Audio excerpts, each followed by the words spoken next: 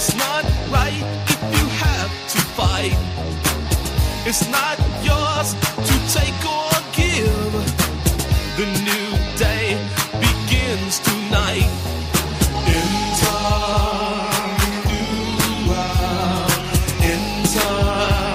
the next phase. Enter the program. Technify your mind. We are just dreams in space, stranded in this funky place. No transport out of here. I guess we'll have to put away our fear. Enter.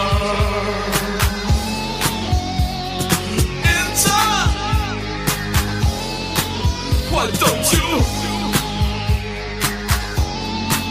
Why don't you?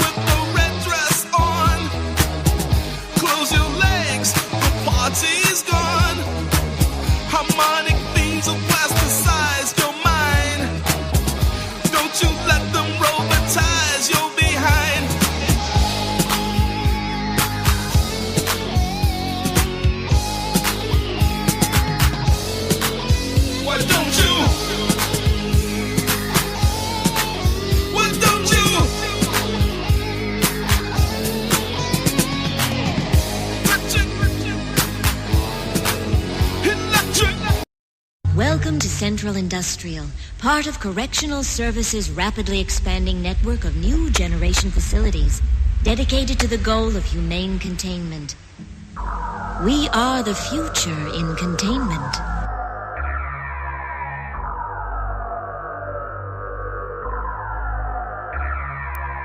Welcome to Central Industrial, part of Correctional Services' rapidly expanding network of new generation facilities dedicated to the goal of humane containment. We are the future in containment. They've been saying it started at the beginning of the year, but that's not true.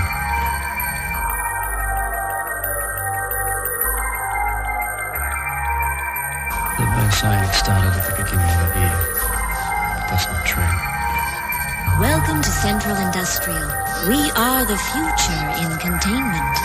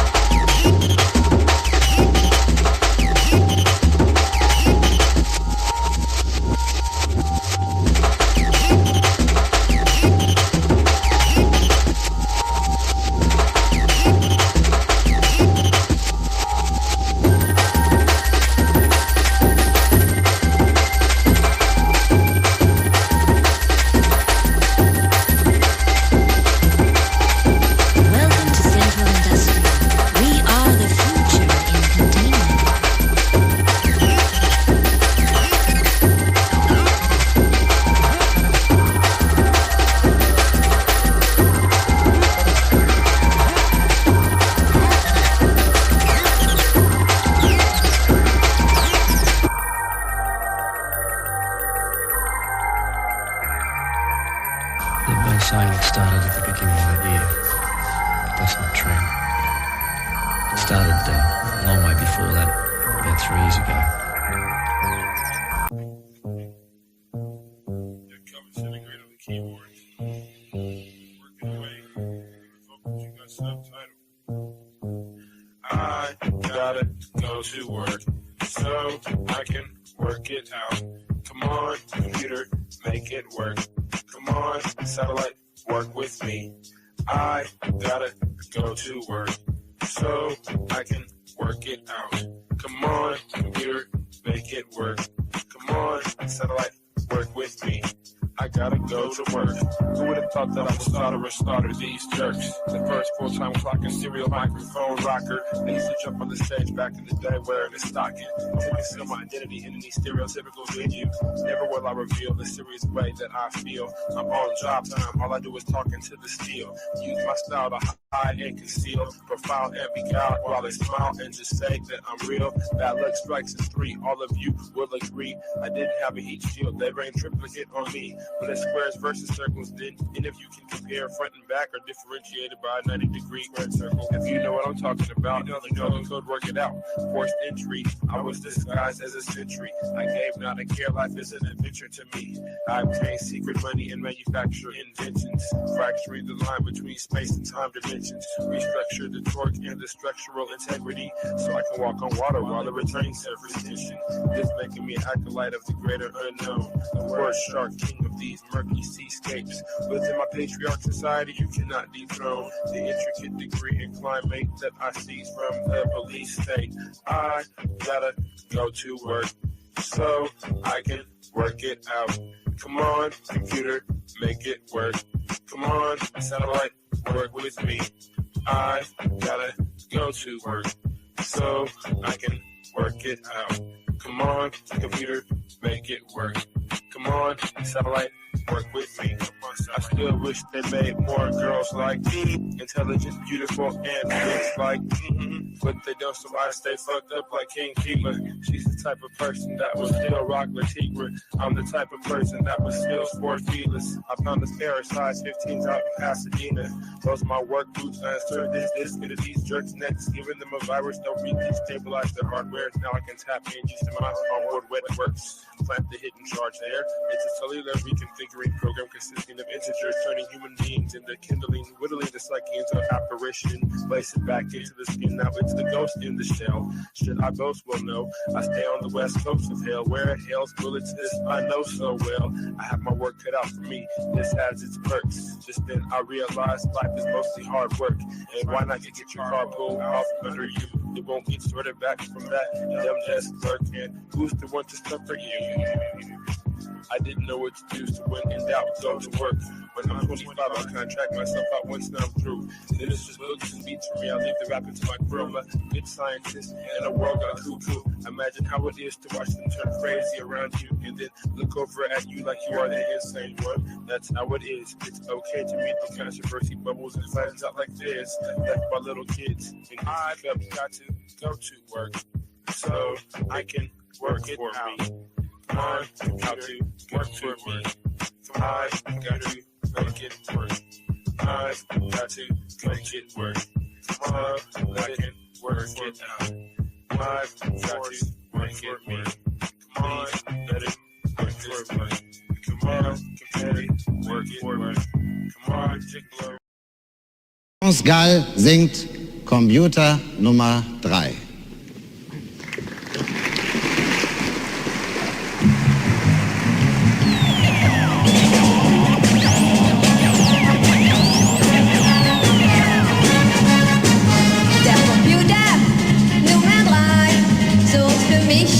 Richtigen Boy. Und die Liebe ist garantiert für beide dabei. Der Computer weiß genau für jeden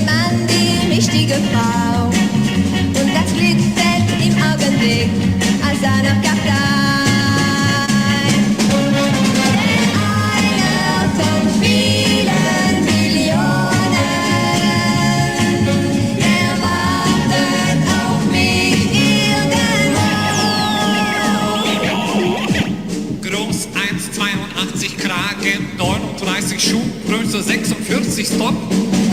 Computer Nummer 3, sucht für mich den richtigen Boy. Und die Liebe ist garantiert für beide dabei.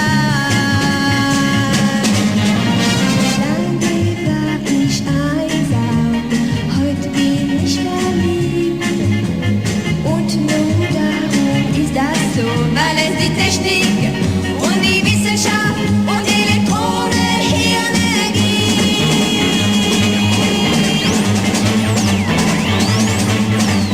Der Computer Nummer 3 sucht für mich den richtigen Boy. Und die Liebe ist garantiert für beide dabei. Der Computer weiß genau für jeden Mann die richtige Frau. Und das Glück fällt im Augenblick, als er doch noch da.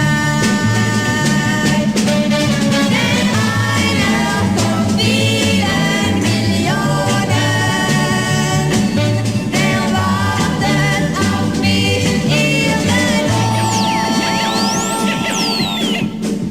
Also 20 Jahre schwarze Haare, von Beruf Vertreter, Kennzeichen Geld wie Heu. Computer Nummer 3 sucht für mich den richtigen Boy.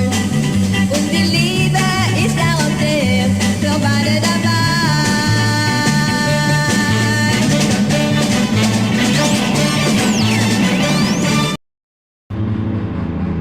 Is dim and is an exact bibliophile twin of an alchemist's workshop.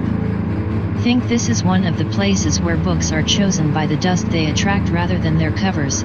The more dust they collect, the more exciting they get. The store is rich with the fragrance of an old bath dissolved into dust and decayed paper. Ask for Gurukor as his name is on the card. The owner is not there, so I lay out the postcard and the notes written on the front and back for his assistant. He does not speak English well enough to understand me fully. He points to the top text on the card and says no Turkey. I say, Arabic. He shakes his head. I point to the handwriting on the card on the notes section, and say Turkish, and he says not Turkish. Farsi. He shrugs again, and so I look around the small store and find the most curious old leather book sitting on the top of the pile of books in the corner with a strange curly symbol on the spine. Walk back up Istiklal Caddisi and stop in a cafe for a glass of wine. Ask the waiter if he can translate the writing on the postcard, and he looks at the image of the church and says Kalisa *, then motions up the street. Weird, because the postcard says Danzig, so it can't be the church up the street. He looks at the text on the back and says the top text may be Old Turkish, but can't translate it for me. I pull up a section named the Z Crowd. I search online for Nurgle and Telebrain. A place which seems to be significant, and one find a picture of Nurgle with a two-faced head, a hyena, and an eroded face of a lion, a scorpion stinging at his penis. I switch to page 261 as the page has been marked by a pink magic marker. This was the last thing West told me before leaving Mosul with his sons to locate that Iranian oil smuggler and doctor who claims to have the diaries of Ibn La'iman, the Persian occult saboteur, guerrilla expert and conspiracist who assisted the Fata Moon to overthrow the Caliphate regime in Egypt. First Lieutenant OSA, USB 1 Battalion, 41st Infantry Regiment. Everyone in this manuscript seems to disappear without a trace. I noticed this after reading a note on one of the page margins. Your contribution to the insanity reminded me of the ancient Greek and Latin scripts for plays in which the names of characters are attached to the text with their roles and the moment they should leave the stage by different means. In medieval theater, they called it exeunt or they go out. Characters were characterized by their exit level. Folk horror takes this stage flight to its full-fledged extremes. All that comes in must go out by any means possible. *. 15. // What is so bizarre about these writings, quite ironically, since I continue to read them, is that there is so much seething dread and outsized monstrosity prowling through the pages, yet there is no sex part, not even one penetration. Yet I continue to read. // On my back again in my DFA 1979 t-shirt, catch the smell of the night's wine in my glass on the table between the beds. My head hurts between my eyes. Should get some Advil or I won't sleep, but too frustrated to get up. Relax my mouth, relax my feet and toes. Finally begin to feel some pleasure taking away the pain in my head, like the pleasure of losing your limbs one by one. The only thing that makes me feel secure is having repeated visions of being XXX. There is no body in my vision. There is something, but I don't know what it is. I'm not sure if I vaguely think it is 7, the writer of the notes, RN, or something else. It is not like making out with spirits, but rather something which has stripped itself of body to be a better subject of penetration, to be obscenely deeper. Get up to go to the bathroom. Take 2 more Advils. Will I have enough to make it through the trip? Left hand downward tight between my legs and holding the tapestry bedspread, I don't know why. At some point I give up as the drumming in my head takes over. Sleep the only way to stop it. Thinking maybe L*LL do some more online searching on RN, but for the moment it takes too much energy to get the laptop and log on. I feel *traded with this game. It. Clues or evidences are the most relentless plot holes. They can even linger after a story fades away. It. SSS try to change my room as 302 is really getting to me. There is someone in the window across the way who keeps looking over at me. It. I go out for lunch. Time out, the guide says Romney Restaurant is one of the district's classier options. Up to the top floor, I sit in a room with a wooden 16 floor which produces creaking sounds as I walk, making me believe that they are choosing not to repair the place to make it more authentic. The effect really works. Wonder whether, age an antique seller or a retail expert ran a restaurant, the setting would be like this. I start to read RN's text from page 41, Paleopatrology, from Gog Magog Axis to Petropunkism, not getting very far because the praying at the Blue Mosque is coming on over the loudspeaker and drowning my thoughts. The food bears the genuineness of a culinary relic. I head down the stairs to leave. The stairs have a unique space of their own, a Piranesi-esque structure spiraling down. I notice a James Spader photo there on the wall. James Spader, my favorite cult actor. Wonder to myself, do celebrities carry around glossy photographs of themselves to autograph everywhere they go? / Walls are perfect objects to play things on, scenes which join together the sense of beyond and the sense of confinement.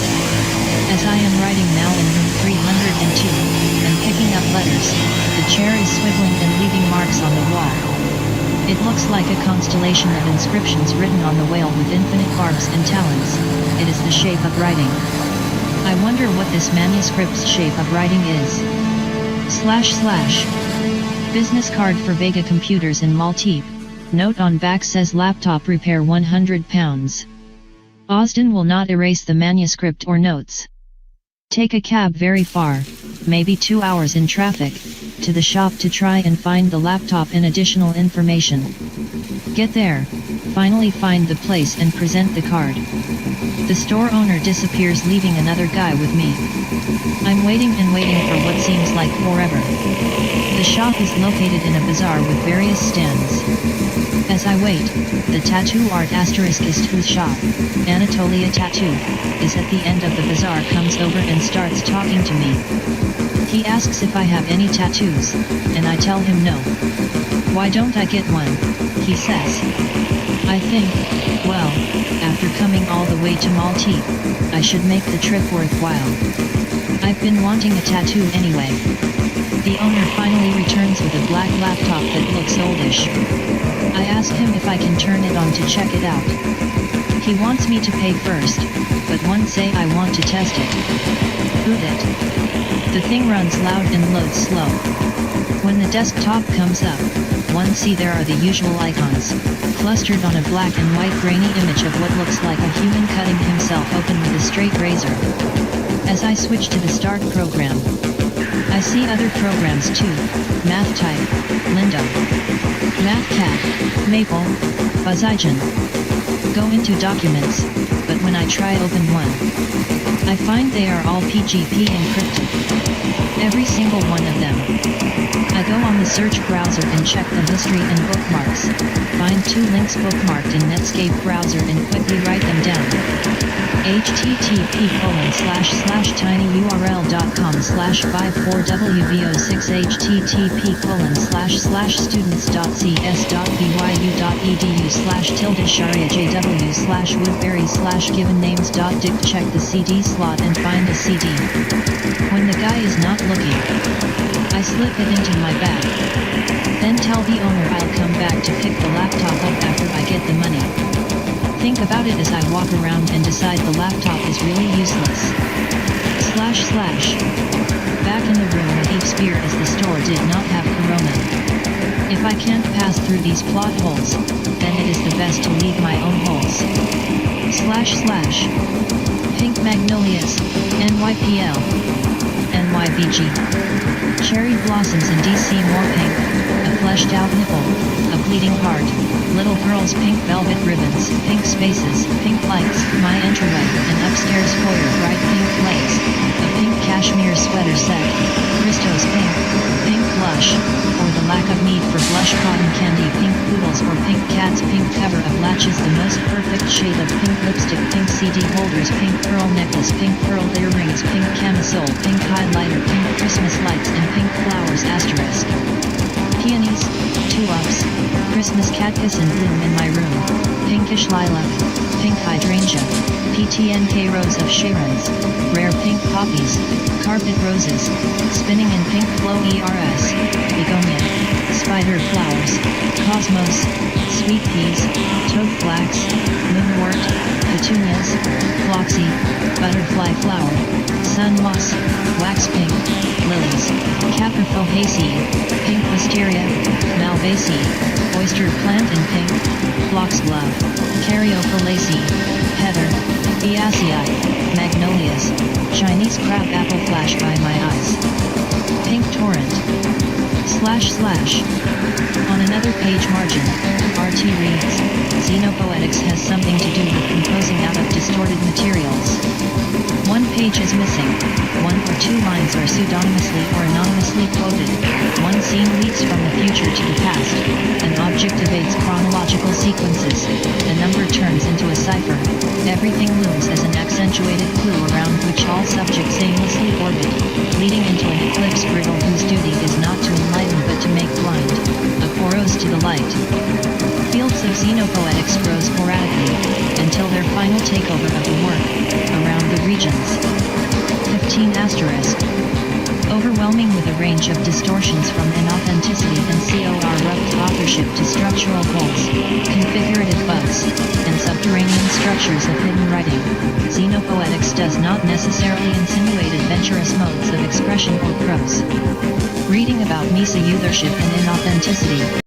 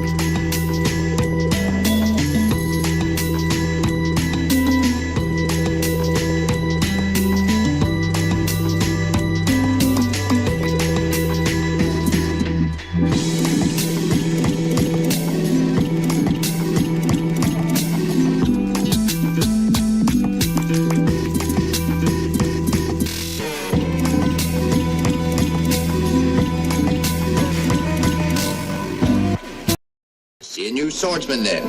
They say his kung fu strange, but very good. So I'd like to fight him. No need. We've no quarrel with him, and nor has he with us. So leave him be, and let him pass. And if he does give trouble, others can deal with him. With every breath, I defy death through proper breathing. With every breath, I defy death, the natural. With every breath, I defy death through proper breathing.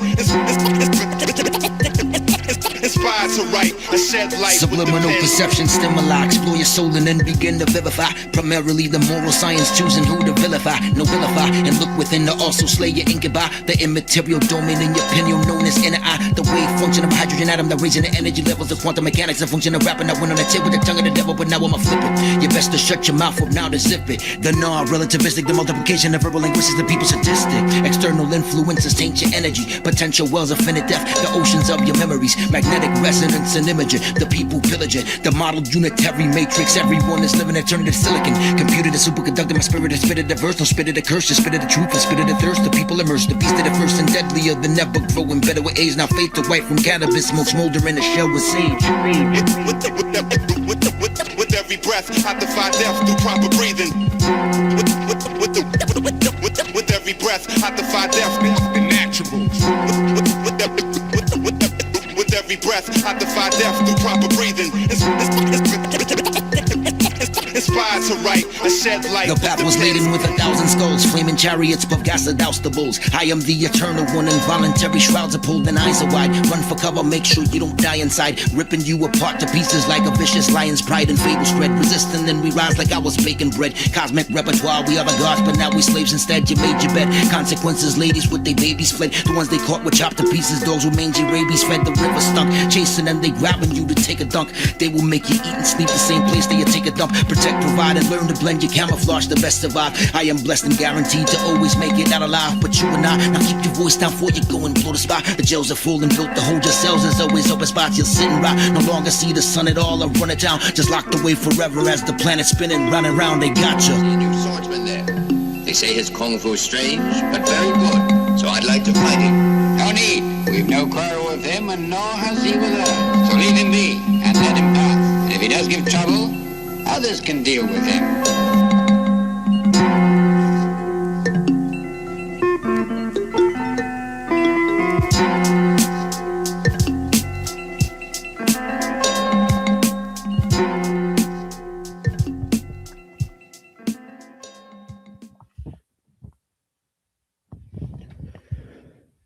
Welcome to The Machine Lies, where we talk about the lies of the machine on the machine that lies.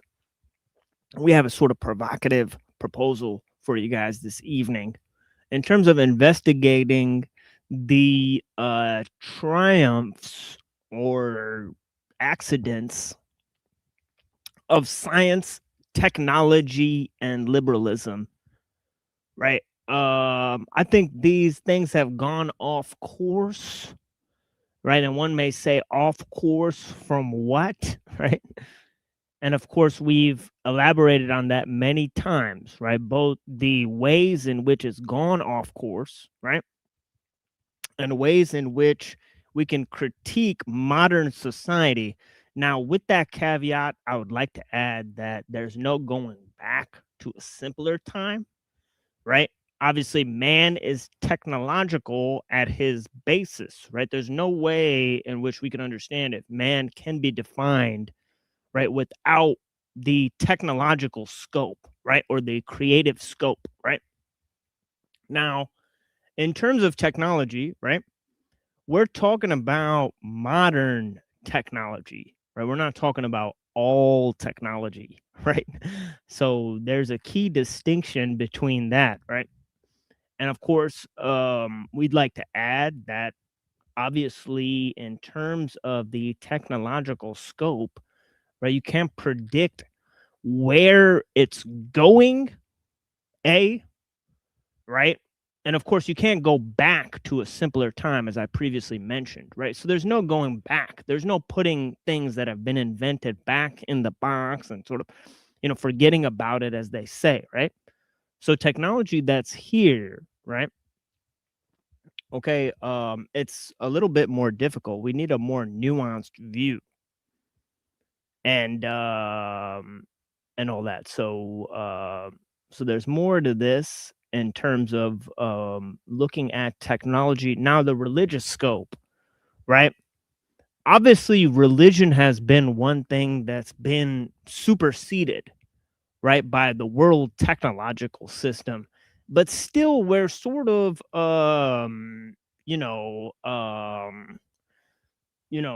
past looking at religion for explanations on how to solve this problem, right? This is a social, ethical issue, right, that affects everyone around the world. So there's no reason to look at a particular way of life, right? We know that there's been a global loss of meaning, a global separation from nature, a global loss of traditions.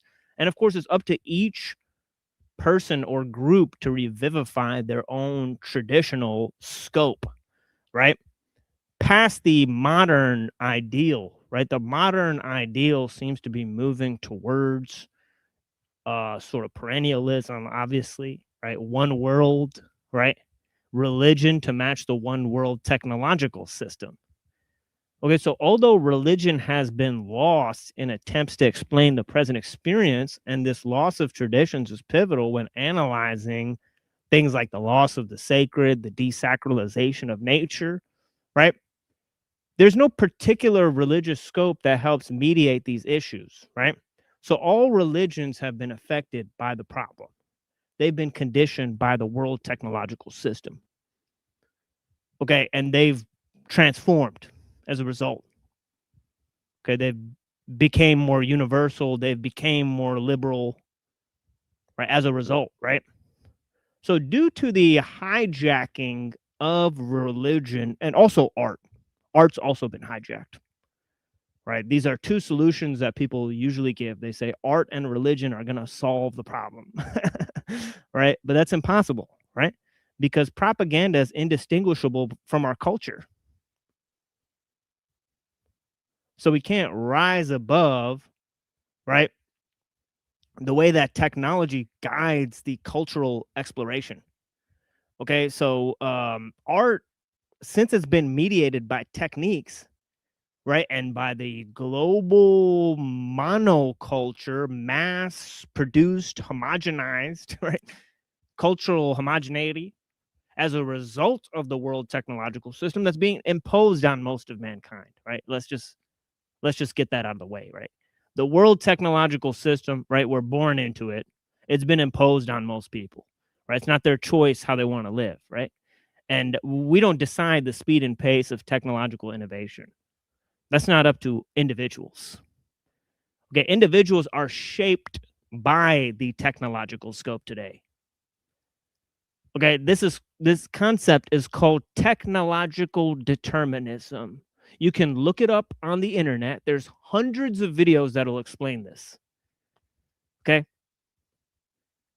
Hundreds of videos that'll explain this. I could play like 10 of them right now just to make my point.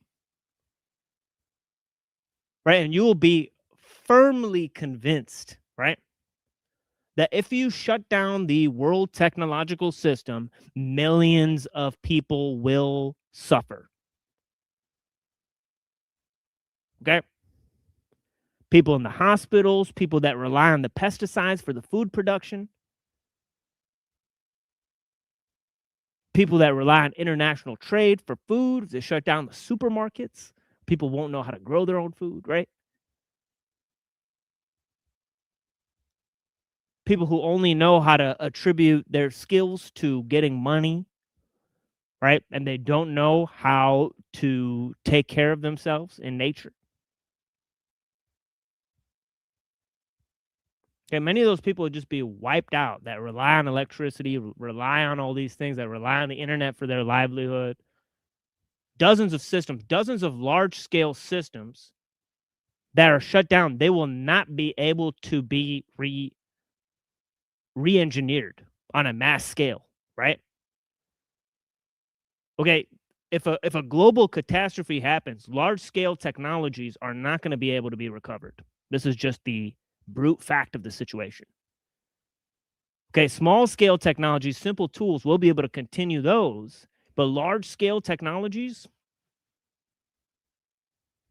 right? We are in a special position today to look at the technological scope, the objective factor of power, right? The economic system, okay, and how the political system has been hijacked by these two modes, and regain human control. Right? Because humans are communities, right? Individual has lost control. He's been depersonalized, right? And this has happened through two levels.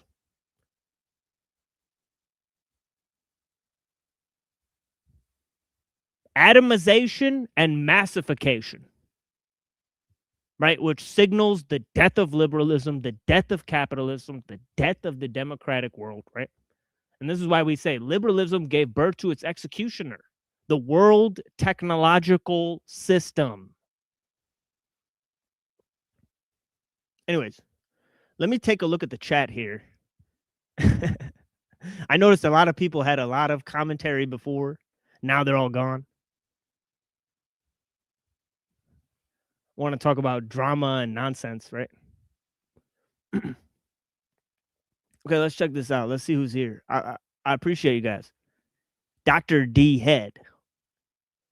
What's up? Blessings, brother. I appreciate the looks like 18 people that are watching this, according to YouTube. Thank you for joining. I greatly appreciate your time. Axis Rat Blood. I'll continue on my sort of exploration of today's topics, right? I've only talked about technology so long, right? We'll be sort of talking about liberalism next. And of course, we'll talk about the scientific worldview. And I think my friend Buddha is also going to give a presentation here. And then I have a bunch of things that I could read for you guys, right? That explain the sort of viewpoints, the basic viewpoints. And then we can sort of explore on the panel, have open discussions and ask people, right? Have these things when compared to things like, you know, religion, art, politics.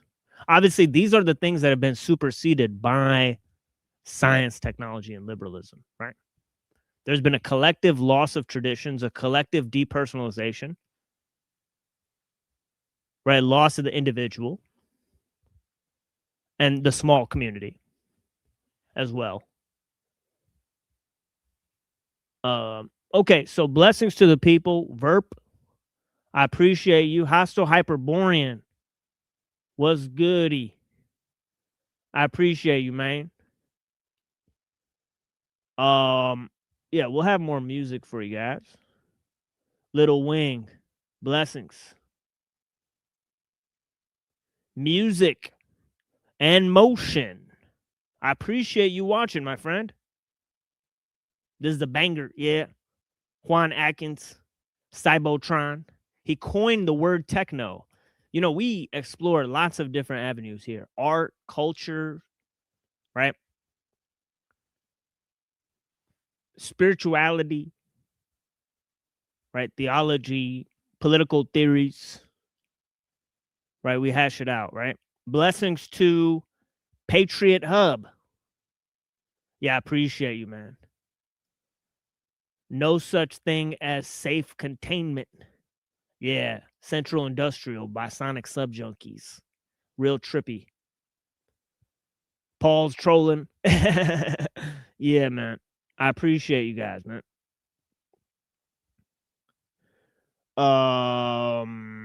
TML, what song was that? Yeah. The Enter by Cybotron. Yeah. One of the classics.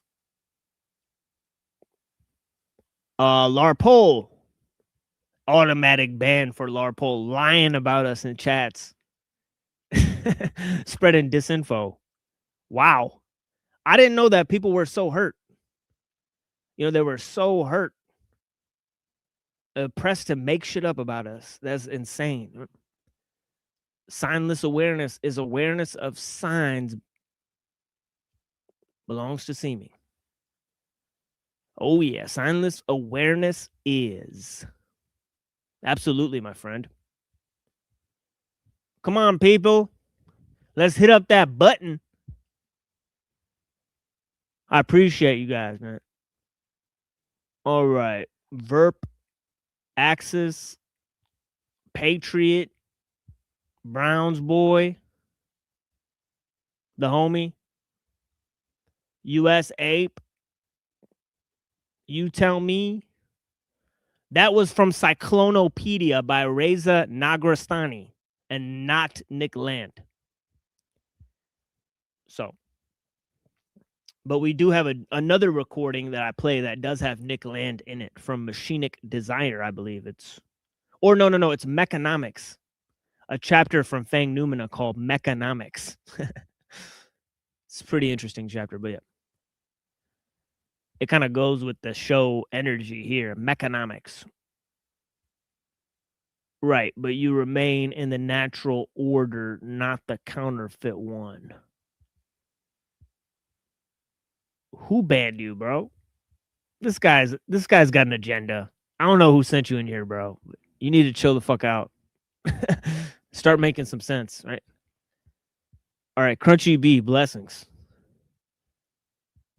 I could see you, so I don't know how you're banned. But yeah. Who banned this dude, man? Did somebody ban this dude? Is that what happened? Let me see. Moon, I could see your fucking comments, bro. Stop fucking playing games out here. Walaikum assalam to the homies. Okay, we got the homie here. Blessings. Yeah, blessing. I want to apologize. I didn't have the presentation, but maybe Saturday. Saturday. Yeah. Oh yeah. Fine. Yeah, it's fine any day. Yeah. Tell you what, my next presentation will be about. How the primary cause for conservation concerns should be technological growth, and how regulations do not help. More and more regulations don't help. Oh, I have something on that today. So, we might give people a teaser for that, right? Because I'm planning on maybe reading Ivan Illich, Energy and Equity, and exposing people to the fact that cars control our whole entire civilization, right? He makes a huge point for technological determinism, right? That the whole civilization is organized around the use of cars, right? And other technologies, right? Along with other technologies, right? So this is exactly what we mean when we say technological determinism. Anyways, I'm going to move to a sort of the other topic here called liberalism. And I know Dr. D-Head is interested in this topic, right? If Dr. D-Head has a fake avian Buddha account on the internet, we implore you to maybe get rid of that, right? So we could stop, right? Spreading disinfo about the show, right? That would be great. So whoever has the fake Buddha account, right? You go ahead and delete yourself off of the internet, right? And I hope you get killed in Minecraft, right? But anyways, let's go into the ideas here that we're sort of going into about liberalism and how liberalism contributes to the world technological system. And I know Dr. D-Head was sort of saying that liberalism could be divorced from the world technological system, right? And of course, indeed it can, right? Because there's certain liberal values that are, for example, practiced in ancient Greece and whatnot, right? Right, where people lived in harmony with nature, right? They had a bunch of ideas that technical work was considered like slave work, right? So you wanted to sort of save yourself from sort of menial labor, right?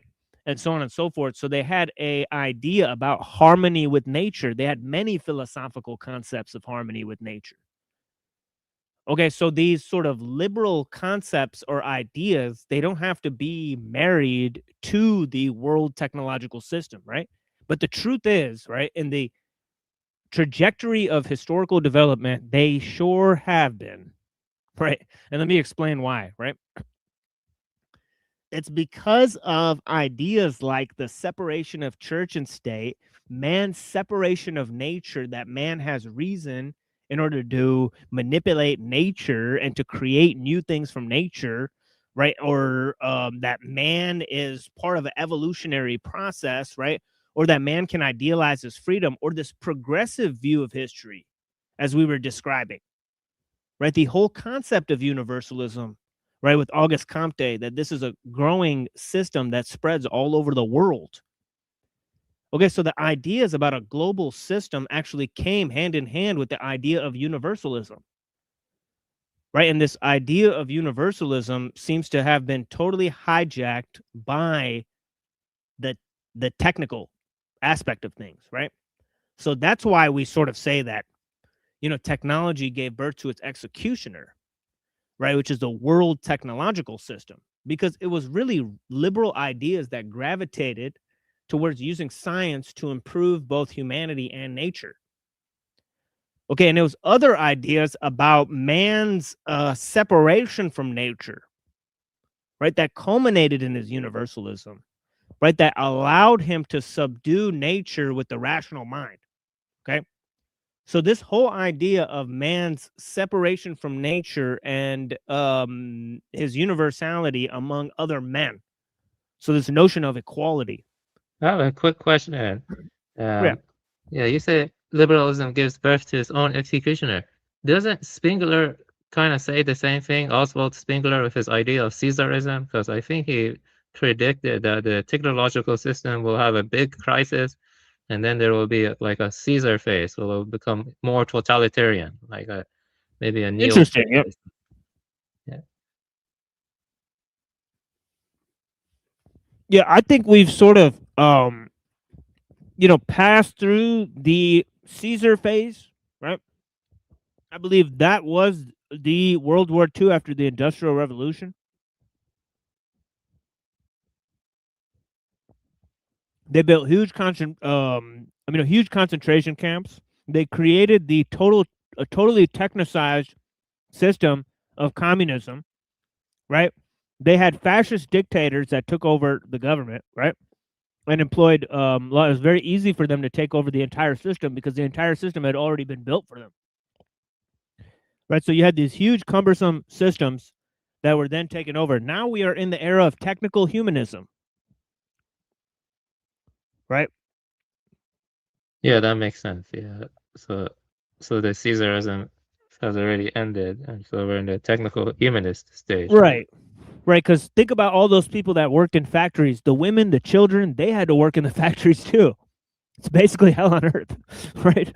That they created, and it's like mafias and that are cracking down on these unions, and these people are basically slaves, right? So I think that era, right, is like they built the entire world that encapsulates the growth of today's world. Right, which is like they laid the foundation to build all these factories so that you could have thousands of people that can do menial labor to live. Right, millions of people, billions of people that do menial labor in these factories to secure the livelihood for the elites, basically. So in order to mediate the situation of technocracy, you need technical humanism. And of course, these two are the sort of it's like basically the liberal and authoritarian systems of the past on crack and steroids, right? And then they're beefed up with technology, right? Yeah, that makes sense. And also it has to do with the new phase of big data. It just exasperates it. So yeah, that's definitely big data. And do you think the elites or the technicians, they have a plan to move towards Bitcoin and digital currencies in the future and stuff? Or yes. Blessings. Most of the money is already digital.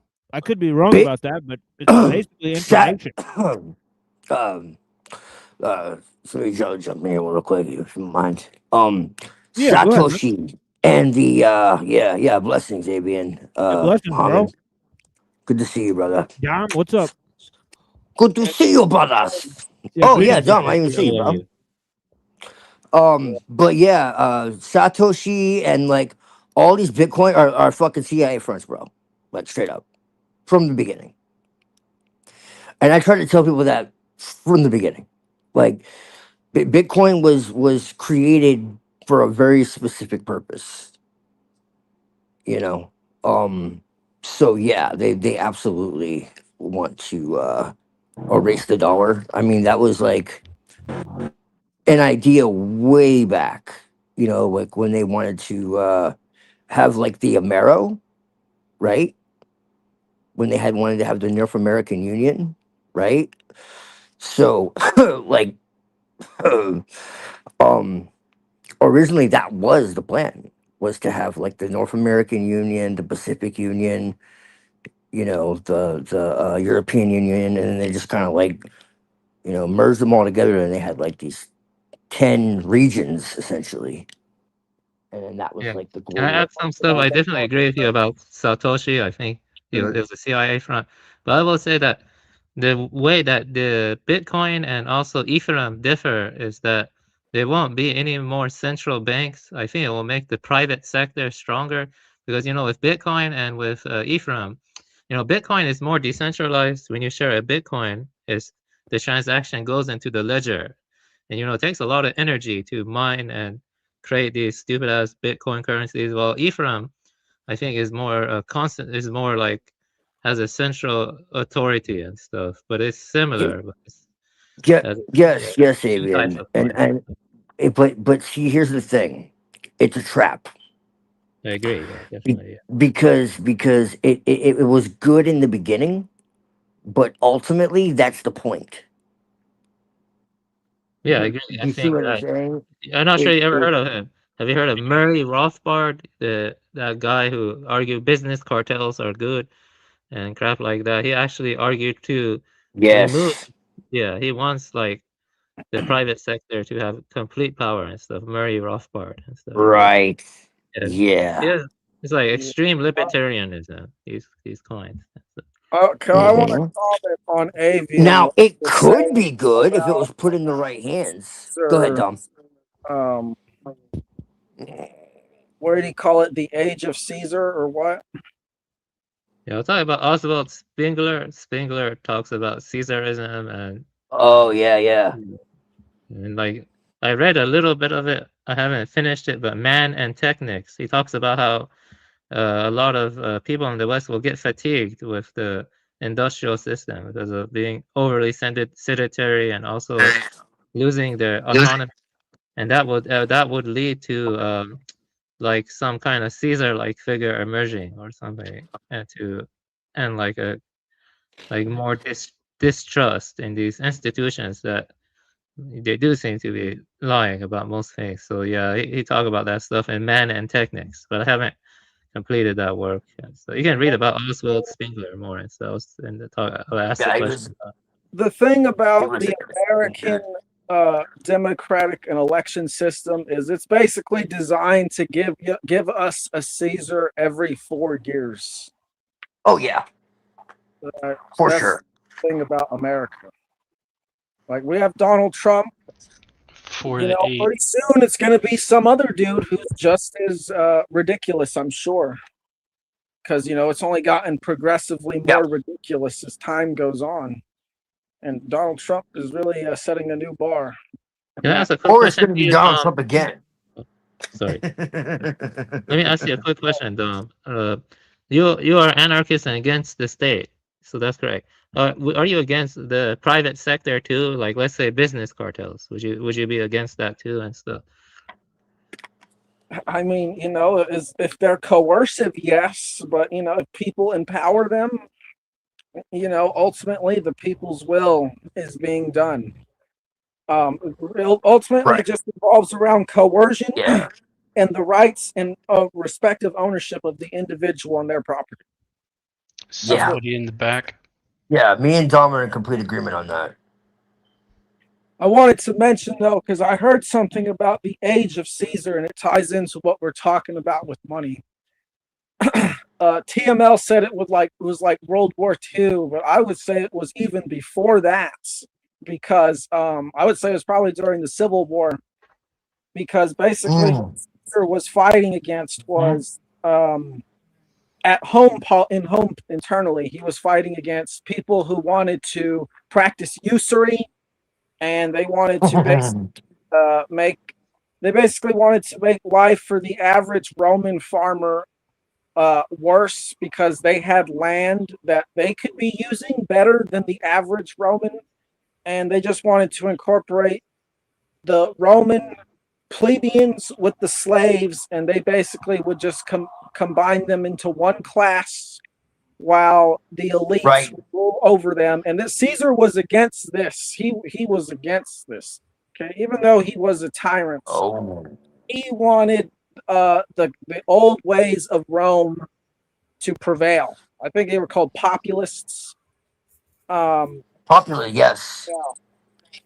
So basically, what ended up happening was they turned into the Roman Empire, where basically now there's no good jobs. So now the only way to get a decent living in this world is to go sign your life away for 25 years, and if you come out on the other end, you get a pension. 25. Yeah, that's I how don't think they give out pensions anymore. That's how long you had to serve in the Roman army. I don't remember when this was, but I know it was after they became an empire that they did this. 25 years for pension. And then now we have that equivalent in the form of the Federal Reserve, which basically is designed to reduce the value of money so that the jobs become more worthless, so that people have to go either join businesses that help the government or military, or join the military or government itself. It's like a repeat. Yes. There won't be a Federal Reserve anymore if we transition to Bitcoin, but there would be new kinds of problems. Like they would probably pump and dump and other crap like that. You know, it'll be pure libertarian chaos. Yeah, but they already do that all the time now. So you're promoting something that they already do this with. But they're doing it with gold and silver as well. They're pretty much doing it with any currency that they want. They do the pump and dump scheme with everything. So nothing's going to be safe. As long as billionaires are given control over everything just by whatever decision they make, it actually affects the whole market. When they make, a huge buy or sell thing, it just changes the whole market from just one or two people doing it. And they have that much control just because they have that much money. Precisely. It doesn't matter which system you're using. It happens on every single currency platform that there is. Yeah, I agree. They probably just changed their name or changed their strategy of enslaving people. You see what I mean? Like the pumping, dumping. Yeah. Well, the thing is, if they get to the point with the digital ID to access your crypto and shit, though, then you're completely enslaved. And that's what the idea of crypto is. Is they get rid of any form of fiat currency, any physical currency, and then they can just do whatever they want based on how they think you are acting in society. Exactly. Yes, it becomes social credit on crack. Yep. Where it's like they don't like you, they just turn your shit off. It's like, nope, we can't do anything anymore. Yeah, I've done a show about that myself, and it's like a child. If you say something the government doesn't like, it's going to get to the point where your house won't let you into your house. You think it's not even going to be just the bank and bills and shit? It's like your house won't let you into your house. Everything's going to be smart grid controlled, and you do something wrong, everything that you touch, you won't be allowed to access anymore. You think this is the reason why some of the elites or the globalists like China? Because, you know, China has a social credit system that's very Oh, yeah, that's why they love China. They're trying to base their new model on what China is doing. Yeah, that's why they suck China's dick so much, because it's exactly what they want.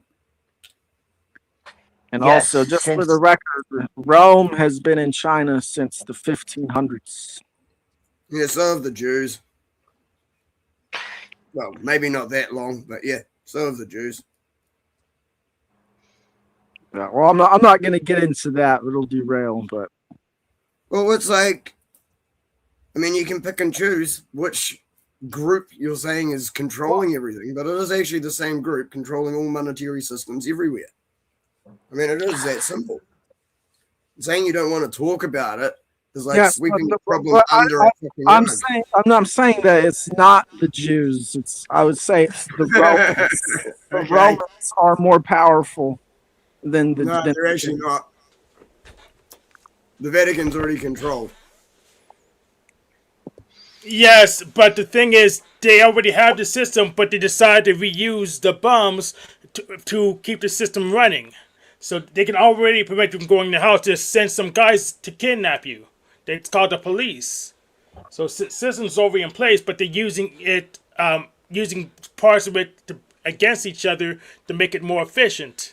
Which is why they don't just trap everyone that don't like out of their house. They'll purge them economically. They'll put the millstone on them. Then send them into the panelverse to cause chaos. Yeah, that's what the government does.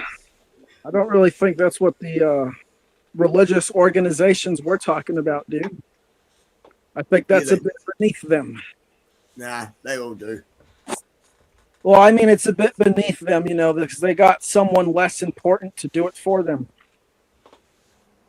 Yeah, but that's because they want it done, so they've got to find someone to do it for them, to implement it. Most governments are religiously controlled. Yeah. Yes, they are. So the religions use governments, they're puppets. Pick a religion, pick a country. Religions use governments to achieve their goals. Yeah, it's pretty much always been this way. There's Sumerian or cuneiform texts that talk about, like there's one king, Shulgi, for example, and his dad died in battle. And this is a bad sign if you're a king in those days. It means that the gods don't like you. But he comes along and he does all these things. He wins all the battles. He can do all these great athletic feats. He can read and write. He can play all the instruments. All the women loved him. He can do this, that, and the other. And also it says that pretty much straight, it's just like, I'm pretty sure they copied Revelation from this line, but it says that he is to sit on the throne with the iron scepter, blessed by Enlil. So basically what you have is you have the priests, because they're the ones who are coming up with all these stories, who are coming up with all this propaganda to make Shulgi look great. Right? So this I think DK is talking about when he says things like the governments are controlled by these religions because pretty much all throughout time they prop them up and they bless them. I mean, bro, the text that you're referencing, there's literally, one called Enlil's World Order. In my reading, Enlil is the demiurge. It's just another form. So yeah, the archons literally mean rulers and authorities. When you decode what it's actually saying, it goes much, much deeper than mythology. Well, even what you're really talking about is not the religion that you see, but the religion you don't see. But it sort of all goes back to Yeah, but it kind of all goes back to the same thing, because aren't the gods trying to get humans to spray the sky with gold particulates and whatnot, and like block out the sun and whatnot, and it's all about technology and mining Retro. for gold and whatnot.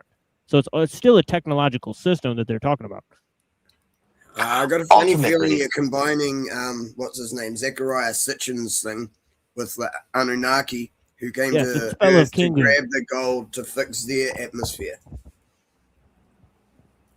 But here we gotta determine what kind of gold are they talking about, okay? Because they're not really Right. talking about a physical type of gold. They're talking about Yeah, Zechariah Sitchin was a little bit of a disinformation. Well, actually, I think to be more accurate, he kind of said what he could say without getting fucking taken See, I out, to like be honest. I like Lloyd But Pye's I like Lloyd Pye's breakdown of it better.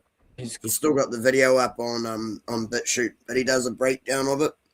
So the first half of his talk is like destroying evolution, and then the second half is sort of going on about Zechariah Sitchin's side of things, and that humans were created by the Anunnaki, and all that weird shit. Which now NASA is currently looking for the planet Nibiru to try and prove its existence. They're pretty sure it exists, but they haven't been able to prove it yet. Thanks NASA. And DK, you just answered what the Anunnaki's true objective was. It was to make humans and use them. Because in pretty much all the texts, it talks about how the gods establish a divine order on humans. And in the origin texts, the Enuma Elish and Atrahasis, the gods are described as making the humans to be slaves or lulu to go into the field. Yeah, but they're kind of liars, though. now, see, what's really interesting is the Nag Hammadi is the only text on Earth that counters this and says that the archons attempted to lay hold of the Anthropos, the DNA template of the Anthropos, and failed. They were unable to. No, this is why your brain capacity is limited to only being able to use like 10%. So they didn't want us rising up and fighting back. That's not true. You use all your brain all the time. So they say. Yeah, if you're sober, you can use more of your brain. That more has to do with conditioning and the way that we're educated than actual reality. Educated. Yeah, right, exactly. It's propaganda. Get you some education. My point No, is, I would say there is truth there, but it's not the real truth. Like, I believe Ancient Astronauts actually has some truth there, but you need to understand that we're not talking about aliens from other planets. We're talking about highly advanced human civilizations that existed, that did genetic tinkering. I keep telling that people I that absolutely believe happened. extraterrestrial means other land. Doesn't mean another world. Right. What about it's right here. Extraterrestrial? Well, yeah, that's actually closer to the truth, right? I don't know. It depends if it's outside what we're allowed to know. And when you're talking about travel, I mean, there's to so many other different planets, versions of that. when you're talking about travel to other planets and the like what you're really talking about is not something like legitimately going through space like that. First off, you can't, okay, because space is a screen. It's a living plasmic like field. You can't travel through it in the way that they show us. You know, I would think it would be I'm not a ultra-dense. globe Earth or flat Earther, okay? But I'm telling you right now that what they tell us about space is nonsense. This is why you have 100%. astronauts training in Swimming pools. liquid, you know, like submerging themselves. Right, exactly. It's because they know it's bullshit. Okay, and this is why you have them coming back from the moon supposedly, and they're all like terrified, probably because they were fucking MK Ultra, because it's bullshit. Either that or because that Right. Okay. So you're actually better off going to other planets through plant medicine and like occult techniques. Okay, so-called other planets. And when you're talking about space, you're also talking about time. And this is where things get very interesting. Because when you're talking about advanced civilizations from the past, you actually could be talking about the future as well. And this is where things get interesting. Because when you go to a certain speed, you're actually bending time. Okay? Yeah, And so, magnetics and gravitics can do it as well. Yeah. right. Yes. Right. Well, I've said this Exactly. before. I've said, basically the concept of futurism and the concept of archaic revival is like the same thing. In a Agreed. way. Yeah. Yes. And Yeah. so this I mean, like, idea of, I mean, do you think there's a possibility, like, after one of the floods or something, a lot of people did get wiped out? You know, one of the Earth's great reset things, yes.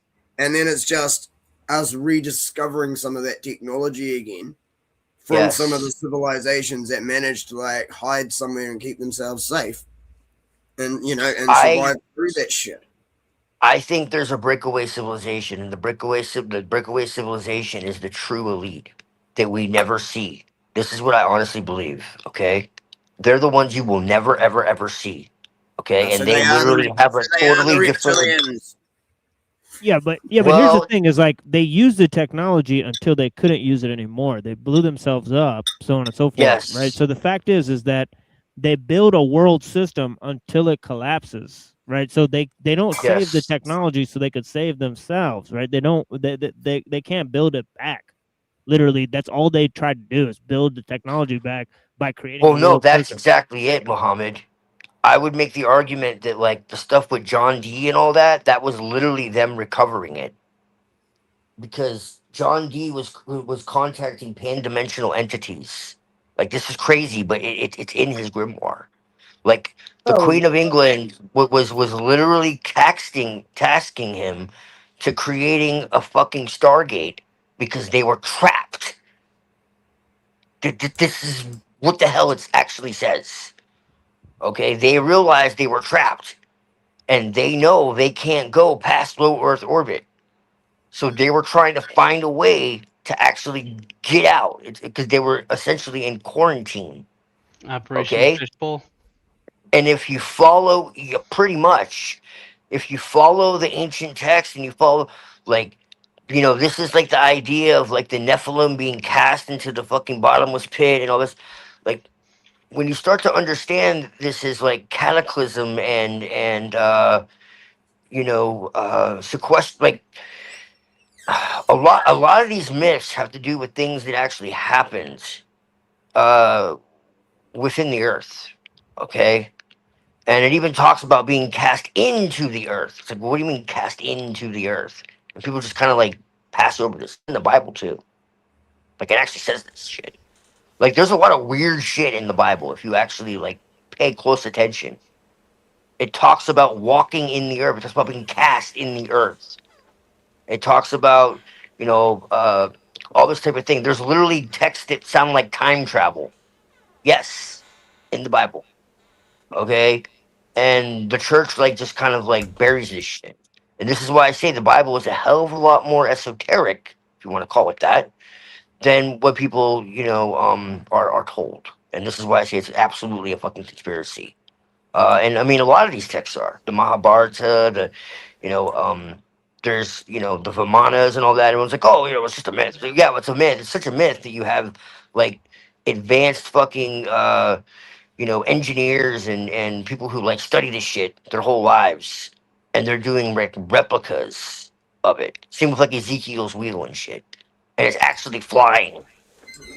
And they have like Yeah. fucking surgery and all this shit like in the Yeah. text, dude, from Have like you played 5,000 years ago. Have you played Zelda Tears of the Kingdom? Because it's basically about what you're Yes. talking about. Yeah. Yeah, bro. Yeah. And why do you think they're telling you that, Avian? Exactly. I knew you would get that. It Yeah, seems like a no. lot of popular media deals with that kind of stuff too, like the kind of Yeah. predictive programming or something. Yeah. Yeah, absolutely. Yeah, but Revelation of like the it's in method. Irish mythology, it's in Vedic mythology, it's all through. This Oh is well, I why the didn't get that far Nazis. in Caesarian's book yet, bro. You'll get there. I'm on His page Atlantis 90. alien visitation and all that gets into it too. And like the reptilians and all that, they're not from another planet, dude. They're from here. That was we. That was us. We took I mean, it should be obvious. We took reptiles and we fucking mixed them. Like, there you go. Like, Well, how do it's you know simple. that we took Yeah. the reptiles, but they No, didn't take us and it's mix probably the us? other way around. Yeah, the other way Dinosaurs were around. here before us. Maybe they evolved, Yeah. and they are the ones that are actually in control. Yeah, I think that's more Well, likely. Yeah. I think the reptilians well, are the good guys. I mean, it could be a little bit of both, I guess. Yeah, yeah. To be fair, I feel like it'd be I Hey, mean, more to the be shady honest, with the to be reptiles in honest, Talmud. control. hey, to be honest, we're just throwing ideas around. They're not going to let us prove any of it. The Unless Talmud, they actually come out, unless they come out and expose themselves openly. Go, yes, we actually rule this world. Unless they Even actually do that, it's like we're just guessing at shit. even if they did, I doubt you'll pay enough attention to see it. I mean, you could travel to other worlds with your black scrying screen. It's easy as loading a program, but we kind of gloss over it. Well, no, some of this is documented, and some of it, like, these people literally talk about this shit. Like, that's what's crazy, is you can read like their own works, and they talk to each other about like not being from here and shit. Like, they talk about, whether you want to Actually, talk about the even Edomites or Jews, whatever, they actually talk even about Jews they're have from said that. fucking beyond. But yeah, actually, Huh? Jews have said that they're not from here. Yeah, Yeah, they're from they're from another planet, another yeah, dimension, from another another dimension. fucking Yeah, something like reality, that. Yep, yep. whatever. You Like, you have Beastie Boys. like yeah. Well, I would say they're not really Jews like that. But anyways, that's another story. They're black. They married in with black nobility and shit. Like, they've been in power for fucking centuries. Like, their bloodline is different.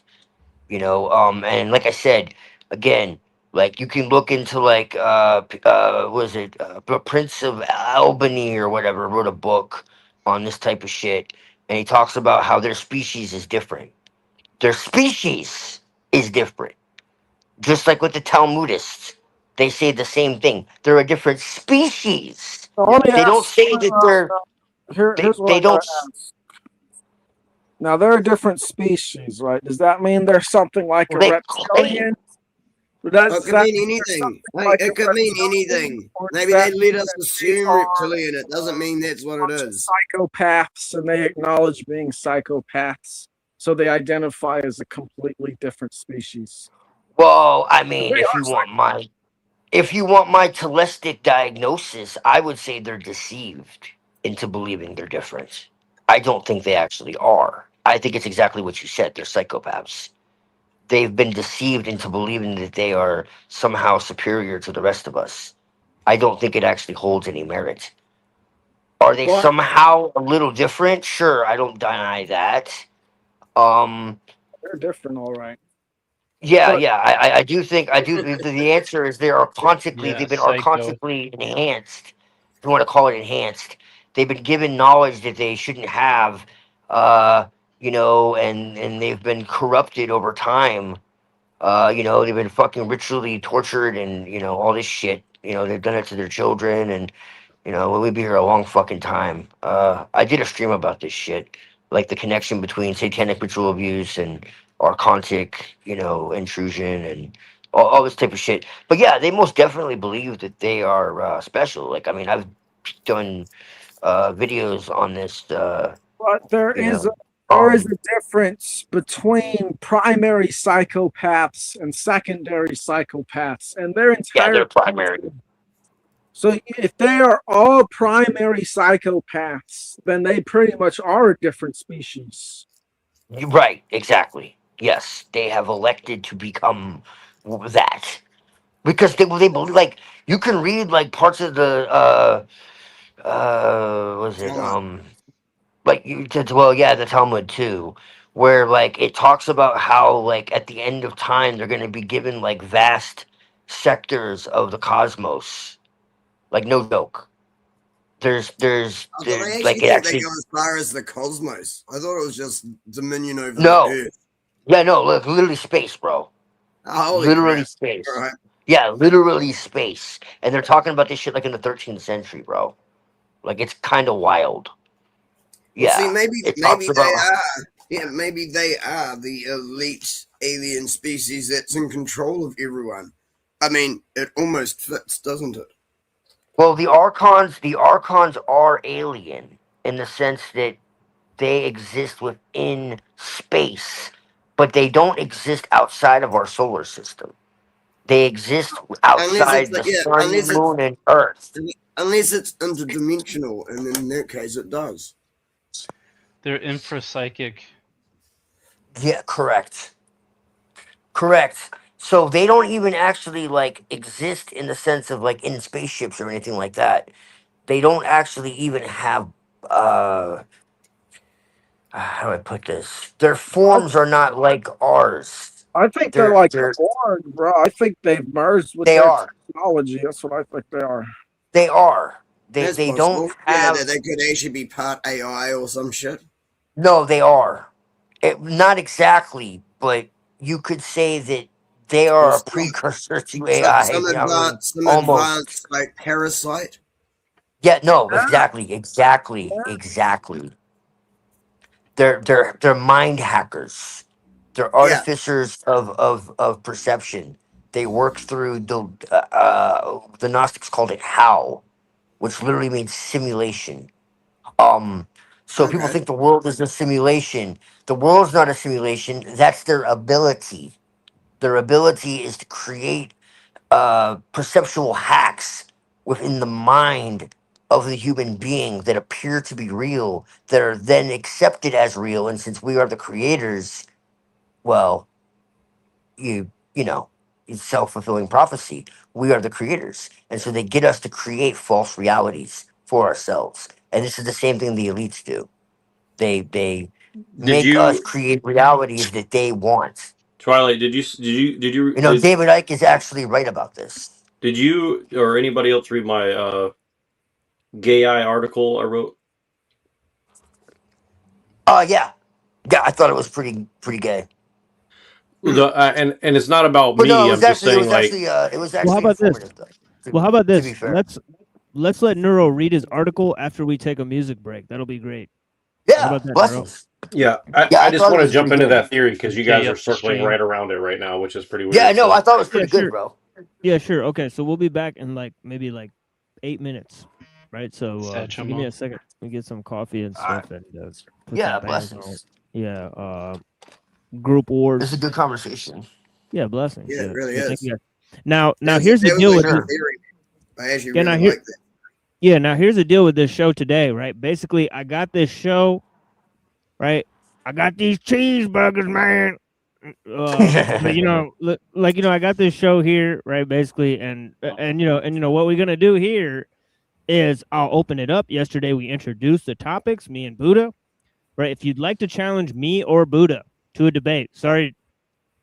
I think Buddha's cool with it, right? But yeah, if you want to challenge me or Buddha to a debate, and maybe the other guy will moderate, right? We'll put you guys up like this, two on two, and you can debate these issues. If you challenge the proposition here on the top of the screen, have science and technology and liberalism improved humanity? If you think they have, you can come up and challenge me and Buddha on that proposition, right? So I'm organizing the shows like this. Now we'll just open up discussions. We'll go any way we go. I'm not controlling the discussions, but this is the fact. I'm going to open this show up once a month, and maybe then we'll do it bi-monthly, right? So me and Buddha will be introducing these topics and then challenging people, and I guess that's basically it, right? I've got an opinion on it already. Yep.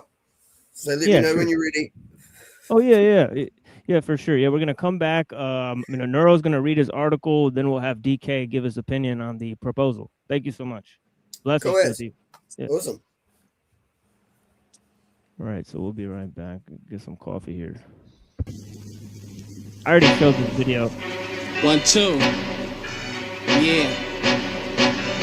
Impeccable group war commission. Clean your ears out. Scaramanga. Godfather Don. Word up. You know what I'm saying? Word out. Yo, money. Understand this right here. Besides favors, I supply majors, hustle sideways from John Baker to Clive Davis. Hosts connected by fly pages. I caters, the millionaire alumni players. Your operation just run by haters. Son, my papers run long like the Mississippi. Group war clips keep ice chips real crispy. Dimes wanna kiss me, don't just lip read. Helmets kick these pro lines to long dick 3. Indie chicks winning 3 whips. Motorcade black, coach made pavements, bent for creeping. Hop on the evening, breathing fully. Ice sleeve mean I'm woolly. Round the neck and act like a pulley. My ear itching, carrots glisten. Got a 50 piston engine from Magnum. Now the jag stay racked up, cats stay packed up. But when cats act up, get clacked up and cracked up. Got the brick wrapped up at the act with up, relaxed it up. Mac with a half like Farrah, Ari Cara looking like type height. Difference between us, she like the glass pipe, I like the dude tailpipe. V12 and mean wealth, the power has kept her high by the hour. I'm the manager. I separate the power from the hand of the innocent when the intent is to experiment. Resuscitated Karen and Erica from a thorough blend of heroin. The game has never been illuminated as these times. 99 crime and the subconscious mind. You a conquer spine and the populace on the metropolis. I clops monsters dying. For real, group war commission, scaring brass, counting money. Did you get it? Roll with it. My soul did it. For cash, I'm cold with it. You glow for a minute, I glow for a fitted. Hoes like ice and the wide body 6 double O tinted. Chrome rented, backseat get that big end in it. It's my hygienic, identic 5% swimming and 5 live women. I'd rather get high living, that's my mission. I see my word side counting this green, loud and obscene, ducky busting out of the scene, shouting my team, foul styles out and you clean. My dogs love it, the way I rip yours, fuck it, get all public. Lands come with the snub quick, hold you down on some thug shit. I spit it in your mug, sick with roughness, you get it twisted. This kid gets ballistic, we standing over your ass screaming, it ain't my fault, like this mystic, right type hieroglyphics, light hydra wicked, with some hand in your mic title with it, get it? Motherfuckers, niggas running for cover, ducking something to stuff us suckers, get licked when it tastes good, so I make hoods, give me spec like 8 shook, snakes could lick mine, niggas wanna get mine, get 9s, all up in your spit on, you with 9, used to call me Godfather, call me Brass, dark off of my cash, got rappers wanting part of my ass, on some gay shit, we can do this, what to play with, you niggas writing rhymes better understand the basics. Scarra, Godfather done a die-harded one. Sun, ice, platinum, front, blunt, opener. Do you know who's scoping ya? I only flow with my fellow heirs. Mellow, debonair, Fred Astaire, type millionaire, billionaire, inherited, plaques official, merited, derringer, straight direct stare. Compared to the sun, I hurt your eyes, covered them, bubble from, holding new chips, blowing new whips, out at 170, wings heavenly, pumping my melody, remix, G-Wit, motherfuckers y'all never be with, on PCC with a fiendish dream. Just a scheme till you believe it, achieve it, chance get left sleeveless. I eat with pigs, sharks, and elephants. But hard, I never been in doubt. My pen clout, McMahon been out. I spin out like a NASCAR. As far as Vermont, my square one gets hurt on. Work on, y'all slept on. Worst on the posse cut. Even bitches envy my riches. I'm a flossy nut, so copy these cuts so y'all can copy us. I do this for in God we trust. A lie be dust, y'all slob the guts. My job to bust, and that painfully obvious. Poppy plus, I never rock this unless it's properly crushed. DWC got high property, monopoly lust. You know it's first, last, and third, yo, it gotta be us. Scaring brass, counting money, did you get it? Roll with it, my soul did it. For cash, I'm cold with it. You glow for a minute, I glow for infinite. Hoes like ice, and the wide body 6 double O tinted. Chrome rented, back to get that big indented. It's my hygienic, identic 5%. Women and 5 live women. I'd rather get high living, that's my mission. DWC, can't no younger figure in the game tell me nothing. You get fit in size, recognize, group or enterprise. Flip the bigger dinner pies. You in the dinner spots, brass and scarab be the synagogues with 100 you, son of you, running crews off of NY dirt. Can I work? Word up, you know what I'm saying? Do this for speedboats and Genos. Word. Oh, you know what this means.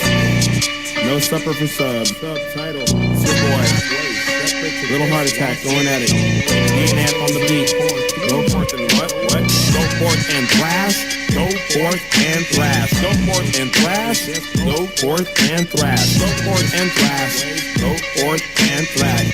heartbreak like a rash. You just go forth and thrash, go forth and thrash, go forth and thrash, go forth and thrash, go forth and thrash, go forth and thrash, go forth and thrash. What more do you want this straight from Thurston in the lane? Quick, like the sport coupe with the spoiler scuffed up, racing, don't move, twin engine, no drag weight.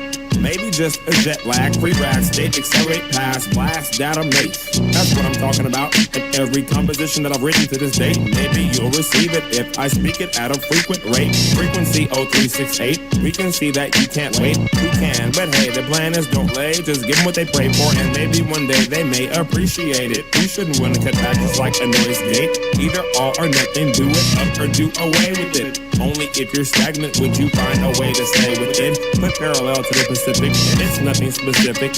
You wanna get with it, I've got it, go get it. That just means that I can rip it to shreds for an exhibit. A habit, you can kick it if it makes you feel horrific. But those that live it, act live it when those that don't go visit. Go forth and thrash, go forth and thrash, go forth and thrash, go forth and thrash, go forth and thrash, go forth and thrash. Cut out your middle man, stab them with your right hand. Go forth and thrash, go forth and thrash, go forth and thrash, go forth and thrash, go forth and thrash, go forth and thrash. That's all she wrote, and she left no space for quotes. Further into my world of rap, I have to retreat after I complete beats, write rhymes, and go to work to make ends meet.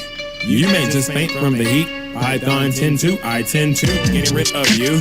I jump up out, pull the ripcord or the parachute. Then past the body lines, my suit has aeronautic design. So it's always a good sign. Deployed in your neighborhood, I'm just a void for what's good. Here to destroy like I should.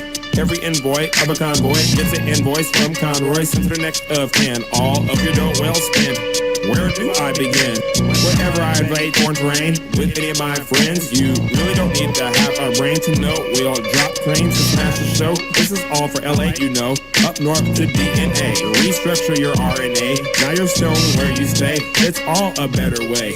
Way too cold, way out, way to go. Go away, go away. Go forth and thrash. Go forth and thrash. Go forth and thrash. Go forth and thrash. Go forth and thrash. Go forth and thrash. You may get erased if I put a chase. Go forth and thrash. Go forth and thrash. Go forth and thrash. Go forth and thrash. Go forth and thrash. Go forth and thrash. 12,000 laughs in the back of any whack can see. Yeah. Your young friend, super sub to title. 25 years old. Smoke is smoke. Got this ready for DNA right here. Thurston Moore coined the phrase in 91, the year that punk broke. Go forth and thrash, my peoples. Project Blowed. Act savage. Do the most. Yeah. It's a fraternity, not a club, bitch. Yeah, go ahead, Nero.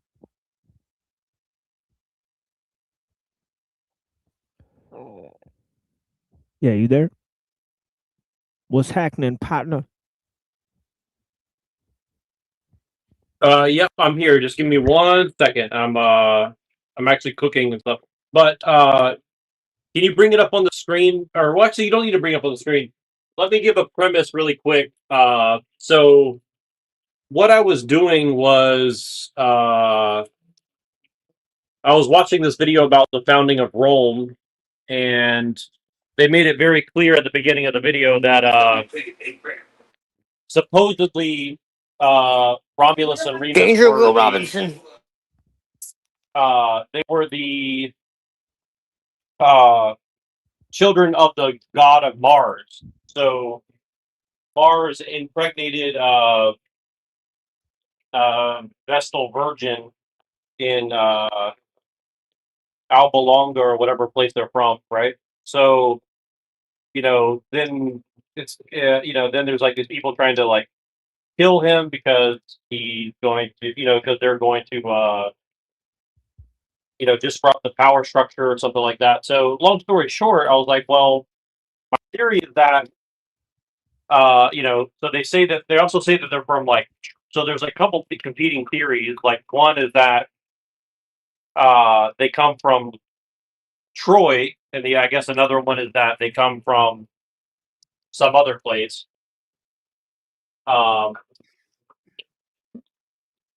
But anyways, so I put a bunch of different things into the algorithm to kind of give me an overview. And I'll read some of the article now, and then I'll just skip to the end just to give you guys like a brief overview of like what was my idea behind it. So and sorry, I'm kind of doing something at the same time, but I'll read this as I'm cooking. So let's see. Okay, so Rome was started by Romulus and Remus. Mother was impregnated by Mars. The reptilian theory claims that Jews are Martians. And obviously people like David Icke have promoted this and other people. So it's a pretty big theory that Jews are Martian for some reason. I don't know where exactly that comes from, but Elon Musk talks about going to Mars, right? So you also have like movies like Mars Attacks, Total Recall, Get Your Ass to Mars. See what I'm saying? So there's some sort of thing about all this, you know. So Troy was clean and from was supposedly there and mixed with the king Aeneas. Wait, hold on. And that's what Wait, the hold on, Neuro. Aeneids You or whatever is roboted for a about. little So bit you have there. like Neuro, can you hear me? the Yeah, you roboted Aeneids for a about minute there. this, and I don't know if you guys can hear me because Oh shit. Yeah, he can't hear us though. Yo, somebody else tell him that he Oh, I can't roboted hear for a you. minute. Fuck. All right, let me reset my shit. Oh, he figured it out. It's all good. Cause yeah, he cut out that last part of whatever he was saying. Wait. One thing I'll say is the ruling class always uses mythology to justify their rulership in their states. Right. But yeah, so go ahead, Neuro. I think you cut out a little bit on the last thing you said there. Yeah, Phoenician queen was in Carthage. The Phoenicians were from Tyre and modern day Israel, allegedly. So the people who escaped from Troy supposedly went to Carthage first and then settled in Rome. So, anyways, so the article is basically about like how all this stuff happened a long time ago, and it's still being used as like the occult like foundation story of both white people and Jews, right? So I'll read the beginning and I'll read the end, and then you guys can kind of see the in between. But okay, so the foundation myths of Rome and the epic migrations of the Trojans intersect with Phoenician colonial narratives in ways that echo broader Mediterranean cultural exchanges, including those involving ancient Israelite society. These stories preserved in the primary sources like Livy's Aberbe Candida, Plutarch's Life of Romulus, Virgil's Aeneid, portray divine intervention, exile, city founding as mechanisms of civilizational birth. So, anyways, I'll just skip down a little bit. So, basically, the Roman god of war, Mars, gave her twins, and then they were fed by a woodpecker and a wolf. So, I don't know what that's supposed to mean, but yeah. And then they became like these like shepherd-like people, and they were raised by someone named Faustulus, who's a shepherd. So, you know, so anyways, these people overthrew a bunch of people. They fought with the Etruscans. They fought with a bunch of people all the way up to the Battle of Carthage. So I'm just kind of skipping around a little bit.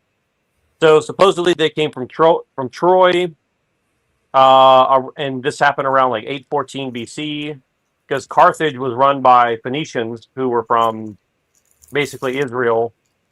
So this is around. So what's interesting is that you have supposedly you have the Jews under like slavery in Babylon or Persia around this time, I believe, right? So because they got out around 300 years later, supposedly, right? So So also the Phoenicians shared linguistic and material ties to the ancient Israelites. Biblical records show alliances.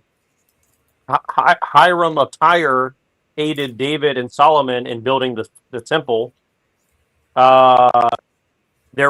They had joint fleets. Jezebel's marriage to Ahab introduced cultural influences. Ezekiel 27 catalogs Tyre's trade with Judah. So you have like all these different groups that are up there. Then you have like serpent symbolism. And I guess that kind of ties to, the idea of like the devil and stuff like that. And but again, like this kind of they've been floating this like reptilian theory, right? So it's like you have like the reptilians, you have the Martians. I guess some people are claiming that Jews are Martians or something. So I don't know exactly where that's coming from. I didn't get into that, but so Paul operated within a Roman infrastructure. America's founding was based on Protestant New Israel ideas, and many of the founders were Masons and explicitly anti-Catholic.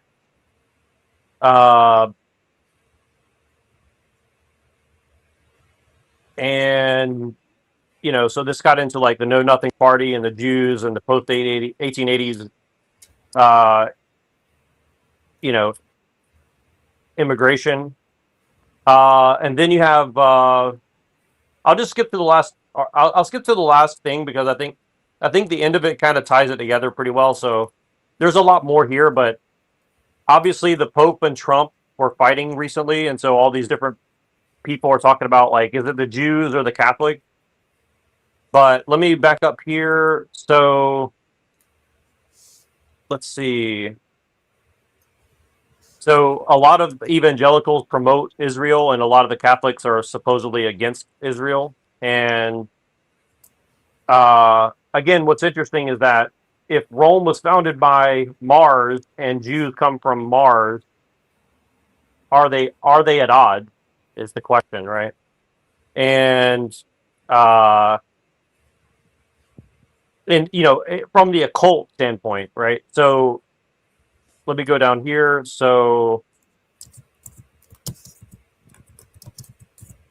here we go. So the logical thread from Mars impregnation to Rome's founders, Semitic alliances. Okay, so in the race for shaping America's future, and by extension, multiplanetary ambitions like the Mars program, Pax Roma's adaptive universalism historically outlasts localized alliances. Its 2,000-year institutional resilience and doctrinal flexibility position it to absorb technological humanism. Pax Israel's dynamic leverage, strategic innovation, and targeted advocacy provides short-term potency but faces demographic and pluralistic limits. Neither wins in isolation. Pax America synthesizes both into constitutional bounds, channeling mythic renewal towards frontiers like Mars. Humanity circles the red planet not as a conquest by bloodline, but as an extension of ancient logic of rebirth, now technologically mediated. So basically, without me saying anything about technology, the AI says that America synthesizes Rome and Israel into mediating technology for a constant renewal, like a Phoenix or something like that. So in order to make technology, first and foremost, you need critical minerals. You need stuff like lithium. You need stuff like blah, blah. That ties into Pax Silica, which Israel is also very central in. But, it also ties into how, America obsessed with invading Afghanistan. Because, Afghanistan has a lot of lithium deposits and other stuff like that. And, this also ties into Taiwan and their conflict with China. Because, Taiwan is like very big in creating semiconductors and stuff like that. So we can look at this in terms of projecting power and securing their critical minerals, critical minerals for like their computer chips or whatever the hell. Or in regards to the reptilian crap, some Kabbalists have likened themselves to interdimensional aliens that have come to conquer all Earth. That was Michael Laitman, and that's not fake. If you look that up, Michael Laitman compared himself to an alien, interdimensional entity that will come and Well, a conquer lot of Catholics have said that Jesus was a space alien who came to like set humanity on a path or some shit. So, yeah. Yeah, well, that's the Catholic misinterpretation of what Jesus actually was. The Catholics basically do worship alien gods, you could call them. And I'm sure if a Catholic heard that, they'd have about 10,000 things to say, but, you just go look in the Vatican Hall and they've got this weird statue of, I really don't even know how to describe it. It looks like angry spirits. And then they have their speaking chamber designed in the face of a serpent. Is that like the actual like meeting hall thing in the Vatican or whatever? It's it makes Jesus, because it's got his hair going sideways, and it actually makes it look like the face of a reptile. Is that the one you're meaning? Because that is mental. It's like it actually took me a while to actually be able to see that it was like Jesus with his hair blowing sideways. It was like all I could see was the reptile. Because it actually took me a while to actually see that it was supposed to be Jesus. I had no idea what they were trying to do. It is that confusing. Oh, I mean, yeah, that about sums up their whole religion. It's confusing. Yeah. Yeah. I also want to say I think that they're attacking Iran to wipe out the whirling dervishes. Yeah, I think those are more in Turkey. I think they're just trying to get people mad at the Jays. There's actually two sides to that comment that you just made. That is one of them. Is they're actually trying to make the whole world see it so clearly that the whole world will eventually rise up.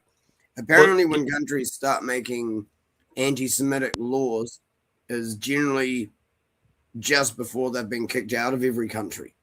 Do you guys know what a whirling dervish is? It's a dance.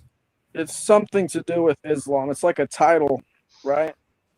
The Sufis, the Turks have a lot of whirling dervishes, and they tend to recite Rumi's poetry and stuff like that. Right. But I think they're trying to wipe that out, because I think what they claim is that it connects Zoroastrianism, Christianity, and Islam. So, I don't think so. It has to do with stuff like Pax Sinica and energy corridors, and the Jews wanting. I mean, the Israelis, the Zionists wanting to be the top dogs in the region. So I mean, because they're like, Israel's #1 exporter of surveillance technologies. That's why India supports Israel. But my point is that the Saudi Arabians are not going to be against that. The general secular Muslims, or whatever you want to call them now, the newer generation, are not going to be against it. So, like, my point is that they want to wipe out any real belief structures that exist in Afghanistan, Iran, Turkey, and replace it with like secular humanism. Essentially, I would argue. Yeah, I just don't see it. I don't think it has much causal power. Because they don't care. Like, see, the Jays the Zionists are very vindictive people. That's what they are like. They want to be the top dog in the region. They want to be. That's well, hold on. Aren't you being a little bit like alien extraterrestrial phobic? Because if they're from Mars, Don't be xenophobic. Like, men are from Mars, women are from Venus. They literally say they're from another dimension, bro. Like, no, but if they're from Mars and they're the god of and they have the blood of the god of Mars, it's not their fault, right? I mean, that's what they believe. Yeah, Well, I mean, if they're from Mars, you know, why don't they just they're not from Mars. stay over there? Well, I mean, if they are, you know, if they're like some sort of extraterrestrial who wants to come to this planet and terraform it into something that's just Yeah. totally alien to all life on the planet, Well, get out of here. You know, we don't need you. Go well, wait, back to where you I have a came. genuine, I have a genuine question for Twilight or whoever knows the answer. Where is the reptilian stuff coming from if that's related to the Mars thing, right? Like, I don't know if you guys ever seen the movie Mars Attacks or Total Recall or a lot of these course. movies about also The Arrival with Charlie Sheen. Oh, where it's Recall like, is Well, the based. oldest depiction of a reptilian is the Ubaid lizard man sculpture, as far Yes. as I'm aware, and that's like, I think it's like 8,000 years old. Yes. So 8,000 years ago, people are depicting reptilians. Yeah, right. Yeah. I was gonna say you Very, see them written very everywhere. vividly, Yeah, too. But man, right. Bird heads, the good bird heads. Yeah, we see them all. Yeah. Yeah. Yeah, reptilian birds. Yeah. Yeah, they're related. And you can see the women like giving birth or suckling their fucking children. Yeah. And like some of the oldest ones are the most vivid. That's what's creepy. well, the other question is the fact that a mother wolf, a she wolf did that. Does that mean that it's the tribe of Benjamin that founded founded Rome? Well, Yeah, you gotta understand though. Let me say this: that I'm gonna say something that can. I'm not trying to offend anyone here, but I think the elites they actually support conspiratorial thinking like this because you see, we're jumping from legitimate critiques of At industrial some level, society. they do. Yeah, I'm not done. At Yeah, some we're level, they jumping- do. we're jumping. Let Buddha from- finish, please. Yeah, let me finish. Yeah, we're jumping from No, I legitimate. am. I just wanted to say that. Yeah, okay. We're jumping from legitimate critiques of industrial society to unfounded conspiratorial claims. Well, we have to wait, address wait. real material problems. Wait. Yeah, let me Hold finish. on. Let me. You No, fucking because finish my fucking no. question, One goddammit. thing at a time. One thing at a time. Because that's one claim. Yeah, Here's the I didn't thing: finish the claim. if all of science is based on the occult, and I'm talking about the occult interpretation You of gotta let him history. finish. I didn't ask. Let I me didn't ask fucking you. finish. I Let didn't me ask you. finish, and then you can go. No, Goddammit. but Let me fucking finish. but I'm defeating your point before you Put your before butt you away. finish. Let him You don't even finish. know what my fucking point is. Damn it! Like, let me finish the fucking point first. Damn it! Stop interrupting.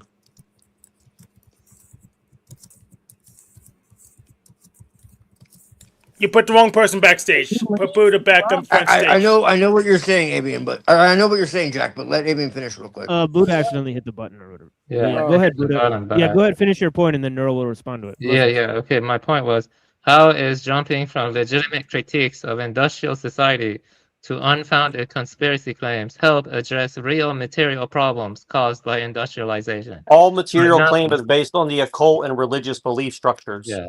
You think stuff like glyphosates and stuff like Roundup and like Yes, deforestation. without the occult and religious beliefs, those things would not be known. Yeah, That's true. and but Both claims are true. What exactly was the conspiracy theory that you heard, Avian? I mean, some of this shit is literally emitted by themselves. So, I mean, yes, there's some extrapolation and speculation, but you also have to understand that these people actually believe some pretty wild shit in their own words. Yes, they sure do. Yeah. In their own One of the words. most- I think the most wildest thing they believe. But here's the thing: is like if you don't take their words at write face down value, on or pieces of even paper esoterically or and have it exoterically, are you enforced, honestly approaching and the we all have subject, to or are you believe just it. kind of like mentally That's masturbating? I'm not the you craziest in thing. particular, but I'm saying like, don't you have to look at the structure of the underlying belief structure, or no? Not at all. You can be shallow and still find that figure. So not at all. You don't have to look that deep. I mean, if you're ruled by people who do look that deep and you don't look that deep, I mean, I guess you should Right. complain. Here. Yeah, but you gotta realize that the issue, the primary cause, is the industrial capacity in the first place. You know, and which came out of I disagree. occult beliefs, by the way. Yeah. The Yeah, primary technology wouldn't exist without a call. That's, I mean, Jack is right about that 100%. Yeah, he has. Well, hey, well, let's be honest, man. You could say it was all these beliefs, but dude, who created this place? Everything was made for us. I'm just saying. So yes, you could say it's an occult, evil shit. But what if because they take everything from the creator Well, it's and they use neutral. it. You know what I'm trying to say? Like everything is exactly. It should be right, and he's just making it like it's an occultist. Dude, it wouldn't be here if it wasn't for these evil motherfuckers. No, dude, there's good people that use the same shit, just maybe not the same way. You know what I'm saying? It ultimately came from math. Fire is neutral. If you want to use it to cook, that's one thing. If you want to use it to burn down a village, that's another. It's not the tool itself; it's the people that are fucking using it. Yeah, but I want to say this. But what the point is, okay, same argument they use. that all of science is influenced by the occult. All the scientists, including the material atheists, okay, had occult beliefs. Yeah, but let me all say of the scientific ideas came from this metaphysical speculation. That is a fact. Yeah, that's I true. want to challenge Avian on something. No, Avian not said yet. I'm something. not done talking. Why would you challenge me when I have my position clear? I would say that ultimately the math is really the foundation of engineering and all this crap. And it's true that a lot of occultists were mathematicians, and everyone was influencing each other and stuff. But I've actually worked with like simulation programs and other crap for robotics, and everything has to go through a kind of flow work, a kind of like agile or whatever, like that kind of shit. You have to make simulations, and then you manufacture the parts, and then you make the fucking robot and stuff. So math is really the foundation of and math does Should have we overlap be with the anti-math then? All right. Well, first of all, Avian, And they were talking about simulations thousands of years ago in religious texts. Avian talking about math just adds to Neurojack's point about it all being based in the occult and being guided by religious. Then let me hit you with the reversal. Can you give me an example of an idea that was not influenced by the occult? Oh, damn, Hank. Can you turn down your microphone a little bit, brother? That's actually give an example of an idea that was not influenced by the occult. Yeah. Because you see, everyone was influencing each other, and techne magic, which Jacques Ellul said was the beginning of technique. So if techne magic was the beginning of technique, that means that occult influenced everything, even agriculture. Because the Eleusinian myths, the Eleusinian cult, they were a fertility cult, and they were closely coupled with agriculture. So occult permeated and pervaded everything mankind was doing. So it lacks causal power in explaining the issues brought by industrialization, because occult was influencing everything. Human beings in pre-industrial context were highly ritualistic and such. Magic was everywhere and stuff. That's what. And magic. Well, see, there was a period of time where the occult morphed. It's not the industrialism that is the problem. Well, It's that is authorities. It's the hierarchical and compartmentalized systems which exist. That's the problem. It's the fact That's the same thing. That's the same thing. It's exponential. It's exponential fucking increase without any kind of moral conscious evolution. Our technology is 10 times more advanced than our moral capacity to understand what the fuck it is that we're doing. Yeah, that's the same thing. And you've also got to keep in mind that it's probably about 30 to 50 years more advanced than what you fucking know. No, it's like 200 years more advanced. Yeah, it's probably more advanced. Yeah. This is the issue. If they're using it against us, though, that's hilarious. Yeah. No, this is what I'm trying to say when I was talking about this John technology Dee and all this is as shit. old as the Earth itself. Actually, it's a lot yes. older than the Earth, but yeah. Pandemonium, exactly, brother man. Exactly. This is what I'm trying to say. This shit is not new. It's very fucking old, okay? Yeah, it is. And I know that sounds and wild. I agree. And it's not fucking alien. It's human. But it's very ancient, okay? And so, like, John Dee was literally opening up fucking portals to other dimensions, talking to pan-dimensional entities. This is Or his words, is not it mine. human? Is it human, or is it No. a little mix Yeah. with human? I I'm wanna just say this. saying. Here's what we It's have what to people would call demons, but they're not really demons. we have to get to They're Fallen ones, archons. right? They're Fallen fucking ones. Say this, They're though. I want to say this. parasitic. They're parasitic life forms. Yeah, but Okay, I as want long to as say if this. we're They're on the higher same than page. humanity. Yeah, We're on the Okay. same page. Yes, absolutely. I want Okay. to say this though. This is It's, these people are possessed by these fucking things. yeah, but If you you want to see call them here. demons, that works.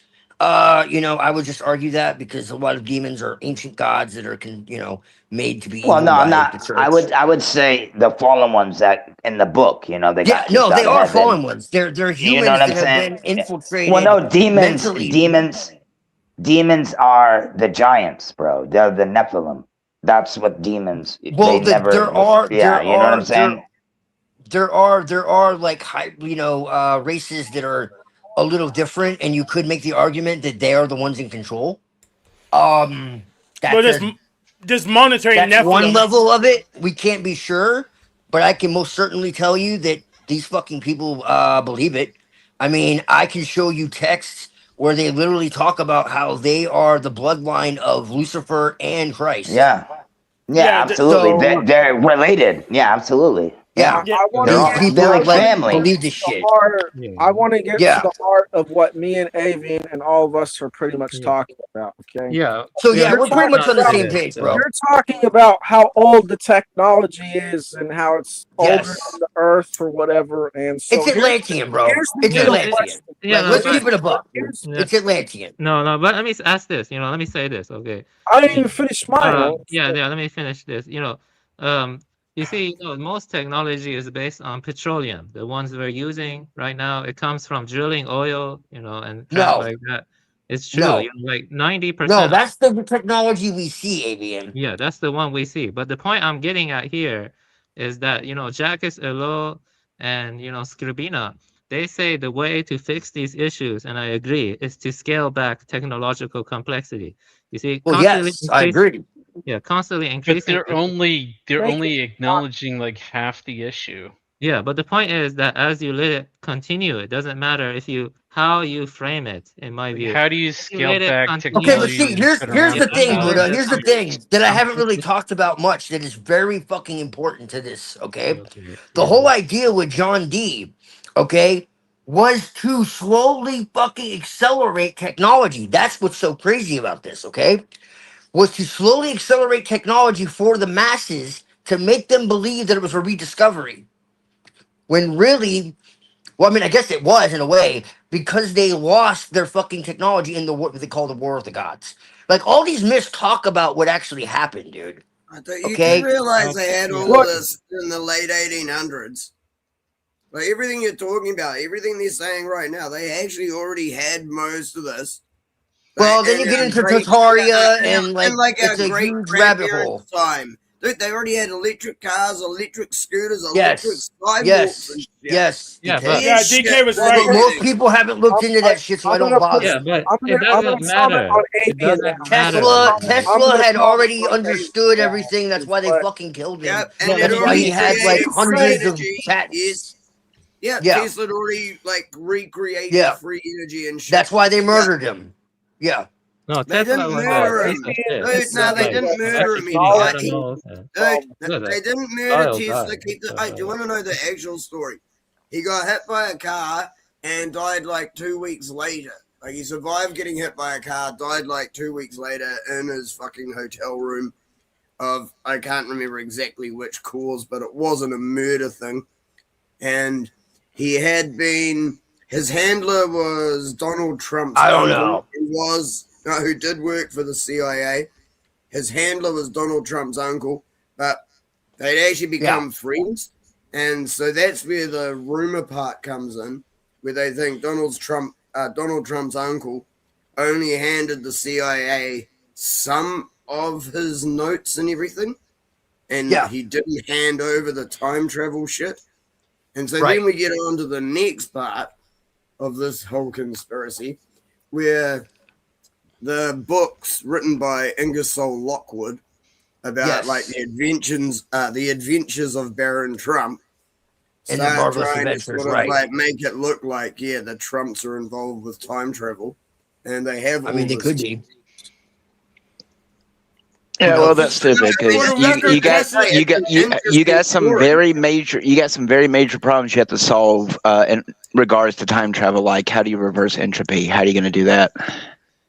Yeah, you do. For the record, Well, hold on. Hey. Nikola Tesla died at 86 years old. Yeah. Well, time travel is real. Hotel room that was supplied. Yeah. Hey, time travel is real. Yeah, but they made him broke as fuck. And listen. They gave him a hotel room, and that was it. I have to tell Avian. I have to tell Avian why he's wrong. I know they sure as fuck use all his inventions. Complexity is not the root cause. Yeah, it is the root of the problem. Cause of the problem is people want to control other people. No. And people I agree with Buddha. It's just nuanced. It's nuanced. No. Let me talk now. He's talking to me. I'm gonna respond.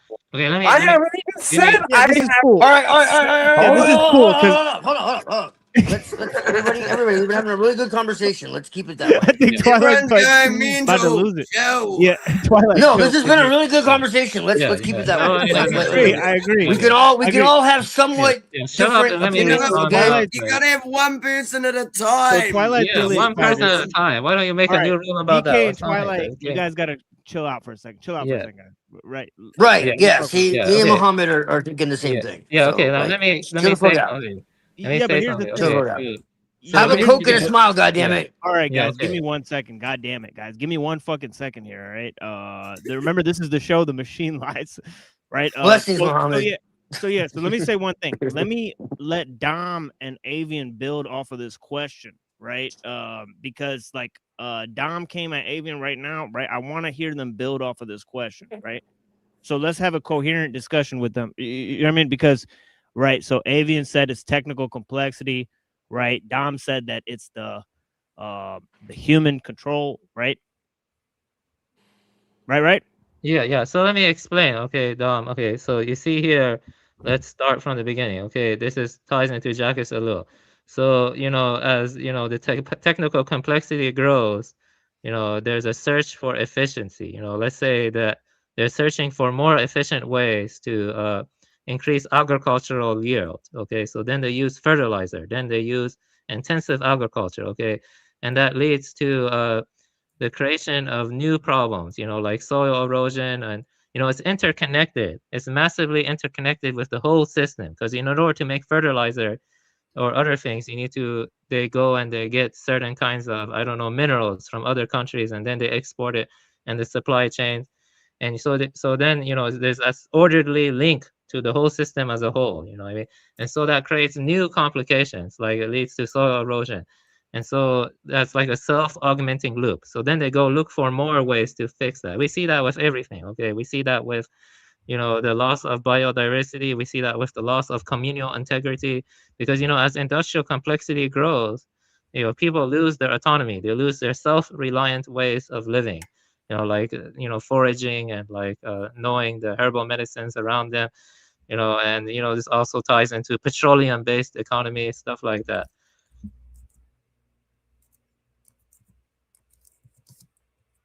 Okay, so it sounded more like you described symptoms, except for the beginning where you talked about how it comes down to efficiency. And I don't disagree that it comes down to efficiency, but it's not about efficiency over managing crops. It's about efficiency of managing people to make them more predictable, so that a ruling class can come together and basically harness their labor.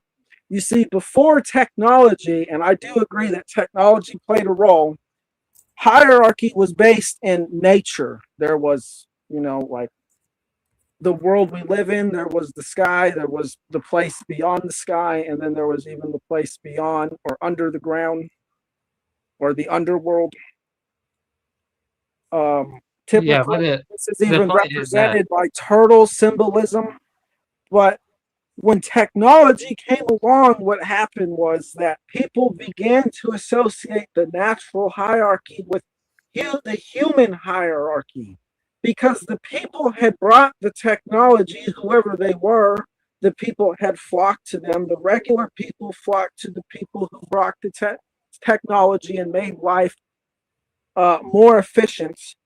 And in exchange, they basically began to worship these people as gods. And we see this in the form of cargo cults. And we see this in the form of mythology in the way that the gods who brought the technology are described. So when this happens is, instead of, trying to produce for ourselves to live a better life, we begin to produce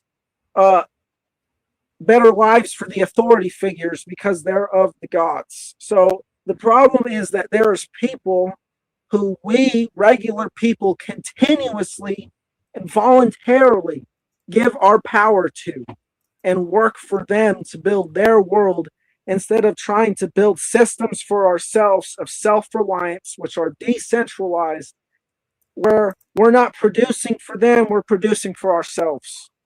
Yeah, let me respond now. Okay, so you see the point. I'm going to go a little bit into this. First off, as it complexifies more, you have more and more like supply chains.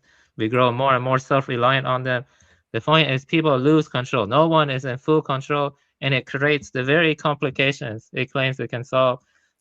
For example, modern society industrializes more and more. Its needs endlessly complexify, all in service of the imperative of efficiency. That drive toward efficiency doesn't just optimize tools. It actively reshapes societal norms and moral frameworks, creating a feedback loop where technological efficiency erodes traditional mores while simultaneously demanding new ones. So if you look at history and technological determinism, actually, I think technology has more of a reshaping factors. For example, when the steam engine was made, I don't know, like 200, 300 years ago, they had to change the entire landscape to accommodate the train. You see what I mean? So their lifestyles changed. The people were. It's not that people are in control of technology. It's that technology is using people to evolve at our own expense. You see what I mean? This is exactly the problem, because there's a group of people who are in charge of pretty much the whole population of the earth, who want to control as many variables as they can, because they consider pretty much everything that they can't control as chaos. So when technology comes along, it allows them to control things. In their minds, this is good. But as you said, technology in and of itself is uncontrollable. Therefore, the people who are trying to control technology are already fighting a losing battle from the start. And therefore, because they're the ones who brought the technology, they're the problem, because they're guiding it in a way that it is impossible to guide. Instead of Can I say something? Yeah, go ahead. Look. I just want to sum this up real quick. It's because we're fucking weak and we can't govern ourselves. That's Wolfie. Yes. Yeah. That's the fucking problem, bro. No. That's the problem. No, Dom, you lost the argument when you said the elites, they're not in control either. You know what I mean? So that means the technology is the primary. No, I'm saying that we need to accept that there are uncontrollable variables and try to balance them. The elite, they try to go full order. They try to control as much as they can because they don't understand chaos or they fear it. Whereas a decentralized system, they accept things that technology is not going to do exactly what they want it to do. So they're going to work around this in a way that's not based. The means turn into the ends, and progress continues according to its own internal necessities, rather than moral, political, or economic guidance. So the point I'm making is that if you say the technology has uncontrollable aspects, then the solution is to scale back on that technological complexity, not the belief that we can control it more and more, because human nature will not change. I mean, it will not change. I didn't say that we can control it more. I said to accept that there are uncontrollable variables in technology and try to balance them out as best as we can through a decentralized system. That would be scaling technology back. And at the same time, it would make it more advanced. You'd call it communism.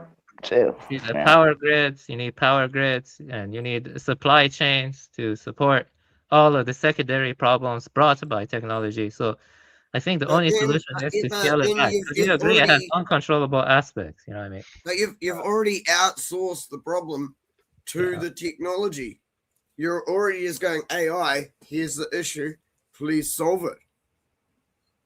Yes, but it's just a graph database. I'm sorry, there isn't enough sufficient data for a meaningful answer. Yes, Yeah, but that's you had to true.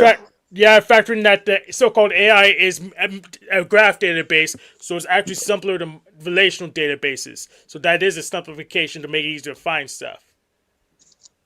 Well, yeah. If you don't like AI or computers, then stop using them. But eventually, you're gonna be like a motherfucking like you're gonna be outdated. You're not gonna be able to do anything.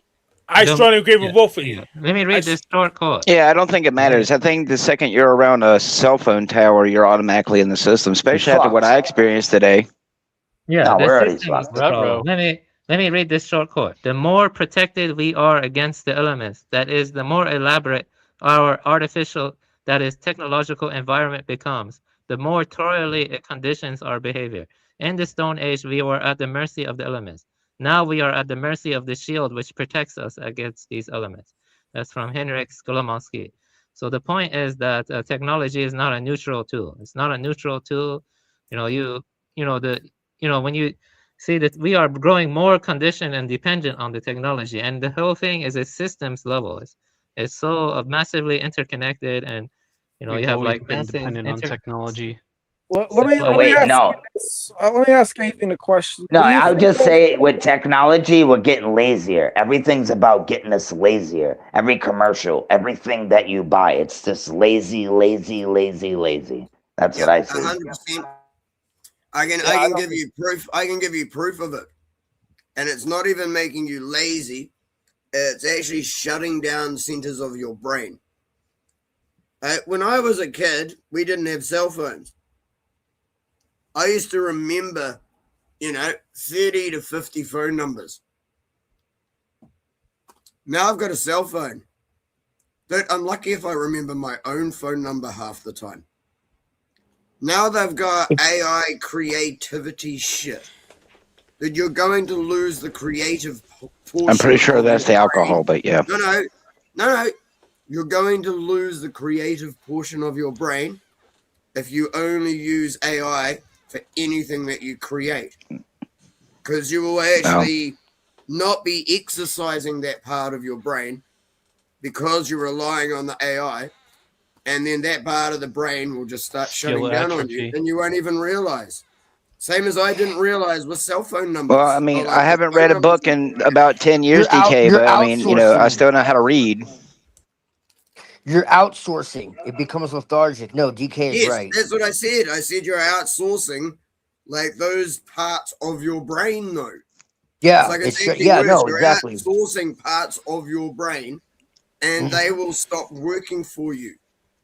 Well, same time I go and ride a horse, every time I don't carry the sack of flour and put it on the horse, so I guess my muscles are going to atrophy. Yeah. Well, it's muscle memory. So yes. No, you can insource them, but you won't. You can insource them, but your body doesn't have enough energy output for you to keep your job. So you can insource them, but you just won't be valuable to society anymore. I thought it was just the dementia. At this point, I've got this shit.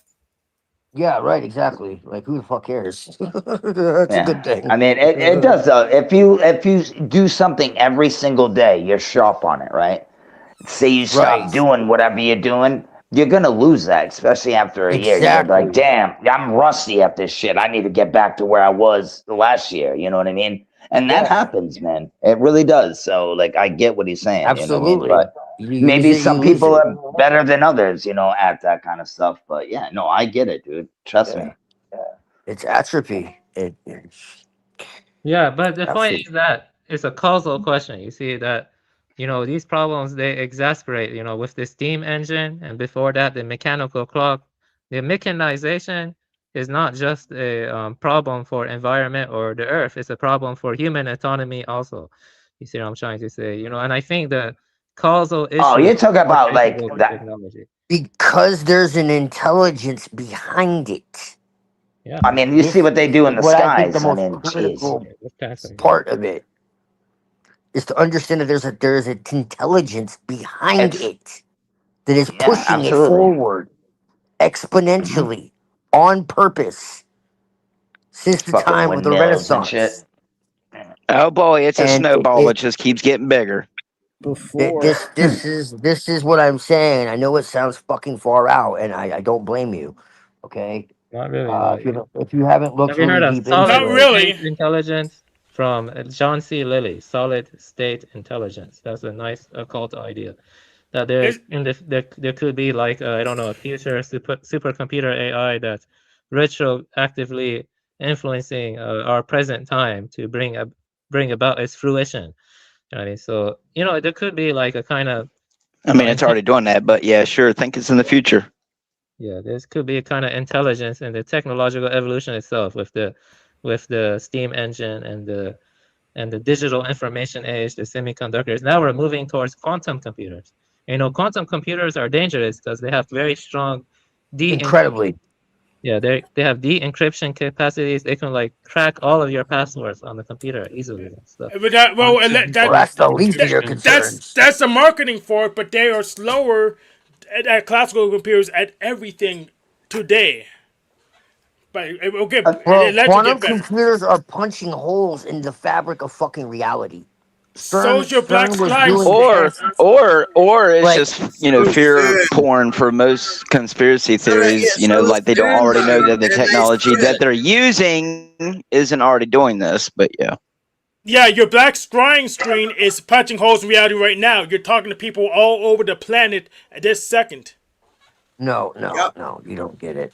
How about this? You don't get it. You don't get it. That's right. What about Black box?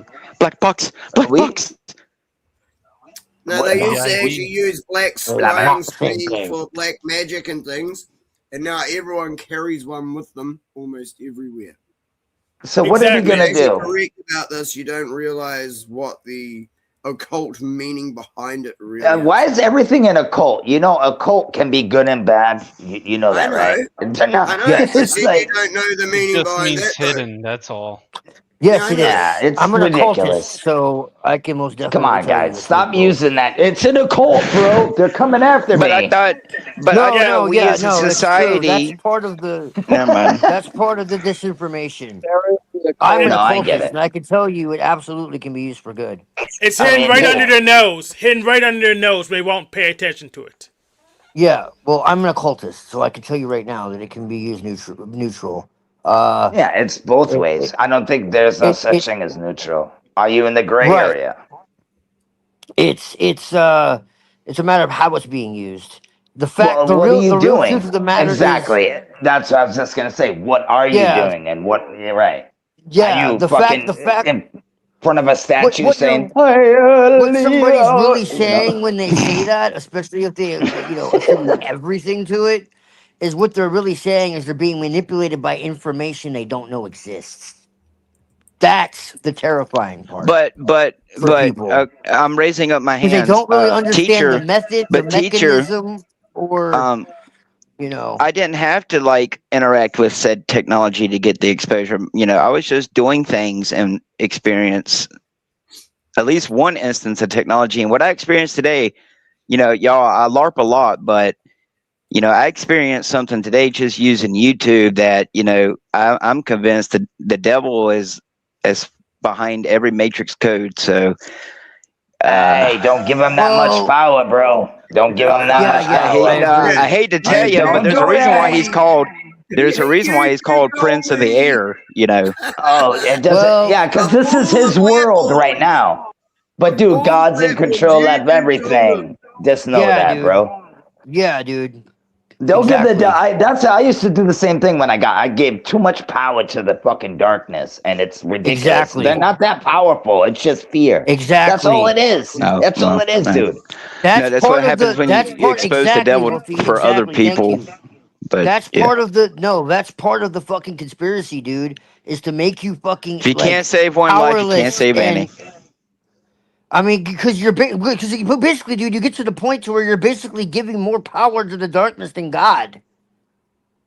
Like, you got to really think about that for a minute. That's God right. is So the darkness. go make more gospel AI songs. No, but I'm sure That'll bro, You know what?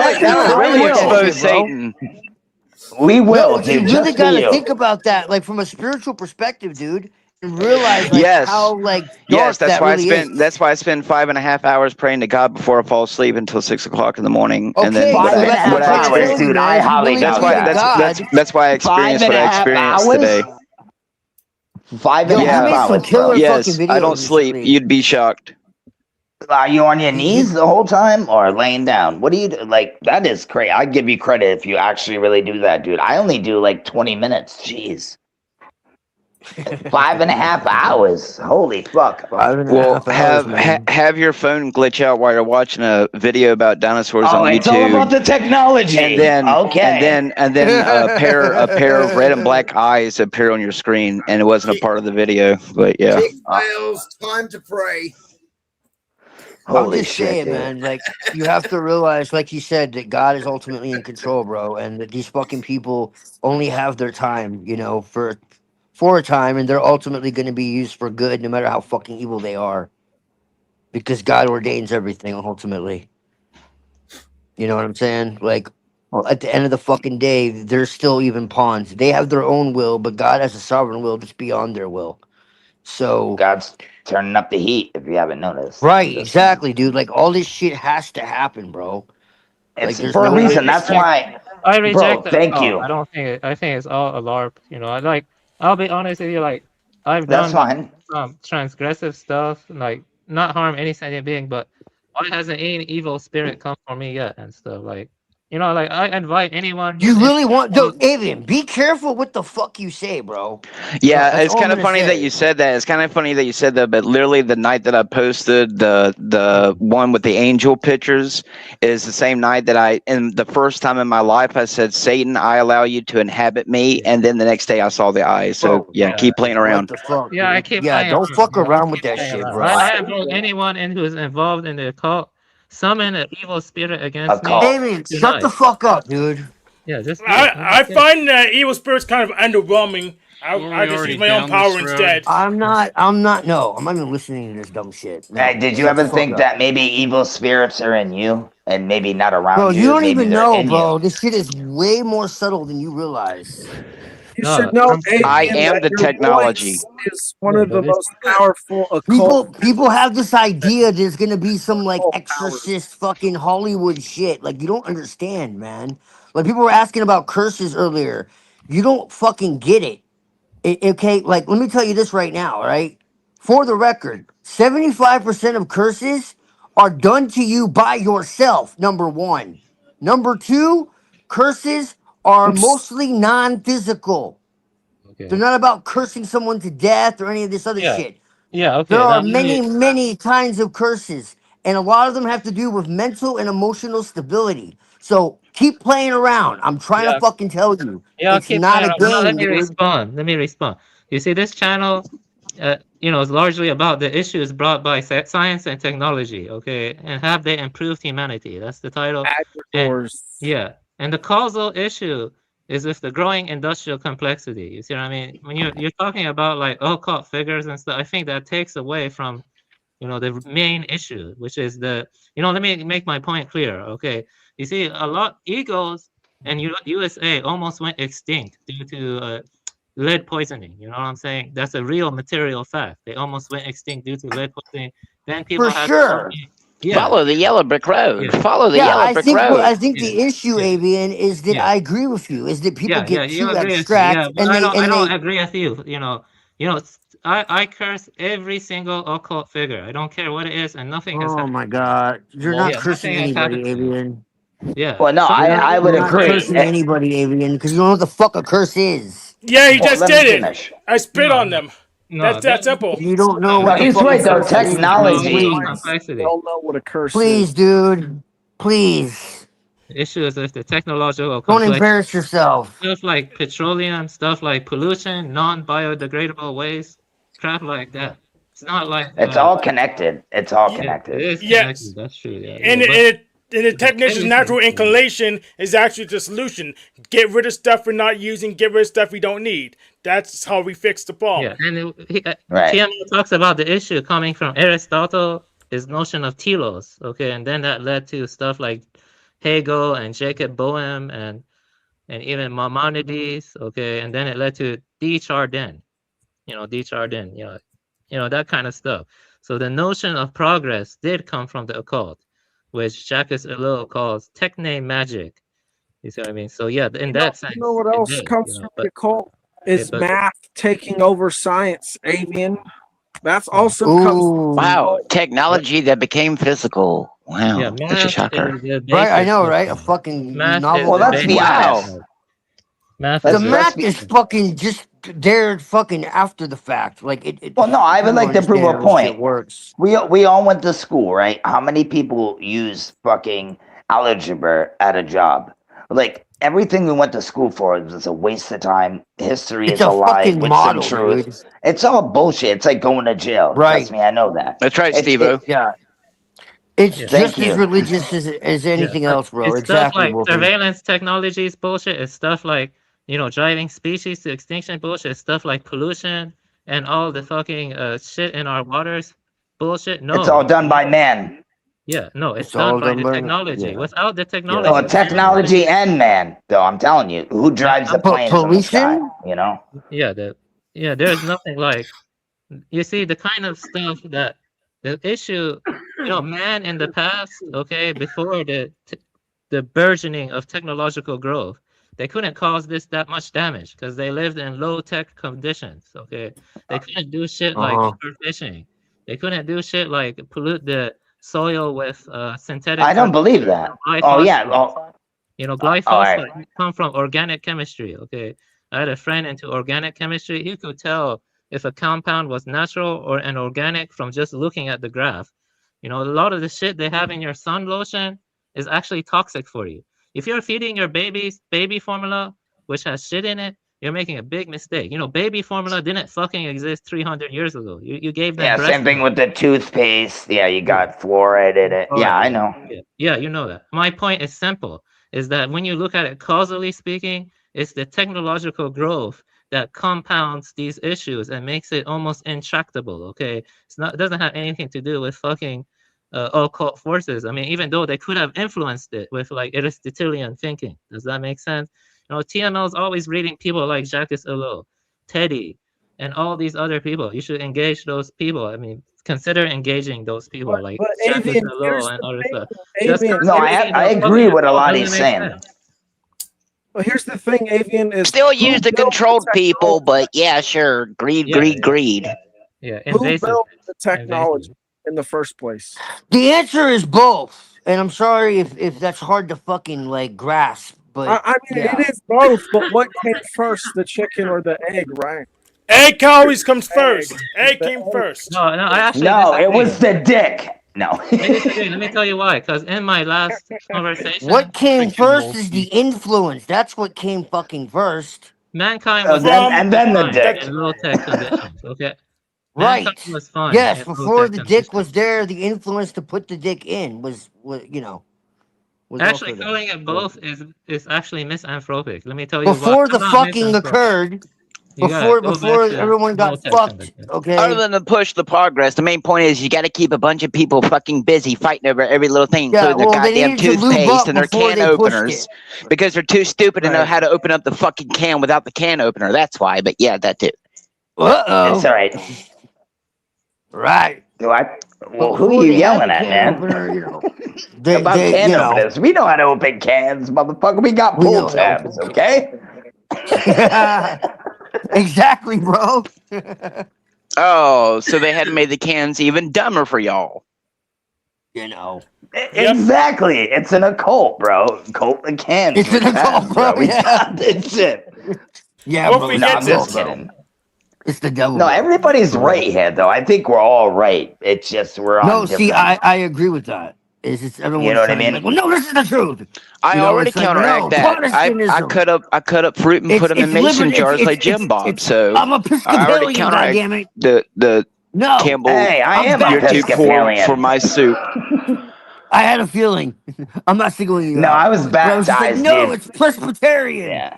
No, you're a heretic. It's like, dude, like, I don't just, like just stop, cheese. bro. No. Right. I Swiss grew up cheese in is better, man. Presbyterian. Like, it's just like, dude, come on, bro. That's right. Soup for y'all. Oh dear God. Yes.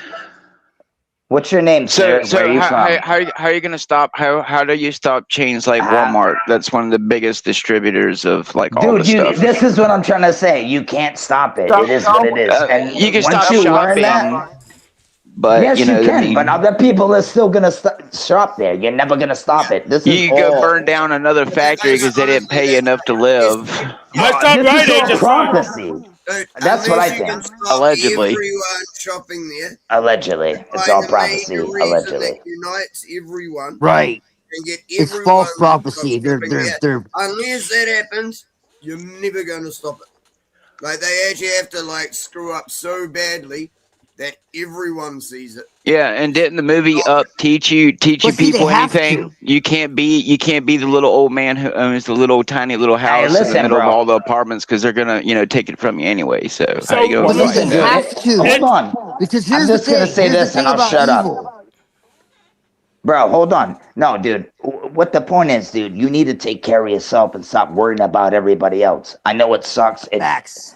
Oh, then what are we You doing here? need to build yourself, bro, and get your shit together and stop That's worrying right. about everything. I need to make You can billions of only dollars for fix the Amazon yourself. delivery series. Bro, Yes. you can Yeah, only facts. no, dude. I'm not hating on you, bro. I'm telling you the truth. You can only fix No, it's yourself. the You truth. can't fix anybody else. You can only It's the plant truth. seeds. I mean, I you learned that. there. I learned that from back Finally. in the day, bro. Yes. I've been doing this for a long Finally. time, bro. I try to tell people about all the stuff I know. You know what I get? They get spitted on and I get beat up, dude, when I talk about flat earth or when I talk about whatever, dude. People want to fight me and shit, bro. So I had to learn to stop trying to help others. And I'm like, they'll see it when maybe it's not their time, right? That's what I thought. And you just grow. And then I'm like, you know what? I'm only going to bring it up when it's brought up. Like, I'm not even no, I'm done with that shit. And that's just me. You can only fix yourself, work on yourself. And then once you work on yourself and actually really get yourself together, bro, then you can go outside talking to people because people are not going to believe you, man. Even if you fix yourself, people are not going to believe you. But if you actually just fix yourself, man, that's what I'd say. Fuck trying to make other people believe what you believe because they're not gonna, bro. I'm sorry. They're on their own time, bro. Everybody's on their own level in the game. And I hate to say that it is kind of like a freaking game in a way, but sometimes I wonder if I control myself. But we all have that devil and that angel on the shoulder, so we can go deeper into that too. That shit gets deep, but yeah. Yup. 100%. I'm glad someone else finally fucking said it because I felt alone for a while because I've been saying this forever. Oh, group hug. Yeah. Yeah, no, for real though, man. Yeah, for real, brother, man. That's what I've been fucking saying, bro. I've been fucking saying it. Like, all that matters, dude, is the people that hear you. The rest of it doesn't fucking matter, bro. The rest of it does not fucking matter, bro. I'm not worried about the goddamn masses. I'm worried about a small group of fucking people that critically think, bro. That's all that For matters. the good of at the end day. company. When the shit hits the fan, dude, as long as there's a few of us, Yeah. man, who But at fucking the end of stand the- for what's right, bro, like, at the end of the day, that's all that matters, dude. That's it. Yeah, I'm not worried about the fucking masses. No, you're right, dude. And at the end of the day, nobody's gonna see you stand up. You know what I mean? That could be a cop in the driveway. It could be whatever it is, dude. You stand on business and be real. Once you fix yourself, man, you'll understand what I'm talking about when you get to that level. Yes. And I'm not even fully there yet, dude. I'm still a little broken. I still fuck up here and there. Trust me, man. I'm not no saint either, dude. Forgive me, Lord. That's, you know what I mean? I ask for forgiveness every day because I know I'm not perfect, you know. But you gotta fix yourself before you can help. How can I help you if I can't help myself? Type shit. You know what I'm saying? I gotta help myself first, and then I can help you. I can teach you how to fish, right? that's the whole thing. I can catch a fish for you, but I gotta, I can't do that every day for you. I'm gonna teach you how to fish so you can feed yourself, type kind of thing. And that's the way it is with what we're learning. And it's so like I'm like a sponge when I first learned this stuff. I was soaking it all in. It's crazy. We can go down the Mandela. We can go down flat Earth. We can go down it all, bro. I've been through it, man. Years, man. And at the end of the day, what I've learned is it's kind of just taking you off the path of what you're supposed to be. This is all stuff that's very interesting and real at the same time. But at the end of the day, it's taking you off the path to what's real. You know what I'm saying? This is just it's sidetracking you. Like, you know what I mean? Can I ask one thing? So Yeah, you can ask. The idea of real, does that mean you're only trying to do it for the afterlife, or you're trying to help others here, or are you only helping others here because that will help you in the afterlife? Well, I guess you didn't listen very well. I need to help myself before I can help anybody else. Yes. No, you don't. I have to go through that experience. I have to get that working, and then I can help you, bro. Now It's put like that on a shekel, Joelstein. Right. It's like me smoking a bunch of weed and then quitting, and then I can tell you, hey, this is what I did to quit smoking, and I'm fully healed. I'm good. I don't need to go back to that, and I can teach you. You know what I'm saying? Type thing. Yes. So here's a conspiracy no one talks about, but should. Dead Mall. How the hell did that happen? I have like 3 all the way dead malls around here in my tri-state area. I know, because the rates increased so much, they raised the rental for each premise so much that everyone just went, fuck it, we're out. Malls? Like malls? Like shopping Like malls? M-A-L-L. Yes. Yeah. Oh, that's Amazon. No, dude, I did watch videos on this, so yeah, I'm actually answering that question. Yeah, it's like they increased the rates so much in that area, or increased the insurance because it was getting broken into so often. That's what it was. Sorry, yeah, the insurance increased so much for anyone who rented a premise in there. Do you live in America? No, I live in New Zealand. Then shut the fuck up. No, I'm just kidding. Up, John. Hey, fuck up, John. Dude, look at my damn name, brother. I fucking spend more time doing this than most people, and most of my fucking viewers are in America.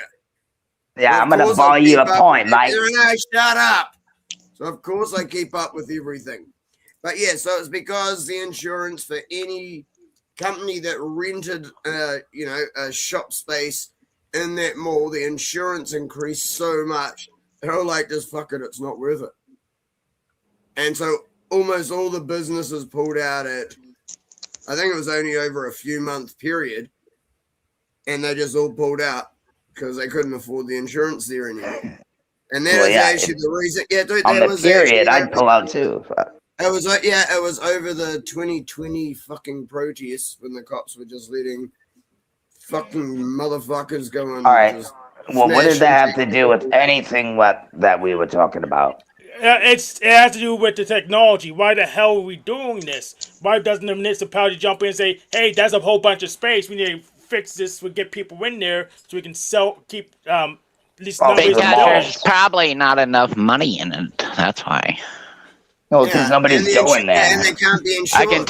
I can tell you the grocery stores, a lot of the Save-A-Lots and other type of like small stores like mom and pop shops here, they wouldn't fix the freezer here, and a good majority of the old people along the strip rely on them stores. And the mayor could have easily put $20,000-$30,000 into the refrigerators. Did not give a shit about all the old people who relied. Earth. Well, point is from what I've noticed, usually if there's not lots of money being generated from a particular business, like prostitution. You don't usually. I need to go grab another beer, but let me tell this story quickly. Like during 2020, because I was already talking to people. Well, go get another beer and come back. Shut up. I'm just saying there's a lot of places here being caught for prostitution. What's wrong with you? What the fuck is go get Because a it's a beer, part dude. of technological advancement. Don't you want some pussy too? I doubt you get it. But Technological advancement to bring on the higher to level with what you were just satisfaction. We fucking go saying. next to the next little transcendent. What the fuck? Dispel magic. Hey, calm down, dude. No. Take it to the No, it was stars. go- Yeah. no. Come on, motherfuckers. We can Will go you to shut the up stars. for Yeah, fucking a couple of seconds? Oh God! I'm gonna show you a knife this right is now. exactly This is why a the knife. fucking aliens and Independence Get Day your fucking fucking beer released the death mic, rays. Gelmon. Yeah, hold on, I'm guys. going home. In Minnesota, and Right. his uncle owned a store that had already been broken Store? into Oh no. 2 or 3 Right. times. Right. And I thought, no, dude, I Alright, told good. him to go start talking to the other store owners and shit in the same area. And he Fuck actually off, did. man. And he actually did. And so what they Right. started doing is each night they'd get all their fucking big bins and everything, chain them together and put them across the end of the fucking block so that all these Antifa and BLM idiots couldn't just storm through the neighborhood and loot everything. And then they'd Oh, stand my. there on the other, and then they'd stand there on the other side of They're all these entitled, things. don't you know? Dude, yep. Sorry, what They were was that? saying they built Cocksucker. they Let built him Scotland, did go. you know? They were saying You they built fucking Scotland, did you asshole. know? Did you hear about that? They're like, we built You Scotland. mother. Fuck you. Hey. We built Scotland. By the way, Pandemonium is some troll who fucks Fuck with you, Scottish cunts. We built Oh Scotland. boy, if you think I'm a troll, Thing to say, Hey. if you notice, the only things he says are just trying to ridicule me. He's got fucking right? nothing. Yet I haven't spoken to you once. You're gay. All right, here, hold on, guys. I know you love No, me. I think you're gay, dude. You're the first one to throw it out. All right. Sorry. We was Vikings, Machine bro. Lance. All right, here's what Gay I'll do. Vikings. Just go ahead and just Allegedly. International Man of Mystery. All right, yo. I'm just gonna backstage everyone except for Reddington. I appreciate and Dom, I guess. But yeah, yeah. The thing is, we'll be back with the music, and I'm gonna play some music, and we'll be back in maybe 15 minutes, right? So basically, just go ahead and get like your blunts and whatever. I know DK's got to go get a beer, whatnot, right? So anyways, we're gonna go ahead and play some music. I'm gonna go get a coffee, and then we'll be back with the conversation. Please do not talk over the music break. All right. So I appreciate the people on the panel. Yeah, of course. I appreciate the people on the panel. Just let's everybody just chill during the music. But yeah, appreciate you guys. All right. We'll be right back. Blessings. I appreciate everybody. For real. Oh, here, hold on. I gotta step away for just 1 minute. So I deeply apologize to the people here. I mean, it is what it is. But yeah. Don't apologize. Yeah, just be polite. Blessings.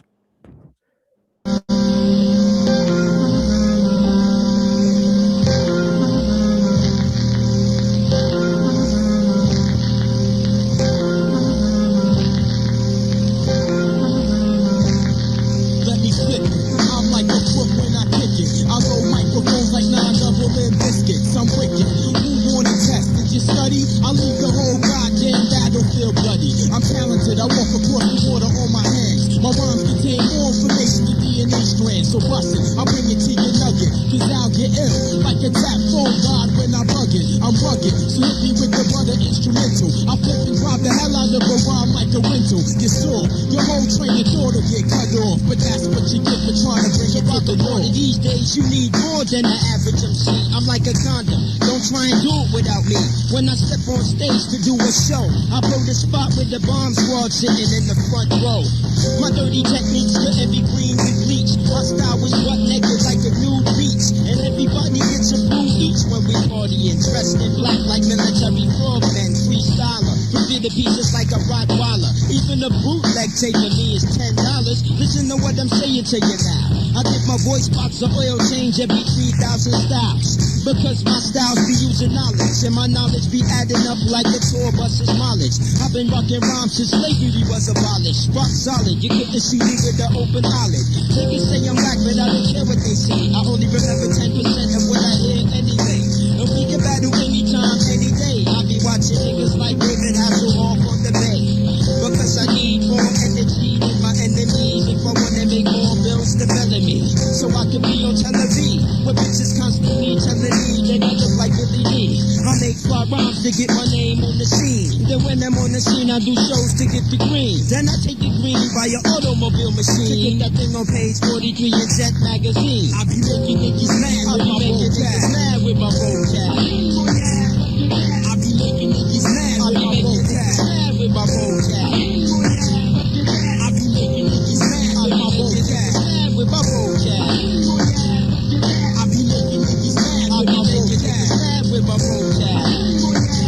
Listen when I speak it, keep it. With 1200 techniques I freak it. I be like a missile when I heat seek it. A superhero like Thor. I make my entrance through your floor, then make my exit through your door. I flip like David Banner with my star spangled. You get entangled, you're talking that shit, your style is anal. Perseverance, time to take off, I got clearance. I snatch your whole shit while my niggas run interference. I bounce down the galaxy looking for Earth on other planets. Cause I react like live drum beats when I slam it. So open the corridor, hit the floor, empty the store. See I be blowing spots when I took my 44 microphone. My genetic codes can't be cloned. See I can prolong in the female gossip on the phone. I'm abstract when I make my verbal contact. I get you heated like you see your mom get slapped. Being real comes first and everything else is secondary. My vocab will slap you in your face like a dictionary. Cause I got knowledge. The hell with your $100,000 college. I have kings paying me homage for dropping mathematics. We calculus the statics. Damn right it's dramatic. I be that microphone fanatic. For vocal tracks that are clear like crystal. Concealed like a pistol. It suck like a nip out. I be making niggas mad. I be making niggas mad with my vocab. I be making niggas mad with my vocab. Mad with my vocab. I be making niggas mad with my vocab. Mad with my vocab. I be making niggas mad with my vocab. Mad with my vocab. All for the worst. My second verse is face of death. Me without lyrics is like a porn flick without sex. Illmatic. My lyrical skills are Jurassic. With more flavor than Skittles when I'm digitally mastered. I go off like a cannon. Blow up the planet with no fear. Like them clothes white boys be wearing. Tougher than denim. Lethal like venomous snake bites. The marijuana makes my eyes bright red like brake lights. There's not a body I couldn't rock. Believe that. There ain't a microphone brave enough to give me feedback. I'm strong. My word is born like James. Niggas be trying to test, but they weak like 7 days. MCs run away when I kick it. They act so chicken that they should come with a launch drink and a biscuit. My style is radioactive, massive, atomic. Yo, I plan to push the earth in front of Haley's Comet. Breaking the facts of life down like Tootie. I'm more like sushi with more vocab than 3 fucking Fugees. So recognize or be hospitalized. Cause lyrically on a scale of 1 to 10, I'm a dime. I be making niggas mad. I be making niggas mad with my vocab. I be making niggas mad. I be making niggas mad with my vocab. I be making niggas mad. I be making niggas mad with my vocab. I be making niggas mad. I be making niggas mad with my vocab.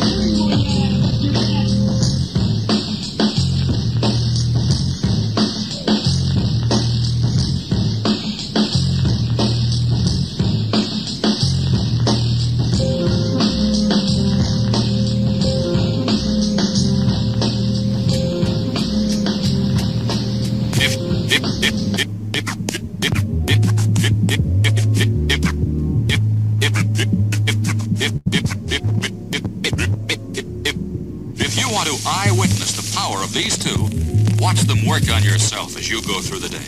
They are high voltage, they magnetize, they electrify. Watch me select the style, sex the style, play out it out on the mattress. Prefer the tactics, slinging the dick. Got you just into a backflips, attracted to the flow, electromagnetic magnets. Get the picture, frame, slow, so similar. Couldn't get no thicker. Name this technique. I'm sick, same dick, dangling, meddling, strangling the brain core. Synthetic MC, pathetic, you need help. There's no hair, kitty, to run up on your rhymes into the atmosphere. Cramming grams of fatness. Hold on to the radioactive squad busting like Atlas. Naked, you can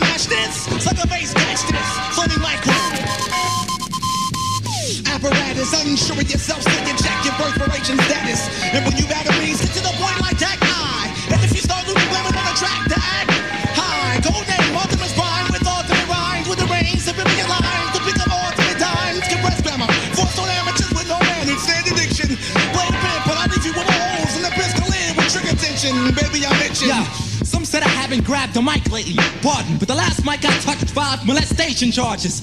Keep rocking, I'm not bored enough. Gave you time, now you're rushing through your verses like Gorbachev. I be housing kids so much I get mortgage cuts. Copyright the one my orchestra. Showing y'all there's more to do than torching blunts. Why I be endorsing stunts. Strutting past me, heading towards the polo section of the mall. When they ask me, are you gonna buy me this one? Not at all. I reply, I'm seeing much of my veins deep. While my bucks race or stay steep. Economically, attention's paid. The freestyles displayed. I got so ill to the point I stay home from school every day. However, absent minds try to test the rap lord. My last lesson was a chalk outline on the blackboard. Study that, money raps, whack or unwraps. You get no taps and gums, caps, grunts, chap lips, chapstick to suck it. I'm like Ralph Lauren Dorlan to my web of destruction. Buddy, you couldn't hack it. With Sandra Bullock, Dennis Miller co-starring in an audience to back it. Why you vibe them heckling, throwing tomatoes and ratchets? You play balls and while I'm going like you hope to catch it. Then stay frozen, watch me as I congregate on faggots. Make us magnetizing rackets. We got you busting nuts and bolts trying to fight script or adjectives. Agitating maggots live no longer than 5 minutes. When I'm in it, I defy the laws of dry gimmicks with my niggas. With my niggas. We can set it OFF my way. I put an end to the week like Friday. Gathering untangibleistic, cannibalistic twist. The niggas back, crack your world, making the flow better. Scrambling your data. Material in her face, baby, facts on the matter. Small as I can in the base, white rhymes get calculated on Macintosh, computers and database. I want you to fit the MC, the rock slide, no job, their key. Rappers jump to the jog, flock to the cock like the racing team in the big stop. But I'm hot five, sometimes I wanna pack raps. But say no paper, eat crabs, or wise cracks. Swing, better swing is the pitch. Here comes the high contact, rhyme fact, never hated, simulated bliss. High tech, holographic copies of this. Stunts get pulled on, stuck with the dick. What blunts get pulled, they get rejected with a quick this, dig, this maneuver. Easily executed, amateur step into it like maneuver. Shoot me with the syringe again, doctor is dope. Double the dosage, sparking choice, I'm sticking my fingers in sockets, I'm high voltage. Liquor like an envelope in postage. What is it? I be a troglodyte holding mic. Microphones, oh no, here comes substance oozing from headphones and 2 eardrums. Shouts to opium prodigy, funk friends, etc. Let it the words connect, only improve, which means better. Get another one to mic, don't expect another like the Mega Man. Copyright, veteran, unannounced. Give me a 12-inch, I'll take a mile, make a child, metamorphosize. Metaphorically, I'm proud as James to be proud. Hey, you say it loud, pay no attention when I say pay dues, so would you pay it now? My mentality says rock on to the break of social security.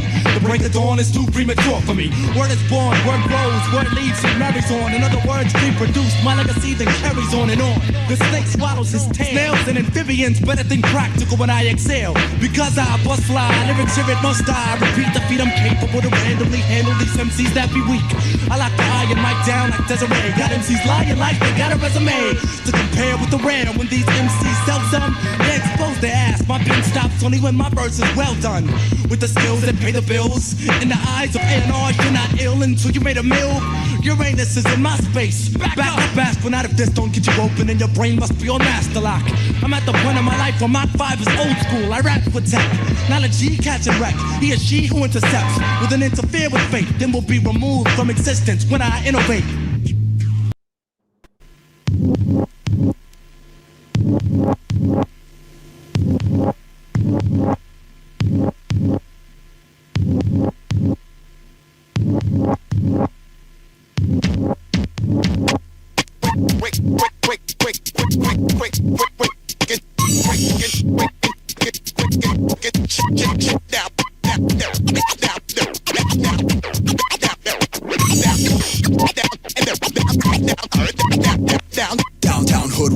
Slinger doesn't really think about the pain that they bring her dead. Bring a wrong number, he'll sing her into slumber. Then wake her with the thunder to make sure that she stays under.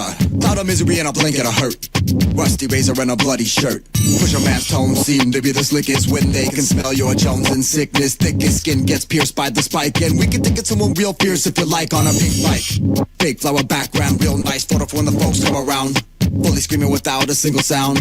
Life's vices got her gagged and bound. Wipe away the dreams with the tears of mascara. Not enough to her poster of Farrah. Some people do the strangest things. Some strange, the strangest things. Some people do the strangest things. Some strange, the strangest things. Some people do the strangest things. Some strange, the strangest things.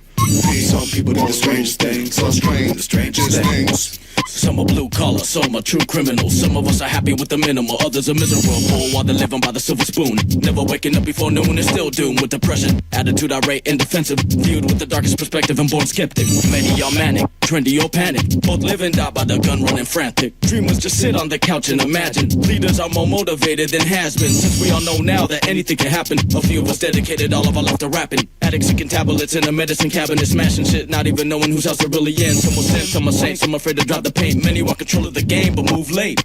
Some people do the strangest things, so strange, the strangest things. Some people do the strangest things, so strange, the strangest things. Some people do the strangest things, so strange, the strangest things. Some people do the strangest things, so strange, the strangest things. Some love to sit at home with a lock on their phone. Some are maniac stalkers cause they can't bone a hoe. Some talk about a shit is hit, nothing but lies. Some throw their babies in the trash because they can't stand them cry. Some commit suicide cause they're lonely and depressed. Some are pedophile purse, fucking girls through the internet. Some need little then just to be a little sane. Some are in the cuckoo's nest and don't remember the name. Others love to complain and give a donkey some brain. Double little bit of change or some crack cocaine. Some for a little fame might turn into a flame. Others love to piss on girls and have no shame. Some are real religious and practice what they preach on a local and channel all the time on TV. Some love to see you bleed, wave and plant their seeds. Others hate on your game to not see you succeed. Some people do the strangest things, so strange, the strangest things. Some people do the strangest things, so strange, the strangest things. Some people do the strangest things, so strange, the strangest things. Some people do the strangest things, so strange, the strangest things.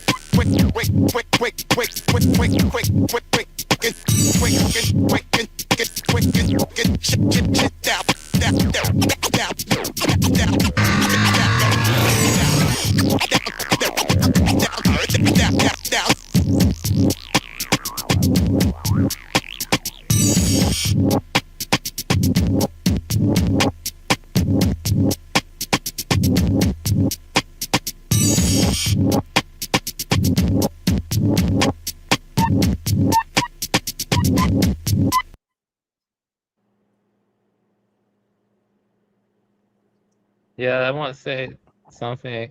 There's this good weird fiction writer.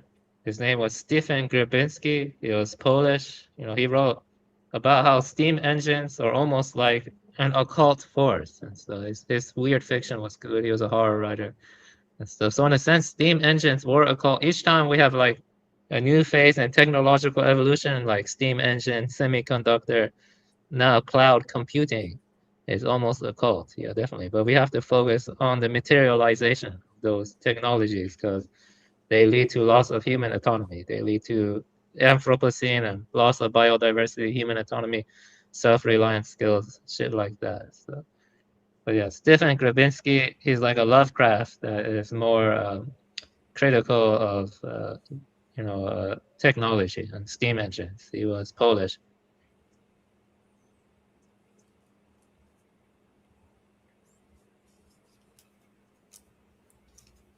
So, do you think the steampunk thing steam engine's good? Is that what you're saying? No, I'm not saying it's good. I was arguing it's bad. I was arguing stuff like, each time we have these new epochs. Oh, steam is water, right? Yeah. The point is, when the steam engine was made, they had to change the entire landscape to accommodate the steam engine. That led to disruption of communal ways of living and shit like that. And it also, well, they had to do that with roads too, and yes. So I have everything else. Interstate highways were originally created for defense purposes, for military. So I have a question. You'd be lost without the internet and the current infrastructure. So it's not about destroying absolutely everything. It's about what do we do now. See, everyone keeps getting the question fucking wrong. It's annoying the fuck out of me. Me too, DK. I strongly agree with you. So, Avian, how often do you use a steam engine a month? Yeah, the point is that there's a... Zero! You see, there's a technological evolution. We went from steam engine to fossil fuels and crap like that. And interstate highways were initially created for defense purposes, right? You know that. And steam engines use fossil fuel. They were repurposed for civilian use. But the point is, with this growing industrial complexity and the epochs, we lose more autonomy and freedoms, like now we have surveillance technologies, right? So before we move on to surveillance, how is the steam engine currently reducing your autonomy today? What about the coal in China? I think it's better if you talk about telegraphy, actually, because telegraphy, was connected to like computers and stuff. But steam engine, we kind of moved away from that, but it did cause drastic changes, which was my initial point. My initial point was that each of these technologies that are rolled out, they cause tremendous change to natural ways of living, ways of living. So can I mark on the list that the steam engine problem is solved since it doesn't limit your autonomy today? You have to look at it as a build-up. You have to look at it as a build-up. You see, as an evolution. No, what you're saying though, everything that's happening now fucks with everything. Yeah. Steam engines back then was amazing. Like what you're talking about back then to now that's a whole different ball game, my man. Yeah, I know that, but I know that, but if it's not limiting autonomy now, then we don't have to really fix it anymore because it's solved itself. So I want to fix things at the current point in time, and if they're no longer oppressing us or inconveniencing us or limiting our autonomy, then I can mark it off the list as a problem we don't have to solve anymore. Yeah, well, we're in the digital information age. They call it the fourth industrial revolution. That's what we're in. Because each time there's a revolution. Like the steam engine caused a revolution. Then we had fossil fuels that caused a revolution. Blah blah blah. Oh, my bad, dude. I thought we were in the sixth age. No, hold on. Okay. No, wait. Aluminium age, yes. No, I want to apologize to him. Now I know what he's saying. He's going down the line of the shit that fucked up everything. I get what he's saying. But we got to fix it today, one thing at a time. So we're saying everything's bad. It's not a solution. We have to solve it one problem at a time. Otherwise, it's going to be too much to solve at all.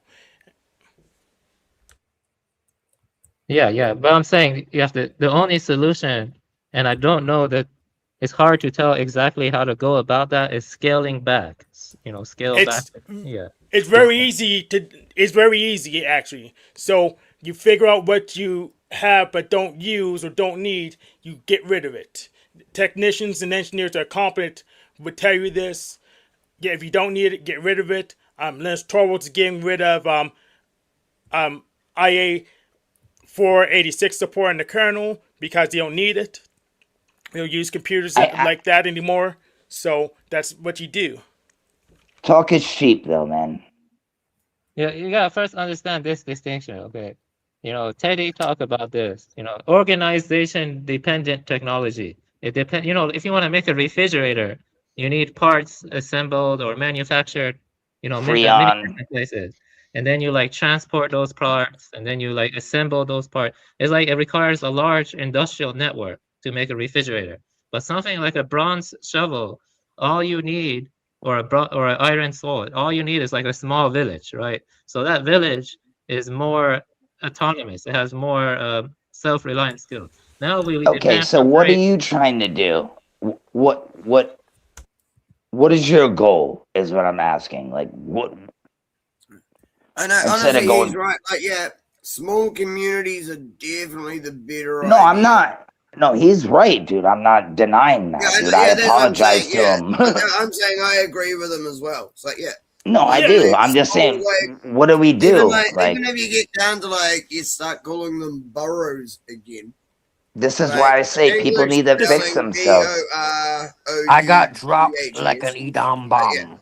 So here's the thing: it's possible to do, but if you can't compete with, industrials, then it's probably dumb to do. Because it takes waste your resources. It's going to waste your resources, then you have less to do what's Clean your room.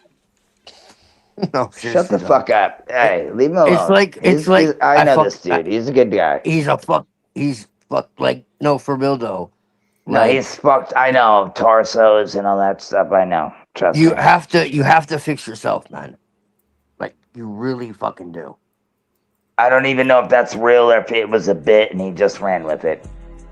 I mean, he's right in theory, but the dude is a fucking fraud, and it was just despicable. I'm sorry, I thought that's what you were gonna say, but yeah. My bad. he's just a fraud. But yeah, like you gotta live through example, man. Like, as for what's going on in the world, man, I mean, as I said, like this shit has been ordained, you know, not by any higher power, but by sick people since the Renaissance, right? Yeah, you gotta So is it open your technological? eyes. We gotta spit here with this freestyle wise. Yeah, it's me, that guy, do it all day. Woofy and chilling with machine lines all day. Let's get it. Anybody understand? We spitting this shit for real. This is the plan. Open your eyes and hear. So here's what I have to say. The question of the title of this video is Have Science and Technology and Liberalism Improved Humanity? I say no. No. No. Yeah, no. No. No. Yeah, my bad, Wolfie. I had to save you from that. You know what I'm saying? Yeah. Then you have to analyze, why. Why. And so look at it from the, technological deterministic angle, as I was talking about. But what I am saying, I completely agree with you. But what you have to understand is there is an intention and an intelligence behind this that is occulted. This is what really needs to be understood. Okay, the intelligence and the intention behind it is the same intelligence that is behind the occult. Okay, so this is the one thing that is true. Once he's talking about the occult, okay. They're one and the same. Okay? It's a cloak. Silicon Valley and all this and like high magic, they're serving the same purpose. Okay? As I said, John Dee was trying to open fucking Stargates and all this type of shit. You see what CERN is doing. Okay? Like, it's the same thing, bro. There's no difference at all. Okay? Like when John Dee taps to the macros, we're literally talking about like how they were gonna do this shit. And they literally talked about silicone. I'm not fucking kidding. I could show you in the grimoires. Yes. They talked about how you need to release matter from energy and how you needed to create matter from energy. How the 2 steps process of how they're going to be able to do this. And it talks about the necessity of silicone. This is in the fucking 16th century, bro. Yes, I know about the alchemy. Yes. This is what you got to wrap your head around, all right? So the fucking invention of technology was an occult process. Yes, but they didn't prove humanity, yes or no? 16th century. Twilight. Do you follow me? Yes, did it improve humanity, that's it. yes End or of no? story. No, my End question of story, for Twilight is, did it improve humanity, yes or no? We've already answered this. Are you saying yes? No. You're saying it didn't improve humanity. Twilight, can you do me a favor? Can you find that? I say it's yes and no, but About the silicon. I would like to see that. That's very interesting. Yes, I will. Yeah, Yes. I appreciate that. Thank you. I can't right now because we're talking, but I will. Yes, absolutely. Yeah, This is actually, fucking crazy. So can we one at a time? He does see it as a cult in the sense that it's a mental process behind it. Like solid state. It is. Like it's a mind. It has a mind. The computer you're using right now, it has its own mind. It's a black mirror, like everyone said. That's what John Dee used to communicate with these fucking angels, dude. Enochian magic. That's what it is, bro. It's a language. Okay? It was given to John Dee. Now, you can debate on whether the fuck they're angels or not. Okay, but he literally lost his mind, bro. He fractured his mind. John Dee and Edward Kelly lost their fucking mind. Look into John... Look at John Dee and... Yes. I think TML is playing music for a reason. Maybe we should all shut up. Oh, I don't hear anything. Oh, that's interesting. No, I can hear it. Background music. So I'm actually going to answer in the affirmative. It has improved humanity because humans are better at doing things. Our stats have gone up. We can lift more. We can eat more. We can do more work. We're more productive. Improved for what, though? For whatever we damn well please. Because we can do more production, yeah, and who does that serve? Very beneficial. Serves me. But How I'm you can do it? You? Say again? How does that serve you? You can be more productive to who? I mean, I could talk to you about flying all the way around the world, burning probably thousands of creatures. to talk to you.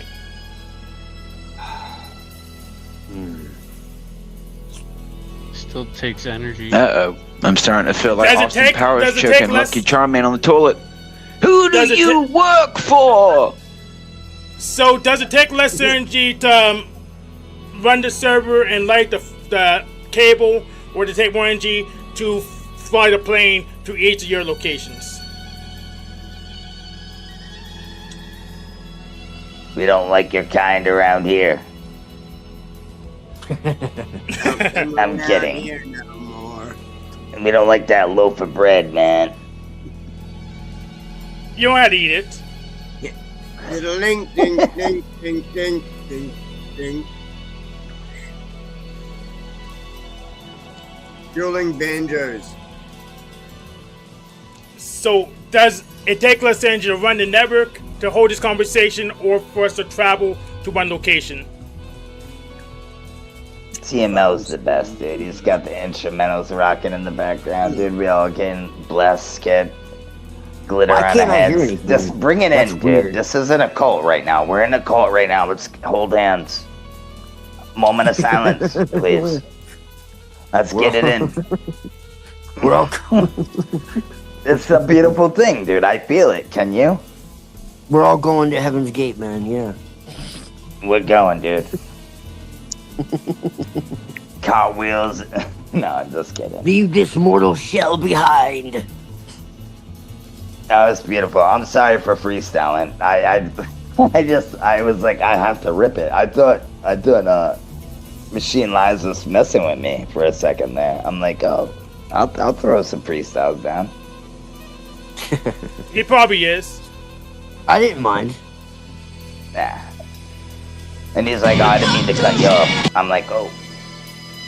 I was vibing.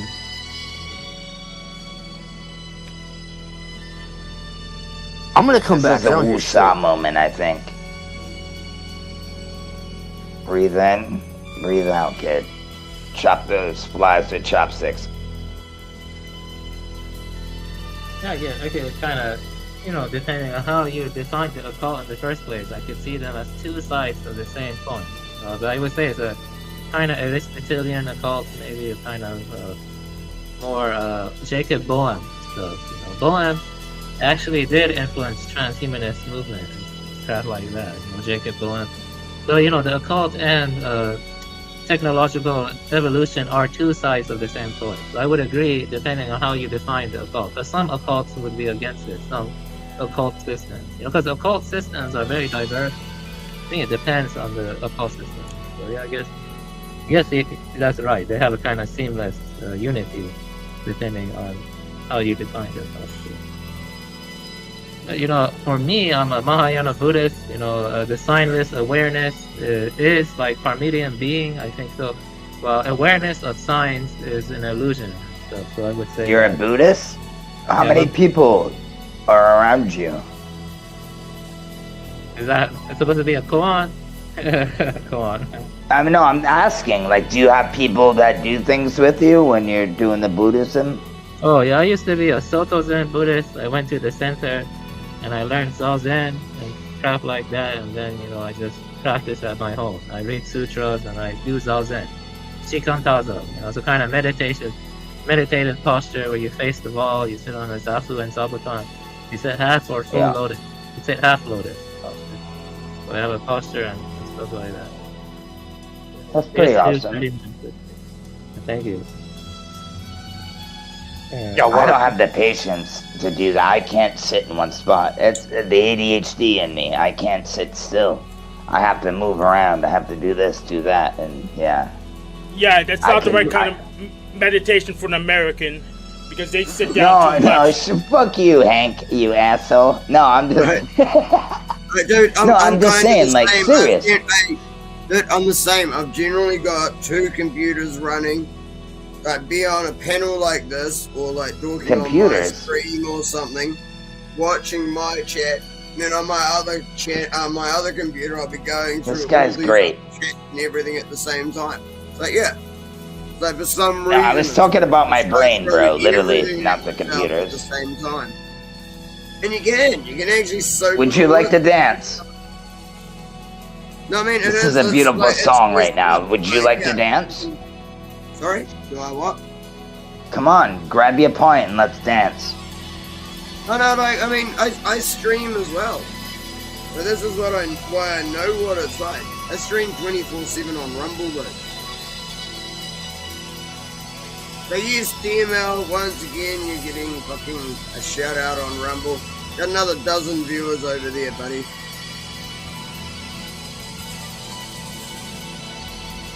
Yeah, if I'm ever on a panel, I'm allowed to stream.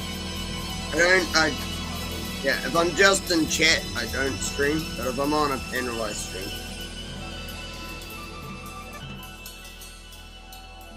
So yeah, welcome, Penoid. Yeah, what up? So it's another whole platform that TML's show's getting profiled on. And I post his link in my chat as well and told people to come over and join. I don't know if anyone has or not yet, though. I'll post it again. Let's see what happens. Rumble has a shitty platform. It's like Twitch. It's just the platform to use. Rumble's the user interface is user interface is trash.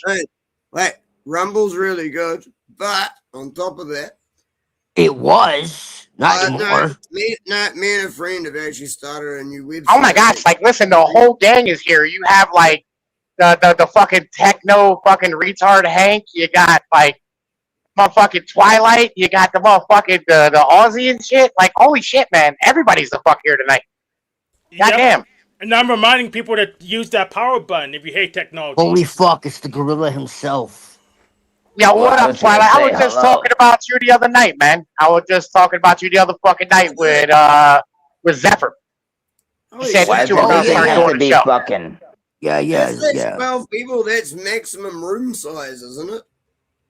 Unfortunately, I'm trying to research other means of having these meetings so we can have rooms that are bigger and easier to moderate.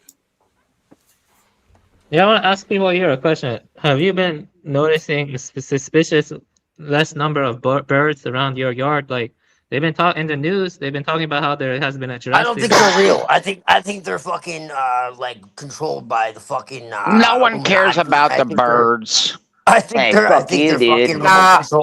Listen. I just bought a piece of land up in the mountains. Right, there's a lot of birds.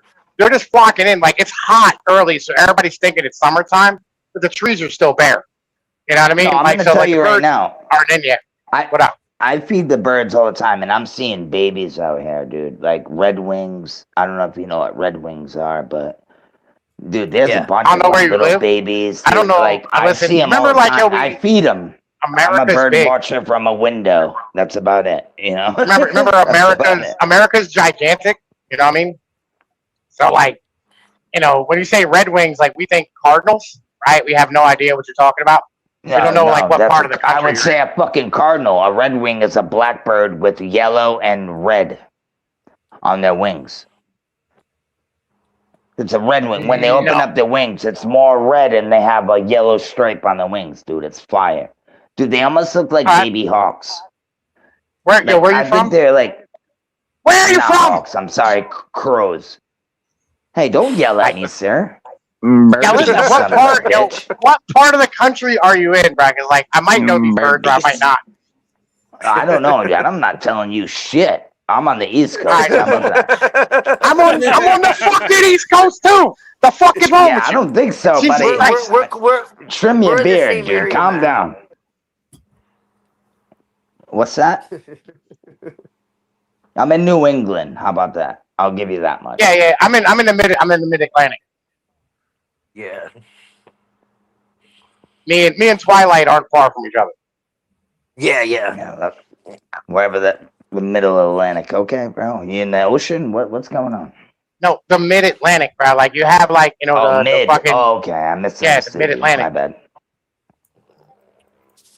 Yeah, listen, I got it, yo. I understand. Like y'all up there, you got cheese curds in your fucking ears all the time. I understand. You know, like. Y'all motherfuckers putting too much basil on your pizza. Cheese curls. Putting the sauce on top of the cheese and shit. Y'all put sauce on top of the cheese like some fucking weirdos, bro. I know what's going on up there. I don't eat pizza like that, bro. I don't know what you're talking about. But yeah, maybe you might be right. I have no idea. That's not me though. Yeah, listen, that's fine. You know what I mean? Like you up there in New England with, you know what I mean, all I'm those wasps and listening. shit.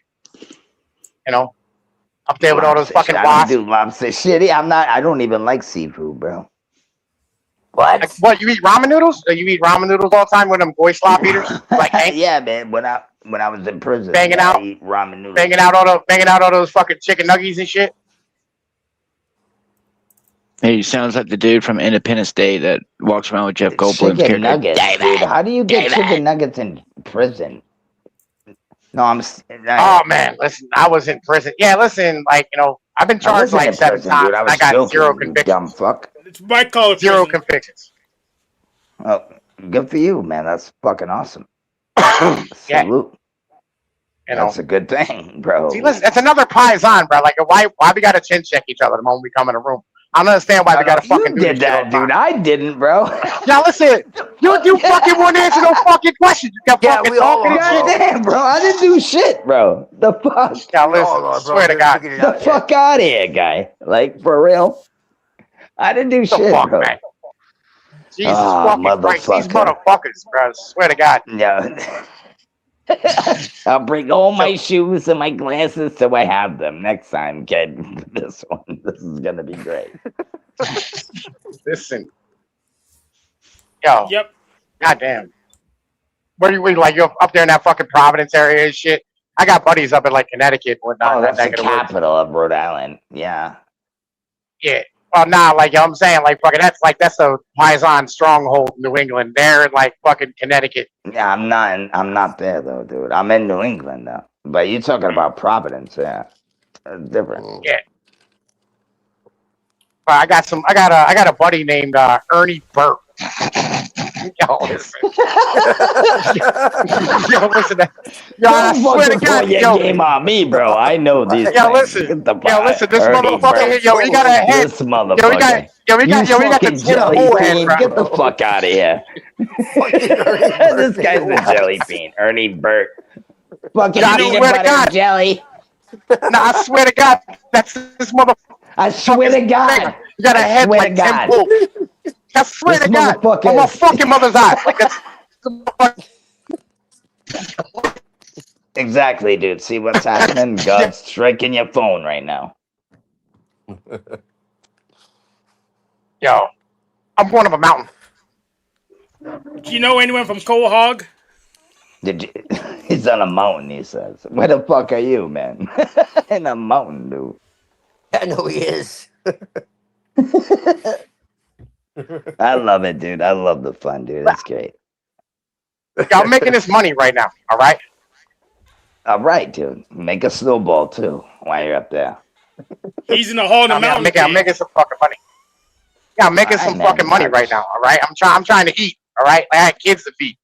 You know, I got 8 right, dude, go motherfucking to youngins Kill running Tony around. or something, dude. This is not the platform for joking around. No, it is. We just. It is the platform I don't for want to joking grab my around. balls. I don't want to grab your balls. We're not doing that.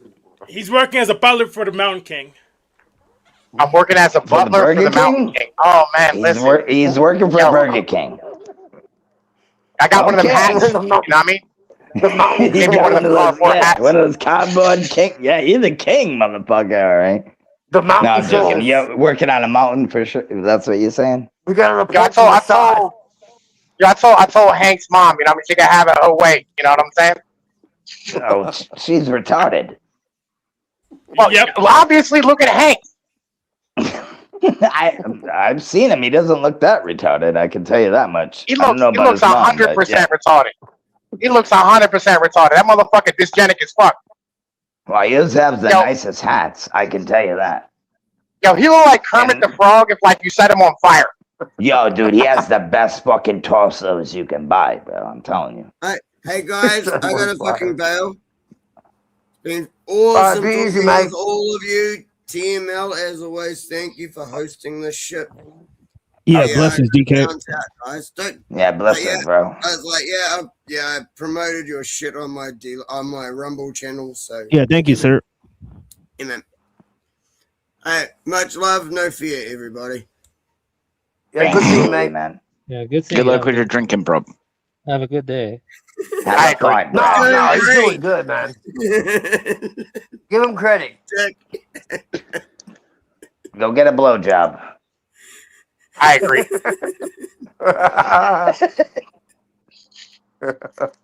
I'm sorry, TMO. I'm sorry, bro. Yo, so TMO, bro, you check out that video I sent you? Oh, that shit's funny.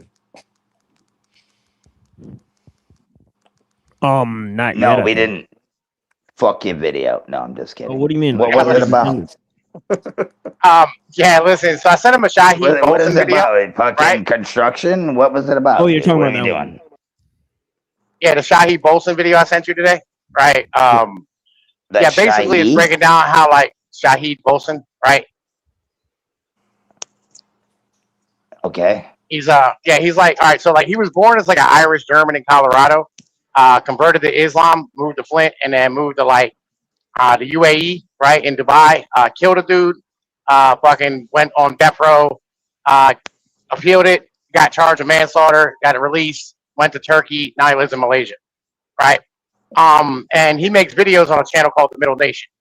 Now, everybody says like, yo, he's like Mossad because like he doesn't blame like sounds fucking like Rambo. Yeah, listen, I feel you, right? Yo, but here's yo, he sounds What like the Malcolm fuck? X. It doesn't even He sound sounds like Malcolm X. Yeah, I swear to God, yo, he's an Irish dude. He sounds just like Malcolm X. Identical to Malcolm X. I swear to Christ. He's a fucking fucking bananas. illegitimate child, bro. Yo, listen. Like, yo, you got to watch this motherfucker talk. He look just The like secret Malcolm. It's the fucking funniest bloodline, thing, bro. The secret Illuminati bloodline. Right, yo, but so, all right, so this dude here, like, yo, he breaks down like all these, like, he's like pro-Islam or whatever, right? And like, he's a Muslim, and you know, what I mean, he starts breaking down like economics from like an Islamic perspective, right? And like, I'm standing here and I can't find anything to argue with, which is why I sent it to TML. You know what I mean? Right. Because like, Know what I mean? I don't believe in motherfucking like Marxism as a thing, right? I think like that whole shit's like a giant ass psyop from the British, for sure, right? Yeah, I think libertarianism is a psyop from the British, right? Like from the city of London, right? Yep. Yeah, and so like, but the perspective is that you know you should have, you know, what I mean, you shouldn't do usury, of course. You know, what I mean, that's basic Muslim tenet, but also like the people who have the least amount of like skin in the game, right, and the least amount of like ability to like bear fucking problems, right, should have the least amount of risk, right? So like, say Well, like what you're do you coming in, you're follow? paying. Me, I'm a communitarian, right? That's my mentality. What the fuck is right? that? I'm sorry. Excuse my language. Yeah, What is I believe it. So I think communities, right, should have rights and be like treated as like entities rather than being treated as like people in them treated as individuals.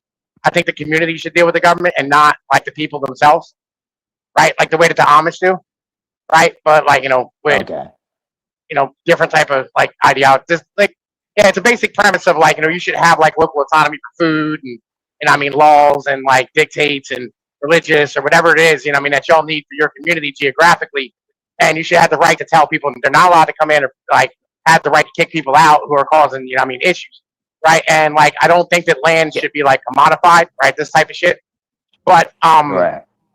yeah. So like, he starts getting into this shit, and he's like, you know, you should have less risk on people who are less able to like have risk, right? So for instance, if you're like an Uber driver, right, like the company shouldn't be like making you pay for your fucking car, right? When you're not the one who's really benefiting from the fucking service, right? You know what I mean? Like, it's like, you know, they're profiting billions of dollars while, you know what I mean, you're making, you know what I mean, like fucking, you know, 30 grand a fucking year. And if something bad happens and your car breaks down, all of a sudden, like, you're fucking bankrupt. Like, that shouldn't be a thing, right? Right. You know what shouldn't be a thing too? What up? If when you're with a woman and the woman doesn't pay anything, but the man gets kicked out, and the woman gets to stay there, right? Because they have kids, even though it's not, they're not they haven't tested yet if they're his kids yet. But he gets thrown out, dude. Yeah. But he makes too much money, so he can't get a lawyer, but she gets a free lawyer. You get what I'm saying? Listen, Yeah, fuck that. Fuck that shit. 2005's Fathers for Justice called. Like, listen, you know, I mean, they want to have a conversation with you. Like, bro, listen, you want to go back to MGTOW days, we can. You know what I mean? Like, fucking, I was I'm with just her bringing it up, dude. I don't day. think anything's gonna change no matter what we do. Only we can change I feel you. ourselves, dude. I feel you, but like, we're here. You know what I mean? Yes, we do need communities. We need to work together and come together. I believe in that. Absolutely. Yeah. But there are communities that exist today that can kick people out. There's homeowners associations, apartment complexes. They can kick people out. That's a step in the right direction. What do you guys believe? I think it would be less dangerous. We need full-on nanny state shit. Shout out to Martha I want to ask Stewart. TML this. Actually, I want to ask TML this. Like, I truly believe if we were actually free, and like maybe like I wouldn't say Walking Dead shit, but like in a community, I think less violence would happen because we would all stick together than there is now. But then again, yeah, we'd have street justice. Yeah. Yeah, well, like, you know what I'm so saying? the problem is like the algorithms are tailoring like our interests and like giving us like shit that like allows us to like stand here and, you know what I mean, like feel good about our own thoughts, and it's individually tailored to each of us. So like all of us are no longer like sharing culture or anything like this. Like America's not it's not a nation. It's a goddamn it's an economic zone. Right, but like Pennsylvania's a sort of kind of nation, right? Like we have cultures, we have people, we have like landed motherfucking like human beings who have been there. It's not, it's not. Yeah, like the Midwest don't have any culture of their own. Yeah, you're in New England. People have been there for 500 years in New England. Yeah, we're the oldest. Yeah, so yeah. Same here, right? Like Pennsylvania, like William Penn set down the Charter of Rights and Privileges in 1689, right? You know what I mean? And Thomas Jefferson like copied the Constitution off of the motherfucking the Pennsylvania Rights and Privileges Charter, right? Yeah, George Washington was a Mason. Like it's all Masonry. No one cares. Like outside my house, like talking about like underground fucking like caverns and shit, and like different wars and shit. So yeah, there's deep history. It's never gonna end, though. You know what I'm saying? I think it's meant to be this way. Deep. No, the problem is the problem. Philadelphia is the brotherhood. The city, the brotherhood of love. Whatever the fuck. The Philly, the actual original capital before DC. So yeah. Yeah. Right. Well, Rhode Island and Massachusetts, and dude, they're the oldest, dude. And then you got Delaware, and then like they're the oldest. Dude, New England is the oldest of America. Like. Oldest of the oldest, 16 some shit, bro. So like, like the Italians brought the motherfucking English here, and like, well, that's what they don't talk about. That's what they don't talk about. It wasn't just brown people, dude. It was Irish and Italians. Yes, absolutely. Correct. No. We literally brought the English here, right? Like fucking Giovanni Caputo, right? The first person to land foot on America was John Cabot, right? And Giovanni Caputo was his real name. He was a Venetian fucking sailor. Yep. Yeah. Right. Yeah. And I mean, and then his son, I forget his first name, but like his last name was Caputo too. He founded motherfucking like a lot of Canada, right? All that Hudson Bay shit, that was him. But you got to think about it, dude. Like I think about everything. I'm sorry, it's my ADHD, bro. I just go crazy, but. Like everything that's going on, it's funny how we fight wars, right? But we put out all our business online. It's fucking amazing to me. Like everything is known, dude. How much debt we're in, how fucked we are. It's funny, and they all sit at a table. We're not going. Nope, we're not going to fuck with Antarctica. We're not fucking with Antarctica. We all believe in that one, right? Do you see the? It's all bullshit, dude. The debt doesn't really matter, bro. The debt doesn't really matter. That's what they want you to think. No, that's true. No, I'm not giving up on that. No, shit. you can't have debt on -1. Like it's impossible. Like listen, literally, like 1971. The problem is, petrodollar. The debt is assets. Based in usury. You can't subtract from a negative, bro. It's impossible. No, listen. The debt and all that good stuff. Yeah. The debt is assets is the issue, right? So like the banks and other countries hold America's debt as an asset. It's like the gold, right? We lease our gold out. Do you know about gold leasing? right? Like literally, like all the gold that we 1971, have. they stopped, bro, backing. No. the shit. You don't understand. Like we lease the gold out, right? Like other countries get contracts on our release. I'm gold. saying the dollar is not backed by gold and silver anymore. It's a petrodollar. You can't. You fucking literally cannot. Countries, Japan, Iran, stop using the dollar. We are fucked, dude. It's a petrodollar. Listen, I think they're doing it on purpose to bring the digital ID and all that. No. The baby boomers were too big of a generation to have a gold standard, right? Like you needed more capital than was capable of being mined out of the fucking ground. Oh god! Right, like in order to print more money, right? You'd have to go mining, right, and find more gold. Print more money. They did. No. You don't understand. Like, listen. No, you don't. As the baby boomers, okay, listen. So look. Imagine that, like every year. I know you're not a baby boomer. I'm not a boomer. I'm not saying you're a boomer. I'm saying that the baby boomers were such a large generation that in order to cover them to be able to have houses and cars. I'm talking to you, right? I'm talking right now. Please stop talking.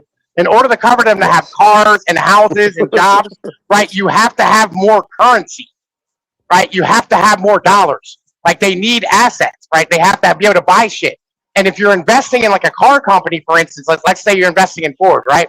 Or you own Ford. Did you hear what I right? just said? Every year, if the cars cost less money because the dollar was more expensive because it had more value because more people needed it, you would actually, in real terms, lose fucking money, right? This is the fucking problem.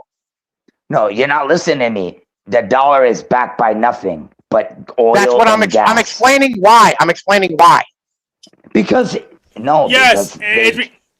make it simple, public debt is it's private not backed assets. by gold and silver anymore. Yeah, that's the point. We couldn't bury gold and silver because when we weren't working, we wouldn't make food. We all die out. No, because people are dumb. No, if we didn't do it the way we did it, people would just stop working. Dumb, for sure. Dude, you really?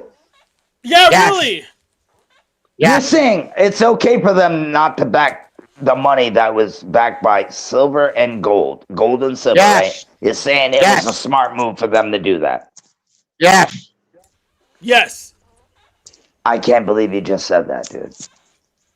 Yeah, this is a psyop. No, wait, you don't understand this is a psyop. Listen, the problem is when you have... It's not backed by anything, dude. They keep printing more money. This is... Wait, you don't understand. More people, right, need more money. They need more actual dollars. And if you can't print more money... How do you get more money, bro? What are you talking about, bro? You gotta work your ass off these days, dude, to get more money. No. And it's worth shit. Okay, it's not backed by listen. anything. Imagine, so imagine you're like two people and there's $10 in the economy, right? And like you each have $5. Now, if there's two more people, all of a sudden you only have $2.50 each of you. This is the issue with silver and gold. Like family-wise. Yeah, I get what you're saying. Yeah, right? Right, you need more currency. You need to be able to have $10 because all of a sudden, yeah, but you're missing a big point.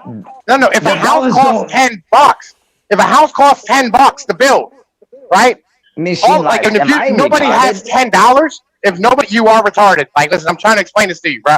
You understand? If you don't have more money, the dollar is nothing but printed and backed by nothing. I guess I'm retarded, and it means nothing. All because if money Iran stops buying oil in Japan and Asia and all these motherfuckers, dude, if they stop if they go to the yang, we're fucked, dude. Yeah, but there's because it's a petrodollar. It's not backed by anything but oil and gas. If people made more by selling the currency instead of working, the farmers would just not make food because they make more money. You can work all you want. The dollar doesn't mean shit. It's backed by nothing. Only your sweat and tears and blood, bro. That's it. Exactly. I feel like that's the point.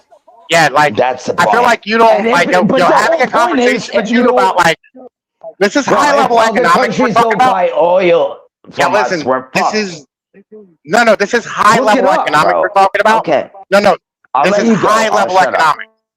All right, again, so listen, if you don't have more currency coming out and you have an expanding population, all right, that currency becomes more valuable. All right, so basically the things that you used to be able to buy, right, and it cost $2, all of a sudden now they cost 50 cents. But the guy selling the fucking bread is getting less money. Because that shit costs 50 cents because that 50 cents is worth more money. because there's more people and has more demand. You have to fucking print more money when you have more people just to keep the economy. I understand that, dude, and I'm telling you that it's backed by nothing. Yes, and they'll Only the refuse to sell the people. bread. They'll stop selling the bread. You're not everyone getting will what I'm starve. trying to sell you, bro. I guess. No. We understand. We understand what you're saying, right? But you're not understanding that We're getting more debt. There's not enough gold. There's not enough gold and silver to back it.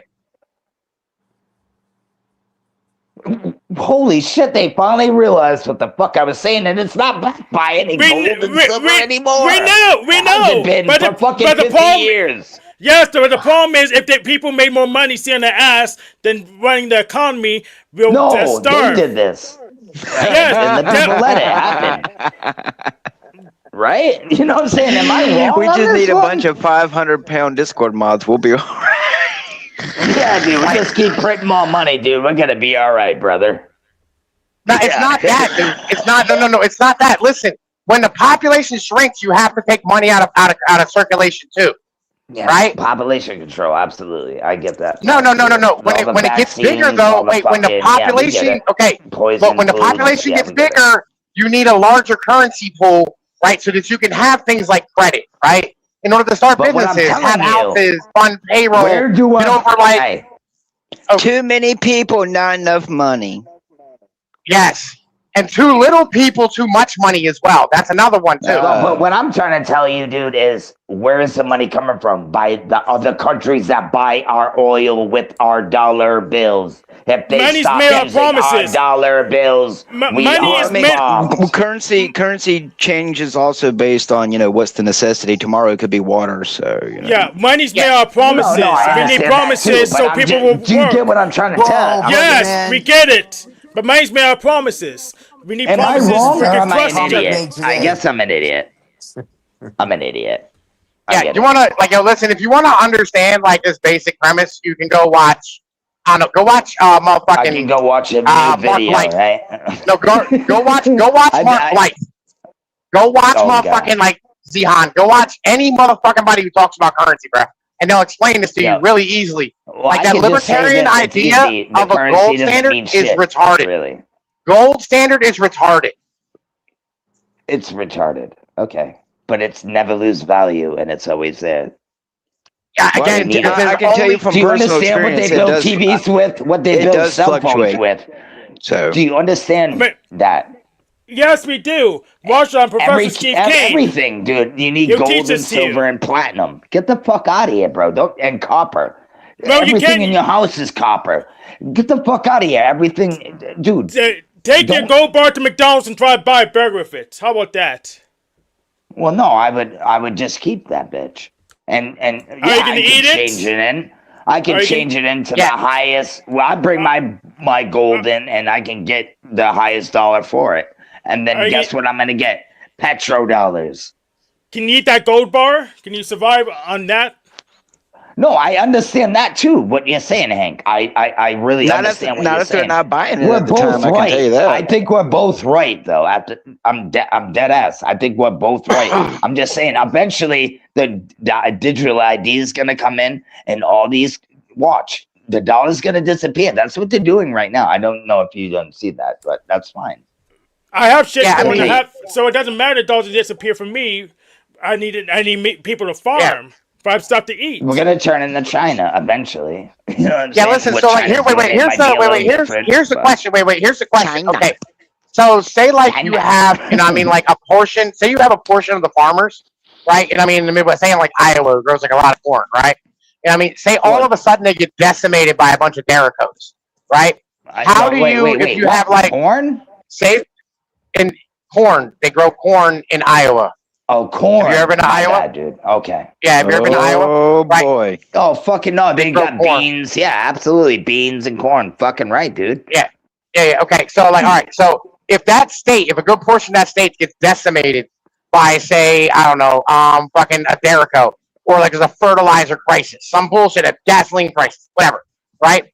And all of a sudden they can't farm for a year, right? They can't farm for a year. How do you float them How do you float them?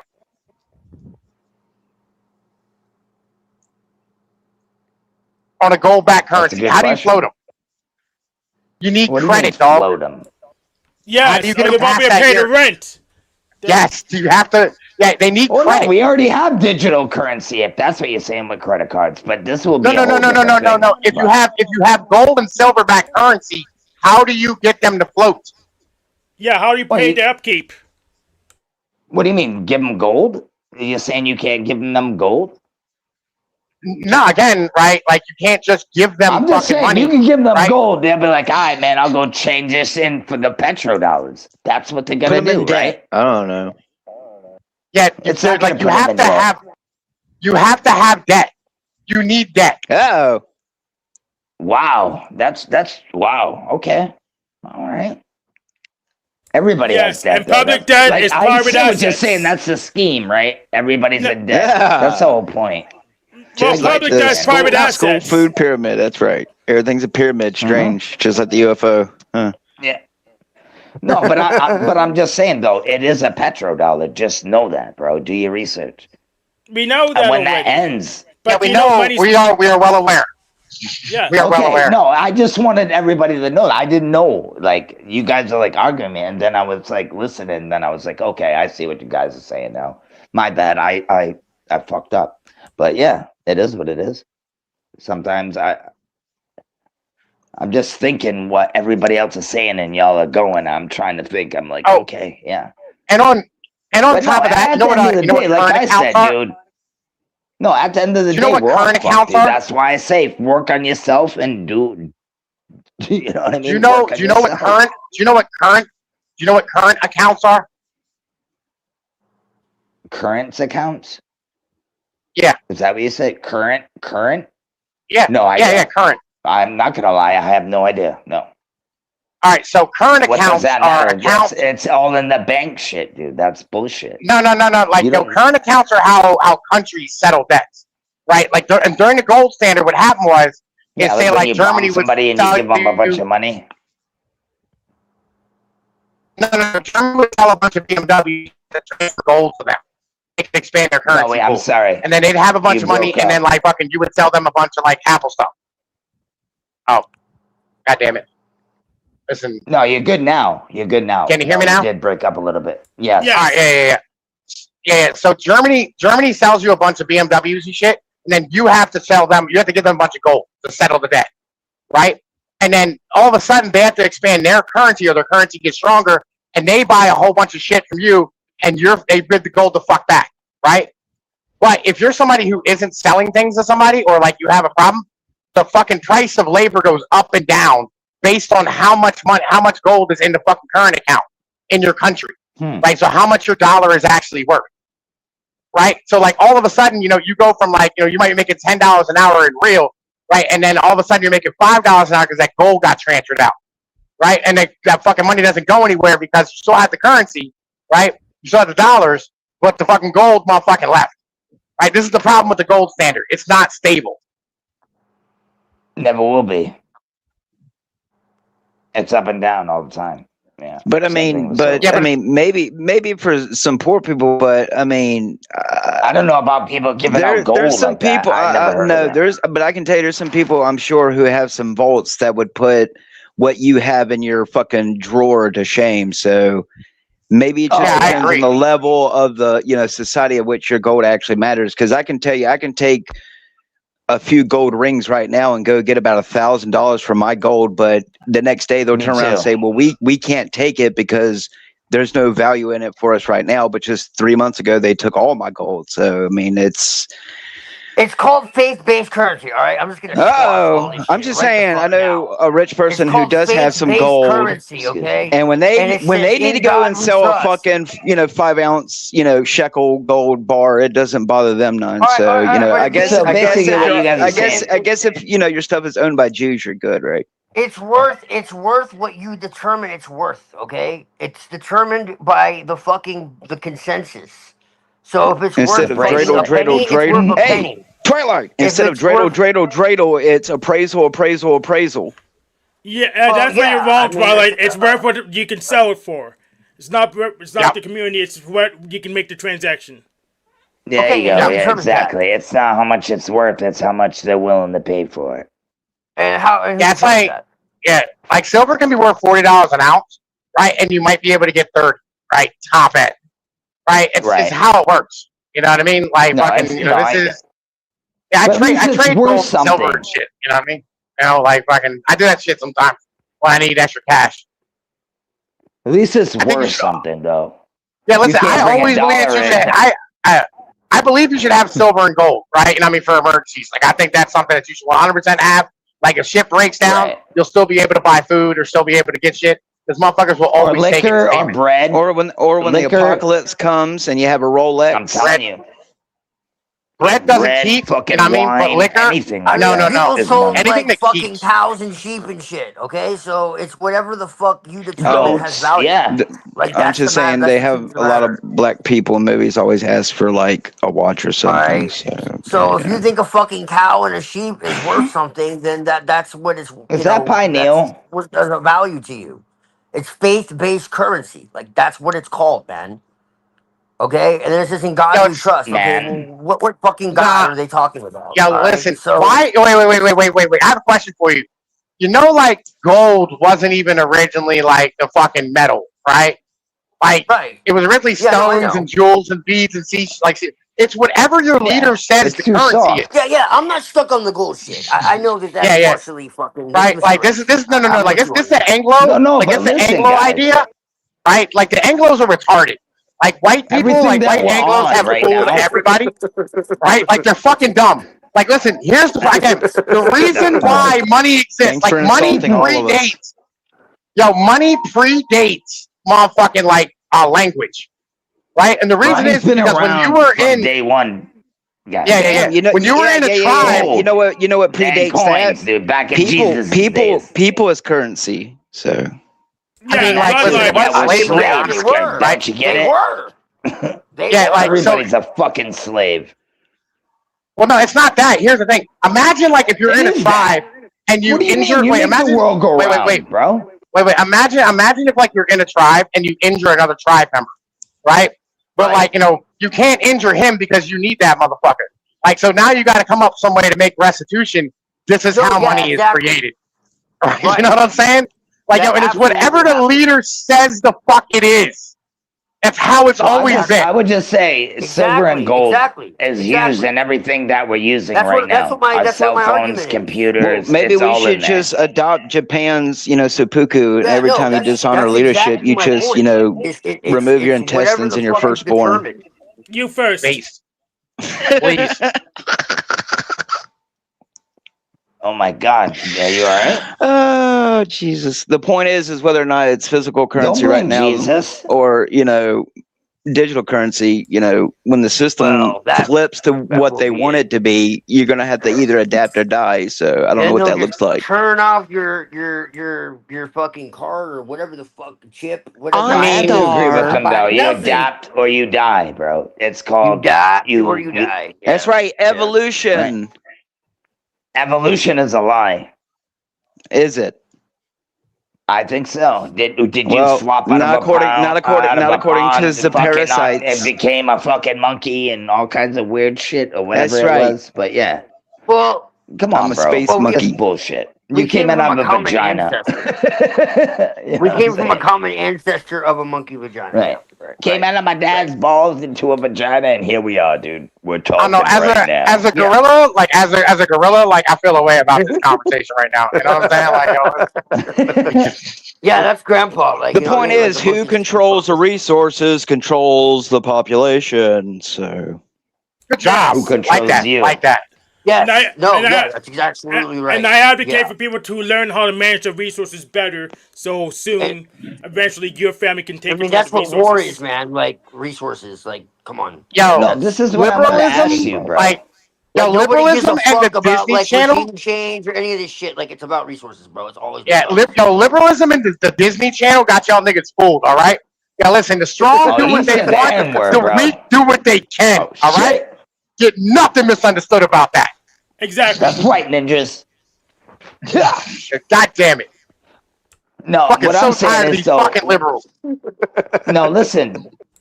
Fuck you, liberals. I'm just me. No, I'm just kidding. No, you are I'm a not liberal. I don't. You are a liberal. I'm just saying, 100%. like, This is the best Let's go to way America be Hokkaido. ran Let's right go now. to Who's gonna do it Hokkaido. better? I That's prefer what I would Liberalism is say. the cancer. Who We is can gonna all do agree it on that. better? Who's gonna do it fucking better? The way it's ran right now. Imagine handing all these people worldwide. I'm just saying the whole world, right? I'm bringing in the whole world, right? How would you manage all that, dude? That is fucking crazy. That's what I would say. But yeah, I'm not a I universalist. mean, you got to bro. admit though, I don't it's believe in crazy, but universalism. it's kind of okay, but it's kind of not. It's shitty. Yes. Do you know what I'm saying?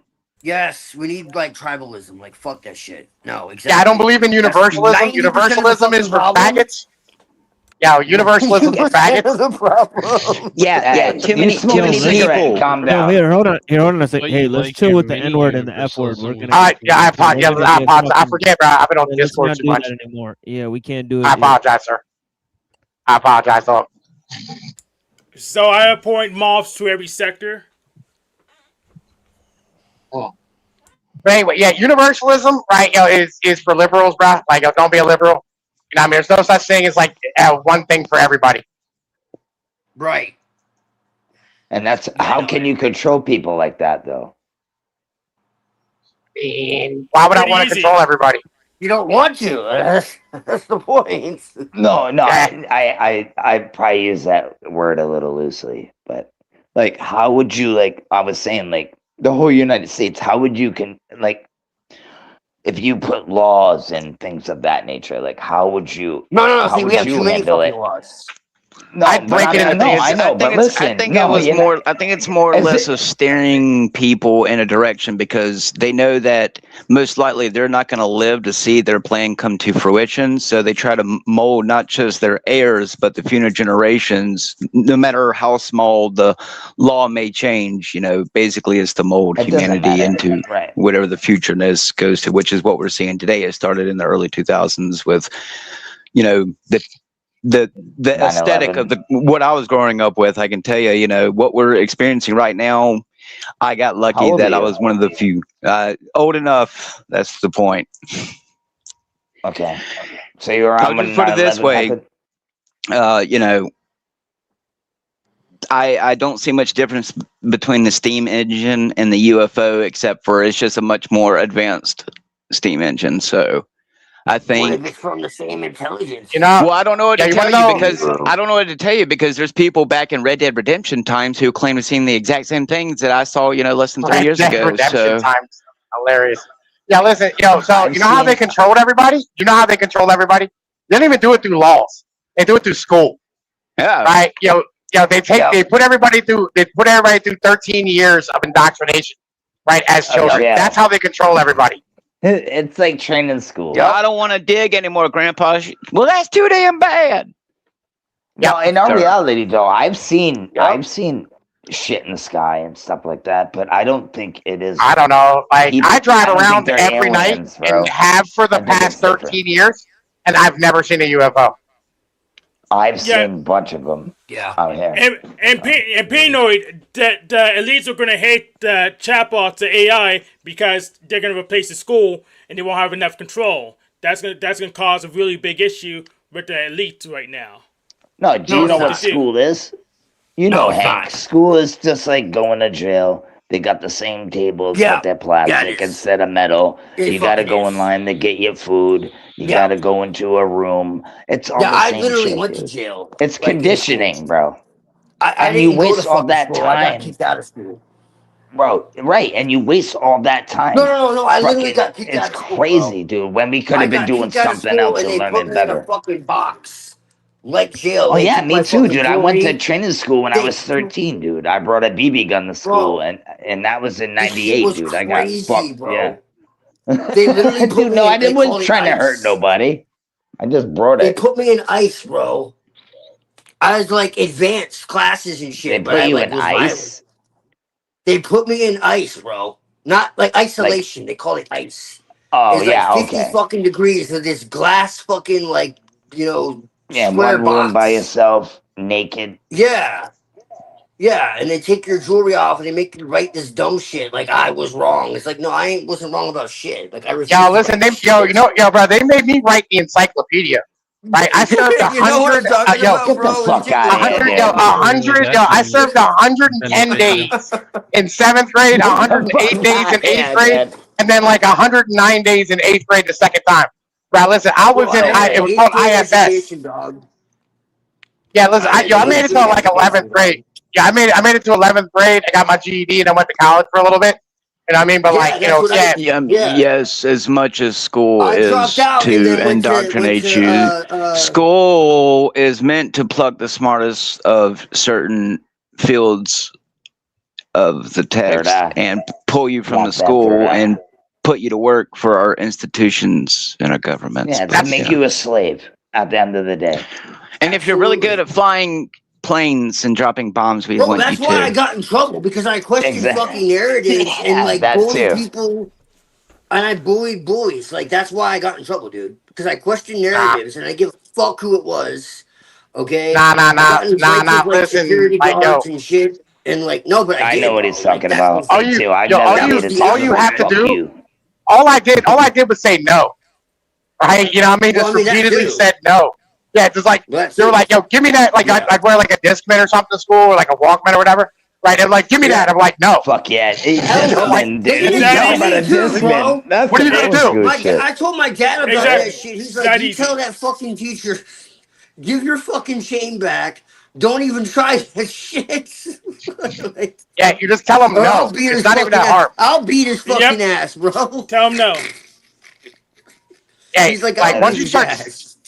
once you start saying no, you know what I mean? Like, oh, they got a problem with you. You know what I mean? Like, if you just Bro, don't comply, they don't know what to do with you. Fucking serious problem, bro. Hey, no, it's serious question. Where do you guys think the dollar's going now? I don't think it's gonna exist very much longer. I mean, you see what Trump and Elon and all them, like, you know, when Trump was like running, dude, they had this like big, like fucking, like money giveaway essentially. Like that shit was fucking suspicious. After that, I knew something was very wrong. I think money is a Elon was- goddamn facade, but yeah. Elon- Anyway, Elon was AI literally, are capable of going rogue now and mining their own, Bitcoin if they want. So Well, no, they aren't. Elon No, was hold it. literally giving Hold Bitcoin it. to like supporters of like Trump and shit, dude. Hold it. No, it's not. It's a Digital. trick. It's a trick. It's a lie. They're puppets. They're gonna pretend Mama! that they're gonna pretend that they go alive and do stuff on their own, but they're programmed puppets. They're just there to take the blame for some Uh-oh. benefits. They're Let me literally say just that grab again. databases. Let me They're say that again. chappos. Elon Musk well, was all I giving know is that all it Bitcoin takes away. is changing like 2 letters in a code, and someone can accidentally deposit $100 million Giving Dogecoin in my away. account. So what's money? It's an index in a database. It's an object in a spreadsheet. That's what money is. I mean, do you know what? You know, wait. You know what the definition of money is, bro? Right? It's a unit of measure. It's a unit of storage, right? And it's a unit of account, right? You know what I mean? That's literally like that's all money has ever been, right? Like ever, right? But like right now, like the storage of value part is the issue, right? It's not a store of value anymore, right? So like it's just a unit of measure, right? And like that's all money really has ever been, is a unit of measure. And like as long as you understand it, like that's all this is, like you can get along about the shit, bro. Like why are you so worried about like money being worthless? Like money's always been like declining in value, right? Yeah. Just how it works. Yeah, the values from making is being production. It's production's where the value is. You gotta keep that money productive. Get your stuff moving. That's right. So go open up an OnlyFans. Which brings us back to the original, right? Like the original Shaheed Bolson video I was watching, right? It was literally talking about like how like you shouldn't have people who just have wealth and then like continue to gain more wealth by like just loaning money the fuck out and then earning money on their money, right? That should probably be illegal. Exactly. You know what I mean? That should be illegal. We have antitrust. We just enforce the laws on the books. I mean, federal agencies let the mafia operate with, impunity. Stop being so. animals one at a time. Whoa, the mafia were like the good guys, all right? So let's not. No, that's right. Awesome. Like And skunk okay, butt rub. let's look in history, like who the mafia's fucking like enemies were. Okay, Holmes. Let's keep it above. Okay, Holmes, one at a time, my friend. Like let's just look at the history of that. It was like the FBI and shit. All right, so let's just like think and the about drug companies, they didn't like the legal ones coming in and competing. Right, Yeah. right, So right. like, Yeah, who yeah. writes the And fucking just like we history, said not man? long ago, we also grew up, in a time of where, the dare lion used to wear a shirt that said "Don't do drugs," and now everyone's, falling over, cracking off on fentanyl. Yeah, well, So Dare was not That's ever meant to Oh keep shit, kids off dude. drugs, bro. That's a good. let's That's a also good one, dude. let's also be perfectly No, you're honest. right. Like once they took out the mafia, Walmart and Dollar General moved in. And I mean, when the mafia was Exactly, there, there How bro. was did that no come way into you were going to play? have some national conglomerate coming in and taking out the Exactly, local Dare bro. to fucking grocery. mafia. Okay. And You the know what I mean? The fucking mafia. yeah, unions, well, bro. We need to bring back the unions most for mafia real. now make their money on actions that is considered deplorable, and you only see it in movies like Equalizer. So Well, let's not dude, get No, on that's that because that's subject it's not now. the actually not true. actual, That's like, not true. The original majority mafia. of No, mafias now actually, it are kind like, of is, dude. no, no, no, Mafia's kind no, of no, no, died down a little bit, dude. I'm telling no, no. you. Like the Okay. mafia is still around, bro. Well, But you like, you see all obviously have these. never, had a escort service, so Okay, yeah. Listen. So anyway, right? You Bro, want to we talk can to like somebody go who's into like a actual like 6-hour thing family? about the mafia, Yeah, bro. yeah. Like Nothing, the one like at a time, again, guys. my family. Again, What my the family. Like fuck? what they did I'm was taking is all they your took their silver and money. gold right now. Right. They took their money and they invested it One into at a like time, sir. commercial real estate, like fucking car dealerships, things that like banking, right? Like when you go into like borrow again, you go get a car from Carvana. The bank you're using for Carvana is a mafia bank, right? When you have like when you have your local like those big ass warehouses being put in, right? Those are being held by like old mafia families. Like that's where this Yeah, money Bank went. of That's where the America. mafia went to. Yeah. Yeah, Bank of mostly America. Look at legitimate the history of businesses, it. which the correspondent is exempt from. Do not that's right. You got to articulate to accumulate. Yeah, we need to Yeah. bring back unions, like full scale, like. Yeah. Yeah. Like as a And people as a actually head, have some you want fucking to security. you want So to you can- control. If you want to control government spending and money printing, bring back Yeah. unions because the That's unions it. pull the money from the See? corporate and the stock class down to themselves, which puts the money into high circulation, right? And then ends up driving demand, which ends up causing inflation, right? And if that Yeah. action is immediate, the government can no longer just print money as it wants to. That's how you control the government is with Yeah. unions. Yeah, we did it. We Yes. fucking did it.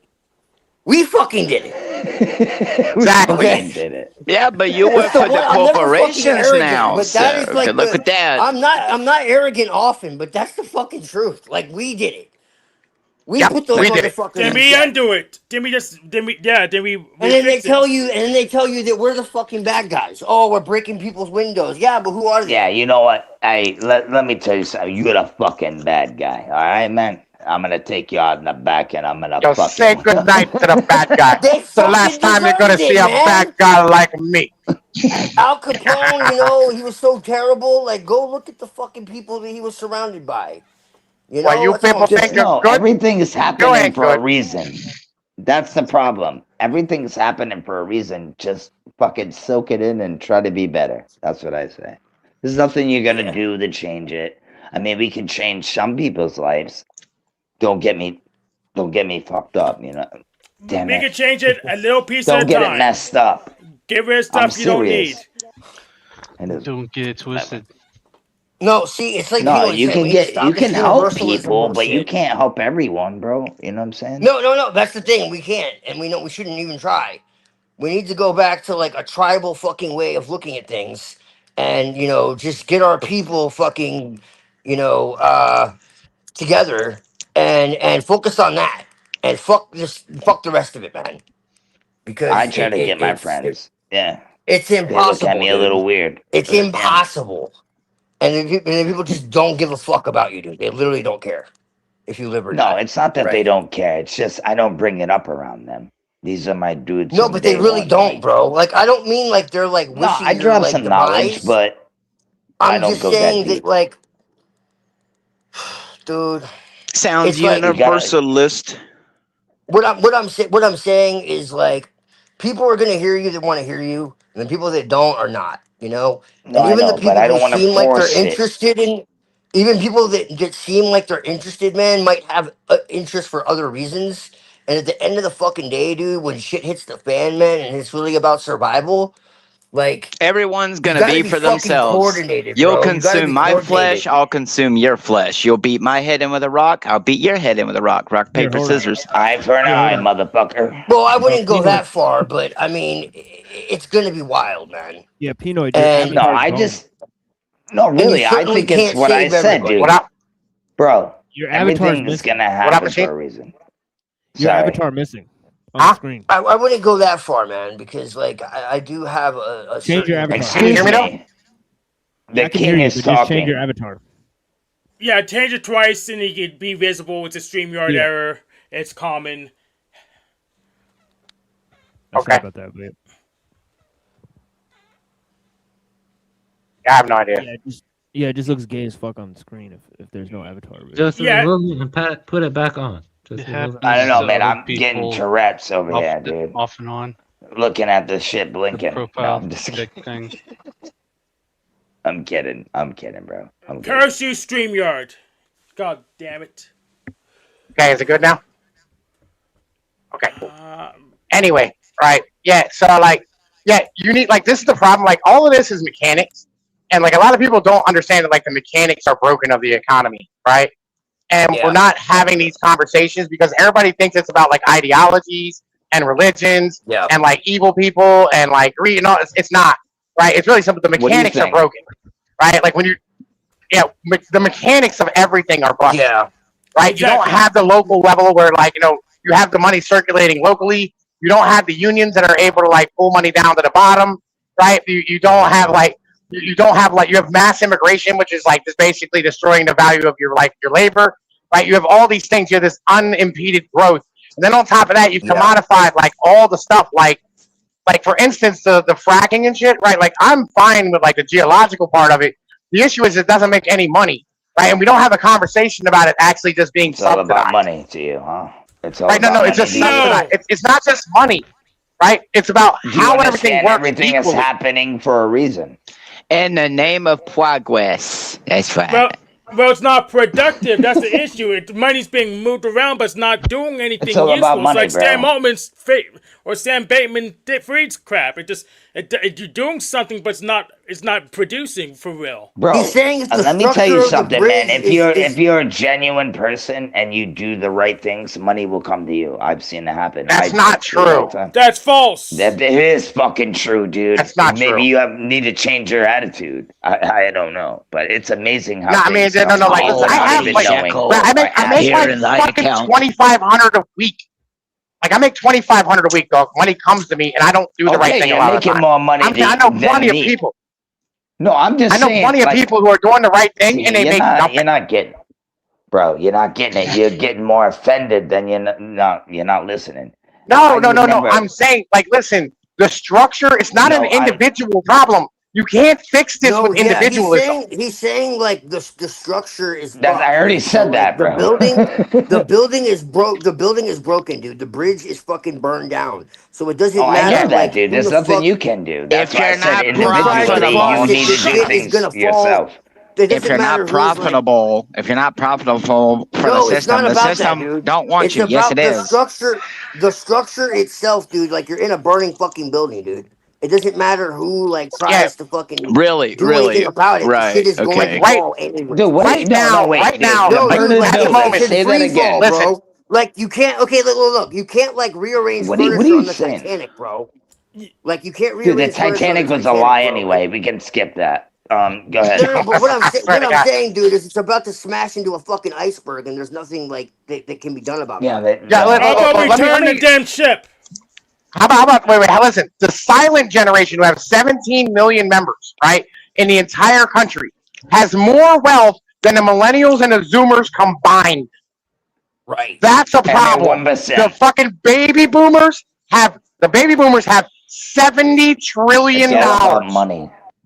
Okay, What the about baby money? boomers have 70 trillion. Got that shit, bro. Yo, the millennials and Zoomers together have 16 trillion. The fucking silent generation has 17 trillion. They're almost all dead. This is the problem. The generational contract has been broken, right? And there's no way to pull that money from the baby boomers in their retirement accounts, which, by the way, shouldn't exist too, right? The idea that you should retire like by yourself as an individual is dumb, right? That shouldn't be a thing. You should retire with your family. And that way, like Yes. that whole you treat children well, so they treat you well when you're old. I mean, that contract needs to be Still doesn't reinstated, matter. and the money needs pulled down to the working class who have the children that need to be like productive. That's the issue. The whole thing's Right. busted. It's not an Yeah. individual problem. This is a fucking giant dynamic problem. So will the problem Yeah. fix itself? We just let And the it money be started destroyed. back in the day, bro. All Yes, the way up but- to now. Yeah. So if we let the assigned generation die with the money, will the Because problem we fix let it itself? happen and nobody said anything. And nobody standed up. Nobody wanted to say anything because people are scared. No, we're saying shit now. boomers outvoted everybody for this. Doesn't that voted? What is voted? Dude, I should smack you right in the head right now, but I'll give you a handshake. I'm telling you right now, dude. Voting is doesn't do anything, bro.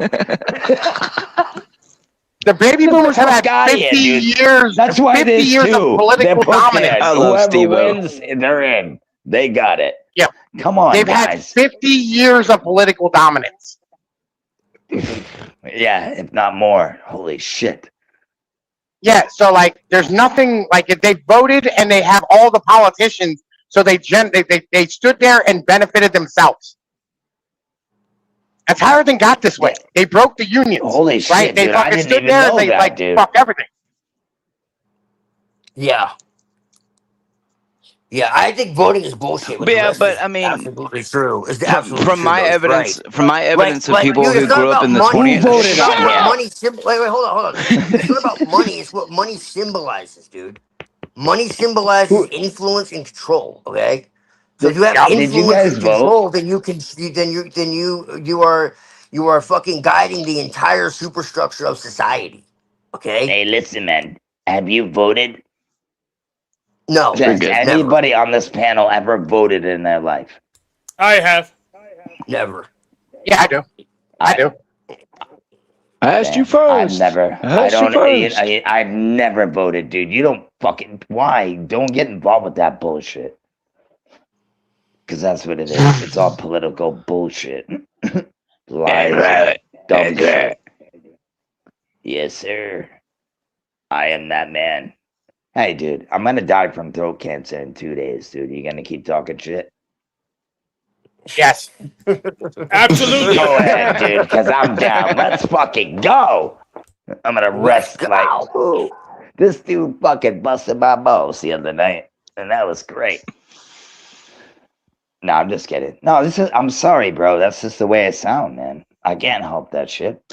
I don't have throat cancer. Not yet, anyway. But we'll check it eventually. Not that you know of. No, I don't. You son of a bitch. He's like, You sound like the counselor. Yeah, you sound like the counselor from Independence Day. Oh, dude, I don't know. I don't watch movies like that. I know the I'm movie old. that you talk about. I never watched it though. I don't watch shit like Yeah, that. I'm old, bro. Like I'm old as fuck. I'm all you know about what I mean? music. Yeah. Yeah, I'm about music too. Right? I make music. Yeah. Nice, bro. I just freestyle, man. I can't write that well, so I write learned well. how to just do it in my head. I've been trying to learn how to make beats. I'm not good. Yeah, I wanted to learn how to do that too, bro. Like, I'm not even joking. Like, I got a laptop. I gotta get a program and start learning how to do that. It's fire. Yeah. Like I'm pretty good in Audacity, but like I suck, right? When it comes to like making the beat. You know, I be trying though. I be trying. No, dude, you just keep going, bro, and you get better in time, man. We all suck at some point, right? That's right. No, Beat the meat. It gets better in time the more you try. I Have you said tried no, Audible? okay. I know, like I write a lot. I'm writing a novel at the moment, and I write articles. Like I try to do it every day, but like I be busy. Like I just bought a piece of land, but I got 8 kids. You know what I mean? I got a lot of stuff going on. Work like Know what I 60 hours a mean? week. East Coast. You're from the East Coast, dude. Stop lying. I told you. Not a mean. Not a mean. Not a mean. Nada. Nah, it's all Right. good, bro. Yeah, I mean, right? So like, yeah, like you know, I'm busy. Got a lot of stuff going on at the moment. I ain't made beats in a while. Like I just be busy doing other shit. You know, I got like 2 females and shit. You know what I mean? I'm busy. Yeah, I got 2 females and shit. We getting it on. I do what you gotta do. I got a broad down in Philly. I got a joint up here. You know what I mean? I try to get everything squared away. I got a little piece of land from a form my own little cult. I got like I got my own I got my own church. You know, I got things I'm doing. I bet you got a jet too, kid. You just rubbing that bitch, huh? And you just shining it up. Of course. I'm just kidding. Of Right. course. Anyway. Kid. Horsey Right. guys, So like, let's you gotta teach them the gospel, Genoid. yeah. Listen. You know, I mean, the Church of Jesus Christ is not a bitch made N-word, right? It's like the best church that was ever made. All right. Now, I mean, Jesus said, if you have a cloak and don't have a sword, sell your cloak and buy a sword. In the eternal words of 50 Cent, the modern day prophet, get your strap. You know, this is how it works. Yeah, eye for an eye, too. Like as a pan-gender Bolivian flute playing gorilla king whose proper pronouns the pimp named Swords and Slickback. shit. Yeah, you got to get it straight.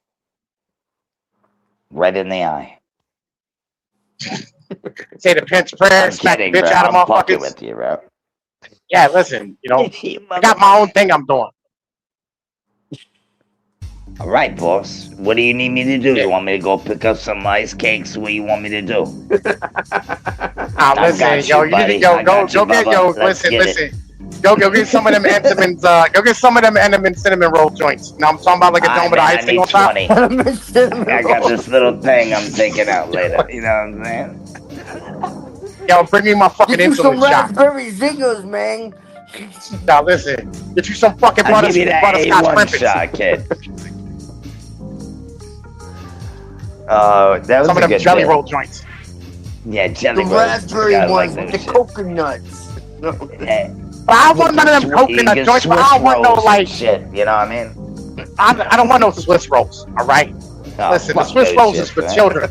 Grow up and don't motherfucker know. eat the butterscotch crimpets, or them peanut butter candy cake joints. Yeah.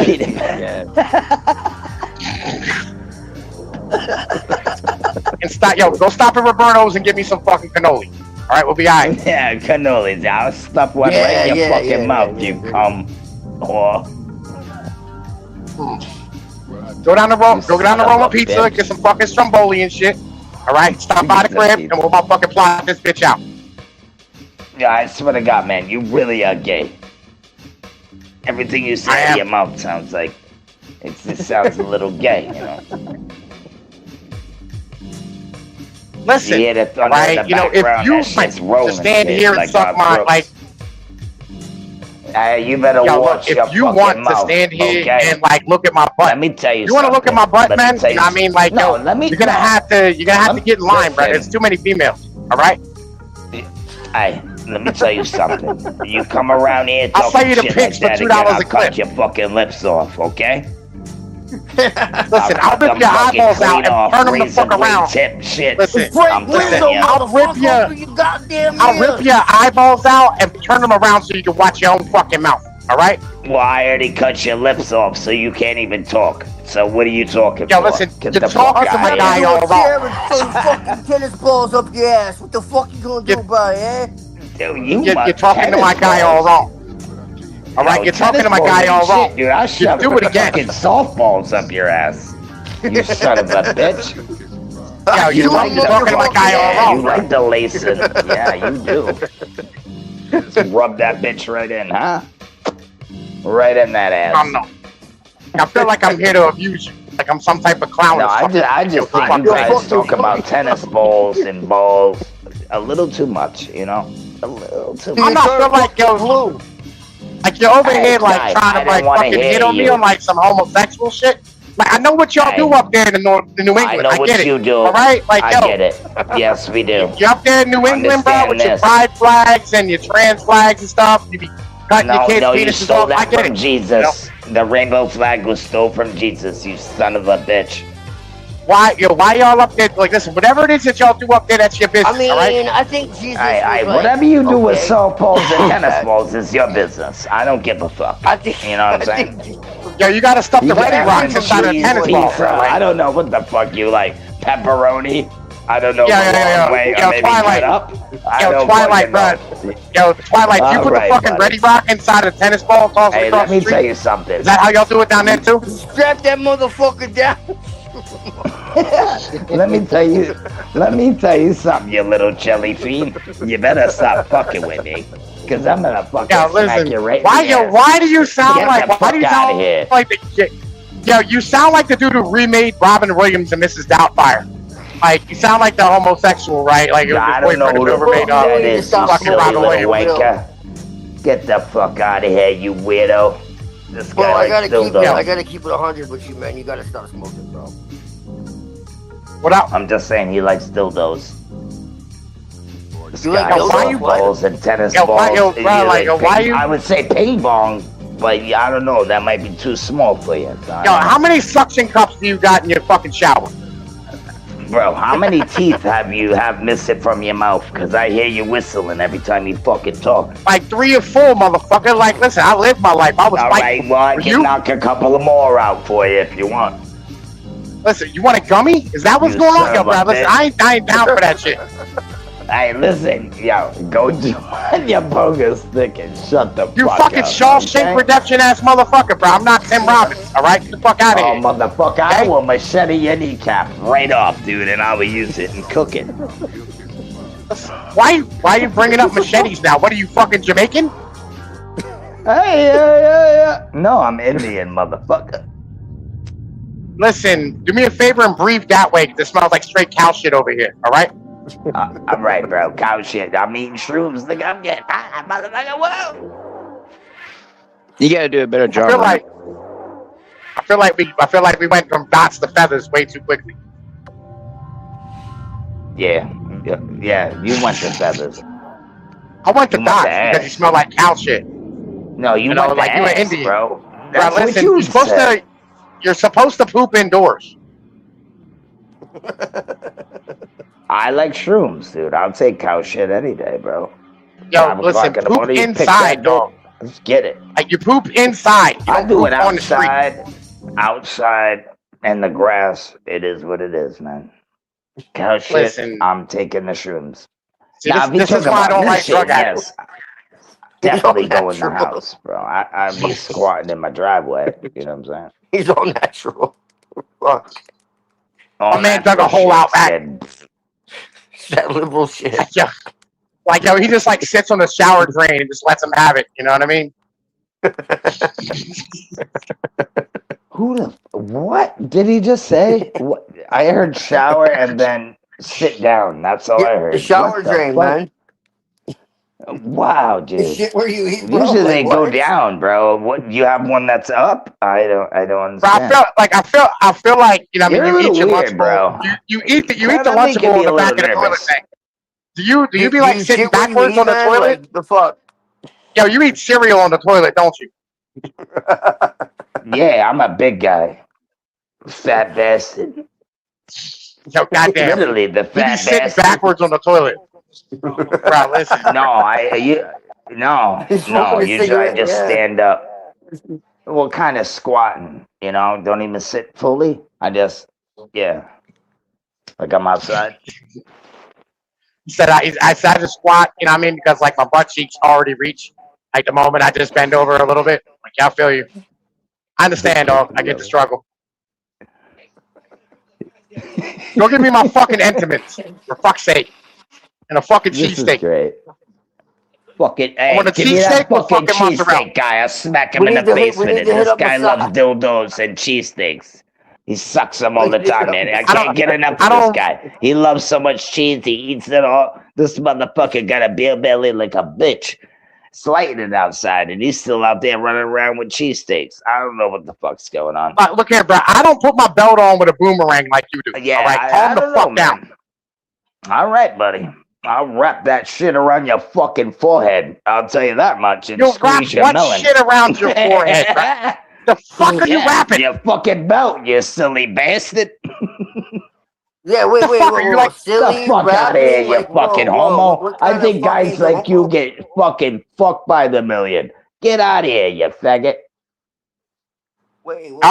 Easy on the F word, bro. Like, listen, YouTube. I had YouTube, cigarettes. I'm sorry. It was a cigarette in French. My bad. Yeah, listen, it happens. Allegedly. You know what I mean? Yeah, it happened Okay. allegedly.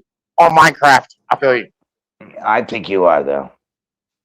The nice guy that just eats cheese sandwiches with Cheesesteaks, bro. mayonnaise. With the mozzarella. Like, listen, the fucking sauce. Like, fucking fantastic. All right, dude. It's TML, dude. I don't want to fucking keep. I don't want to fuck. This is his channel. It's not mine, dude. I don't want to be an asshole. I tried to stop a long time ago, and you want to keep going. We can do this all night, bro. Motherfucker. All night. I will ping pong ball with you all day. We can do this all day. Yeah, break for being an asshole. Every food and I can take the. I come from internet. I come from the internet blood sports, and then like the Swamps Project before that. Like, this is not new to me. What's up, nigga? You want to talk some shit? On the spot. Hundreds of niggas is waiting for your motherfucking call, and they all talking shit about you right now. What the fuck is this, dude? Yeah, I said some shit. What? The hardest niggas is standing by, ready to pick up that phone. Asian niggas. White niggas. Suck my dick, bitch. Fuck you. Classic niggas. Racist niggas. Mystery niggas. Psycho niggas. Jewish niggas. You got some motherfucking nerds calling me out Shabbat on some little bullshit ass nigga. Better calm that shit down and come around here and show me some fucking respect before me and my Jewish niggas come up here and beat your ass, nigga. Off top. Yo, where's Mussolini at tonight? I ain't seen him in a long time. I said it earlier. My bad. I shouldn't have said that. The N word. But yeah, I did. I said it. Yo, where's Mussolini at? I haven't seen him in forever. Who's Mussolini? The Mussolini, Wolfie, just so you know, we've been encountering a lot of censorship recently. That's an automatic kick next time. Blessings. Yeah, like, yo, where's Mussolini at? The one dude who used to drive around in the car in like Chicago or some shit. He likes bringing he's more time in the morning.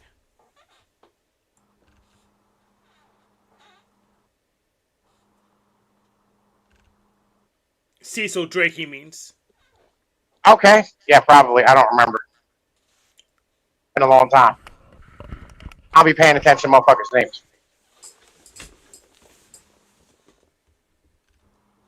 Yeah, he was on a month ago. I'll be busy. I'll be busy writing and shit. Doing other things. Understandable. I haven't been on YouTube in forever. Like, forever. I haven't been on, like, a long time. Yeah, I'm not on YouTube as frequent as I used to be. Emergency. Check My hand is a helicopter. What you say is irrelevant. Yeah, I just want to say my bad. I didn't mean it like that, but yeah. Yeah, you're fine. You will hear that come again. I'm telling you. We're all like, listen, we talking shit. It flies out. Yeah, you can do it on my channel. They don't censor me. I have enough Jewish friends. Yeah, if it was on my channel, like, no one would care because it's demonetized forever. I'd chill with a lot of people. It is what it is.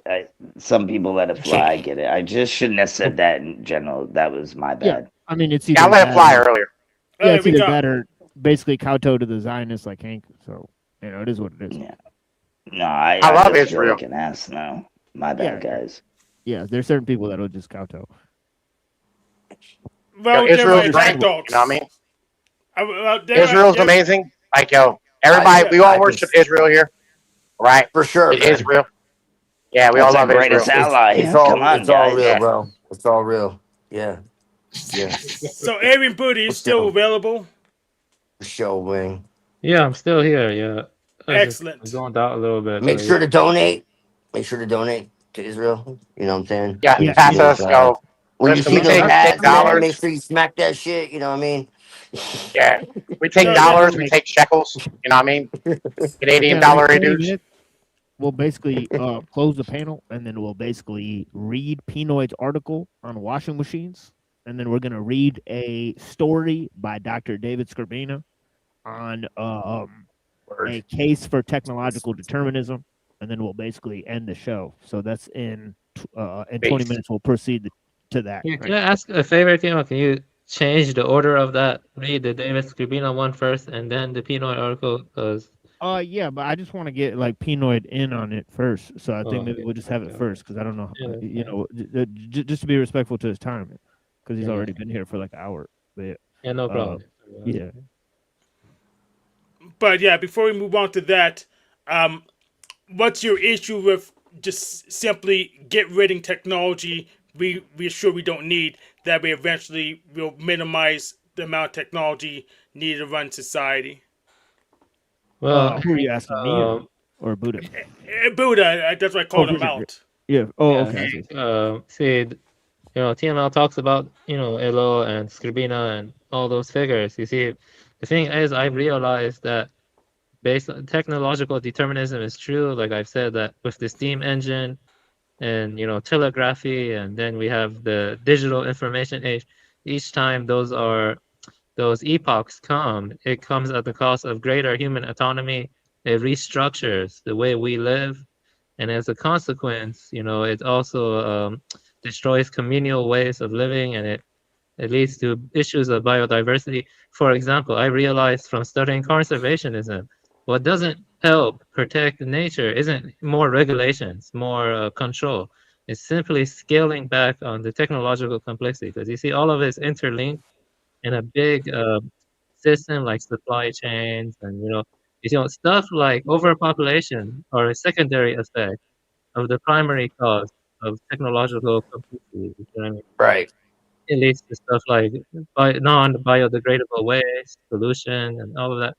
I'm just saying that you know, history can be analyzed based on the technological epoch.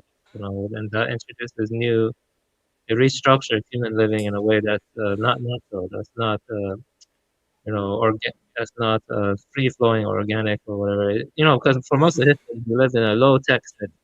We didn't have problems like you know, destroying the Amazon forest or ocean acidification or overfishing. We didn't have those problems. You know, this is why I dislike vegans. You know, because vegans approach everything wrong. You know, they're kind of, if you want to help animals or nature, you don't try to increase regulations or shame people for wanting to eat meat, because eating meat is natural for human beings. The way you do it is to scale back technology. You know, like Inuits or Eskimos, they ate whales to survive. You know, that's fine. They can do it. I personally would not eat whale, but you know, that's fine if they do. But the thing is, if you give them technological complexity, then their population booms and they have more efficient ways of killing the whales or whatever. Can I ask you something? That can lead to problems and stuff. And let me think, what else I have to say? You know, David Scribino talks about this. You know, this is the kind of stuff this channel is initially focusing on. You know, like you're asking me a question that TML is always reading from books. Okay, like Jacques Ellul, David Scribino. You've been here for a long time. You know, so I'm just surprised that you didn't know that stuff. I didn't know that, but I want to think there's a problem that can be solved. No, I wanted to ask. I'm not a technological determinist. I'm a technological indeterminist, and I think parts of the problem are solvable. It's not woe is me. Technology's bad. Help, God help. I think it's we can just get rid of some of it and have less of a problem. The thing is, it exerts and shapes human behavior. For example, you know, I could be like, I don't want an iPhone, okay? But then if you want to, like, you know, because you're conditioned by the system, it exerts pressure for you to use an iPhone. So iPhones are now expected of everyone. This was Teddy's point in his manifesto. In Teddy's manifesto, he talks about how, you know, stuff like, you know, initially these technology may seem optional, you know, but then it's expected for you to have them, and they use totalitarian measures. Yes, and I can tell you, they're behind the scenes. They're changing certain laws for the common folk who use government things that basically those changes have already happened. Like when you go and sign some of these documents, shut the fuck up. The point is that the second you go and sign some of these digital documents, yeah, you've already participated in that system. That's the problem. Yeah, and the point is we're moving towards stuff like smart cities now. We're moving. That's why your president can auto pin documents. Anyway. Yes, so I acknowledge that some of the stuff became mandatory, but there's stuff that's optional or used to be mandatory that's optional now, and we can just turn it off. And that's why I'm listen. But if like, I don't Hank, sign the form, but if I don't sign the form, I don't get health care. So you got to sign that digital form. So Hank, here's the issue. You can still throw you your know- phone into a lake, bro, and like walk away into the fucking woods. Did you know that like fruit cups, for instance, just fruit cups by themselves waste like 13 million barrels of oil a year? Yes. Just transporting them. Yes. Right? Like it's shit like this, right? Or like Red Bull, for instance. Red Bull uses more aluminum and wastes more fuel shipping it around the world than almost any other product. It's the third largest drink distribution, beverage company in the world. That's right. And then your carbon emissions go up, which cause alleged global warming that Al Gore complained about. So, I mean, what's your point? We're not going to do anything about it. So. We can reduce it by by reducing the population. Everyone just get in their pods and be happy. You buy food out the barrel like we used to do, and not save some of the resources, or we can get refills instead of getting Or we can just bomb another country and take theirs and sell it on the market. But yeah. We already have theirs. You can grow things. You can grow things locally and have seasonal goods. Yeah. Like it's supposed to be. Yeah. Oh. No way. Yeah. I see a lot of white people working them fields. What the fuck? White people have always worked the fields. Yeah, What is local? What does That's that right, mean? because now it's Mexicans working on the roofs. Wait, Pinoy, can you break that down? Like, what is local, dude? What the fuck is that? What is that? What does that mean? Listen, we have no idea. Bro, I'm not sure either. Does, right? Like I have no. It's terrifying, dude. Yeah, listen, all you gotta do is you just grow food where you live. You know what I mean? You can trade with your neighbors and you end up having more communal living. It's literally these little things that really matter and nobody cares. Nobody gives a shit. They're all too dumb to figure all this out. I get it, man. The point is, most of history was like that, before all of the technology. Yeah, it was. And you also had to get a percentage to the king, and if you didn't, you until got the British Empire, dude. The British Empire. And you can but you can change the future to be more like that by changing your choices. No. Yeah, I mean, the king though, he provided defense. That's the same thing. Say that to the gluttonous and the greedy, and the self-ambitious. Right? But yeah, sure. It's just the king literally did the same. Empire. Yeah, the king literally sat here and provided you with security, right? That's why you gave your percentage to the king. But also having sex with your wife on the first night. Yeah, I get your point. Yeah. The king. That was just the Anglos. That was just the Anglos. I'm sure it was. Right? No, it was. It was literally just the Anglos to try to get rid of the Irish. Yes, bro, I'm sure you never fell under temptation. British Israelism. That's really what it is. But yeah. Why you gotta be so insecure, bro? Why you gotta talk about sex and people, dude? That's kind of weird. If we can't wipe them out, we'll breed them out. There you go. That is kind of weird. That is kind of weird, and that is true. The color plan. Yeah. There's not wrong with that, right? Damn whitey. I mean, let's keep this 100% honest here. If instead of treating the blacks as different people, if they'd have been breeding with them since 1860 when they freed them, the Anglos and the blacks would just become one people, and it'd all been solved. We wouldn't have these issues that we have today. Yep. I agree with that. If it was natural, if it was organic, I mean, I have no issue with that whatsoever. Well, I can tell you that with none. Most people aren't inherently racist. There's a few who, by the system, are made that way. I couldn't be if I tried. Most people really do base people on their actions, but some people do. Something organic, dude. I don't care about basing people on their actions. I care about like forming real nations. Like form real nations. Don't complain about the plan then. There should be genetic nations. It's not the same, dude. If not genetic, mimetic for sure. We can have mimetic nations for sure. There shouldn't be anything stopping us. Well, just people. Genetic. Like should be genetic what are we nations. Genetic would probably be better, but mimetic can be done right now. So it's impossible to be racist when you grew up literally with everyone and had friends and girlfriends of all different cultures. It's impossible. We're East Coast, dog. We are East Coast. These people did not have that. It's fucking possible, dude. Like, I mean, it's impossible to be racist if you're not psyoped, but yeah. No, dude, it's literally cognitive racist dissonance. here. Like, it's not just possible. because you say a word doesn't mean you're racist. I would tell you that right now. Yeah. It's crazy to me how one word can make people just go crazy. Because that's what you call the mysterium, dude, where people are literally manipulated by fucking language, not reality. They mistake the two. That's called sophistry. No. The memes that were propagated comes into play. The memes that were propagated.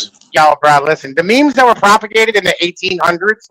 The reason why slavery existed for so long, even though like most of the whites are poor as shit, is because they told the whites they were better than the blacks, right? And this meme has been propagated forever, like for fucking ever, and it's still propagated today. For that, so I don't know. Yeah, but it was the same fucking number of people that actually were involved, man. Like 99% of fucking people were not involved. All the black people I hang out with are great. I have barbecues with them. We hang out, dude. They come over. I have kids with black women. I don't. You know I don't get it, bro. I think it's all about bullshit, bro. My black son's in college right now playing football, right? Like, you know what I mean? Like, there's no reason to like be the way most motherfuckers are. But it's just that white people really feel like inferior. I mean, you stole that. No, bro, it's the aristocrats. I'm joking. It's always It been was the a fucking joke. aristocrats. I'm such an asshole. I'm sorry. Go ahead. I was kidding. It's not the I mean, like it is the aristocrats, but it's not. Right? I'm saying it was like trickle down, bro. Yo, the British when the British don't have a king, when the British don't have a king, each of them thinks he is the king. That's the issue. Right. Well, yeah, I would agree with that. Yeah, it like trickled down. You know. Well, good thing Trump posted a picture of him as Jesus, so now he can be my God. It's the same with the Edomites. They think they're a separate. No, that's not the Jesus. Oh, that Trump and Jesus picture. That's not has anything to do with Jesus.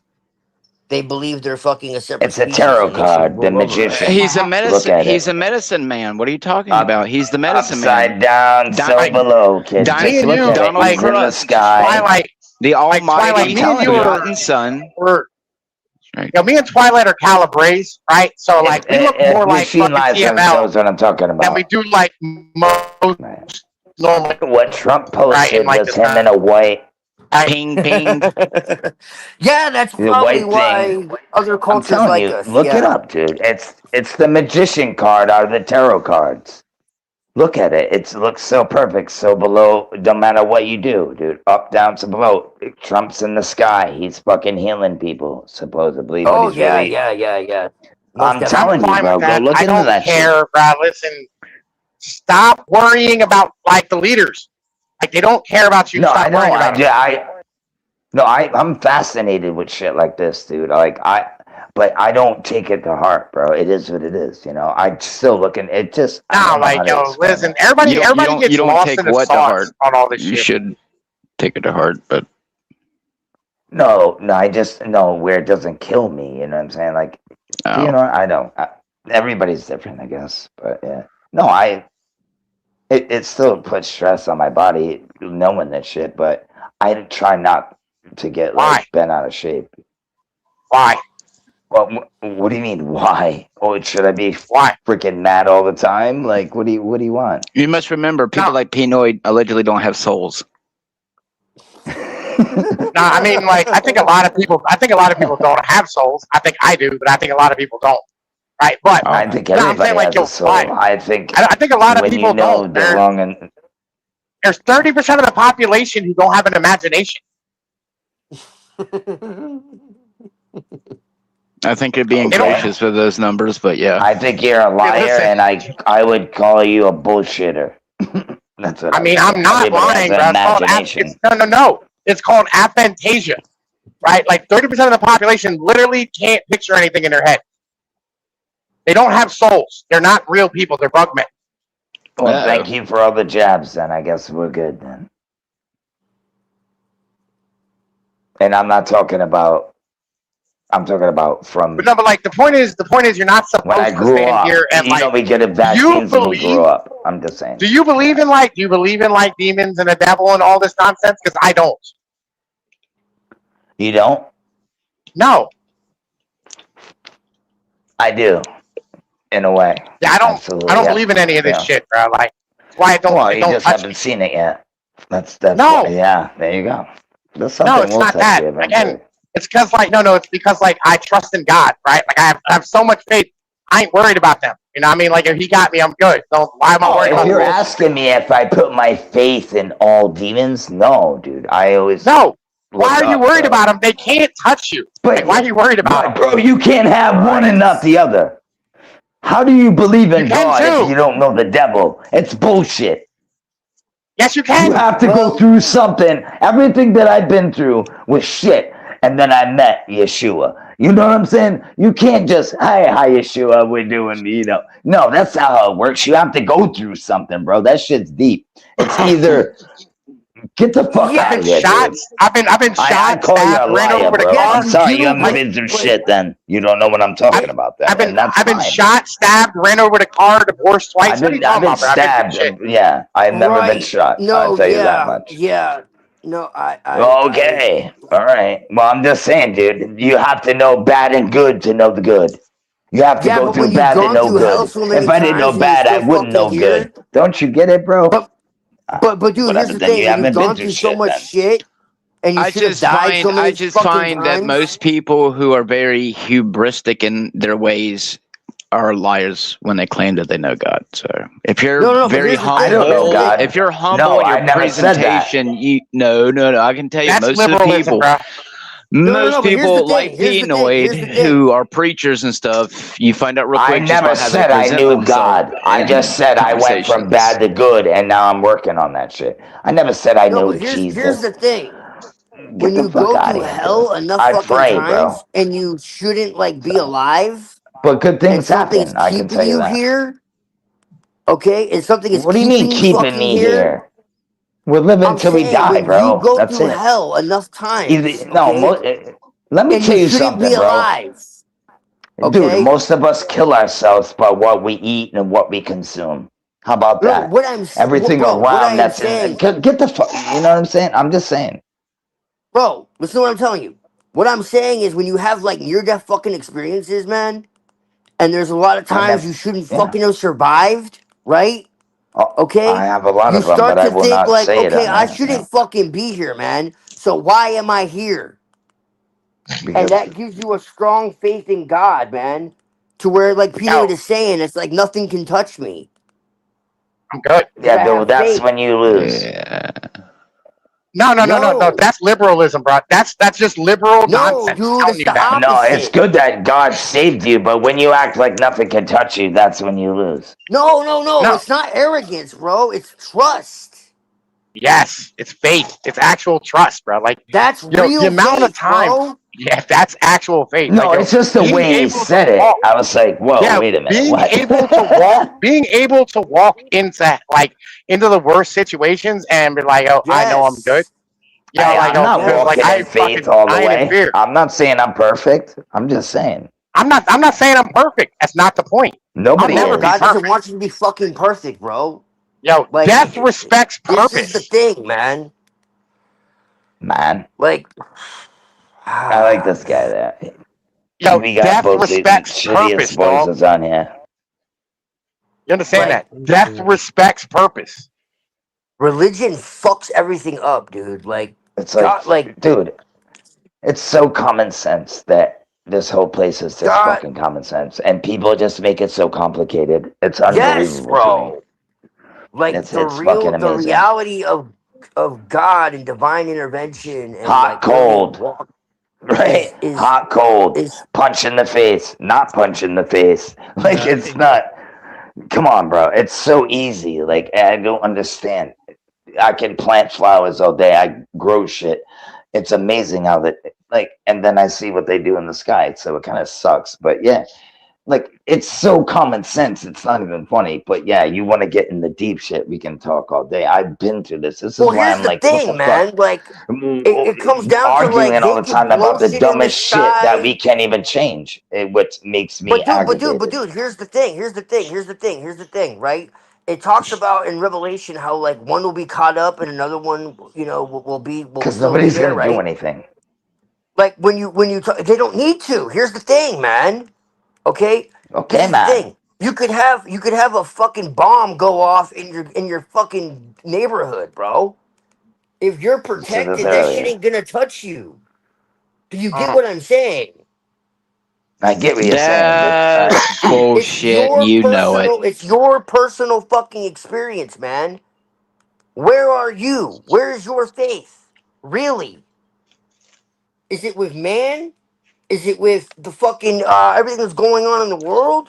I don't bro, you know, know what Is I but it with used to you something say, know, dude? I deeper? gotta say this, and I'll even shut as a the fuck up. Christian, I'm not dumb enough to think that God's gonna send an angel down to stop a bullet that's gonna hit me from 300 So yards Who said the away. bullet was But gonna stop? You're not getting it. Even if the bullet fucking I hits do get you, it. even if the Just, bomb hits you, I'm not that's right. saying It's you all need to part of dodge God's bullets or will. dodge bombs. That's right. It's What all I part of am God's will. God's saying will. is that whatever the fuck it is, you're gonna make it through it, bro. That's That's what I'm right. telling you. No, I don't dude, That that's sounds like not a lark. reality. I think it's That best is to reality, bro. just find a No, it If you can have be. real tradition. faith, bro, when Find I a was bleeding to tradition that fucking death, okay, look, when I was bleeding to fucking death, dude, that could have been a lot worse than it was, dude, but yet I had fucking peace. Explain No, to I me understand what why. you're saying. I get what you're saying, but dude, in all reality, we really don't know. I want to say Yes, this. we can have Don't faith, know but what, at the end bro. of the day, we don't know what's Yeah, gonna happen. yeah, just You stick. can't Don't know fucking what, guess this bro. shit, Yeah, I would say this. I would bro, say that kid. every tradition is different. Trying to reconcile all the traditions. If some people want to do that, that's fine. But I feel like you should find the tradition that resonates with you most, and you stick to that or whatever. Because That's one right. So Bro, it's beyond Satanism shouldn't be a tradition. problem. no Don't get Satan is mad. It's Don't beyond get fucking mad at tradition. me. Tradition is the Don't get mad problem. at me. No more cross. Unless it's upside down. You're not a Satanist. I think you're a Protestant, right? You're like a Lutheran or something, right? I would like for you He's to a try to Jew. identify because I wouldn't know. Yeah. Okay. Yeah, so Yeah. we'll move on to the readings, if you guys don't mind. Pretty much, this is kind of like the last hour for me. Personally, I'll try to do a much longer show on Saturday. You know, just add this to the pile of whatever we presented yesterday in terms of Nonsense. No, I'm just kidding.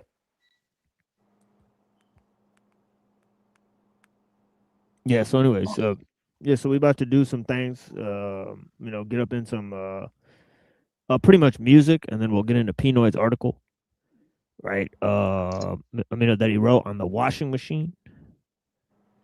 Okay. And he's welcome to stick around. If he's got to go, he's got to go. But yeah, the thing is that we'll basically read the article in its entirety, and then we'll basically only have time to go around the panel, comment on it like one time, and then we'll basically just move to the Scribina piece. Right, there's two works by Scribina that I want to read. One is a continuation of the one that we read yesterday. Then the other one is from his book Metaphysics of Technology, called A Case for Technological Determinism. And it's sad that Hank left before he could, really imbibe the total argument there, right? But of course, we've had several, recorded interactions on the matter, right? So anyways, we'll move to this music, and then we'll move to the readings, as I said. So thank you to everyone for participating in the panel as well. I greatly appreciate you guys' time.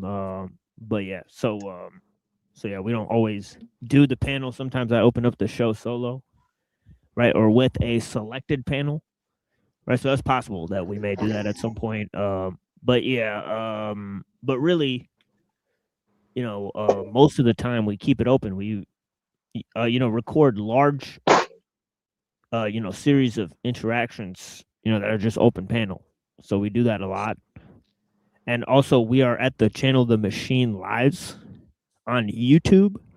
So we're being restreamed to, multiple places, right? We have a channel called The Machine Lives. We also have a channel called The Cyber Caliphate, right? So look up Cyber Caliphate, look up The Machine Lives, and there you'll find a number of videos.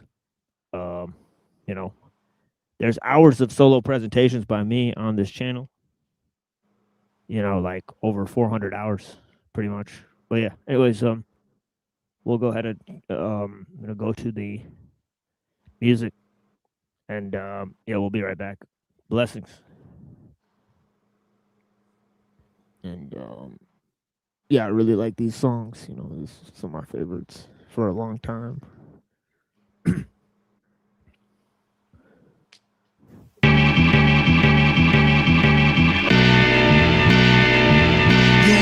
Omega, but I'm the alpha scene, senator like Palpatine. Count your green, to you that's what life means, so I teleport through light beam. Cause I got the hype gene, threat technology, this is the next biology. Expressed through autonomy, my spine is economy, my physical's digital. For those whose eyes only see what is visual, till it becomes virtual, thus less personal. Yet it feels closer, no organic composure. It's over, no the intro's the part that never ends, progresses yet never extends. Boundaries known, laws embedded in stone, dating past the first Senate in Rome. Felt by every human upset and alone, yet never acted upon, hence the birth of the bomb. Firestorm, where lords and sires mourn, and dark souls traverse earth to inspire scorn. With a block to chop murderers and liars on, poisoning every life form until science gone. Crush this realm in thoughts I'm propelling, got me globally wanted for plot and rebellion. Life we're living's got nothing but death in store. It's time to settle the score. You don't play when it's time.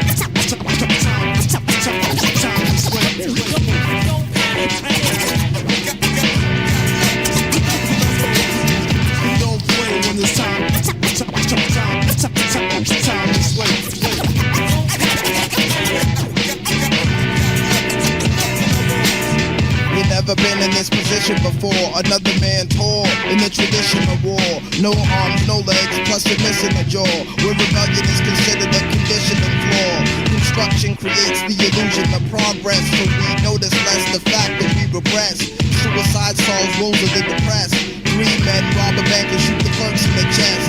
People watch it on the news, but still snooze. Wake up and go to work again, hoping it don't happen to them. Talk shows bring a so-called specialist in, but then cut them off the flash ads during intermission. Politicians rise high in the polls to control man-made power, then give the okay the bomb shower, till the very essence of life is made sour. It's our strength the economy needs, but they know that we are all subject to many greeds. Here's for pretending to accommodate our dreams as a law. It's time to settle the score.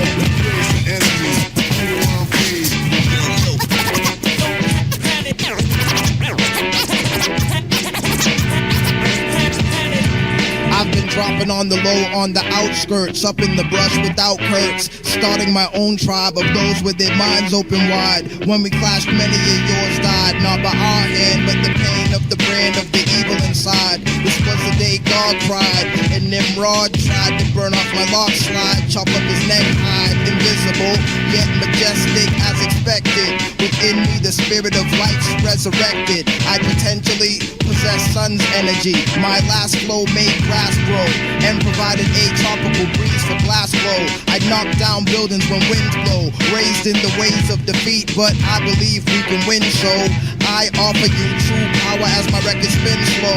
Not by the minute, but clearly, yearly. The people pump this so the government fears me. As long as we communicate, I'll never grow weary. Endure, it's time to settle the score. Don't play when it's time. Time is late.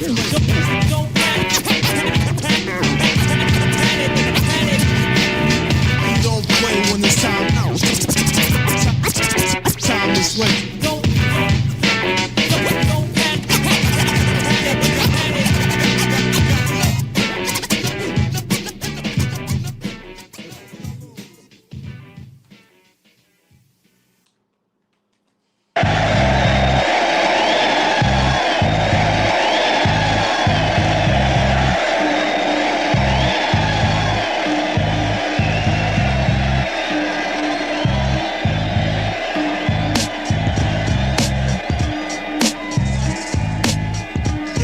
This life is hard, my mental level is odd. Like devils versus gods, there's a war inside my mind going on. Squads represent each separate emotion, 3/4 of us. It's made of water, now it's land versus ocean. Soaking this like open wrists. Had this bitch sucking my dick for poker chips. Deep throating shit, then she sucked her own tit. I got bizarre shit, you're just a moving target. Take a style, dissolve it like its witches made of brown sugar vomit. Fright night of the comments, 7 Islamics named Muhammad, rocking scimitars to give the illest scars to the godless, unworthy ones. My verse is 30 guns, blasting off north, my rhymes are sawed off. I'm hip hop, I can't be bored off. I blast the scripture like a fracture blister. Attack the system like when cancer hits a random victim. Splatter liquid like a twisted sponge. Like a biscuit hit your lungs, twitch your tongues. Be putting rhymes in circulation like it's drugs inside bloodstream. I like to visit other countries and see other things. The universe is all ours to explore, that's what my mother thinks. My brother thinks most cats are shady, I think he may be right. But fuck the darkness, I'ma try to focus on the light. I'll be the true and living ruler of my world. I want world peace, so if you got beef, stay the fuck away from me, chief. The green leaf is spark like soldiers stomping through a swamp. Without high boots and radiation suits that's glowing in the dark. It's like a tribute to myself, I'm burning kids like they was real cheese. And every time I open up my mouth, I kill MCs. I see the greatest men destroyed by cowards, so I watch my back. Most of these cats so damn whack that they be lost without their gas. That's not to say gat is evil, only people can deceive you. Make you bleed the wounds that never heal and leave your spirit feeble. It's depressing, but the truth will set you free, so just accept it. You don't even have to like my shit so long as you respect it. Without the positive, we can't exist. Without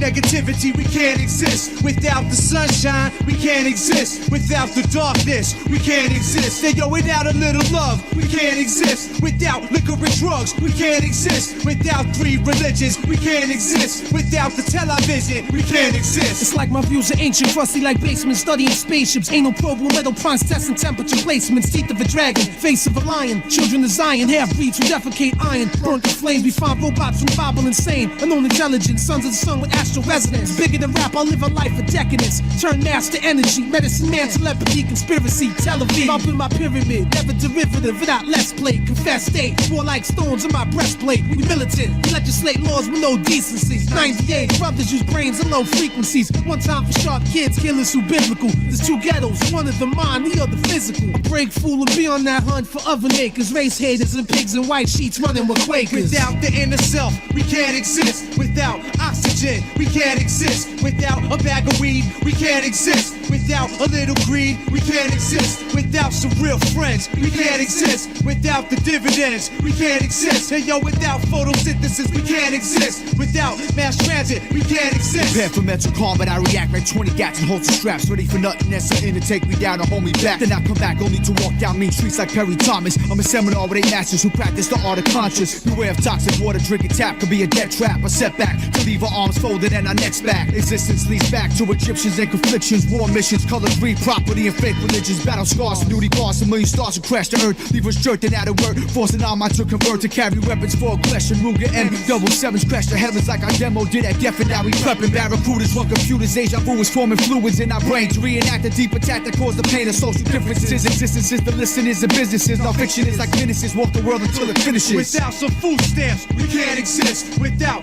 reproduction, we can't exist. Without a clear mind, we can't exist. Without a little pride, we can't exist. Without self-respect, we can't exist. And yo, without some intellect, we can't exist. Without the old school, we can't exist. Without the real truth, we can't exist.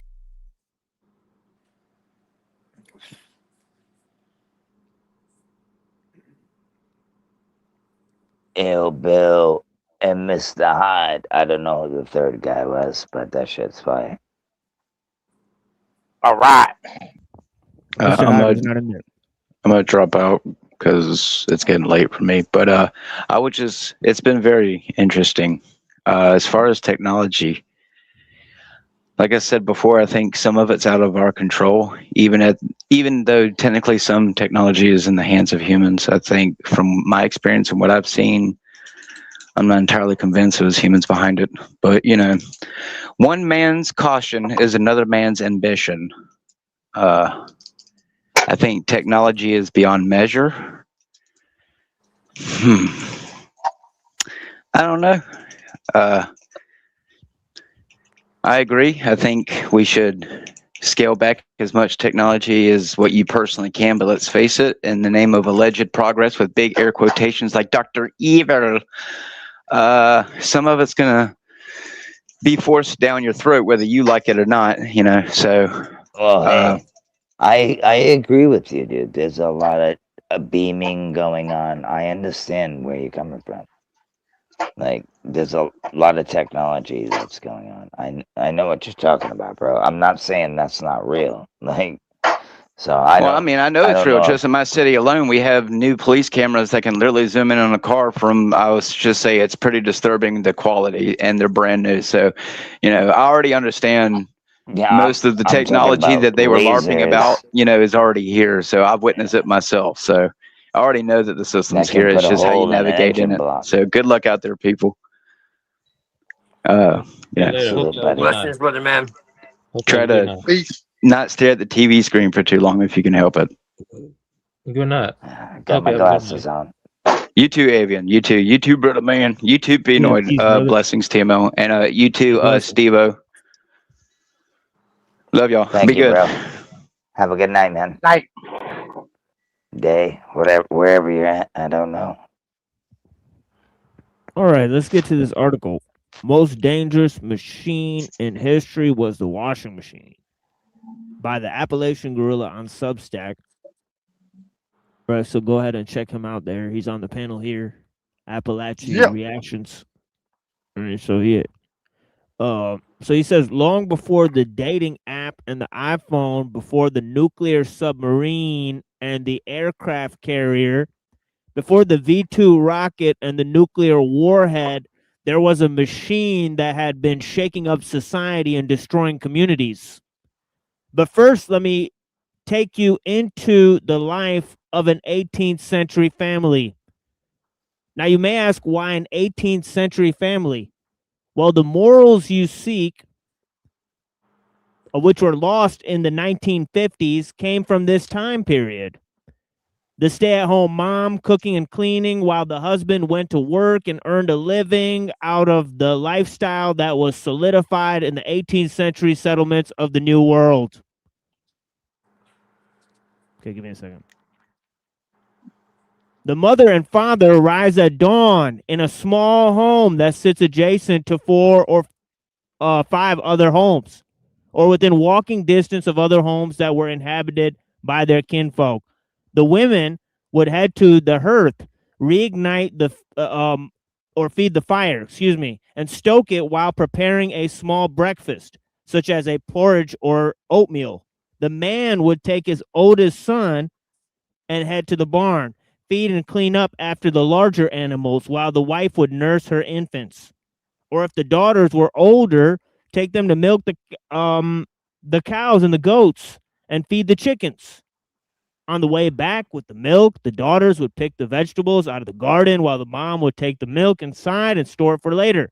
The father and his sons would take the oxen or horses to the field and plow the rocky ground or chop wood or clear trees to make timber with an axe. The mother or daughters would weed the garden, pick the right vegetables and herbs, and bring them inside. The mother and the daughters would put a stew on the hearth, and a piece of meat to smoke was often hung above it.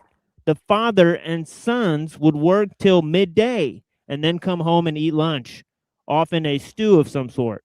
The mother would either be visited or visit kin who would help her, or she would help them with knitting or needlepoint work. Around 3 or 4 in the afternoon, the father and the sons would head back to the house where the mom and the daughters had brought water from the spring or creek and clean up. And they would read or tell stories around the fire till it was dark and time for bed. Each Sunday, the family would attend would attend church. A few days a month, the man and his son would go into town for supplies, stop at a local pub and see other men of the town, discuss politics, and catch up on the news. The mother made butter and or cheese to preserve the milk provided by the animals. The father plowed the field, and male family members harvested together and sold their crops in town. Once a week, the mother and the daughters would get together with all the women of the family to do their laundry. This was an all-day affair that required significant effort and was pivotal in preventing disease and ensuring everyone lived. The father and sons throughout the day would go into the local woods and set traps and hunt for the small game and deer to provide protein and supplement the family throughout the year while their animals grew. This is how about 90% of people lived in what we would come to call the United States. This was the basic way of life for most people who practiced agriculture worldwide throughout history. There, of course, were serfs and slaves, nobles and kings. But after the Black Death, it died out in Western Europe and had only existed since the 10th century. This lifestyle was based on human survival.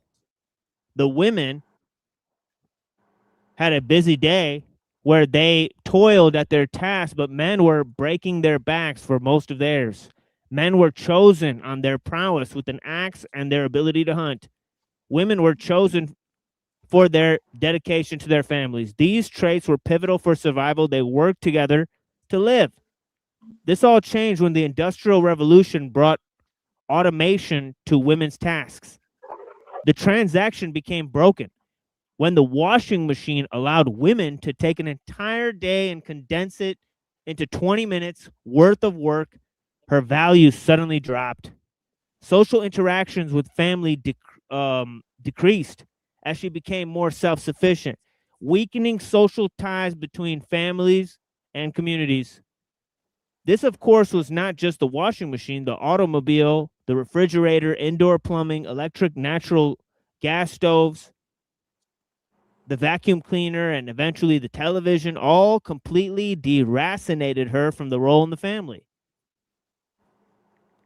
We all like to think we do things because we have free will or some philosophical superiority to the animals that walk on their front legs.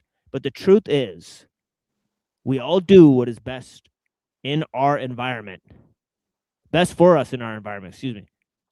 We are affected by the world around us. We are not free of reality. Women do what is best and most convenient for them. See, men love women irrationally. I can tell you, as a man who has daughters, females can break you in a way that nothing else on earth can. We will support and die for them, even as they destroy everything we build. The Bible says, quote, a bad wife is like a cancer upon her husband's bones, unquote. This is the thing. Most humans are like animals in a maze. There are walls around us. We have limitations, fears, and insecurities. We are risk averse. So we stay in the lane much longer than we should. We fit ourselves into a system that harms us and pulls us away from our families. But that is ultimately the secret. These systems are created by humans. We can create systems that keep our women being decent creatures who are valuable. This means we have to look at the devices and systems that made them into OnlyFans thoughts and girl bosses. Systems like the washing machine give them all the free time to be the cancers upon our bones, as it were. We can choose to ban objects that are bad for us. We are not allowed, and none of us owns nuclear missiles, for instance. Most of us don't have tanks or javelin missiles. No one owns an F-35. We can ban people from having things that destroy our societies. We can create the conditions that will allow for good, positive social interactions that tie people to their communities and families again. This Substack is about communitarianism. This is a foundational premise of this movement. It is about recreating the village, not making more subdivisions with shopping centers 3 miles down the 6-lane road full of goods made by poor sweatshop workers. My mission is to lay out the blueprint for how we get back to some semblance of humanity. The first step has to be a technology restriction that creates the environment for your wife to have a place in the home. Having a trad wife who just finds stuff to do rather than spending her days being an OnlyFans thought is not realistic. If you want to have a trad wife, she needs traditional shit to do. If you build it, she will come. Then you can make her come. I am the Appalachian Gorilla. Subscribe, pussies. We can do better. I promise. Follow me. So here's his subscribe blessings. What do you guys think? What do you think? I think it sucks. No, it's actually pretty based. Anything about pussies? I mean, there's a lot of pussies in there. That's all I know. I have to say.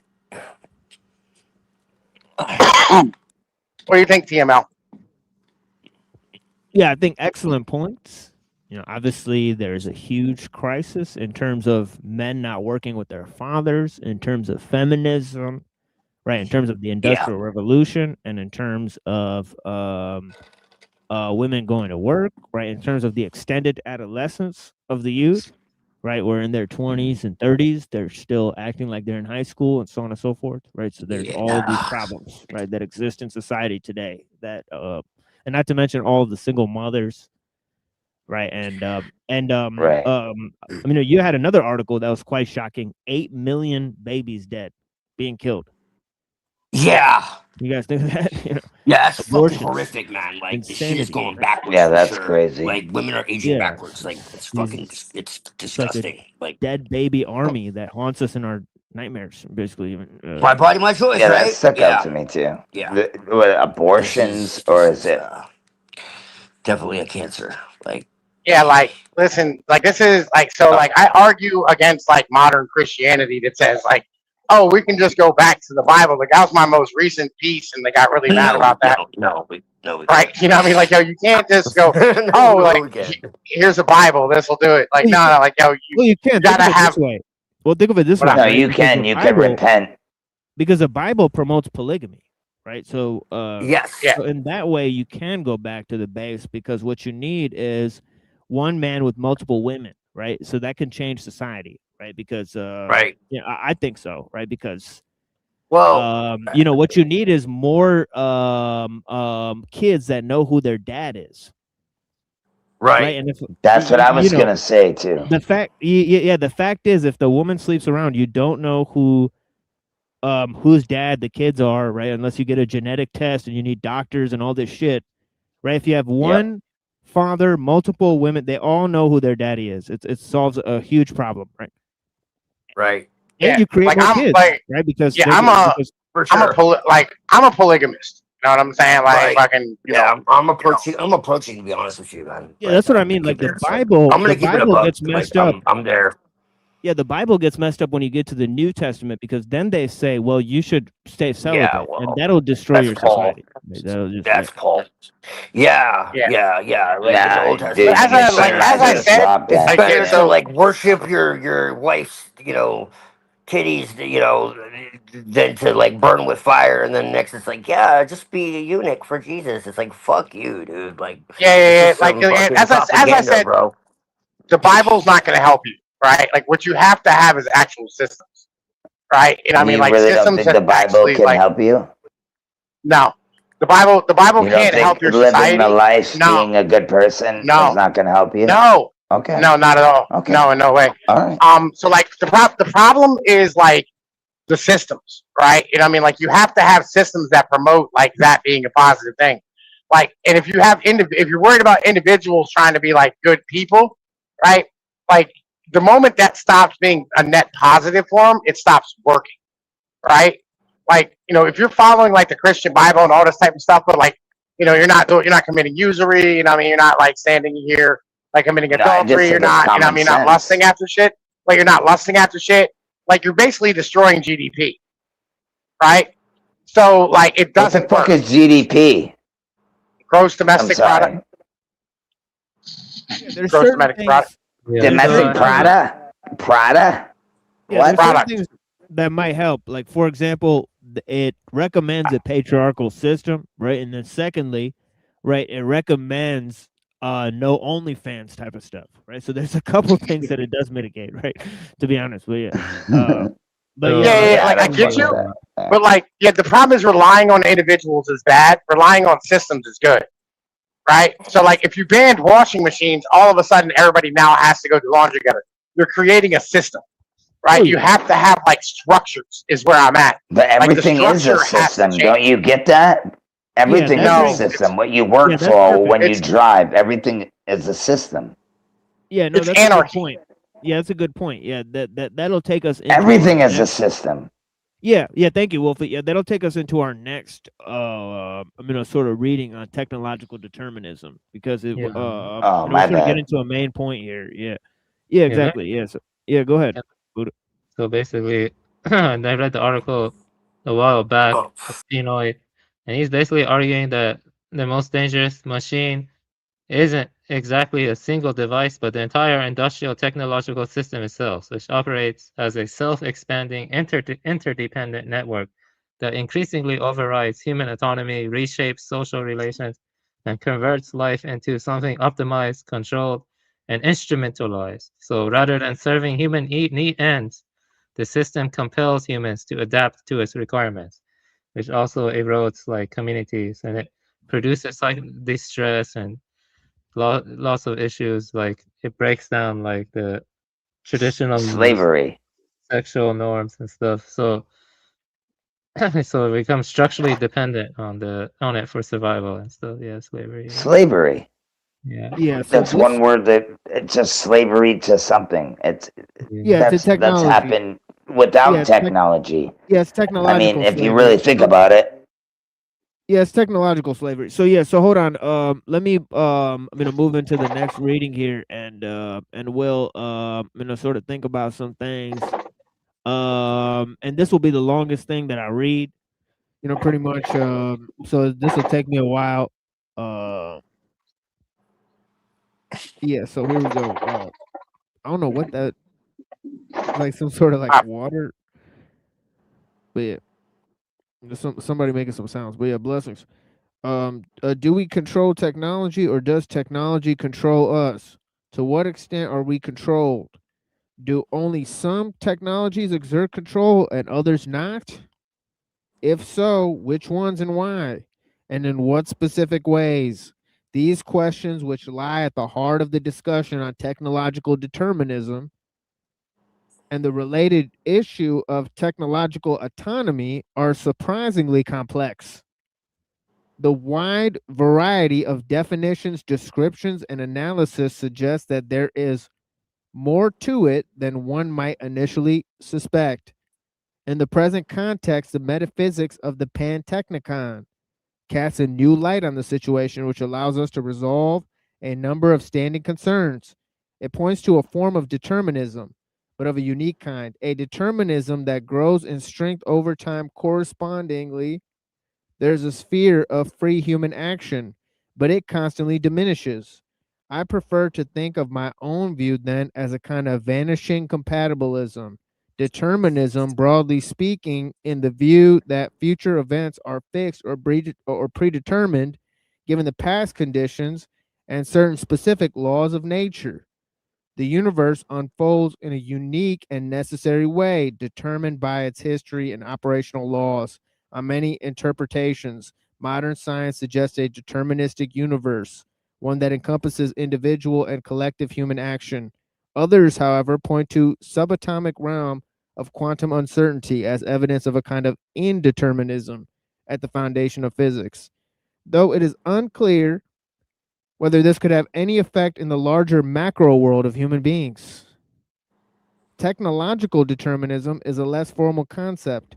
As generally understood, it refers to the idea that technology advances autonomously, of its own accord, and by its own laws, and therefore the structure of society is ultimately determined by technological imperatives or demands.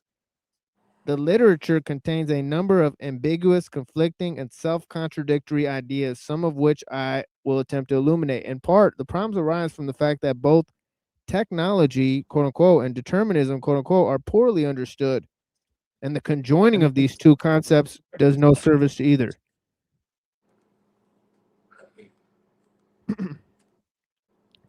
Still, there are profoundly important ideas underlying the discussion, and a metaphysical analysis can provide some clarity. The pan-technical worldview points to technology, or rather the technological system, as imposing an ever-increasing pressure on humans and society, thereby exerting progressively greater influence on the individual and collective lives. It develops autonomously, and as it does so, it presses upon us more forcefully.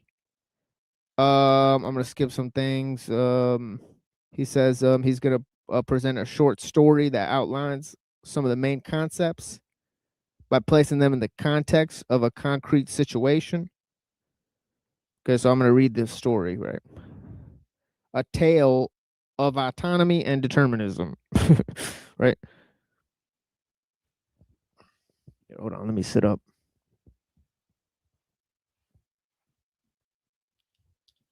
All right, here we go. It says, consider a more innocent time not so long ago. The setting is a prominent American university. The story goes as follows. One day, out of the blue, bright young engineering student named Tom Johnson hits upon a brilliant idea, a wonderful new widget that promises to be very profitable. Upon graduation, he borrows some money, starts up a small business, and sets to work designing his new product. He builds a prototype, pitches it to a few prospective clients, and soon enough, advance orders begin to flow in. Tom hires a small staff to help out. He rents some manufacturing space and quickly able to start up a simple assembly line. Sales grow rapidly, and a new business flourishes. Within a couple years, orders for Tom's widget are so strong that it is able to hire a large full-time staff, engineers, designers, assembly line workers, shippers, salesmen, and all support people that go along with them. For practical, prudential, and legal reasons, Tom files for incorporation, and his business is now a formal legal entity, Johnson Widgets Incorporated. He is the sole owner, he runs the show, and he is increasingly reliant on the large and growing staff of experts and specialists to meet demand. A few years later, business remains strong and the corporation hits a milestone, 1,000 employees. Now, question arises, is the corporation determined by the people in it?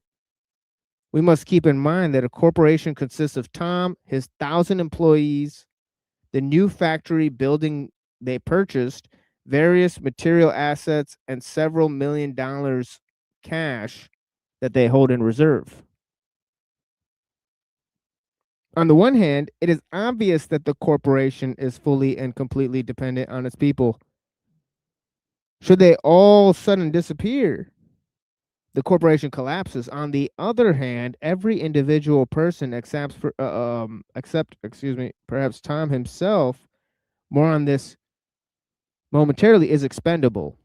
Line workers, secretaries, shipping clerks, they come and go on a regular basis, just as in all corporations. The same holds for Tom and his more educated employees. His individual engineers, designers, financial planners, and marketers can be replaced with nary a bump. Nary?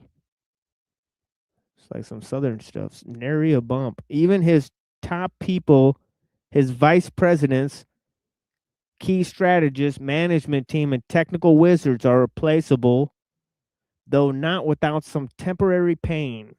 Even the loss of several individuals. If, say, an executive business plane crashes, killing his top people, is not fatal, the corporation will continue. The reason for this is clear. The corporation is a technical device. Its charter rules and procedures are documented and formalized. Job assignments, reporting relationships, roles, and responsibilities for every position are written down. They determine how a specific job holder will function. The corporation is a machine designed and operated for a particular purpose, namely to produce widgets at a profit. The individual person has minimal autonomy. He or she must function primarily in a role assigned by the corporation. If they did otherwise, the business would function less efficiently and thus less profitably. Furthermore, the larger and more formalized the corporation becomes, the less autonomy each person has. In fact, there is an inverse relationship between the two. Organizational autonomy increases as individual autonomy decreases. Effectively, it is a transfer from one to the other. But we notice something else as well. The corporation is a dynamic, lifelike entity. It has legal standing, even personhood, quote unquote, in courts of law. It owns things. It draws in resources, metabolizes them, maintains internal order, gives off waste products, and produces outputs. It executes its business plan, survives to maximize profits for its owner, Tom. It does all these things independently of the individuals who work for it. Even as it could not function without them, any one person constituting a mere 0.1% of the human organization is virtually insignificant. Any 10 or 20 people are only slightly less insignificant, only at the level of, say, 100 people or more do they, quote unquote, count. But then not as individuals, only as large groups. The corporation is thus simultaneously dependent on and independent of human beings. It depends on them collectively, but is independent of them individually. Individually, the employees, except perhaps Tom, exert little or no control over the corporate system. Once established, it is a self-directing, self-sustaining, functionally automatic process. Thus far, Johnson Widgets has been a local enterprise drawing from a supplying to the local economy, but now Tom being a typical expansionist capitalist, looks to grow the business. First, he expands his product line, no longer just as his original widget, but now new products that his engineering team has designed. There are products that Tom does not really understand, but he sees their profit potential and thus presses ahead, needing a significant infusion of cash and finance for his expansion. Tom takes the corporation public by listing it on a major stock exchange. This has the benefit of raising a huge amount of cash. But the downside is that Tom is no longer the sole owner. Now he is just one of thousands of stockholders. Ownership and control are thus further diffused. Okay, I'll take a break right there. What do you guys think? Is Tom running the show here? Nah, Tom's not running the show at all. And there's also the whole idea of determinism within nature, right? So we haven't really answered the question if he's paying usury for sure. Human beings have, ultimate free will. Or could control or manipulate the laws of nature, and then we have this issue how we're basically cogs in a giant technological system, right? So then, there's this vanishing compatibilism, as he said. Even if you did have a modicum of control within your individual decisions, you are judged collectively by the system and not as an individual. So it's interesting. Right. Yeah. Well, I agree within the system, but I think powerful people want us to believe we have no control, for sure. Absolutely, yeah, there is that factor as well. Absolutely, for sure. But I think it's more the systems, man. Politics are there to control you while you're here. But politics is there to keep you controlled while you're here, and religion is there to control you when you're dead. That's kind of how I've always seen it. I don't know, like, if that's 100% true, right? That's just how I see it, Tom. Like, that's just up and down. I feel where you are, right? We live. I believe in the gospel, though, bro. I believe in the gospel. Okay, all right. So the problem is like we really don't understand what gives a government power and a country and a state power as a whole, right? We do. Talking about we don't really understand. Do. No, they don't. The people give. Are you kidding me? No, they don't. Right. So hang on. The people don't. All right. So what would they do if we weren't here? Are you fucking retarded? I mean, I'll no, get no, the like Holy no, balls. shit, bro. they were, no, like again, they just bring in a bunch of Indians, right? All right, anyway, right? So like, that's Oh what my they're doing god, anyway, bro. They right? bring in a Like bunch of they're Indians, bro. like they'll bring in other Look, people. we They don't just need care. to bring back the fucking unions, All right, bro. We'll fix listen, everything, man. listen. The thing that this is what they think. The But the mob thing needs that to makes control the shit. It's simple, okay, bro. no, hang on, wait. What motherfuckers don't understand is like the whole technological system, I'm right? actually That's not running trolling, shit. though. That Hang on, wait. you were I'm in. serious. Okay, That the you go by technological every system. day. Okay, listen, I'm trying to talk, bro. Can you let me finish? Right, the technological system that like we're discussing as in general thing, Yeah. like Yeah. it is much different than It's way out of we're control. led to believe, right? So when the food production, right, is actually the power of the state. Like the state's actual power comes from its ability to feed everybody, right, on a consistent fucking basis. Rome had Egypt, Britain had Egypt and India. America has the giant like chunk of land in the Midwest, right? And their ability to like continue to produce more and more food through technology and reliance on like transportation, logistics, all the things that come with it, right, is what keeps them in power. You're an idiot. But you're right, too.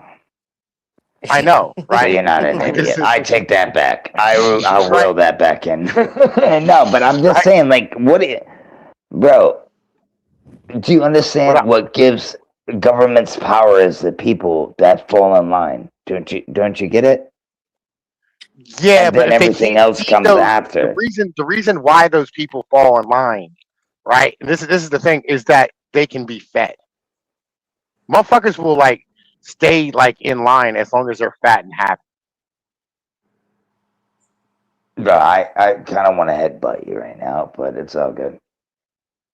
No, Like, what are like you again, like saying? this is Like, what are you talking about, bro? Like, do you understand? It's the people that make the governments happen. It's us being slaves and fucking doing everything governments will because we never can't form if you govern can't eat. ourselves. But, Governments will never bro, form I if can you go can't eat right now. I'll go hunt, motherfucker. Like, what are you talking about? Like, you know what I'm saying? Like, that's what I'm trying to say.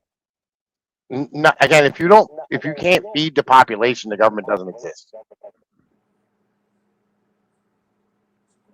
I think that's the dumbest shit I think I've ever heard, but I understand what you're saying because there are a lot of dumb people out there. I'm thinking about like I'll go hunt and fucking get food. What are you talking about? Like, are you talking about the government feeds people and they don't exist? Is that what you're saying?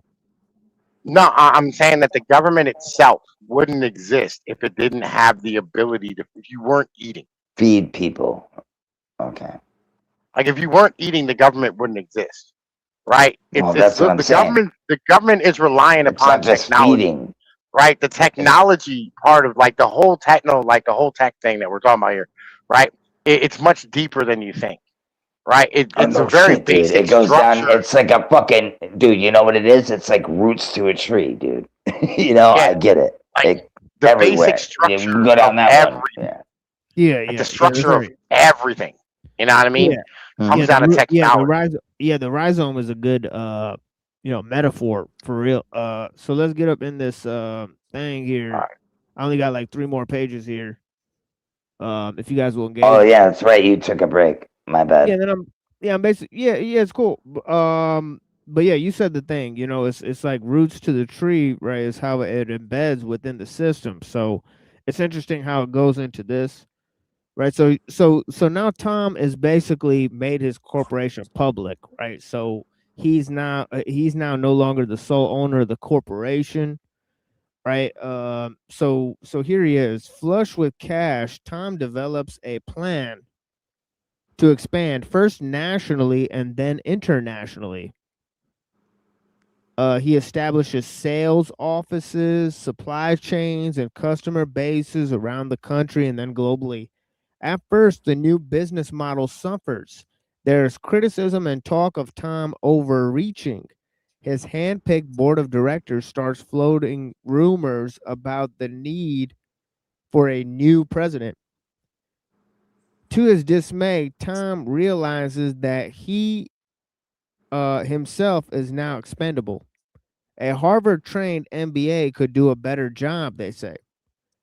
But Tom weathers the storm adjusts his plan and proceeds to grow the business thanks to the internet, ubiquitous computers, free trade markets, and secure email. Tom is in a good position to go global. Unfortunately, so too are his competitors. In fact, he quickly realizes that he must go global or else the overseas competition exploiting the latest technology will put him out of business. Technology dictates the environment in which the corporation functions. Having no choice, Tom boldly presses ahead, and thanks to the perseverance, hard work, and a bit of luck, the corporation prospers. Business is good. His employee base grows correspondingly to 5,000, 10,000, then 50,000. After a few more good years, Tom's corporation has reached a new milestone, 100,000 employees. Tom is now a corporate titan, well paid, and a financial success. His story is trumpeted as a boon to the economy, a provider of jobs, and a greater benefactor of people for whom his business provides a lucrative income. With 100,000 employees and every one of them, even Tom himself, expendable, individual people or any small group of people are virtually no consequence to the corporate body. Each person has a highly structured role and must follow strict procedures. If the corporation is to be efficient and profitable, even Tom himself, as president, has little flexibility. He is a slave to his shareholders and the board of directors, who demand even greater return on their assets. He can take no action except that which increases profits. The corporation, still wholly dependent on human beings, is functionally autonomous. And where, incidentally, is the corporation? Formerly, it was in one place, but now, as a global enterprise, it is spread across the planet. Assets, debts, employees, material goods, inventory, ideas, intellectual capital, utilities, contracts, all diffuse aspects of a single, vast, interconnected entity. In fact, the real world technological system is rather like this: a sprawling, multi-dimensional, diverse collection of things, people, procedures, and processes, all interlinked and functioning in an integrated and coherent manner. But just as surely as the corporation exists as a real and substantial entity, so too does the technological system. Both cannot function without people, but both are completely independent of any one person or any small group. Tom understands all this, but can do nothing about it. He must maintain and grow the corporation. After all, 100,000 people depend on him, and not to mention his own lofty salary. The major shareholders clamor for yet greater profits. The pressure to grow, the pressure grows on him to cut costs, seeing the benefits and potential of modern technology. Tom embarks on a path of radical automation, beginning with the so-called low-skill assembly line workers, moving quickly to packers, shippers, clerks, and other service staff. Tom systematically replaces his workers with machines. He is so successful that he is able to repatriate foreign manufacturing plants, but not, of course, the jobs. Production increases, costs decline, profit grows, and shareholders roundly praise Tom's brilliance. Simultaneously, his employee base is now shrinking for the first time in corporate history. Today, 100,000, now 90,000, now 75,000, and soon less than 50,000. The trend is inexorable. Dazzled by his own success, Tom presses even harder. His goal is to become the model 21st century technological corporation. He deploys a fleet of delivery drones to ship directly from plant to customer. He has an army of robots to tend his inventory and supply parts to his increasingly automated assembly line. Robots soon do all the manufacturing start to finish. For a time, Tom needs a group of servicemen to keep things up and running, but soon enough, he procures robots to repair The robots. Some of his specialized equipment even has a self-repairing capability due to its intelligent nanostructured material. Most impressively, a master artificial general intelligence, or AGI, controller regularly supplies Tom with optimization and efficiency ideas. In fact, he increasingly pre-authorizes its suggestions. It knows better than I do, he murmurs. Employee roles continue to collapse. The shareholders and board are ecstatic. With technology rapidly advancing, no job is safe. The staff drops to 10,000 to 5,000 to 1,000. Tom is hailed as a visionary corporate leader. He garners accolades from both government and media. Ironic, since he is contributing to dramatic unemployment. But never mind that. He is a wealth builder, an economic powerhouse, and a technological success story. And these are all these are what count the most. After some years like this, the process reaches its climax. Tom succeeds in eliminating everyone. Production is higher than ever, and it is fully 100% automated. It is now, as it was in the beginning, one-man operation. Tom then stops and reflects. Johnson Widgets is now literally and completely an autonomous system. When and how did this happen, he asks himself. He realizes that it occurred slowly, step by step, over several years. The business began fully and completely dependent upon him, its founder.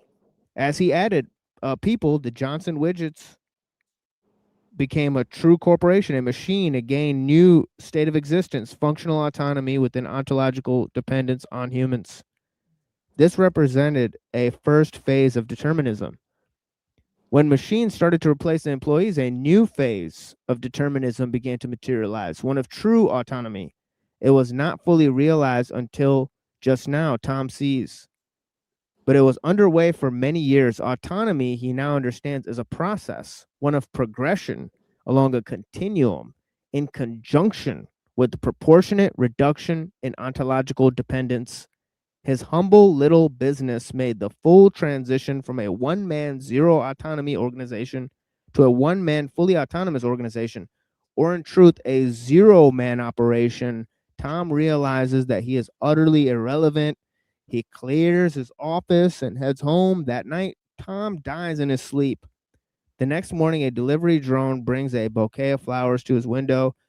A note is attached. "We are sorry for your loss." And the assembly line never misses a beat. Technology is like this, with one important difference. When Tom's employees were displaced, they simply became unemployed or found other work. In the real world, as technology gains autonomy, there is no being unemployed. We can't leave. We are stuck within the planetary system as the technosphere envelops us.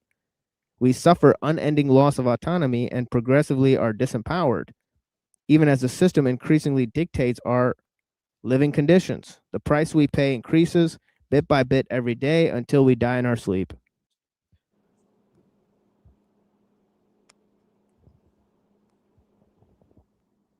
That means you don't own nothing. Well, Tom doesn't. What about Dick and Harry? Yeah, I mean that's chasing efficiency forever. This is what it will end up like doing.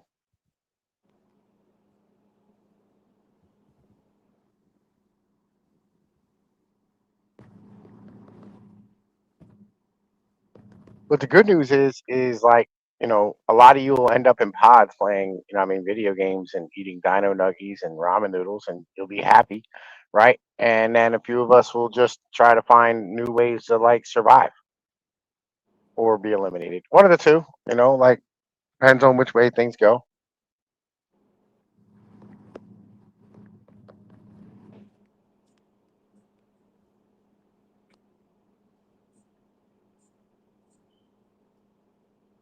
It's funny how you assume people like to play video games. I'm just kind of weird how that just came out of you. Are you angry, bro? You all right? No, I mean that's like, listen, this is Hank's like wet dream. Well, I'm telling you, bro. There's better things than what you think. It's just what you think, and you need to get your shit in line. Have you met Gen Z? No, probably, maybe, yeah, maybe. I think so. I've seen him in chats before, if I'm not mistaken. If it's the same guy. Like, have you met Zoomers? Like, Or girl, they're I don't know. they love their video games. You know what I mean? Like the Zoomers love their video games. It's their favorite thing. You know, and Dino Nuggies and whatever other Goy Slop Takis. You know what I mean? That type of thing. Guess. I thought you were saying that about me, us. I was like, whoa, wait a minute. Video games? No, I don't play video games, bro. Well, I wanted to But read you now that guys I a know what you're couple saying. quotes.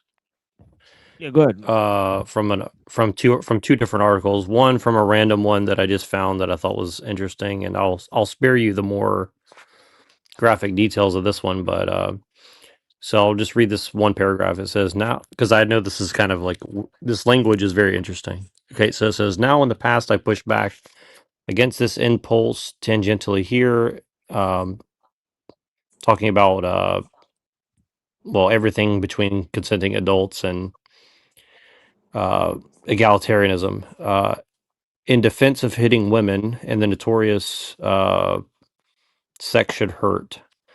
But recently it's dawned on me that the world is rather aching for a new and full-throated defense, as it were, of what I'll christen an eroto-semiotic essentialism, or in layman's terms, the idea a particular set of erotically canonical sex acts are loaded semiotically with a certain sort of mythiopoetic significance and even functionalist teleology. I just thought that was an incredible set of words there, to be honest with you. Super big. Yeah, me And too. Where's it from?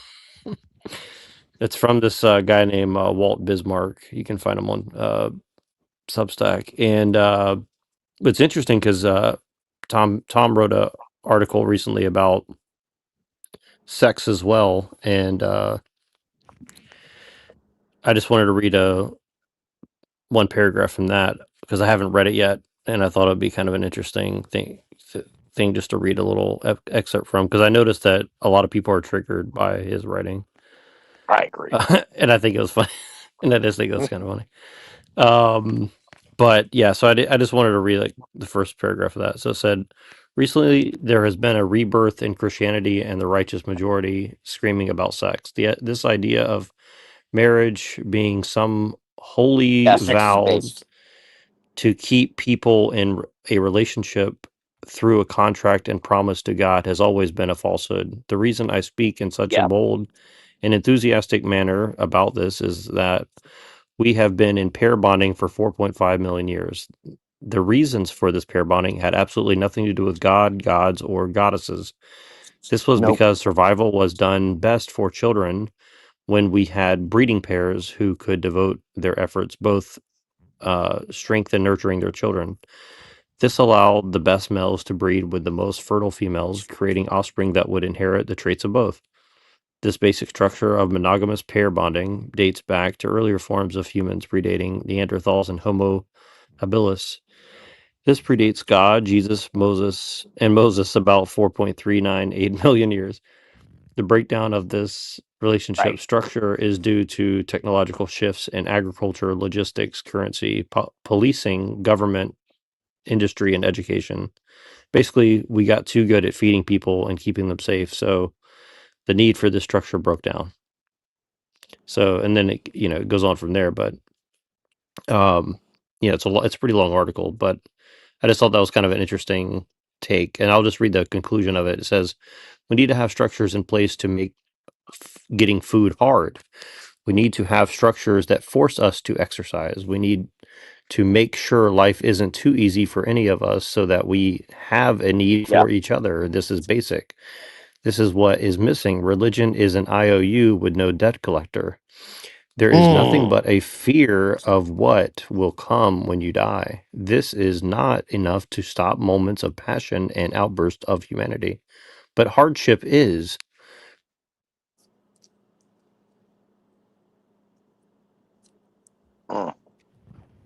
Did I lose? Okay, I thought I lost sound for a second. Yeah. Yeah, listen, I'm That, not that I'm not clip a of bad writer. IOU, I agree with that 100%. Yeah, I'm not a bad writer. I'll be honest with you. Yeah. Sorry. Yeah. Regular commerce between community members and the need for husbands and wives to raise children with the promise of a future are what incentivize family formation. We need to stop all the bullshit about God and Jesus and get back to what works. So, yeah, I mean, obviously I'm a Christian, but I do think that there is some truth in what he's saying. But I just, I just think it's interesting. It's an interesting framing that forces people to think about. I mean, really, it's like the danger of convenience. I think convenience is one of the most, unappreciated dangers in the world, I would say. Yeah, that's what the devil does. Makes you comfy, It's not gets you it's not the inside. devil, bro. God. It's literally not the devil. It's not the devil. Okay, you can say that. I'm not saying all of it, but I'm just saying there is some part of that happens, dude. And then it gets in. I'm just saying it gets into you. I've been there. I've been down in the slumps and came Listen, and rised up. I'm just saying. Blame the devil. When you blame the devil, you're allowing motherfuckers off the hook for their fucking bullshit. Right. No, Yeah, like devil is you people, don't. maybe. I would never explain anything to you but yeah, no, that's not what I'm talking about, man. It's all the things that I did. No, because it's nobody else. It was me, motherfucker. Don't you get it? Yeah, it was Well, me yeah, that's that exactly did what we're saying. That's why I know. Like that. That's the thing, though. People that get it, they don't get it. They So, think, oh, are you the devil? people beat Are you you the up or devil? something. I've been through all that. I don't blame anything on that. But the stuff But that wait, I did, yeah. Are you the devil though? Yes. Definitely. Yes, I am. I guess. Whatever. I guess we No, all dude, have it. I'm In our reality, dude, we all have devil. We all have devil in us, bro. Right. Just be Okay. honest. Here's a question. If you lay with, is there any circumstance where it's justifiable to lay with another man's wife and not get your head cracked open? Yes. I've never if he's laid an with abusive another piece of man's shit, wife, so yeah, I'm good with that. Yeah, I've never done that If she's before. hot. If she's hot. If she's hot. Yeah, if Your she's on morality is fire, I guess I'll terrible, put her bro. out. I don't. No, I've never done that. I don't snake people like that, bro. That's not cool. That's snake I love you, shit, bro. Pajano, but your morality sometimes is fucking questionable, bro. It is. It always has been. But wait, It always has been. We all are, though. Where none of us are fucking perfect. You know what I mean? No, I know. This is real shit. No, for sure, we're not. We're not. Don't act like everybody's fucking. You're the best in the world. You know what I mean? It's not. Everybody goes through shit, bro, and that's how we learn to get better. That's my opinion, bro. We take. Oh no, it's not. It's not steps, but and when you look back, what you're going through, it kind of is steps. You know what I'm saying? Like all the bullshit that I've been through, but everybody's different, man. I'm not hating. I'll holler at you motherfuckers. Neurojack, I'm on Discord, bro. Holler at All right, you. go fucking. Thank you very much. Yeah, Love y'all same. motherfuckers. Yeah, same with me. Basically, we're gonna shut this thing down, slowly but surely. Everybody go around and say some final comments and stuff here. Thanks for having me on. I'll be the first one to leave. Thank you, TML, man. Yeah, blessings, Wolfie. Appreciate you. Yeah. I'll see you, man. Yeah, talk to you soon. Yeah. Yeah, I'm Tom Peace, the Appalachian Grill on Substack. Come check out my shit. You know what I mean? It's fire. You heard like two of my articles today. Well, I was happy to cause some trouble earlier. I thought it was a good conversation. Yeah, of course. It got derailed. I couldn't hear everybody, so that's why I jumped off. But Yeah, you can stick around, dude. It's not like I appreciate TML. Hope we're you not like posting in a this rush. kind of Yeah. conversation, and I don't think I appreciate everybody here, even with their differences. But yeah, I think we're having a good conversation. So, appreciate you guys. Yeah, blessings, bro. Even though you can't hear me, but yeah.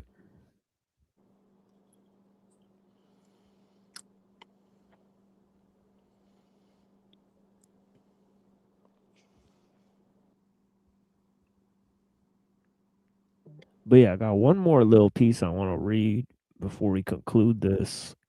by All right. Scorsese. And I'm gonna play a little thing and just read that thing, and then basically play a replay of us on Gabriel, MTC the game. We did an interesting show where we talked about tons of different events. Let's just say that. And but yeah, I mean, it was a while ago. I think like weeks and weeks ago. But yeah, not many people saw it. Most likely, so we're gonna be going up in there. Yeah. DeFreak's here. Thank you for watching, DeFreak, as always. And yeah, so let me play this and we'll be right back.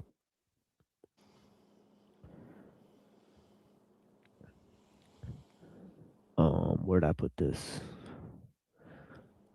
Seraphim Revolver.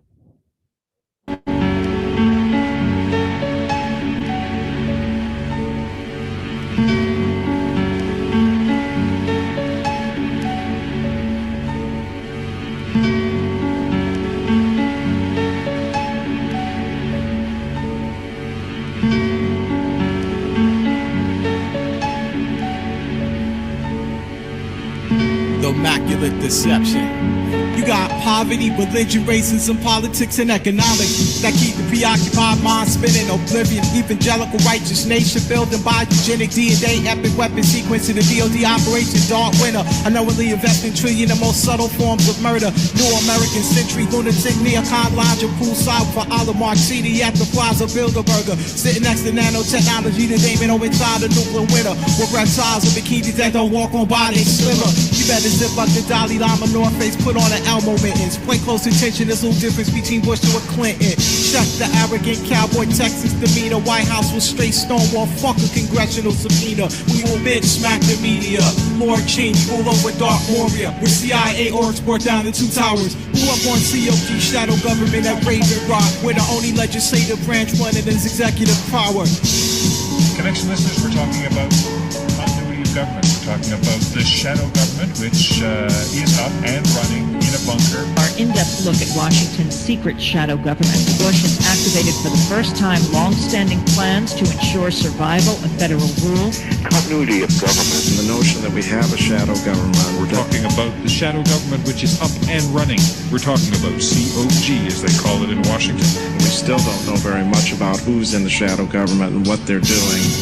I think that the Bush administration is going to have to eventually give us a lot of information to clear the air here. And the notion that we have a shadow government, that there's some urgency about having a shadow government. It's actually a shadow government operating right now. Is finished, master. Is my music really on some apocalyptic, dark and gloomy shit? Or my part of some now freedom music? Your perception to this rhyme reflecting your influence. The most dangerous person in the world is someone who don't do shit. You think I'm fearless, confused, or just blind? Or to safely actually continue to perpetuate itself in the mind? A helpless victim of revolutionary soldier, you decide. Then ask yourself why am I so rebellious and out of hand? When a country will spend hundreds of billion to kill half a million to kill one man. Am I really the rebel against society for now world view of illusion? Knowing full well to put off world globalization, millions I have to die to subvert the authority of the Constitution. And how much of this silly, goofy, wacky conspiracy theory is really hype when all of the media world is controlled by select few programming status quo lies. Home of the freedom, ignorant, hypocritical, and buck wild. American politics is more confusing than a racist sin of the illegitimate black love child. I bet you want me to rhyme by alcohol and beverage and pimpin' girl. When I own liquor, I'm talking about is Molotov cocktails. When in my country, people of color make up 62% of the incarceration rate, to form the largest prison population in the world. While you set claiming born again Christianity, murdering preemptively, showing up to rally the troops in a homo flight suit and a plastic stunt turkey. Believe you can't hurt me or do me none. I'm down with God, Allah, and I ain't afraid of no one. And this is world decrees, imperial letters of protection, warning you about privatization and depopulization and federalization and deregulation and globalization. Request this on your favorite radio station. Request this on your favorite radio station. Request this on your favorite radio station. And I bet you it won't get nary rotation.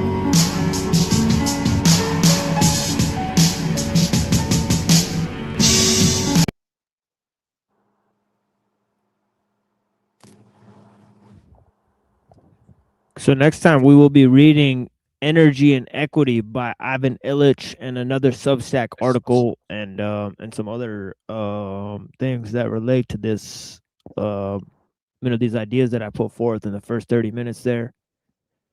And of course, in the entire presentation yesterday. Honestly, we really hit it out of the park yesterday's show. So if you guys missed that show, I think it might be one of the better ones that we've done in our history. So so definitely check that one out. But yeah, and lots of great contributions from Tony Drake and Max Vision as well yesterday. I greatly appreciate their time. I don't know if they're listening now. I greatly appreciate the people that are listening. But yeah, let me conclude this with this little piece. It's only very, very short. Very, very short. Little thing here, and then we'll sort of end this.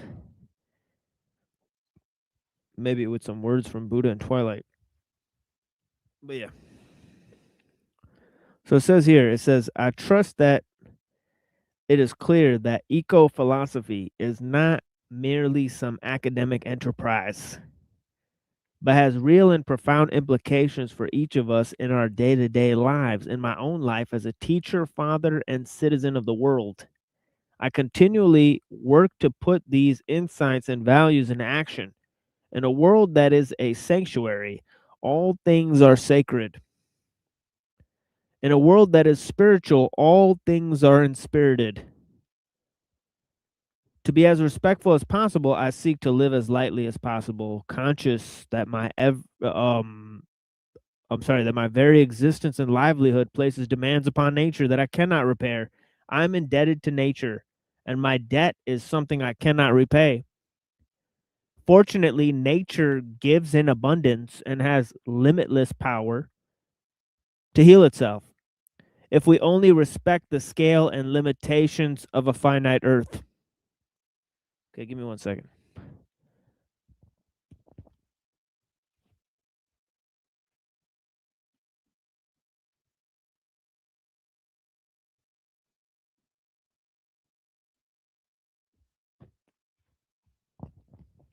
So yeah, as Uncle Teddy said, right, the perfect counter ideal to the world technological system is wild nature. So anyways, as a professor of philosophy and ethics, he says, I'm aware of the long tradition of environmental stewardship, of the unique contribution of that eco philosophy makes. Unlike traditional shallow ecological vision, it seeks intrinsic value in the world. Nature exists as its own good, not simply for human use and consumption. And unlike more extreme views, such as deep ecology, it accommodates universal evolution and finds a natural role for humanity in the cosmos, man as steward, as protector, as embodiment of the self-reflective cosmos, as holder of special responsibilities towards nature. In this sense, Skolimowski is firmly in the tradition of Teilhard and Schweitzer. In fact, he unifies and extends their vision in most compelling manner.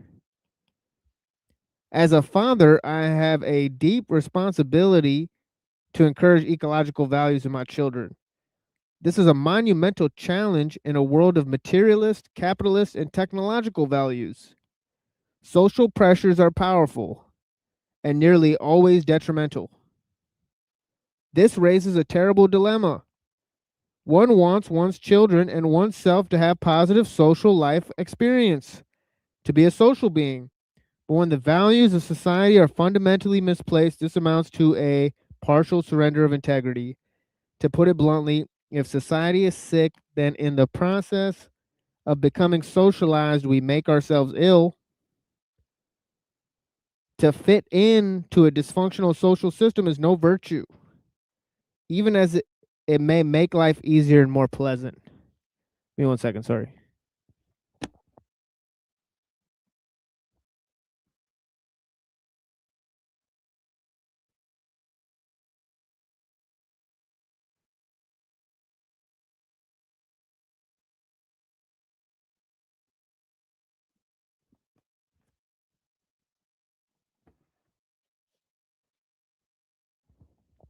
All right. Sorry, guys. I'm kind of like making coffee as well. Which I will be up for like possibly another couple hours here to do some things, organize some things. The challenge then is to maintain one's strength and values and vision while engaging with the larger world of humanity without becoming too compromised in the process, a most difficult task for an adult, let alone a child, so I must strike a balance between the resistance and acceptance. All while setting a positive example, children cannot understand this tension and hence see it most often in negative terms. I can only trust that that my own children will, in due time, come to appreciate and understand the inherent difficulty in any family situation and will ultimately embrace the higher ecological values. As a citizen of the world, of the cosmos, I strive to embody the highest values that I can conceive. I try in many different ways to defend the ecological integrity of the planet. Often this involves taking an unpopular stance.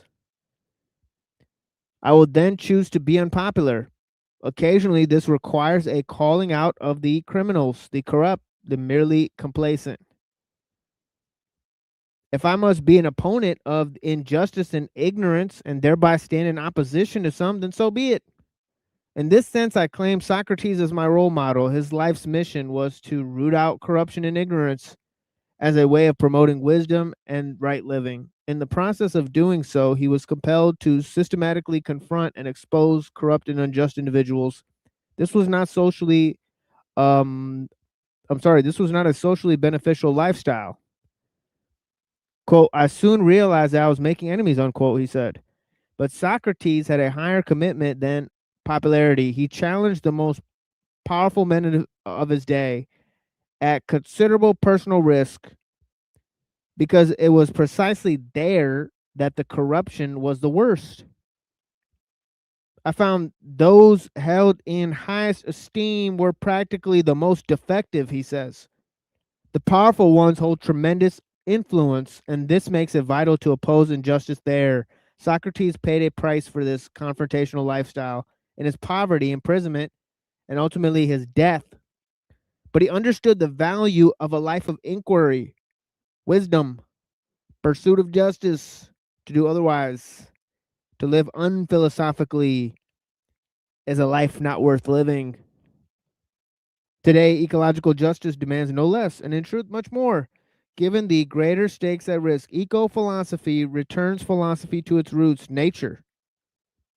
On this foundation, it adds an environmental ethic and a radically evolutionary concept of mankind. Man not merely as Homo faber or tool maker, or as an intelligent ape, but as a bright point of light in a long journey of the cosmos. We are the light of the universe made conscious of itself. We are not better for this. We are responsible. Our special abilities bring us a special obligation to act wisely and reverentially towards this planet. On this planet, and to defend and protect all life, and even if it means sacrifice on our own part, and it will mean sacrifice, the greatest restraint, a holding back, a doing without for the sake of a larger biosphere. Such a sacrifice is no penalty, it is an honor. In doing so, we revere Earth and ourselves. Sacrifice is literally a sacrificium, a making sacred. Only through sacrifice can we restore the sense of the sacred to the earth and all its inhabitants. Sacrifice in the human realm will lead to a flourishing abundance in the natural realm. The cosmos unfailingly brings forth that which it needs. It needs flowers, it needs bulldozers, it needs Henryk Skolomowski and eco-philosophy. They have arrived, not 1 minute too late, not 1 minute too soon, but at precisely the right time. We now take the future in our own hands.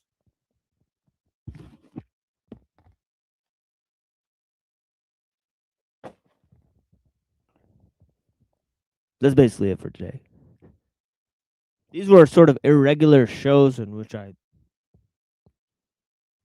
invited people to call in and debate us. Nobody showed up, just the regular panelists. Right. So we may do these shows in the future and maybe implore more people to come in. Next time we may have actual challengers that we call to come in and call in to the show and challenge us live. Right. So I may go that route if nobody shows up. So there's all sorts of opportunities. Right. But we'll expand on the topics here. Right. And this was happened because we got banned. Right.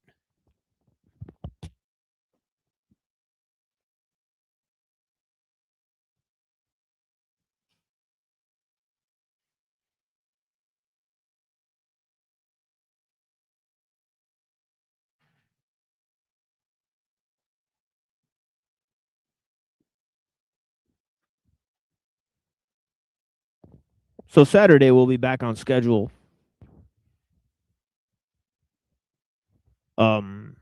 What do you guys think? You guys there? Yeah, I'm getting ready the Elon bomb to drop it. I'm gonna drop the Elon bomb. Don't drop it, bro. Don't drop the Edom bomb.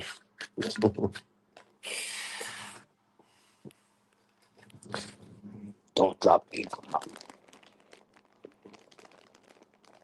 Look, I just think that everyone should go to true Orthodox. I can't even finish the sentence without laughing. Anyways, hail Satan. um, Inshallah. you know, um, you know, we just need to be good to ourselves, and to each other and to nature, and the rest will fucking work itself out. Honestly, like I really, feel that way. Uh, and whatever prison system they have, planned, I really don't think it can work. At the end of the day, it might get to a point of where things get really fucking bad, but I honestly don't believe that it's going to be allowed to continue. Whether you want to see it as Sophia's deorthosis or the hand of God, or just fucking human error, like I don't believe that it can actually completely succeed. I honestly don't. I mean, evil has to plant the seeds of its own destruction, right? So there's a lot, like even mainstream. If you, I mean, they've kind of buried it a little bit, but like AI is kind of like self-destructing right now. Like the entire industry is kind of like caving in on itself, and so I don't think they're going to be able to do what they planned. Now, will they be able to kind of bounce back?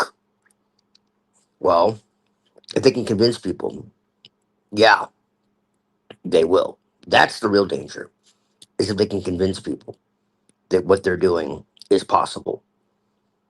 That, it's kind of like with Sophie Bot in Saudi Arabia, they're going to like give her rights and shit when no one has rights. They're going to give a fucking robot rights, right? Like, this is the fucking problem. And they convince people they can like upload their consciousness to like the Internet of Things and shit. This is absurd. You can't upload fucking consciousness. It's not bits of data, right? So the real issue is that there are really sick people that want you to believe that your your consciousness is data. It's bits. It's fucking, just math or something that can be replaced. This is why I don't believe like the cloning shit and all that, because I don't believe that humanity can actually replicate the fucking soul. Because that's essentially what you're saying. You know, um, I think it's fake news, but I think that if they can convince people of it, then it might as well be a reality. And so it's people accepting this shit, and then You guys, voila, yeah, weird the Wizard question. of Oz Twilight. does its magic. The Wizard of Oz does its magic because you believe it's a self-aware system, but really it's just somebody fucking behind the controls with like quantum computing and shit. So now there's someone behind the wheel, and they're able to control the shit, And so you think it's some self-aware system. So Let me yeah. ask Go you, ahead. yeah, Go ahead. during my last presentation, the last one, I was showing something interesting. I was hoping you were there because I wanted to ask you a question. Do you know about the practice of Soko Shinbutsu? Have you ever heard of Soko Shinbutsu? Yeah. It sounds Basically, familiar. yeah, I'll tell you a little bit about. In ancient Japan, before Meiji era, there were some Japanese. They would like meditate and fast and drink this kind of bark or whatever, and they prepare themselves to go into a box that they lower into the ground, and they will be meditating in that box and ringing a bell while they're meditating. When that bell stop, that means they died, and they're going through a mummification process under the ground. And sometimes, though it's rare, the mummification would fail, but most of the time, but sometimes it would succeed, and they would deify those mummies. And there's about 24 of them or 20 of them in Japan, and people take pilgrimages to go see these mummified monks. And some people claim these monks can hold special powers. This ties into Shingon and even Shogundo and other stuff. Yeah. Do you think Okay. those mummies they contain special power? Yeah. Yeah. I mean, there's different traditions that have similar ideas that you know. There's something about particular. I mean, it's even like in churches. It's just under the auspices of being godly, but really, it's deification of man. Like ultimately, they can couch it however they want. Like it's ultimately a cult. Uh I'm careful with stuff like that. I I think it's a slippery slope.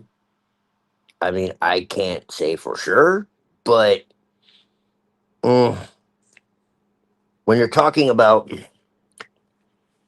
deification just by like artifacts or like someone inherently has power that others don't, you know, I feel like you're kind of approaching like cult like uh ideas. Like you had like there are some interesting cases though. Like there was this guy who supposedly was like immortal or like was bilocating or whatever. Like he was found like multiple places, and he supposedly died, and he like showed up again. And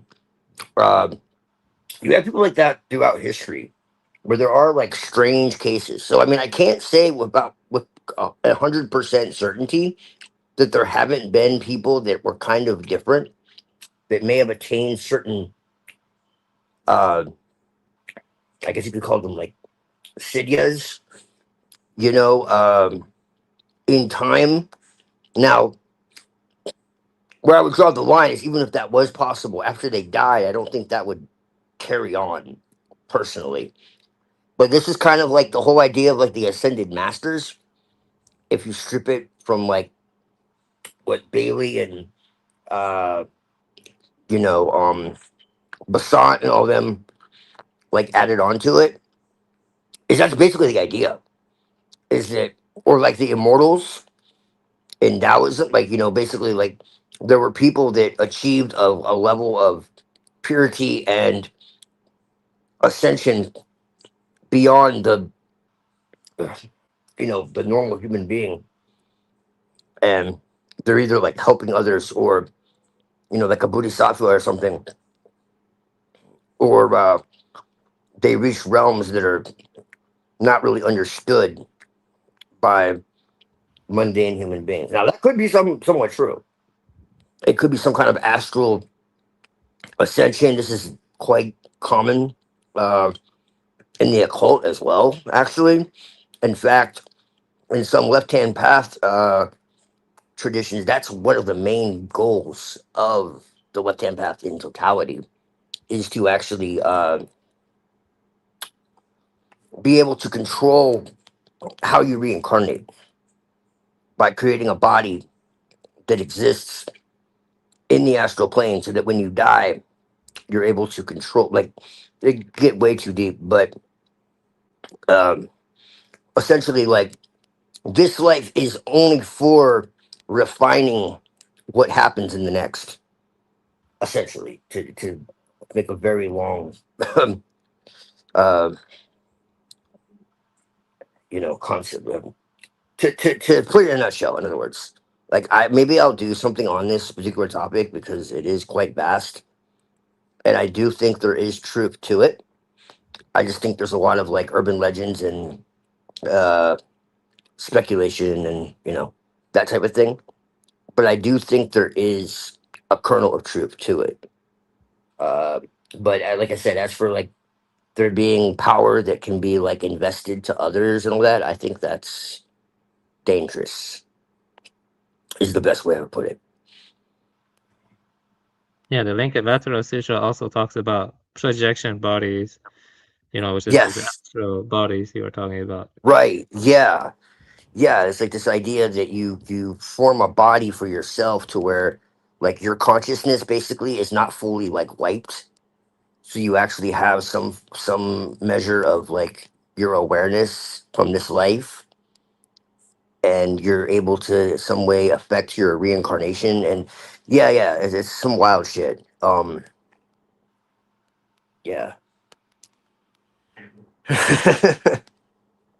Yeah, I appreciate your perspective. Yeah. Yeah, thank you for it. Yeah, no problem.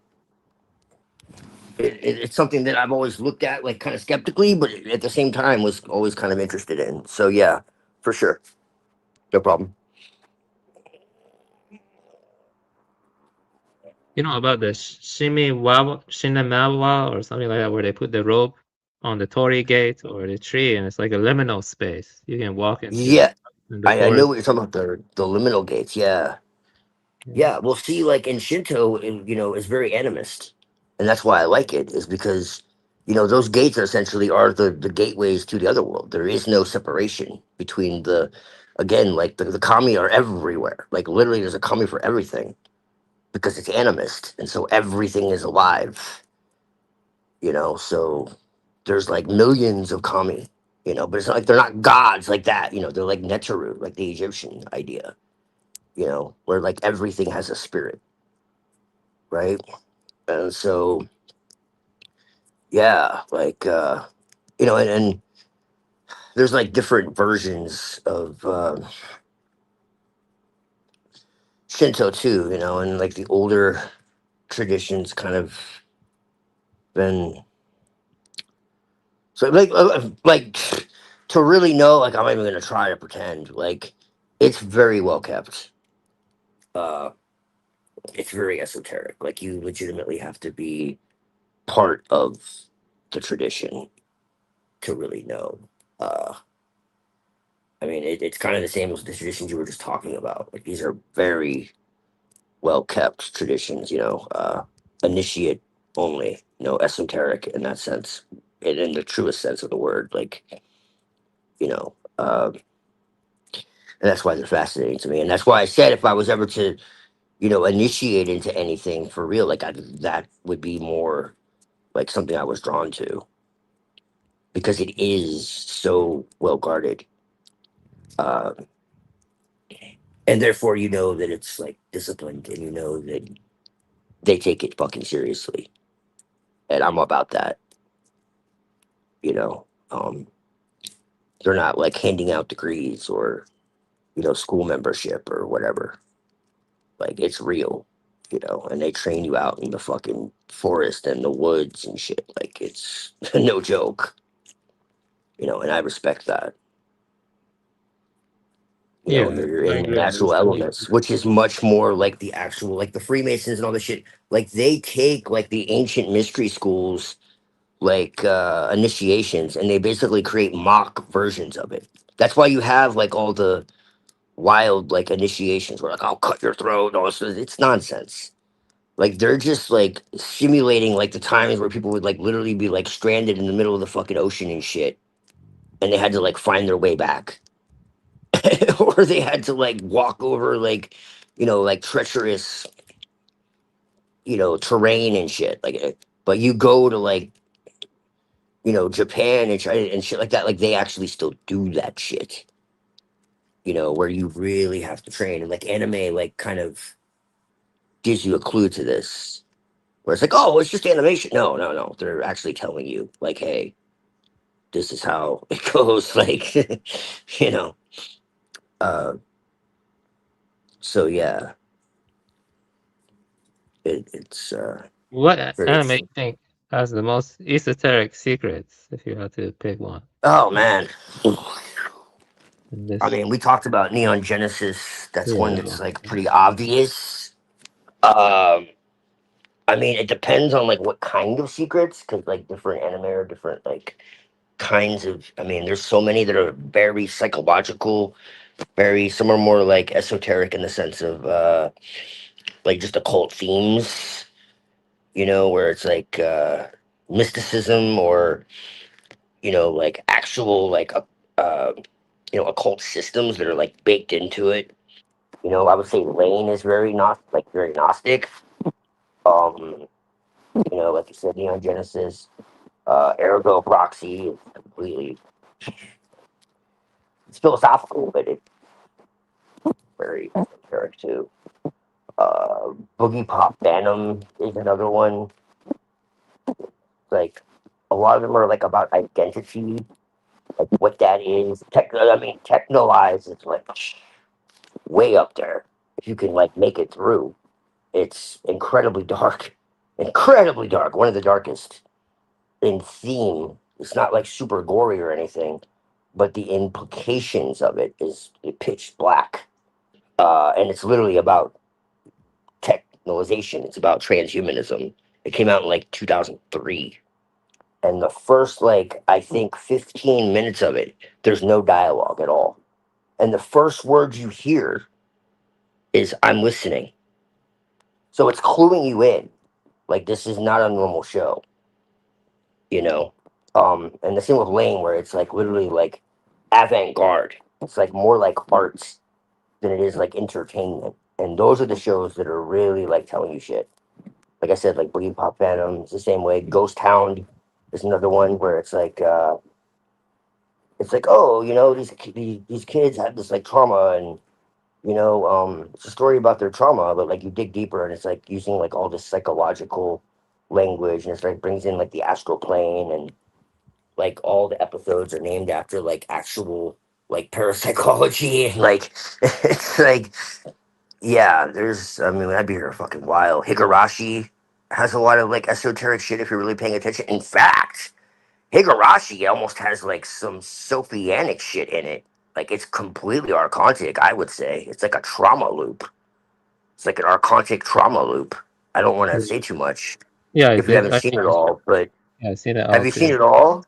Yes, It's yes. very like Rika is most definitely like a Sophia character.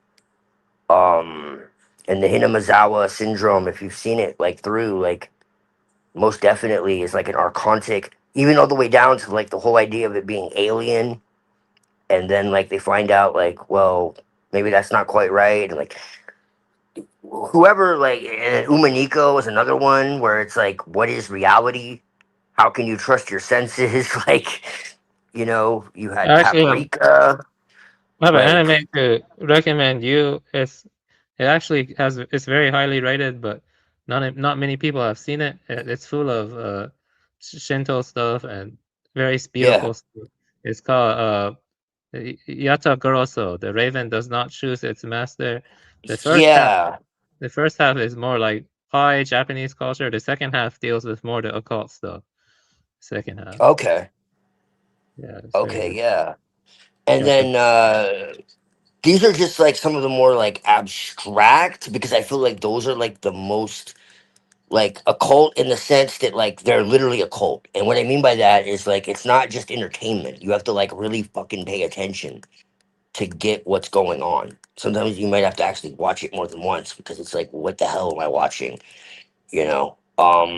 There's other ones that are occult in a different way. Uh but yeah, no, I could be here a while. There's let me think. My other device is dead, so I can't access my list right now. Paranoia Agent, if you've ever seen that. There's another one. Yeah, I Anything by saw that that. author, Satoshi Kon, Perfect Blue is Yeah, another perfect. one. Perfect Blue is a head trip. Yeah, I saw that one too. What is it? Mind Game or not? Mind Game. Well, I guess Mind Game too. But Paprika is like legitimately where they got Inception from. The movie Inception. It's absolutely cut and paste from Paprika. Wolf's Rain. Wolf's Rain, yeah. Wolf's Rain Wolf's is Rain was wild. good. Toward the Terra is absolutely like a Gnostic, like nature, Yeah, I love like Thor's. basically like what happens if we lose Yeah, nature yeah, that and was a what great happens if one. we forget nature. That was under Fantastic appreciated. Children. Oh, that Fantastic one. Children is another one that's kind of like lesser known. Yeah, I saw Uh, that one. Yeah, when I was young, yeah, all of it. It's okay. that's I like Toward Terra more. Though. I like Toward Terra a lot. yeah.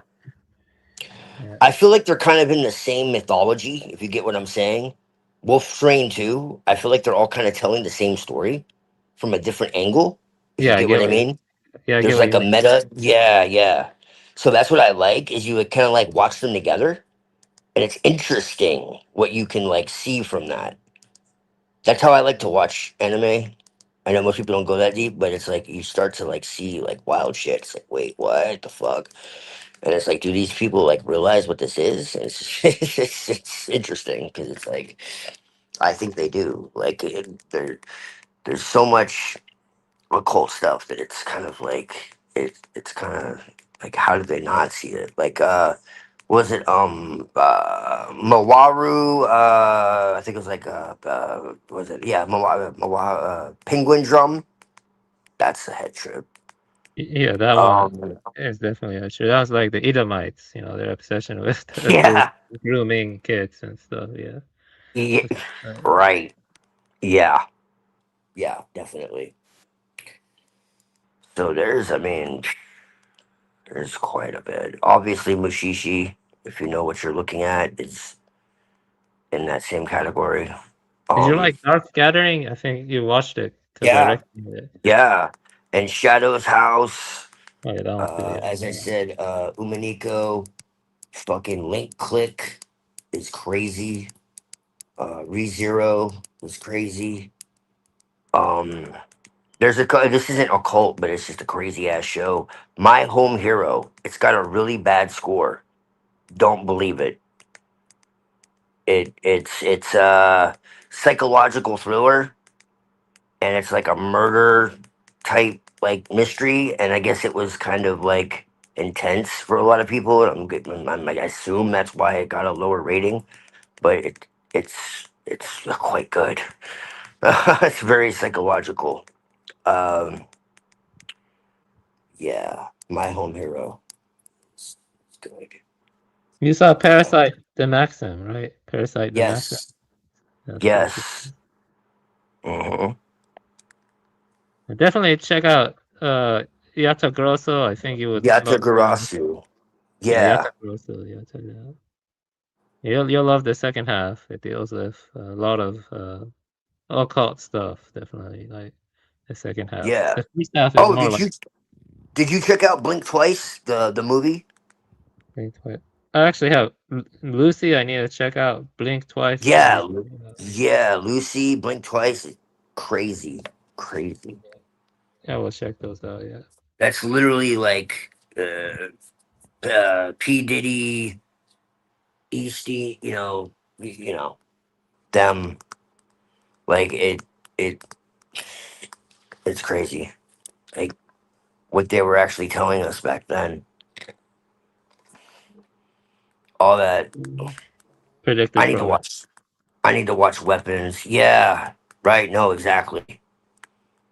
Like it's all there.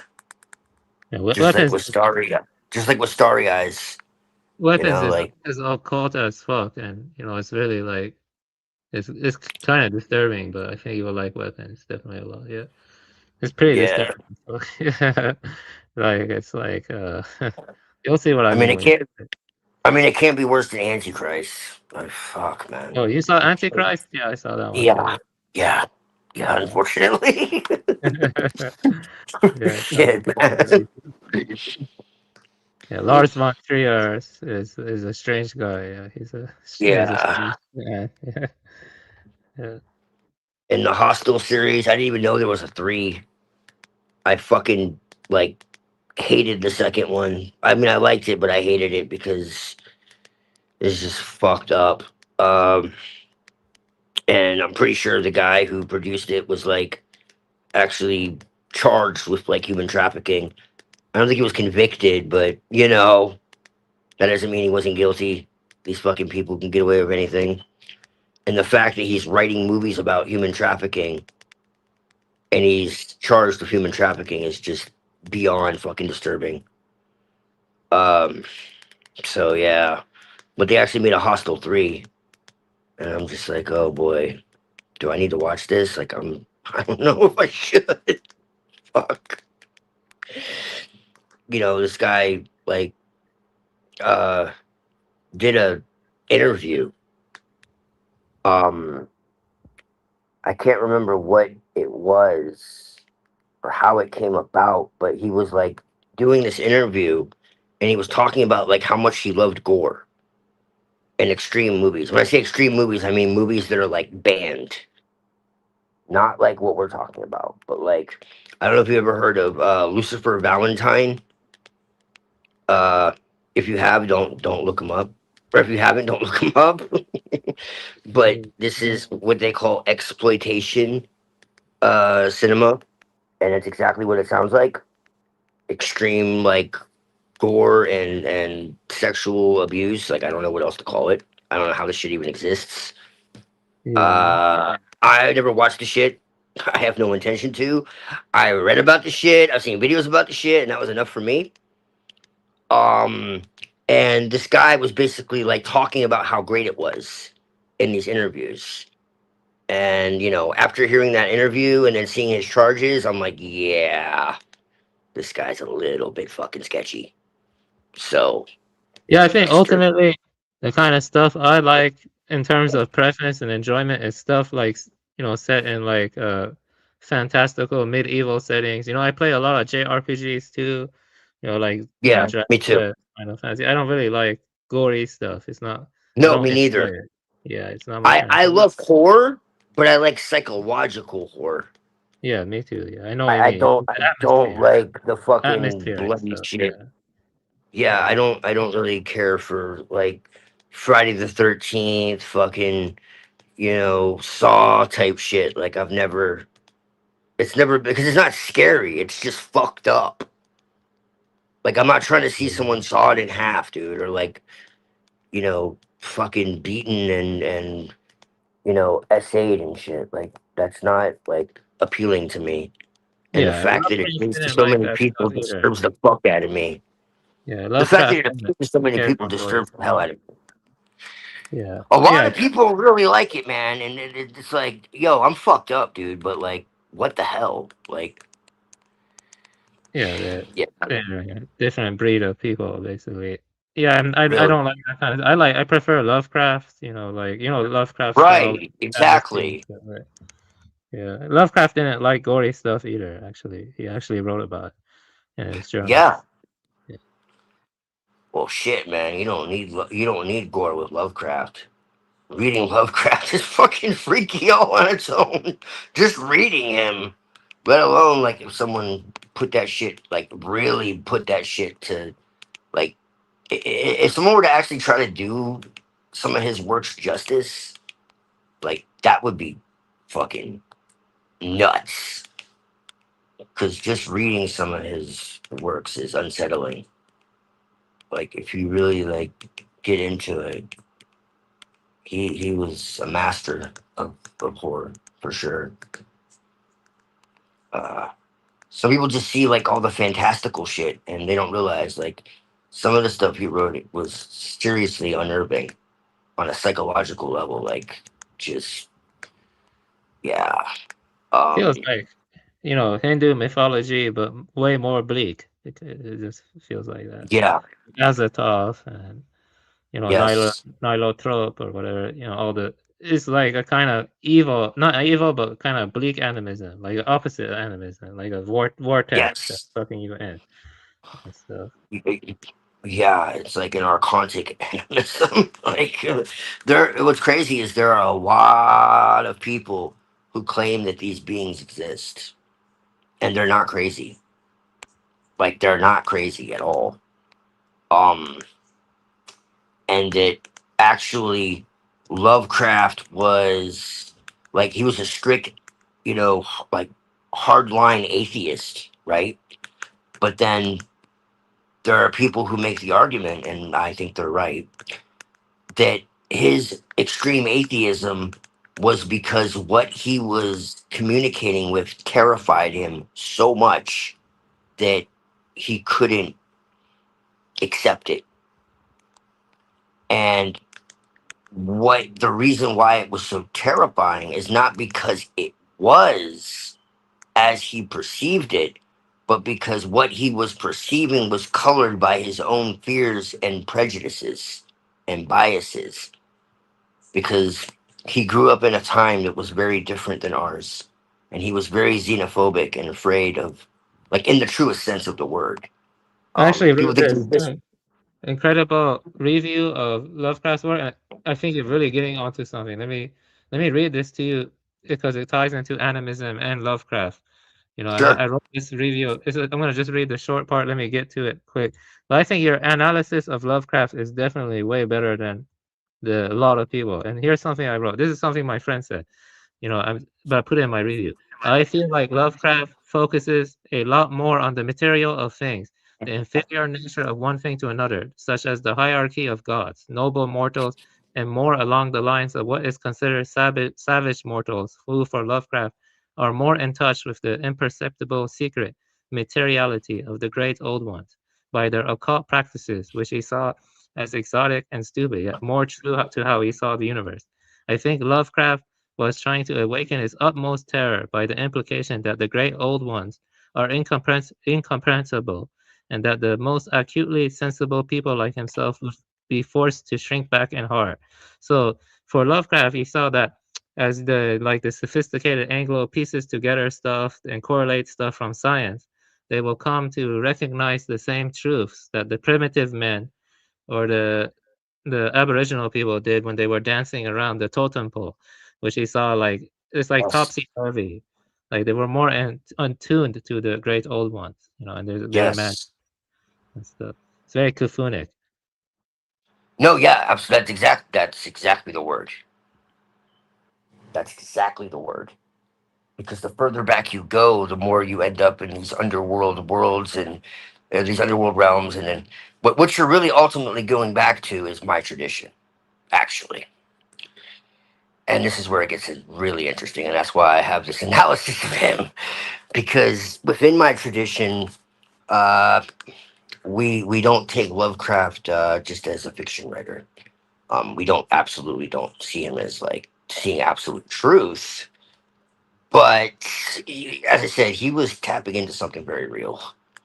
And as I said, it terrified him because he was very xenophobic. And as I said, I mean that in the truest sense of the word. A lot of people think he was just racist. No, he literally had schizophrenia in his family. And it terrified him, and that's why he became completely atheist, because it literally was surrounded by schizophrenic parents. And so he was watching them like lose their fucking minds in real time. And so he became skeptical of everything. Uh, and we could say, well, that's what he was seeing. It was just schizophrenia. Okay, well, yeah, but here's the thing. There's all kinds of very strange synchronicities with him and Aleister Crowley. Oh, yeah, it gets deep. They never met each other. And yet, the times and the dates that he uses in his, and this is very interesting about his work. If you go through his work, you'll find that and this is why my interest in Crowley too. There's a much deeper reason why I'm interested in Crowley. It goes far beyond just his like work while he was alive. There's a very strange synchronistic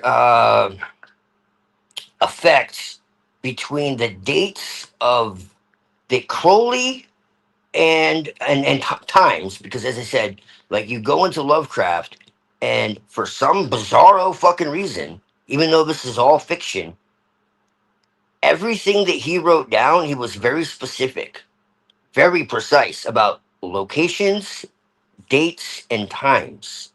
Well, these dates and locations and times just so happen to coincide with a lot of big events that happened in Crowley's life. Now, how is this possible? They never met each other, not even close. So, what is this about? Why is it that what Crowley described also Grant described in different ways? Now, again, this is a long fucking topic.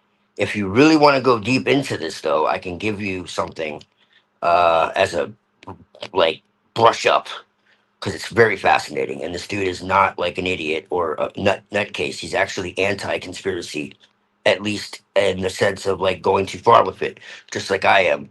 His name is Peter Levenda, Lavenda, and he goes into the connection between Crowley and Grant and fucking like the UFOs and like all this shit. And he doesn't believe that they're aliens on the planet or any of this type of shit. You know, he's very balanced. But and this is where it gets even more interesting. He is actually the one who found the Necronomicon. Found it. This is the story. And this gets into, well, people say that it's real. Okay, well, guess what? People think that it's real. All right. And they've been using it for a long time. And everyone's like, well, we think that maybe Peter Levenda created it. Well, here's the thing. If Peter Levenda fucking created it, then he's one hell of an occultist. Because everybody has used this fucking thing, and everyone is Yeah, like, sorry for getting off, but about the synchronicities you're talking, isn't there something there's weird a about London? You know about David Tibet of the band Current 93? He sings about a lot of Gnostic stuff. Current He sings 93. about, It's yeah. Go ahead. He sings about Crowley. He sings about Lovecraft, and he's Yeah, British. He's in London too. right. Yeah. Do you There's a think the connection. Yeah. British royal family or these Londoners, they're hiding like some deep occult secret from us that they're like connected Yes. to? I think so This too. is what I've been talking about the whole time, Avian. Yes. Current 93 is Thelema. 93 is Crowley's number for Thelema, which is love and will. They're two. The word 90, the number 93, Kabbalistically adds up to Thelema and will in all three languages of Hebrew, English, and Greek. Okay? So that's 93. It's literally shorthand for Thelema. Okay? So, yeah. Okay, and yes, the British royals, yes. Crowley also worked as a spy at one time. Okay, as a double, well, triple almost agent. All right, spies, the occult, and technology have always been one fucking institution. Okay, so what did Crowley use as part of his system? Enochian magic. Who was using Enochian magic? Oh, right, John Dee. What was John Dee doing? Right, opening portals. What did Crowley do? All right, open portals. Gee, I wonder. Every time these portals opens, things happen. What did Crowley say when he saw a lamb? He says, today they call them angels and demons. Tomorrow they'll call them something else. 1904, he drew a gray alien. What today we call gray aliens. So what happened? You know? People are like, well, it's Crowley's fault. Well, no, I don't think it's quite that. I think Crowley was a vessel for something that was going to happen either fucking way. Okay? You read Kenneth Grant, he gets into this, how there's transmundane intelligence that's communicating. This is where it gets like weird. You have to have all this background shit. Because if I just lay it on you, it's gonna be like, that's insane. But when you start realizing like all these real events that happened to people that were part of this current, which is the magical word for, the basically the energies that are surrounding this particular magic that is very real. Okay, people need to get out of their head. This shit is not fake. All right. Then you start to understand. So what was Crowley and Kenneth Grant really communicating with? Well, it's called the Cliffoth. Oh, that's Jewish. Well, you got some work to do. No, it's not. Okay, it's transmundane intelligence. Okay, you're talking about something that has existed for a very very long time. Now, is it part of consciousness? Probably yes. Everything is. Okay. Is it somehow separate too? Yeah, probably. Uh, d- we don't really understand it. It's plasmic. It's you know um so yeah, this is what we're saying, and people that have communicated with this current, have had these like channelings and have had like different stuff that's come to them, and some of it's like still trying to be decoded. People are still trying to decode the book of the law and shit. Like there's entire theses like written on the shit because it's all coded in ciphers, and like everyone's just like, oh, it's just, it's just a cult. It's just, they're just hiding information. Yeah, well, what are they hiding? Like, you ever think of that? Did you ever think that maybe, like, within all the coded writings, like, I don't know, like Maria Orsic and, like, all that, esoteric Hitlerism? Like, we talk about that, right? What do you think Nimrod Rosario was? Oh, right, esoteric Hitlerism, right. Okay, and what were they, like, involved in? Oh, right, yeah, they had channelers who were, getting information about UFOs. Right. Okay. And then they went to Antarctica, and they were told about like the civilization in Tibet and all that. But it's all make believe, right? Well, they certainly fucking believed it. Okay. And they got all these expeditions, and they were actually getting like information about what? Technology. Are you following me now? I'm not trying to talk down to you. I'm just saying I know this is a vast fucking topic. So Yeah, when I talk like that, that's not me being patronizing. I'm saying, dude, I was there one time where I didn't have a fucking clue either. That's not patronizing. That's me saying, like, yo, dude, like you have to figure this shit out in pieces because I understand it's fucking wild. So people misunderstand that sometimes. It's the opposite. I'm saying like this is very vast topic. So when people like Giorgiani talk about shit like that, like you have to understand this is very multi-layered. Okay? So it's like they absolutely believe this shit. In World War II, they had schematas for like the Hanabu and all this type of shit. Flying saucers. They weren't just learning fucking ways to do spells, dude. They were learning practical knowledge to build anti-gravitical fucking technology. Right. Giorgiani's also a transhumanist, basically.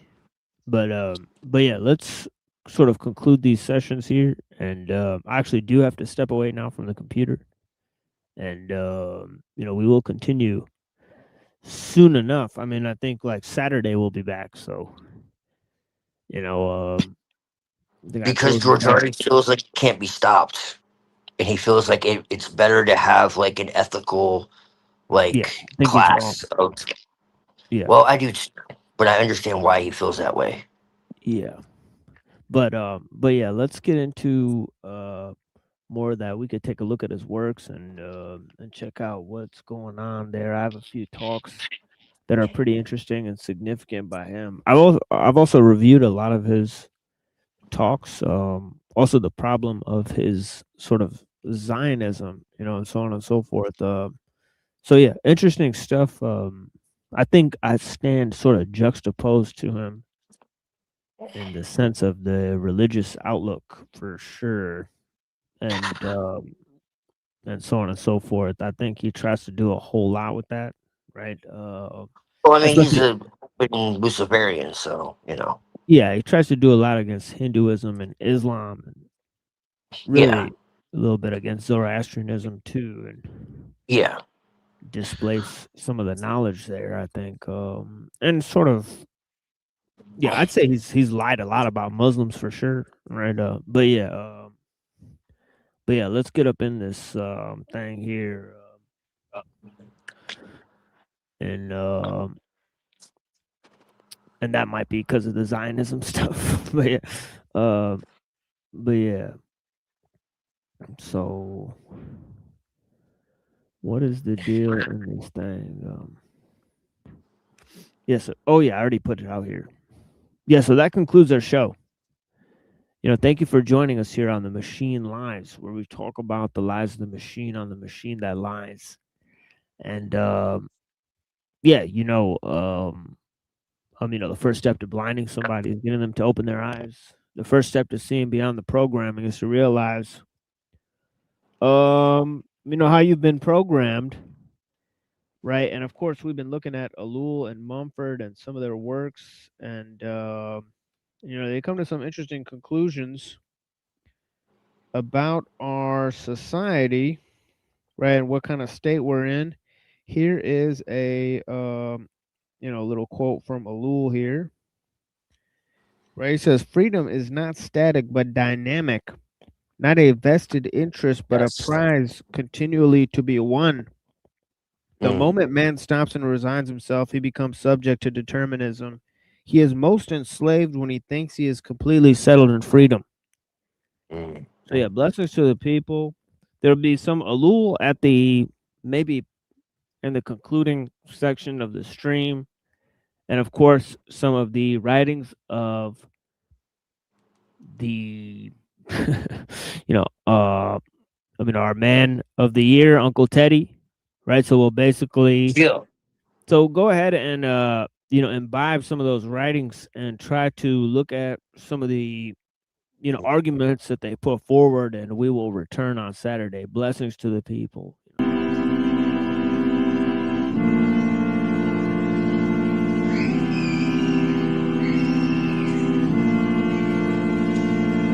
You know what they say about romance. You know what they say. Oh, what the? Here, hold on. Give me a second here.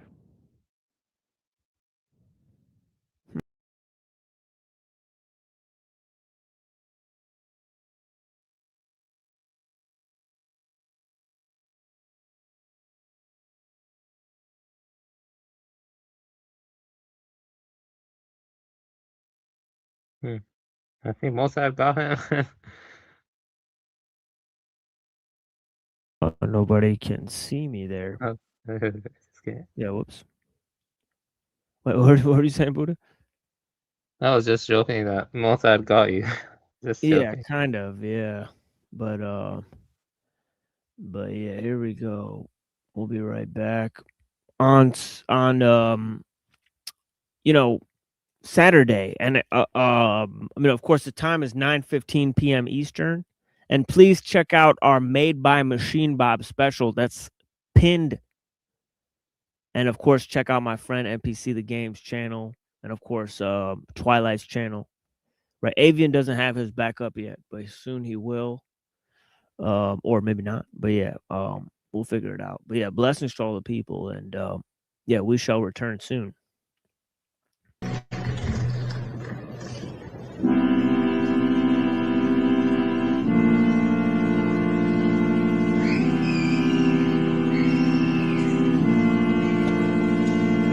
You know what they say about romance. You know what they say about romance. Ever-changing love that you can keep inside the hook and kill. Better the thought than the feeling. It's plain to see all the things we suffer from the hands of humanity.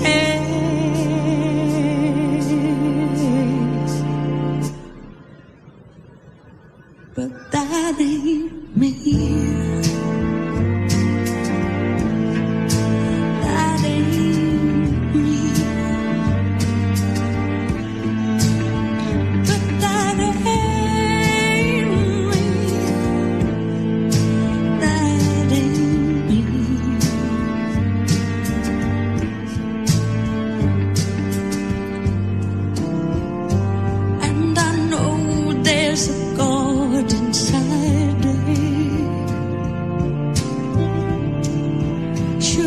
love your key, but don't you get inside.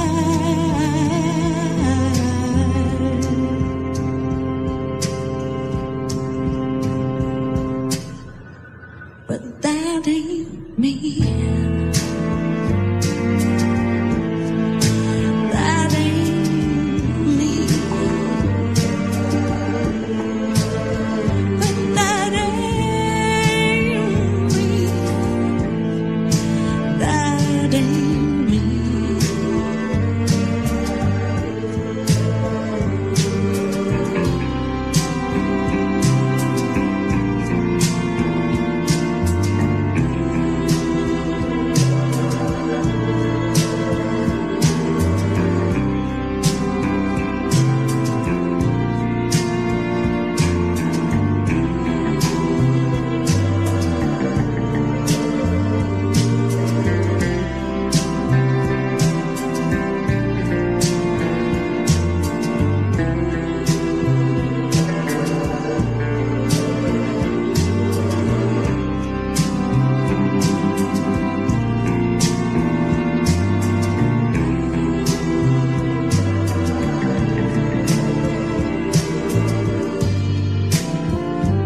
And I know I may come to doubt it,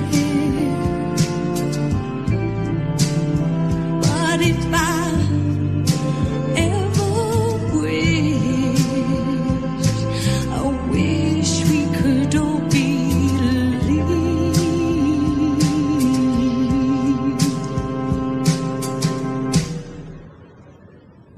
that in this daylight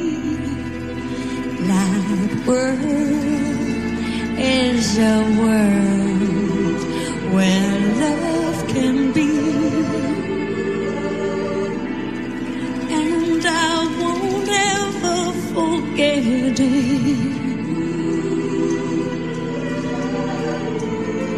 'cause that ain't me. That ain't me. 'Cause that ain't me. No, that ain't me.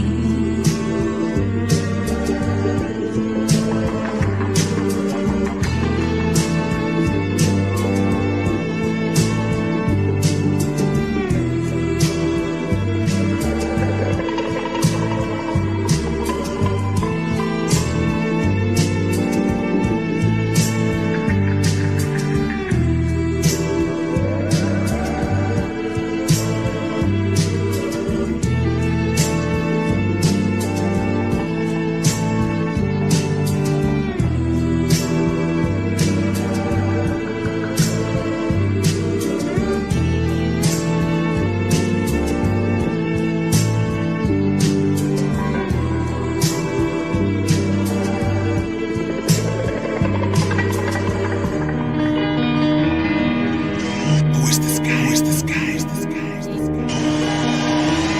Somebody tell me. I love you.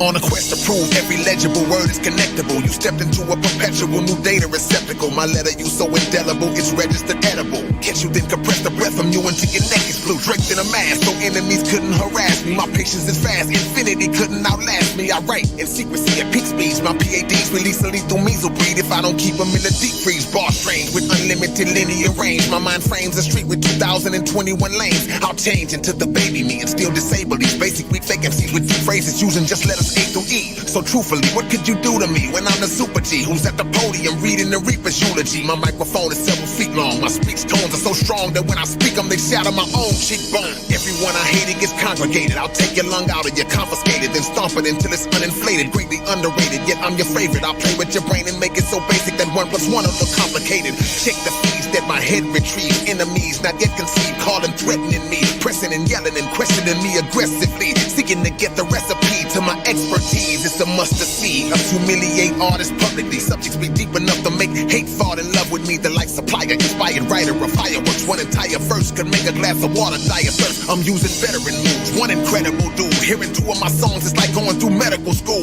Non-escape from a monstrous fate. I dominate and concentrate, drifting in and out of conscious state. I spit poison ivy when you try me, and just to sit beside me, you gotta show 100 forms of ID. My sickly gifts I can prove quickly. When I stand in the mirror and move, my reflection scared to move with me. I'm filled with electric type skills, so anytime I write for real, I get a $7,000 light bill. I kill and double back after pretending to leave. Then I proceed doing squats, never bending my knees. I'ma press my hands around your neck slow, and even though I saw your final breath, I squeezed another month before I let go. I leave you broken like Depeche Mode. A hand-woven flesh robe is the dress code to get into my next show.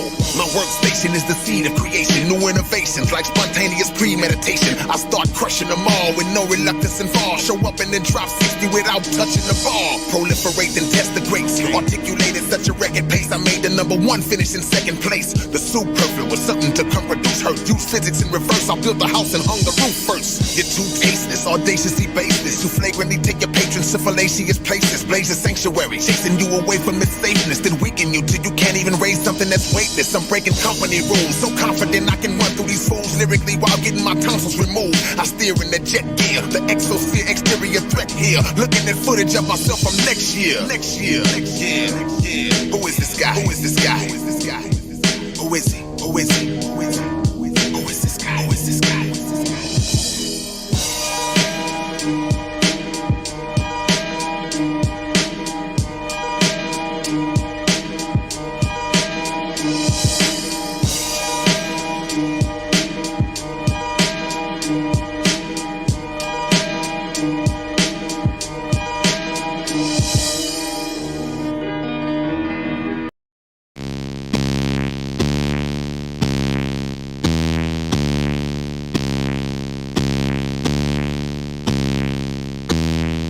Completely unfair. And I realized something today. It's not just about me and my dream of doing nothing, it's about all of us together. We don't have a lot of time on this earth. We weren't meant to spend it this way. Human beings were not meant to sit in little cubicles staring at computer screens all day, filling out useless forms and listening to 8 different bosses drone on about mission statements. You've worked your ass off hoping for a promotion, something. Years and years and years gone. And you're gonna go in tomorrow, they're gonna throw you out on the street. You know why? So that stock will go up 1/4 of a point. Let's make that stock go down. And let's take enough money out of that place so that we never ever have to sit in a cubicle ever again. Put down and pay. Pick up, I got put down and pay. Pick up, I got put down and pay. Pick up, I got. Pick up, I got put down and pay. Pick up, I got put down and pay. Pick up, I got put down and pay. Pick up, I got. Pick up, I got. You're a laborer, and I'm the one profiting from your labors. You aren't really human. Well, it goes right back to the slave dealers who used to take babies out of the hands of black mothers on the plantations. And the mothers would cry, and the slave owners would turn and say, with a perfectly straight face to the slave buyer who's buying the baby, oh, don't worry, they don't feel emotions the way we do. Oppressor of the proletariat!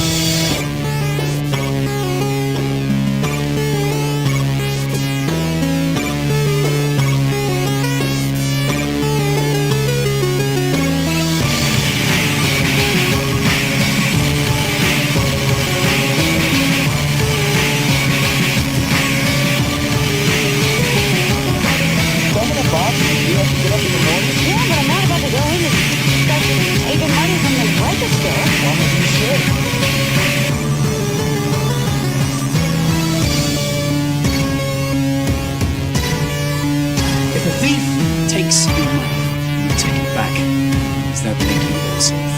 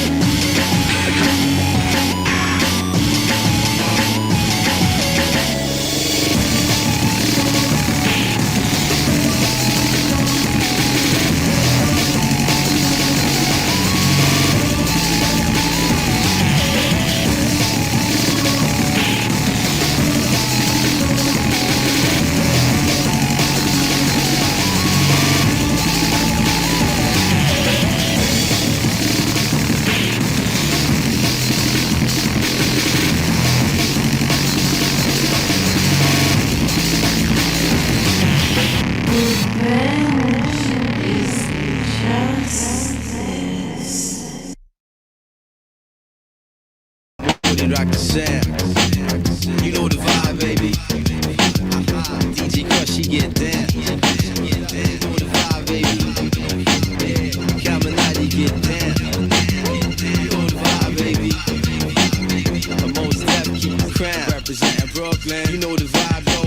From all borders, doorways, and gates. Resurrection drawing near as mankind awaits. When you're living in this world, you got to survive. Shaitan is looking on the left, attacking from all sides. Witness before all eyes, the evidence of unseen. The power past our comprehension that controls all things. The battle for by good and evil is a real contest. It is the outcome of the struggle that brings play contact to all sections, cruddy cliques, crews, and clans. Good greens to badlands, jump up to understand. I'm just a man, not the universal architect. We tread the face of this heavenly place and show respect. Tokyo, raise your hands where you at. Osaka, raise your hands where you at. Toshiwado die, Nagoya, Sapporo, Sendai. DJ Crush, most deaf on the touch. We live fly. I send my salam to my entire squad, my sahab, yo, wherever you are. Stay on your job, struggling hard to overcome the perils of life. We writing rhymes on enemy lines to shine light. Stay in meditation to keep the head right. Spreading wings like heavenly things. We take flight, fly, fly, fly, fly, fly, fly, fly, fly, fly. Everything gon' be alright. Everything gon' be alright. And you got to believe everything gon' be alright. Everything gon' be alright. And you got to believe everything gon' be alright. Everything gon' be alright. Said you got to believe. Said you got to believe. Yo, bust it, baby. Me and Crush, we politicking, building on this money mission. Send me a fucking something, so I had to stop and listen. If time forever ticking, my gift forever clicking. I'm trying to get mine, cause son is here for the getting. A lost provision, but help us live the providential. My pad and pencil, or transcribe the elemental, the raw essential, the southbound residential, the pure simple, to resonate in your mental. I flash the temple, my Kiko shine like precious metal. Left the raw, living alone, about to settle fast ass, trying to gas so down and save your petrol, cause the beat don't stop like yellow cabs in the metro. B-boys traverse the earth is the first, the next. This is the daily operation like birth to death, and I burst the rap, yeah, of some so-called vet, or orchestrated designs while they set quiet is kept. Everything that you heard in advance was just a glance of the landscape.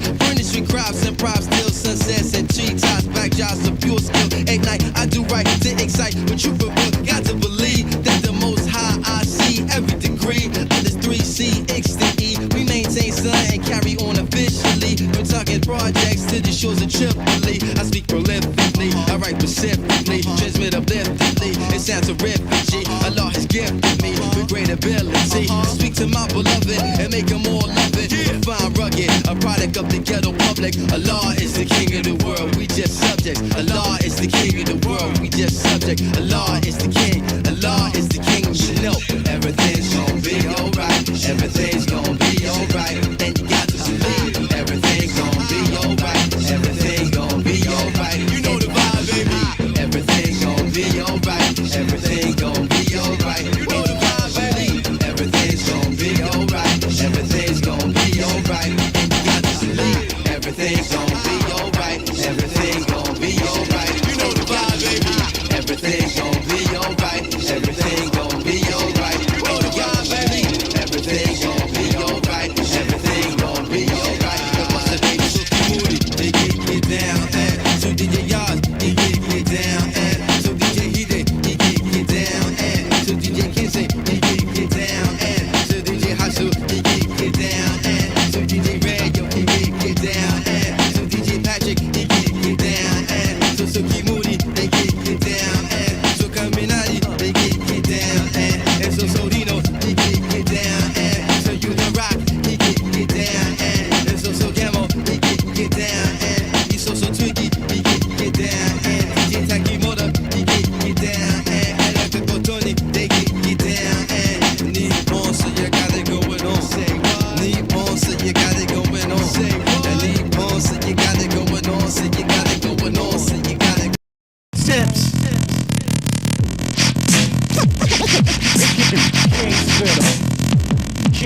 We don't waste time with toys, don't be crude. Spitting and fogging, building antibodies. Wealthy viper, gaboon, inlet slobhead. Trying to weave in and out the pressure of visible clutch. Frozen like a prodigal son. Bronze rodin, boom slang. Slither down from a tree branch for a quick nip on the kneecap. Flint, apply tourniquet, twist and suck out the neurotoxin. Allotment, scaly adder, ambush, cut and mouth hypodermic, venom. For hollow head, shallowly concerned with fast shaking libation. Till Maget negates heaven, intervascular coagulation. 1 milligram in the bloodstream will stop a herd of giraffes with paralysis. Put the most brolic frame on kidney dialysis. Eventually pondering your maker. Black mamba serum, Jock South Jamaica. Black mamba serum. Deadly venom. Black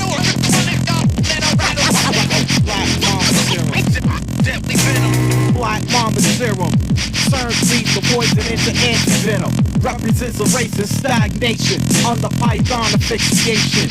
Negative factor, triple vector rotation. Self-amplifying, plasma rich intravenous. Rush into the wounded skin, distill a puncture from within. It forms an impenetrable boron plate that's hella unfadable. Look elsewhere, there's no winds, it's looking unsavable. King spitter. Deadly venom. King spitter. Savage black and soul control in the garden of snakes. Deadly venom. I got titanium helmets with fangs in. King spitter. Deadly venom in the garden of snakes. I got titanium helmets with fangs in. The garden of snakes. Deadly venom. There's been snakes in the garden since the origin of sin. The garden of snakes. King spitter.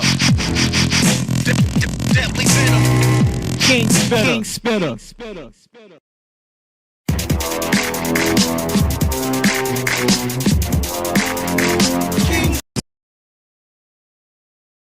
Bridge Kuwait, do or die shit. Coming from the bridge Kuwait, do or die shit. Yo, my gun burn like acid. Your flesh chastised, little worm ass maggot nigga thinking he more fly. Gaddafi lines is justifiable. Homicide, green paper, demonic faces. Money haunts me. I don't talk much when it's beef. I'm just a known creep. Nocturnal scope in the desert, cover the whole beak. So when I spit black talent, you hear my bird speak. Only bird your bird ass see is when you type a tweet. Mock day, grand padre, machete your teeth. Casually, I pull out blade and wipe it on your cheek. Tiffany green Air Maxes, 9.5 classics. Mockty, Frank Matthews, crime praying mantis. Lay on the track like I swallowed 1,000 Xanaxes. And you should never ask questions if you don't want the answers. Gaddafi, 252 across the planet. Across the planet. Gaddafi, 252 across the planet. LIC, that old fly shit. Gaddafi, 252 across the planet. Across the planet. Gaddafi, 252 across the planet. Told me everything that you said, little bastard. Tarzan, animal sounds over the loudspeaker. Attica demon, CO named preacher. We the gorillas, you more timid, Wiz Khalifa. A'udhu billahi min ash-shaytanir rajim. Info on the barrel, the bullets follow the beam. Now your grave is a pavement, swallowing your dreams. 30-30, 1/3 of me, all you see is G. Hang rabbits from rosary beads, slowly he deceased. Dick blower, I'm Champola with pistola. Battery back holder, mock the energy of solar. Cleopatra, Caesar, Solomon and Sheba. Behind every king's fall is a foul diva. Ice on my neck, chest feeling like a freezer. Heavy, leaving me leaning like the Tower of Pisa. Say less, Gaddafi beast. Raw meat, pull up, bitch, hop in the front. She in the wrong seat. Bet I make sure her ass in the floor me. Get the 440 your back like you Reggie Jack. More than that, 44 caliber killer over track. Golden era terrorized rap, and that's a Snapple fact. Red top shotgun shells are still with mega crack. Gaddafi, 252 across the planet. Across the planet. Gaddafi, 252 across the planet. LIC, that old fly shit. Gaddafi, 252 across the planet. Across the planet. Gaddafi, 252 across the planet. Told me everything that you said, little bastard. Little bastard. Next portion of this song is possible. To the detriment of many a derelict, we come to inject a bit of intellectual info, set to a beat to offset the imminent complaints of the ignorant. Those content within the confines of a weak mind designed to neglect the text sent to tape within a virtual space and time with the pace that the tempo dictates. Blind and dumb, but they can't anticipate an 808 before a speaker vibrates. So I wait for some insignificant rhetoric from an idiot to get into it. In an instant, their brains been fed with all the bullshit that's just been said by the fool who accompanied the melody, telling me about his car pictures and his jewelry and the usual cruelty committed in a fictional universe, governed by laws and a verse memorized by a million willing civilians waiting with open wallet and purse, making temporary financial security an oxymoronic reality for the industry's most recent casualty. Rap about loot but have yet to recoup. Then is the son of the man in the suit, emotionally scarred from the cul-de-sac, but the boulevard influences current delinquents and dumb raps joined by a dope sequence. And the shit was mistakenly taken as literal, much like the Bible. Now it's inspired a need for survival amongst all suburbia gang rivals. It all stems from the initial recital. Use caution with words cause meaning is vital, but with a dope beat you can bypass everything that you learned in morality class. That feeling of guilt, it'll gradually pass with every residual check that you cash.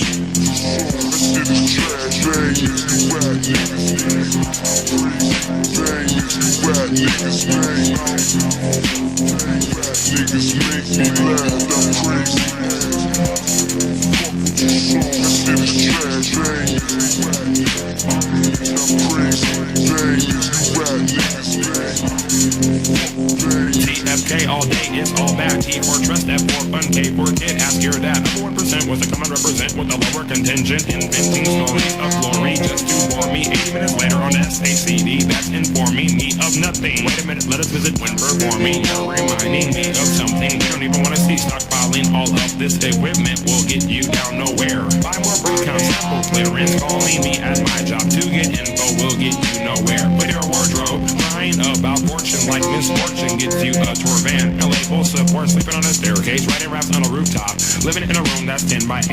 You wouldn't do that just to save face. That's from you not being real in the first place. Scum like you disappear without a trace. Make beats just like him, write like them, and it's a shame that you limit yourself to that. And it's even worse that you wholesale into us, writing all these false tales. I'm going to take you out. No hatred on those that flip chips and come from a studious upbringing. Hit the streets and end up banging. A vicious typical problem that you perpetuate when you can't find a task to alleviate this altered state. Gravity will wait, they don't know, I won't go away. See, you can't make pervasive rep asphyxiated, so it's real versus fake. Rhyme book fake, wardrobe fake, stage show fake, outward gear fake, message fake, your crew fake, your group fake, the whole catalog fake. Watch that jaw break, fake like a saw blade. You're no more real than me since we both live in 3D. I can fry on command too, you know they taught that in the acting school. Your heart will rise at a rapid rate and implode, and you to be continued. No set date, you just wait, you just wait.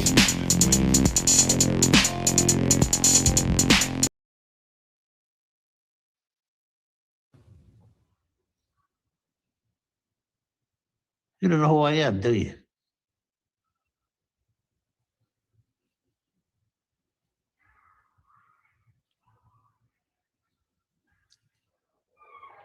You remember Johnny?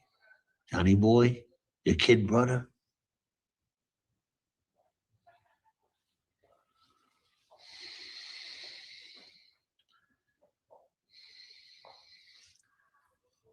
This thing of ours. I was involved with that? You're my dad. You two ran North Jersey.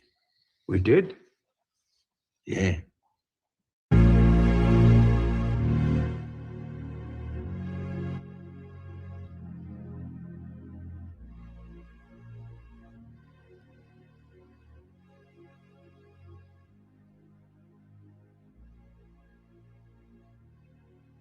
Hey, what's going on, everybody? Gabriel Carbo back at it again at NPC The Game on YouTube, Facebook, Gabriel Carbo, Twitter, Test Stream 88. Yeah, what's going on, baby? Today's episodes, they want you to live in a black cube forever. I get lonely. Mr. Worldwide. Yes.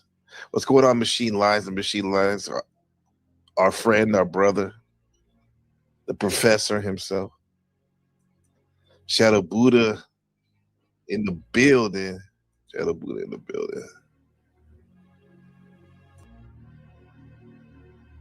Hamburger. Yeah. Damn. 15 bucks of smoke. Yeah, shout out to Shadow Buddha for making this fire thumbnail. That's literally what I was wearing when I took Ben to school. That shit's funny. All the way from the Vans. Got my Vans on, but they look like sneakers. Yeah, big day for Ben today. He had a field trip he's been looking forward to all day, all month basically. And yeah, got him off to school. I woke up early, broke my fast, 5 days fasting. You are not like us. 5-day reset, no solid foods, just ended that. Had some taco salad early morning. Miss NPC Rebecca made some good taco salad, some ground beef and pico de gallo, all that, and refed. And then about 30 minutes ago, I got home from the gym. I feel good. Biceps, my favorite, and chest day. Cardio, steady state cardio on the bike. It's good, bro. Shout out to Shadow Buddha for coaching me, man, and being so supportive and motivating. I mean, that's what we do, man. We mog, man. You're lucky if you got a friend like that, because like being lonely is it's a thing, man. It's something that, as DMX says in Belly, born by myself, die by myself. But in the meantime, in the between time, it's good to have someone there, multiple people there supporting you. Yeah, Ben is the future mogger, right? In training, he's field trip max. Yeah, I think they're gonna go to this zoo/amusement park. I think last time we were there was for his friend's birthday party. They got the capybaras out there. So little Ben, this is 1 day old, barely 1 day old. It's mogging out of control now. It's mogging like my daddy. Yeah. Yeah, so being alone is a real thing. Yeah, homies for life, mogging for 2026. West Side, let it be known. Yeah. Yeah, absolutely. I want to leave that up. Because this is behind me is San Jose, California, where I grew up. You know, this is me walking across the bridge when I did walk to yoga or the gym, right? Looking out at the 101. Yeah, I never thought I would make it here right now. I never thought I'd be right here right now. Let me see. My default picture wasn't showing.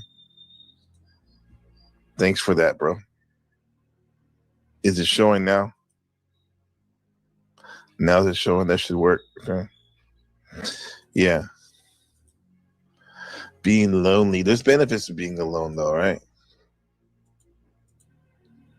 There's definitely benefits of being alone. You have, whenever you are being alone, you have more time for yourself, right? You have a bigger freedom for yourself. You can think about yourself. You can reflect more about yourself, and you can practice meditations, or you can think about your health and do some practices about that. You can do some self-development techniques, so you can improve yourself. So when you use that time, when you use that loneliness for good things, then you become more positive about that. Then you will never feel this sad or depressing stuff. Yeah, it's all about keeping a positive outlook, right?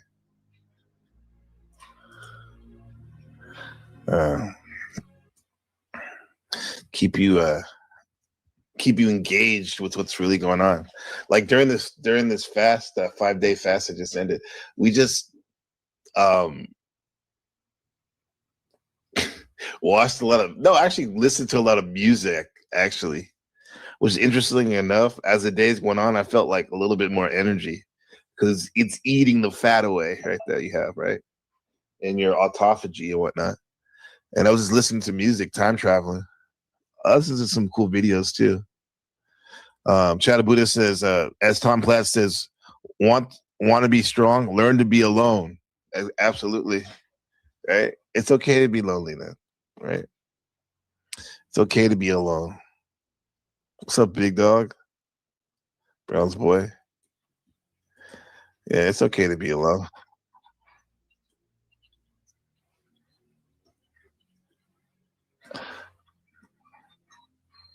Deal with loneliness. First of all, we need to understand what is the reason behind the loneliness. Big dog. The loneliness does not occur because of other people or an outer source. Loneliness occurs when your interactions with other people does not match your desire. Oh yeah, man. When your interactions are like just what's next, excitement, interest, curiosity, there's no time to be feeling alone or depressed, really. Yeah, every experience is a new level on the video game of life, right? Bone maxing. Yeah, we look at that. You sent me that clavicular, right? Never a dull moment. Yeah, machine. If you're free, yeah, please come up. Yeah, we can look at some of that video. And I got one to show y'all on the Saturn Cube Matrix. This fire one that Buddha made the thumbnail. Yeah, this shit's fire, bro. Or does not match your expectations. And that expectation creates the vacuum of that missingness in life, and that creates the suffering. So luckily, because of this, we can change this loneliness to a blessing. Okay, so how to do this? That when we feel lonely, yeah, it's a blessing. It's really important. So, switching from compassion, let's talk about loneliness. Why? There is always need of compassion, right? So if you are to talk about loneliness, so how do you feel loneliness should be tackled? So don't you ever feel lonely? Like there is literally nobody to share your life with except your comrades or your fellow monks. There is not much, like monks have in their life. Yes. Regarding the loneliness, so yeah, like as for me, when my parents and my teacher passed away, yeah, I felt a little bit. Then listen to His Holiness the Dalai Lama's teaching and also reading the scriptures and all these things. Then it helped me to overcome, right? Keep him busy and whatnot. You know what? Like, Tarek, I gotta tell you, man, because sometimes you can feel lonely up here on the stream, especially if I didn't have Brown's Boy Machine and Shadow Buddha in the chat. Like, I'd be like, oh man, I feel like I'm on an island right here. But that's why I really respect some of these streamers, especially Tarek, man. Last a week and a half ago, we were chilling like for like 2 hours at least. I was in the chat and I was just talking to him, and a couple other guys we were talking to. But it was fun, man. Like, what I'm getting at is like he has a really good knack for and skill for keeping the stream interesting and flowing by himself on there. That's not easy, man. That's definitely not easy. Maybe he's an easy guy to talk to too. Yeah, man. Shout out to Tarek for sure. Yeah, and the link's in the chat, man. You're always welcome, brother. Come on now, come on, man. What we were saying, like, who would do well in Joe Rogan from the Panelverse? That's right, male, female. That was fun. So it says it costs a lot to find out who Snakes is. It's all good. Yeah, it does. You got to put yourself out there. Yeah. Sometimes you can feel lonely when you're around a group of people, right? That's why Facebook is weird, because when it came out, you have access to all these people and stuff, your friends, but you may have like 500 friends on your Facebook, but you don't even talk to them damn near one or two if you're lucky regularly. It's an interesting experience like that. Mahesh हमेशा भीड़ में Yeah. Really important Lonely. is just learn appreciation every day. 3 things appreciate about you. Appreciate. Woo. How do you live your life, Young? I have treated many old people. And it's quite interesting to watch what the unconscious is doing with the fact that it is apparently threatened with a complete end. It disregards it. Life behaves as if it were going on. So I think it is better for old people to live on, to look forward to the next day, as if he had to spend centuries. And then he lives properly. But when he is afraid, when he doesn't look forward, he looks back, he petrifies, he gets stiff, and he dies before his time. But when he is living on, looking forward to the great adventure that is ahead, then he lives. And that is about what the unconscious is intending to do. Because it's quite obvious that we are all going to die, and this is the sad finale of everything. But nevertheless, there is something in us that doesn't believe it, apparently. It doesn't mean to me that it proves something. It is simply so. And I think if you think along the lines of nature, then you think properly. I have treated many old people, and it's quite interesting. Absolutely, Dr. Young. Absolutely. We gotta visit. Dedication. Way to go. So the Fam Bam, the Machine Lies legend. How's it going, bro? Yeah, what's going on? Blessings. Chilling, brother. Chilling, brother. Brother. Yeah, this tripping. I got on this tip for loneliness. I just started listening to some music, and Janet Jackson, that old song "I Get So Lonely" that I was playing that song. Yeah, it's a great song, man. Like, I'm not even like a big Janet Jackson fan, but like, yeah, wow, that was a banger. Yeah, for sure. that was a banger. Yeah. These people, these artists are able to paint a picture and like a narrative. It's pretty dope, and it doesn't help when you have phenomenal production, huh? It doesn't hurt. I mean, it doesn't hurt. Yeah. So I was looking up on some of these guys what they think about loneliness and what, because one man's loneliness is another man's alone. You think it's just perspective and looking at it? Like how you look at it? Yeah, of course. You mentioned recently this whole idea sort of loneliness in the crowd. Oh yeah, right. Man. Yeah. And it's a powerful concept in terms of sort of like Taoist and Sufi. They both have like a sort of this concept, right, of being in society, but sort of like being alone. And sort of Kierkegaard has this idea too, right, where the knight of faith has to return to like sort of normal life, even after, denying like basically almost all of existence hinges on his movement towards faith, right? So, but even then he has to accept life, right? He can't deny life. He can't be, somebody who resigns himself, right? So this is a interesting concept in terms of, those who are lonely when they're alone, they're in bad company, right? You should appreciate your solitude, right? But on top of that, there's a whole idea of being lonely in the crowd, and of course, people get swept up by the crowd, right? Oh yeah. So man is a unique animal, right? Because obviously he needs people, right? But he can also get drawn into a mass mind pretty easily. So there's lots of different, issues and problems, right? Yeah, easily get drawn in, easily. Right. Yeah. Let me I'll get our other brother. He's here. He's here.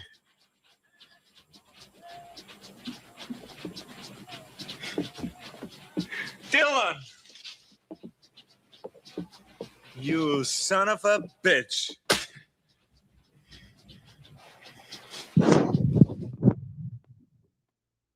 We got Brown's boy, aka the source code, our local genius. What's going on, brother? How's it going, Brown's boy? Good to see you, man. Yeah. Yeah. How are you? Been a minute. Oh, yo. Hey, man. Yeah. Doing good. How you guys doing? Good, man. She was just dropping the science, bro. Like, because like building off what I was saying about like feeling alone in the crowd. I was using the example of social media. Yeah, that's crazy. Yeah. To quote Aristotle, he said, "To live alone, one must be an animal or a god." Hey, damn, it's me animal, and then but my mind will try to connect the two. Is there a connection there between an animal way of being and a god? Yeah, but it's actually the animal can be seen as a devil. Yeah, it's exactly interesting the because opposite. man has a unique capacity to be alone. When observed by the other animals, right? Because there's more difference between a man and a man than there is between a man and an animal. Meaning like there's so much variation within humans. Right. Like there's a world of difference within us that doesn't exist in the entire animal kingdom. There's almost more variation in human societies than there is in any animal kingdom between two different animal kingdoms, right? So, so it's fascinating. And then genetically, we're kind of basically the same, right? There's not much that separates humans from humans, other humans.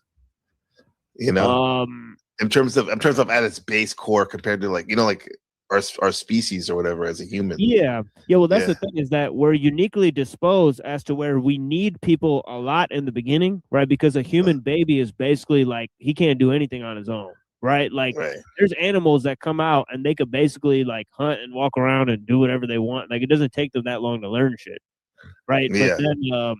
But then, for a human, he's pretty much at the whims of nature, other than his mom taking care of him, right?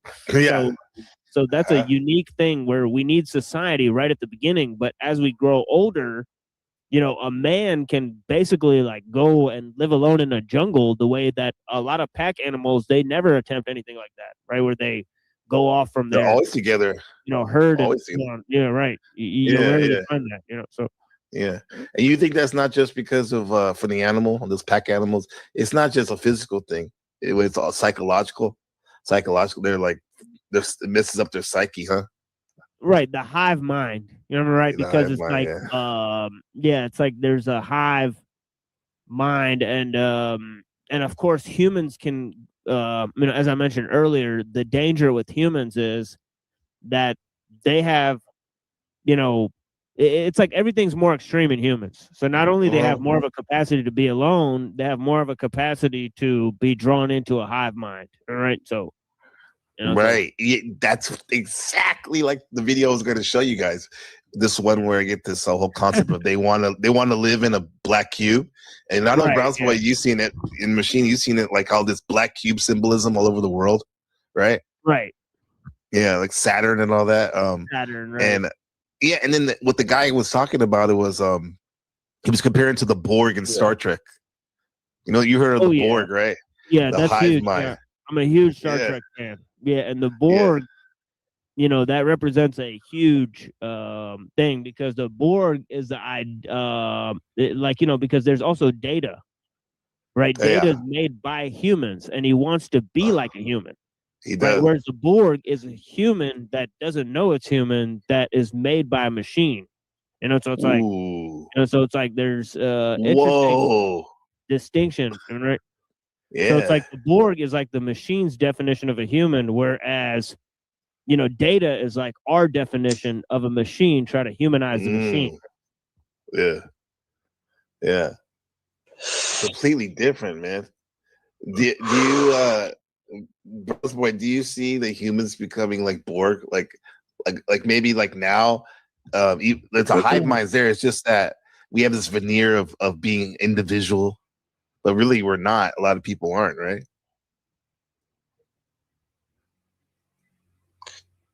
I mean, I know this weird fact that orphan and robot use the same term. And you know that saying where it's like you can take the gangster out of the hood, but you can't take the hood out of the gangster. Right. Yes. There is some to that line where like certain traumas and stuff basically can't be reintegrated at some point. And so you can lose, you know. Yeah, the word Always robot gonna be is a there. Czech word. You know, Czech. It is? Yeah, and it actually it's a Slavic term that means slave. Okay.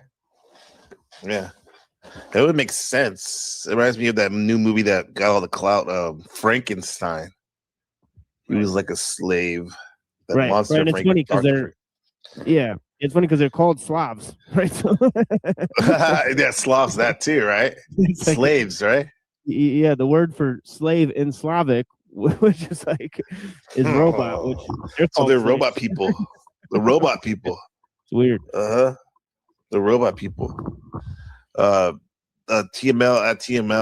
Chabuda says you're right. It reminds me of the story of Gilgamesh, where Enkidu is a wild man, and his death represents the prior savage life in the beginning of civilization, with Gilgamesh seeking immortality. Right. Cool story, huh? Yeah. It's like Esau. Esau, yeah, exactly. Yeah. It's a wild man. Esau, for sure. The wild man. That was the thing that on Code 24/7 used to research all the time. The wild man through all the cultures and whatnot. Yeah, he shows up everywhere. Yeah. Yeah. The whites. yeah, exactly. The pesky whites. Oh man. But to me though, that's if you believe all that type of creation story, the Yakub, if anything, the whites are the most cutting edge on terms of technology because they would be the newest. And this could be why there is some somewhat seemingly white paradigm of the world, no matter where you live in the world. Yeah. Historically, that wasn't the case, right? It seemed like that the Romans and the Greek and the Chinese were far superior to the whites in the beginning. Right? But then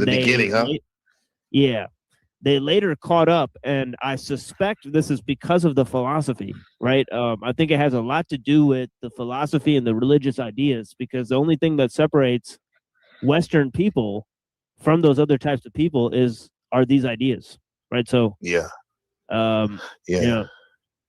Yes. Wouldn't they turn the corner, you think? And melanin. European. And melanin too? Yeah. Yeah. Yeah. Yeah. Does everyone have melanin though? It's just like some people have more than others. Right. Yeah. Yeah, that's why whenever I show the Bobby Hemmett, Brown Boy's like, Bobby Hemmett, you know what I mean? You know what's up. And his whole thing with melanin was his Rosetta Stone, right? Brown's Boy. The melanin he talked about a lot. The melanin. Yeah, I think it's a plant thing. I think it's like chlorophyll, personally. Right. No, I think it's the people from the jungle, and stuff. Yeah. They got some kind of chlorophyll type of thing in them, that responds to sunlight that could regulate their sleep cycle. Yeah, dude. Like I had a while.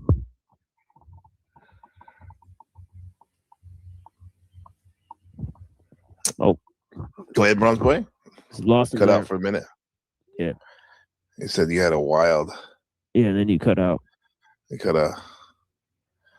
Yeah. Well, try it again.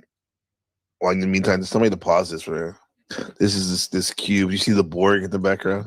Because you are all one. Yeah, I've seen people with that shirt. It's super corny that he bought that shirt. I mean, but yeah, super corny. It's almost disrespectful, though. Right. I just had a wild synchronicity one time where I was like researching a lot of. Shit! Oh, whoops, you muted yourself. Well, you muted yourself, Brownsboy. Yeah, it looked like by accident there. Yeah. You hit mute. You muted, Brownsboy. Shit.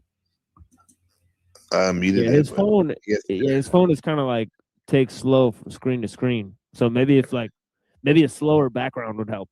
Maybe like okay, yeah. Sorry about that. because it I'm should trying be to be freezing. too That's how it is. on the Yeah, guard. I'll put this. Not right. the baddies. Simp culture. That might help. Yeah, that might help him out. Try that because again, Browns boy. His phone is extremely freezing. But yeah, It's doing too much stuff. Yeah. yeah, it'd be doing too much. Because every moment could be our last.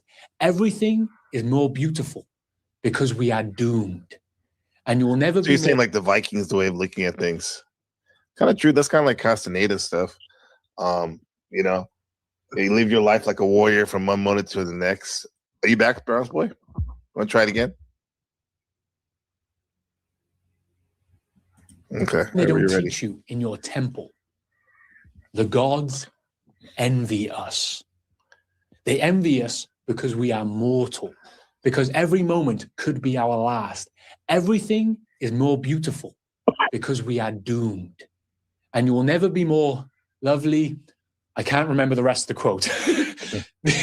This will become more relevant later on in the video, right? That is kind of interesting, huh? The immortality of humans, the mortality, excuse me, of humans, right? And we saw that in the Greek, right? In the Greeks with the looking over the Titans and stuff, looking at the humans and the gods. Yeah. Yeah. What do you think about that? This infinite life we have, finite life we have, seemingly finite. Yeah. I think people who believe in death, they're not the best type of people. You know, I think or I guess another way to say this is that I guess you can't prove death is a thing, given right? Yeah. And there's lots of options. There's almost too many other options. Right? I mean, reincarnation and afterlife being two other ones. You know, I mean, when I look around, I mean, there's no reason in my mind to totally be a materialist and to think there's nothing else going on. Especially because, like, well, there's lots of reasons, but I think just dreams are basically enough of a reason. You know, there's no way to explain it. Yeah, they're so full, man. Like last night was nice dreams, crazy dreams. Yeah, man. same. Yeah, I had good dreams last night. Yeah, and you're right. It's literally you're in another world, so that it's like the mini death. Somebody say it, but when did we start using that, like focusing on death? I've heard people like in the pop culture, truther stuff. They always say culture of death. When did the mainstream become a culture of death? I mean, death is. I mean, sometimes you got to be practical, right? Because there are like sort of transhumanists that go off the board, right? And they want to live forever in this material world. Yeah. You know, because they love the material world so much. You know, and that's kind of like taking it way too far. You know, it's like, you know, if you're that much of sort of like, you know, coming at it from a hedonist perspective, right? Then I think like, you know, you're somebody who's extremely petty to say the least, but and selfish pretty much. You know, there's no other reason for it, pretty much. All right. So so I mean, death is a practical thing in certain regards, but I'm just talking about the permanence of death in the material. Oh, that's it. Yeah, that like, seems like there's no way to prove that, right? But there's also you know, no reason to think that it's not in some sense a good thing, because life forever, maybe in this world at least, it might be extremely boring. Yeah. You know, like after like you reach like the 900th year, you might be like, oh shit, man. I've seen that like here at the park because we do have a good, like I said, we have a good quote unquote medical system, I put quotation marks, right? Compared to the US and other places where you get medicine for really cheap, you can see your doctors and whatnot. So people are extending their life. So I see a lot of old people when I go to the park and walk, or I'm talking to you guys on Discord or whatever, and and you see these old people in wheelchairs, and a lot of them have like feeding tubes in their nose and stuff, and they have their Filipino Indonesian helper. That's like a baddie lightweight, but she's doing this caring for this person who's basically like a Borg, that just holding on, right? We talk about quality of life. The quality of life, Brown's boy. The quality of life is just bad. So they may not be living at 900 like Peter Thiel might want to, but living to 80 something for some of these people it's not fun, to say the least. Yeah. I might live to I might want to live a few hundred years if they keep on replacing the Filipino nurses soon, right? But yeah, pretty sure. Yeah. Oh man, I like you, man. Get some of these girls right here, right? Take care of you. Good those thighs, Jesus. Yeah, back to the board. Just like you said, you had the chat cracking up machine when you said Erica Kirk's face is concerning. Holy crap! Yeah, right. Yeah. It's just like this shirt is concerning. But let's see what he has to say. And also, later on, this video might mess up with your head a bit. It's one of those ones, okay? There you go, the Borg machine. The year is 1990. You probably weren't born yet. I wasn't born in 1990. Oh, you guys bear with me. You're watching Star Trek. Jean-Luc Picard, the captain of the ship, is captured by the Borg. But they do not imprison him. They do not kill him. Later on, he turns up and addresses his crew. He says, "I am Locutus of Borg. Resistance is futile." So who are the Borg? Well, the Borg are a transhuman race in the future that have integrated their minds with machines willingly. It's exactly what they're trying to do, right? Willingly. The Elon Musk and them. Or not. They have lost all sense of self. There is no self. There is no sovereignty within the Borg. You have become the hive mind. Your mind is integrated with others. You know what's really fascinating? I don't want to really do spoiler alert, but if you go and watch the Locutus episode, there's a huge commentary on technological society because, actually, Picard's brother is somebody who is a French person who grows grapes so that he can make wine. So he's living an extremely old lifestyle, and he has a son that he would like him to continue the farm, but he wants to go and be part of the the Federation and so on and so forth. Like his uncle. Right? Yeah, exactly. Right. So he's persuaded by all these dreams of star travel. He goes on, looks at the sky at night, right? And so they have this entire thing where his brother says, "You guys are going up there and making war, and nothing's ever going to get solved by having these quests, right?" And you're just going to get yourself in a bigger and bigger galactic war soon, right? And for the most part, it's true, right? And then you have people like Noonien Singh, right? Who think it's better for humanity to just be destroyed. You could build a superior human race, right? So that's not welcome back, Browns boy. Everything good? Yeah, we got the cool background for you now. Machine, the person that you mentioned right now, is that a real person or a person from Star Trek that wants to? It's a guy. It's a guy from Star Trek who created the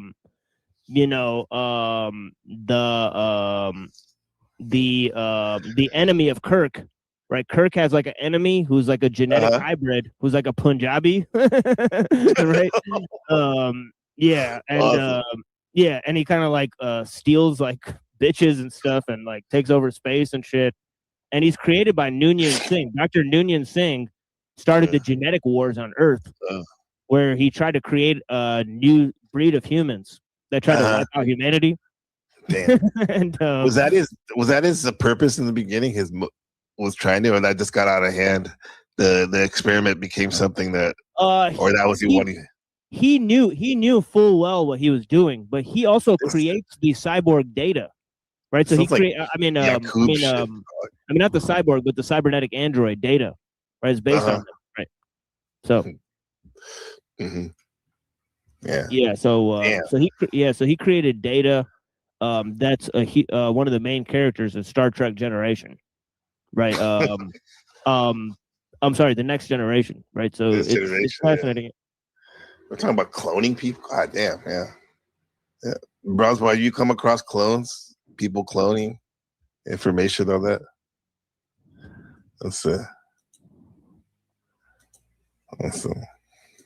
Yeah, I've seen some of that. I've seen some of that crazy shit. Yeah. Because there is no loneliness. You are part of the Borg. There is no conflict amongst Borg members because you are all one hive mind. Let me say this again. That was a good analogy you used. I mean, with this uncle saying, yeah, you guys want to go and, want to explore space, however, but you're causing conflict when there doesn't have to be, right? You know? It's kind of like going, and I always bring it back to streamings and stuff. It's like kind of like going out and exploring new streams and stuff, right? Or even more dangerous, going to charted streams, charted areas in the galaxy of streaming that are hostile, right? Going there, right? Because these ops are going to come for you and stuff like that. But people still did that. Like I saw Lindsay do that recently, this morning when I was like browsing. She's on a crazy trip. Right? Where she's getting a lot of hatred recently. I support her for the most part. Yeah, me too. To be honest, I really don't think Cynthia's an honest person, and so on and so forth. She's shown like she's willing to collude with basically snitches, like weirdos and all sorts of things, just for the purposes of entertainment, which, since it's not entertaining to me or not really that many people, I don't really understand the purpose of it. So it could be like some people like things that are considered taboo or sick to some of us, but that's what they get off on, I guess. Some type draw of shit, energy from it. Yeah, some sort of vampirism where it's like you really like, either slut shaming or doing some other weird stuff. And I'm not that's a liberal. That's what was happening to her today. Yeah, I'm not really like a liberal type of dude, but they all support that whenever they feel it's appropriate. Right? They support degenerate behavior and then they shame it whenever they feel it's appropriate. So this just kind of seems hypocritical to me. Yeah. Right? And I've always got along with Lindsay. I think she has a swell personality. So I don't know. That's some player talk. He says swell for sure. I agree. I'm not trying to swoon her or anything. No. I mean, it just be like player, like but yeah, like Michigan Bay Area shit. Yeah, I've always got along with her. We've always had cordial conversations. So right. Yeah, and it's funny because I was listening to Ortho Guy because that was cool. Like he streamed today. He hadn't streamed in a while, I think. A lot of trash talking on there with the Himsa and Cynthia. That's what I mean. That's what I mean. Like, and then Lindsay went up there, and I was like, okay. She said she didn't want to. Yeah, she went up there and it was like she said she didn't want to fight or anything, and then I believe her, right? And then, but as soon as she's went up there, Cynthia's like, oh, well, are you sure you don't want to trash? You want to fight, like egging her on, right? She's trying to make content, and Lindsay needs to understand that sometimes you need to not give them the content that they so much want and desire. You're working out, was she? Oh, whoops! You're kind of. Is that for everybody or? Wait, hold on. Yeah, real quick. Yeah, let me know if y'all can hear me because I'm on some shit. You were in the metaverse for a second. Yeah, I was just saying. Yeah, I was just trying to say, like, sometimes she the good thing is not to give them the content, right? And that's when sometimes having your own channel comes in handy because you just make a video on your own channel, like, oh, I want to address this, but not really, or like I don't really want to talk to these people. Like I'm not going to give them content, but I will address the situation. That's just me. That's just me. Brownsboy, could you hear him? No, I can hear him. You. Yeah, that might be just you. Yeah. Oh, you could hear him, Browns Boy?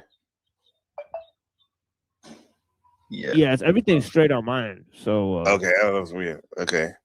All right, let's be quiet then. This you were commentary on giving some analysis on the situation. Yeah. I'll say, yeah, because it was like Cynthia was getting on her, and then Ahimsa got on her for some shit, and then I was like, I gotta take Ben to school. I don't want to be. This is the last thing I listen to when I see him off. When I see him off, having a cool field trip or whatnot. Right. But, yeah. But yeah, man, there's like a lot of when you put yourself out there, some like, man, even if you have good intentions, people are gonna try to chastise you. That's why I guess you gotta be okay with being alone, right? The solitude, that's a good word for it. I think instead of being alone. Because alone just seems like a weird connotation, and I don't really believe I'm ever alone, even when I'm those angels on my shoulder watching me. Yeah. Cut going on. Someone's always watching. I feel taken care of in a sense. Yeah. Because that has to do with how I was brought up too. Yeah, let's see what these guys have to say. They have reached some kind of like globalist omega point. That's another great point there. Yeah, also, pretty much, because we're not really sure what's really out there, right? Yeah. We're not really sure, like, how much our memories and our mind and what we're corresponding with, and even that's sort of, on a spiritual level, right? Mm-hmm. So there could be, angelic and demonic forces all around us that we're corresponding with all the time, right? Even when we're alone, all right? And and especially when you're in certain places, right? Certain places that have a lot of activity. It's like, like a church or, like a mosque. Like you could be there alone, but there's a lot of energy there, right? Just on its own, right? Feel it. Definitely feel it. Yeah. Ooh, the most probably jarring experience I've had with that situation is at a cemetery. Because supposedly these people are quote unquote dead, right? Organically, biologically dead, right? However, it feels full. It's a weird feeling, empty but full, right? Very strange. Yeah. Very saying. I wonder what this has anything to do with the rise in liminal art, liminal spaces being a big thing, right? Like the back rooms, these cool artistic renditions of these landscapes of big train stations with no people in it. Yeah, it's postmodernism, right? All the nostalgia art. Yeah, right? yeah, that's there's a lot of postmodernist influence because they're trying to draw from this concept of hauntology, right? So they're doing like all this weird, ghosts of our past, ghosts of our future, and so to speak. God damn. Yeah, machine. That's a good way. Hauntology, because it's kind of like fucks with you. Because on one end you're like in this big open space, like a train station, or even the back rooms will take office buildings, cubicles should be here. It should be buzzing with activities, right? But there's nobody there. It's like fucking with you. It's like you're so close yet so far away. I'll keep going back to the social media thing. Never in my life have I had so many quote unquote friends on paper, with my different social medias, but really don't really talk to them. It's like, it's just reality is that concentrated human activity permeates time, right? It just does. Mm-hmm. So the more focused you're locked in on a time, on the activity, the more time seems to fly by. You're saying, or feel like it's like or become subjective, and so on and so forth. That's what they're claiming. Right, but of course they've gone beyond the idea that time and language are basically the same thing. They believe, right? Yeah. guys have one mind, one experience. Immortal. Because even if your body dies and you are destroyed, your memories, your knowledge continues within the Borg hive mind. They also fly around in a giant black cube. Yeah, they fly around in a giant black cube. That's an interesting choice for a vehicle, right? A black cube, right? Pretty symmetrical. Yeah. Efficient. Doesn't seem very aerodynamic. Yeah, because they're chasing down other ships and stuff. So, I don't know. Yeah, that's possible. Kind of just floating there. In a giant black. But the thing is that if part of it gets hit, all they need to do is make other segments of the same thing. So they can repair it very quickly. Yeah, that's the thing with the Borg is sort of optimized for efficiency. So the humans all sort of sit in these pods where they charge up, right? And the humans are just made to build these quadrants and Borgs, right? So they just create the same thing over and over. The opposite of what we do to them, to the machine. Huh? Right. And if they encounter, cultures and civilizations that are different from theirs, they take the knowledge and information and assimilate it into the project of building the Borg. So there's so they don't change just because they encounter new information, right? No, they're kind of like Procrustes, rather. They use the information that they already have on the table to adjust reality to the situation that they see, right? I see. Yeah. Cube.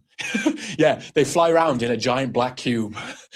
Now, it would be crazy, right? It would be insane if there was groups of powerful individuals today that believe that we should integrate our minds with machines in order to... What creeper? He saw he brought him up there.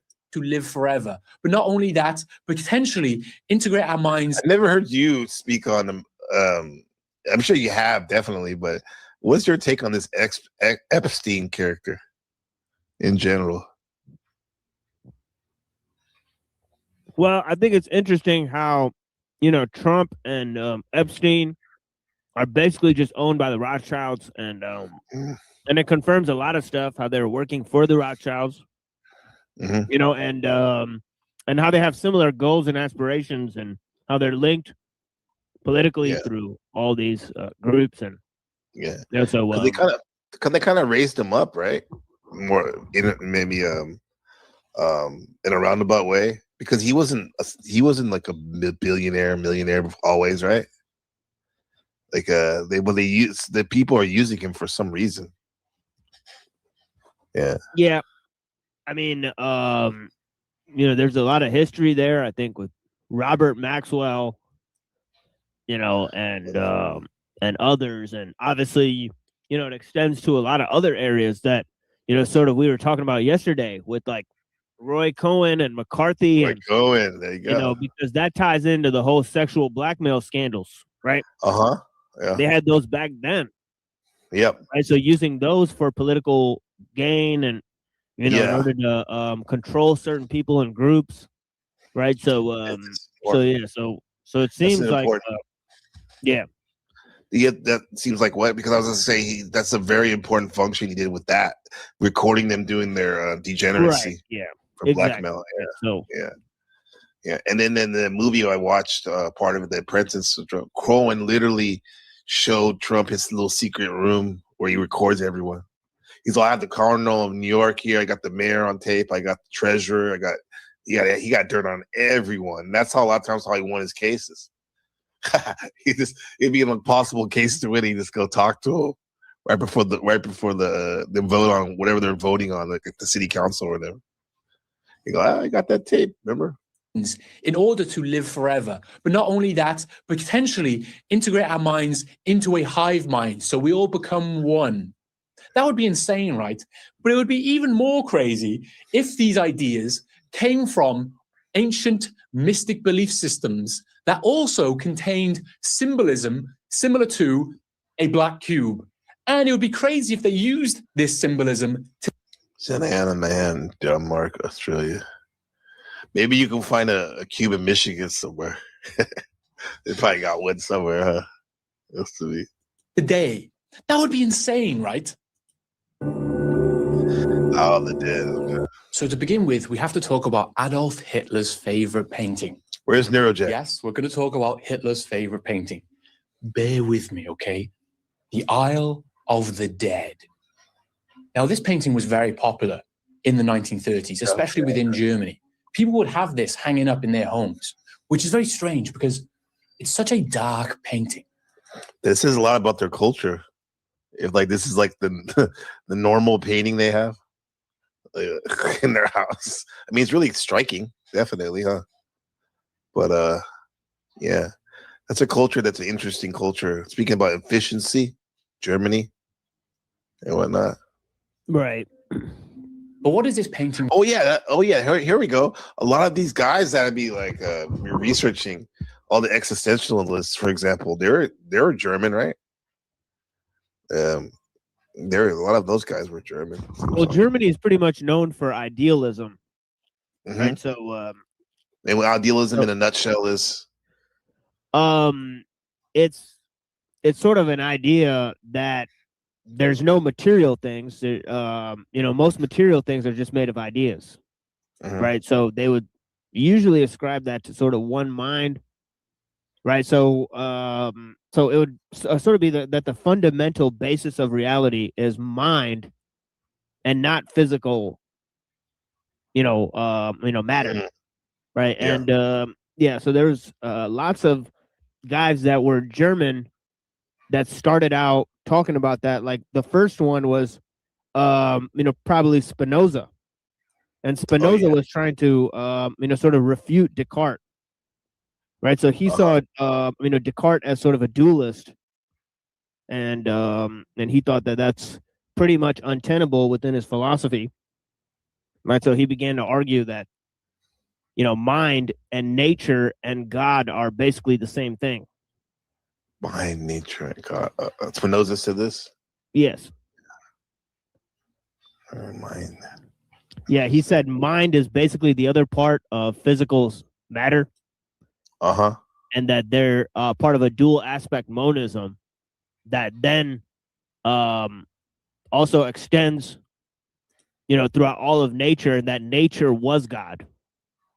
Is what he said, right? Spinoza says, okay. Yeah. Yeah. That's kind of a comforting feeling could be for some. It is like their nature. Yeah.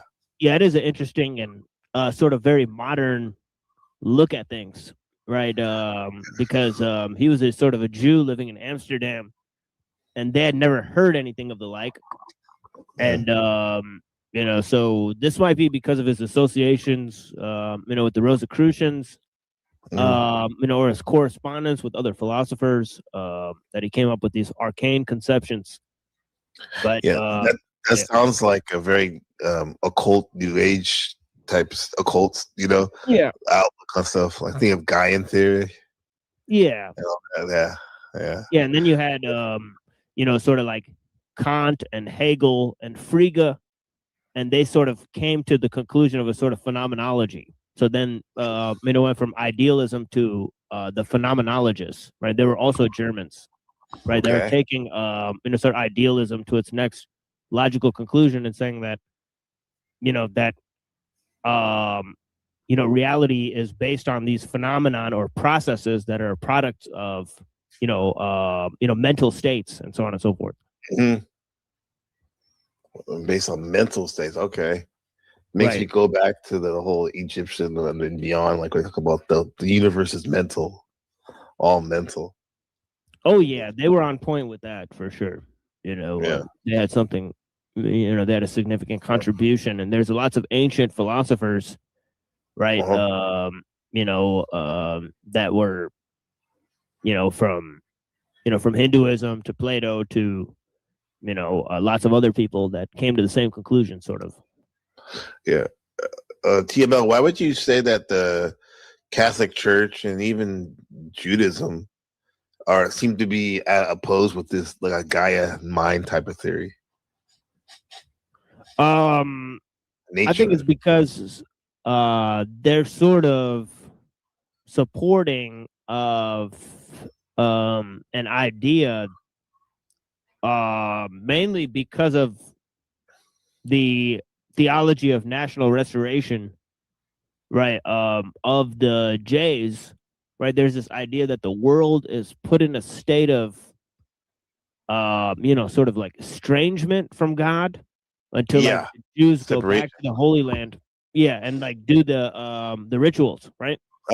So they have this idea that eventually there's going to be like a new age on Earth, right? So they have this, so they're caught up in this sort of idea, and you could look at like ideas from like Vilna Gaon and the Kabbalah and so on and so forth. And there's sort of other thinkers, right? Obviously, the Sabbateans have this idea of the holiness of sin, right? That they could commit sins to make the end time come faster, right? Because the sin is part of a game, you see, where it's part of sort of a process, right? Where the sin will, the age of sin will come to a conclusion, right? But first it has to like sort of implode on itself. Limit.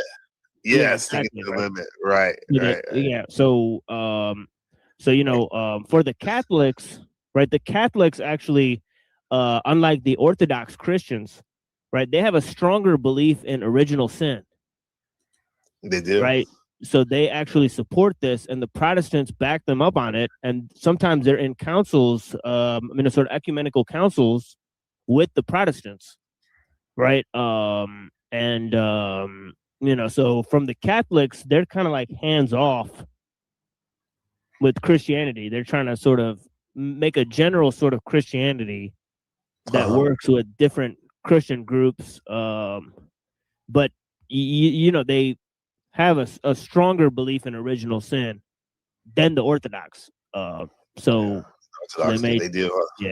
So they may think more of in terms of the fallen world, and of course the confessionals and so on and so forth.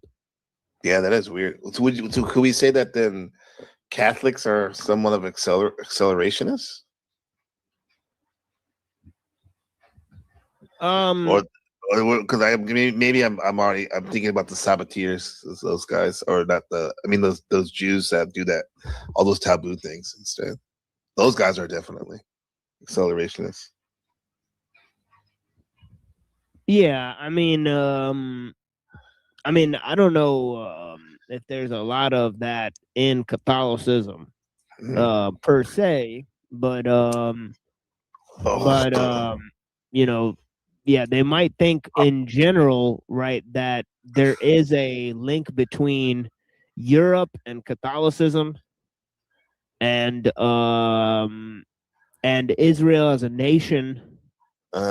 Right, and they might find some link between Israel as a nation and Catholicism. For example, General Allenby, right, when he came to Israel, right, for the Europeans, right, he said something like, we have returned for the crusade, pretty much, or something like that, right? So, so he was referencing the Crusades, right, on his expedition to Palestine, right? So if you check that out, it's pretty interesting. How even in Britain they saw the Crusades and the land of Israel as linked in this ancient, basically like medieval holy war and so on and so forth. Okay, yeah. I believe that Eric Prince said something like that too, right? Like during the War on Terror, the CEO of Blackwater, he said he's in a global crusade against Islam. Ooh. Yeah. Yeah. Global crusade to poke the bear to get to Armageddon. Right. And in the meantime, extract resources and money. And probably do some weird shit like some weird vampirism, getting energy off that, of misery off people. That's what I was thinking. Since we're talking about accelerationism, or at least I brought it up too. We're gonna watch some of this clavicular video you sent. Let's see. Yeah, but check this out. General Edmund Allenby entered Jerusalem on foot, and on December 11, 1917, marking the end of 400 years of Ottoman rule. While and he said, "Suleiman, we have returned." We have returned, huh? Yeah, Suleiman, we have returned, in reference to Suleiman the Magnificent and the Crusades. So that never ended for him. They'll pick up where they left off. Right. Yeah. Suleiman. I wonder if Suleiman would be happy with this guy.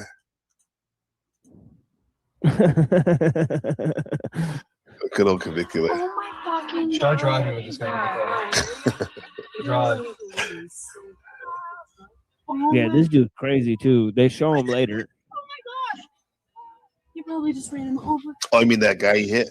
Oh yeah. Yeah. He's an interesting character. Oh my god.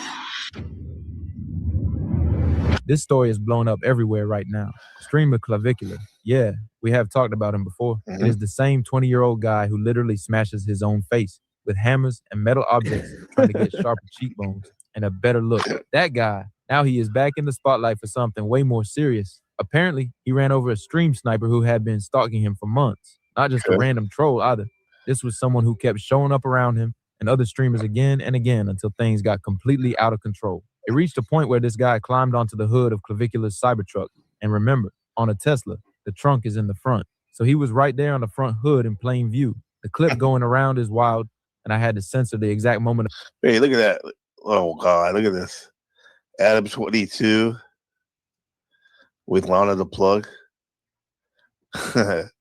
Aiden Ross.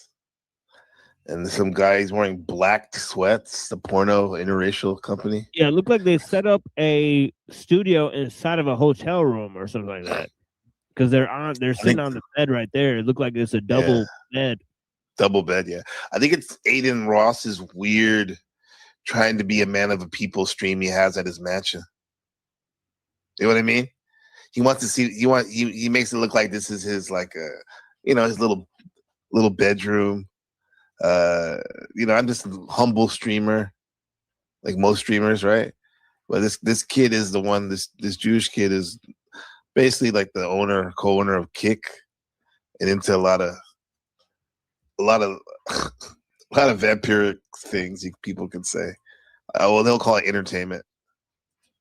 Of impact to follow YouTube TOS because it crosses a line if you show it straight up. What we are seeing now is the boiling point of months of stalking, tension, and nonstop irritation building up until. You seen that guy before, Neon? No. He's a Muslim Indian guy. No, I've not seen him before. Yeah, he started off by faking his death when he was like 11 or 12 years old, right? And then he became famous maybe about 3 years ago by cussing people out, like horribly, saying all racist things to people.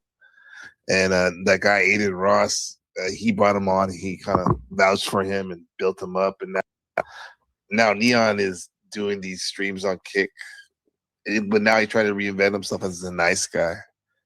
Yeah, he looked like he's not taking the advice of this other dude. Right? So, he looked like he need to hit the gym or whatever. Yeah, exactly. Look at those arms, bro. Yeah, right. He looked like he get knocked out by one punch. Yeah, easily. One punch man, huh? Messy. Yeah, I do not know if you can legally. Yeah, he definitely bones maxing. Look at that. Yeah. Oh shit! You take the hammer on his bones, it'll just fucking break completely. He runs someone over just because they have been stalking you, bothering you, or even jumping on your car. And here is the craziest part: when he says this one specific thing, that might be what really comes back to haunt him in court. Oh my god. Oh my god. My car. He was on the phone. Oh my god. I don't know. Hopefully. That is a wild statement to say out loud. You just ran someone over, and the first thing out of your mouth is he after running him over illegally, brother? That is not something you casually throw around. And then he follows it up with, luckily, this is Florida. Like that somehow makes it better. Sure, Florida has some unique laws, but that does not mean That's a you guy can right just hit there. someone with your car I and see brush him it before, off. yeah. Real talk, he might be in serious trouble. Now, for more context, this was posted by Clip Season on Twitter. They said Clavicular got That dude banned look on weird Twitter as after hell. crashing his Cybertruck while trying to This guy? The Oh, the dude guy that that hit him? attacked him has got like run crazy over a stream. sideburns. Sniper. That alone He looks like a weird Little Pump sounds clone or insane. something. And if you look at the footage, the blonde guy you see there is the same stream sniper who has allegedly been following Clavicular, Neon, Aiden Ross, and other streamers for months. Literally He a has been clout popping up chaser. everywhere. Last night, Clavicular ran into him and some. He was a full front Max makeup tutorial. Oh wow, men are making. I know people are already doing it in Asia, wearing makeup. Some of his friends while they were holding up signs, and that is when everything spiraled fast. You see what happened with your brother Ed Matthews? What happened with my Release buddy? the cookie file. That's all you want to know. Release Oh, it. yeah, it looks weird, bro. Like a Oompa Loompa. Tell them about the N-word. You said it today. Oh, yeah. I have to check you. Yeah. Why do you think feeling calling black people the bad? How you feel about that? You can't say that, bro. You can't call us. We work hard for our people. We work hard for our moms. Don't call us a nigga. Don't touch me. Don't put your hands on me. Don't put your hands on me. Take a step back. Touch me. Don't put your hands on me. Take a step back. Don't touch me. I don't give a fuck. Don't touch me. Why you touching me for? Don't touch me. So as you can see, there was already an altercation earlier that night before Clavicular ended up running the guy over. This did not just come out of nowhere. Things were already heated. Words were exchanged. Tensions were high. And the energy was clearly off. I have to say this straight up. A lot of these streamers need way better security. Yeah, that guy looks like a piece of crap or something, literally. All right, that's him. When you are constantly dealing with trolls and people who show up in real life, you cannot just move around without protection and expect nothing to happen. Situations like this can spiral fast. And now, instead of just dealing with an annoying stalker, you could be looking at something as serious as a major criminal case. That is not a small problem. Now, here's where it gets complicated. This allegedly happened in Florida, and Governor DeSantis signed a law that people have been talking about, where if someone is blocking your car or jumping on your vehicle and you believe you are in danger, there are certain legal protections. Some people interpret it as you can drive away if you fear for your safety. I don't think anybody. Paper, I don't think sounds he like was. it is meant to. I don't even think he went to court for all that shit that happened.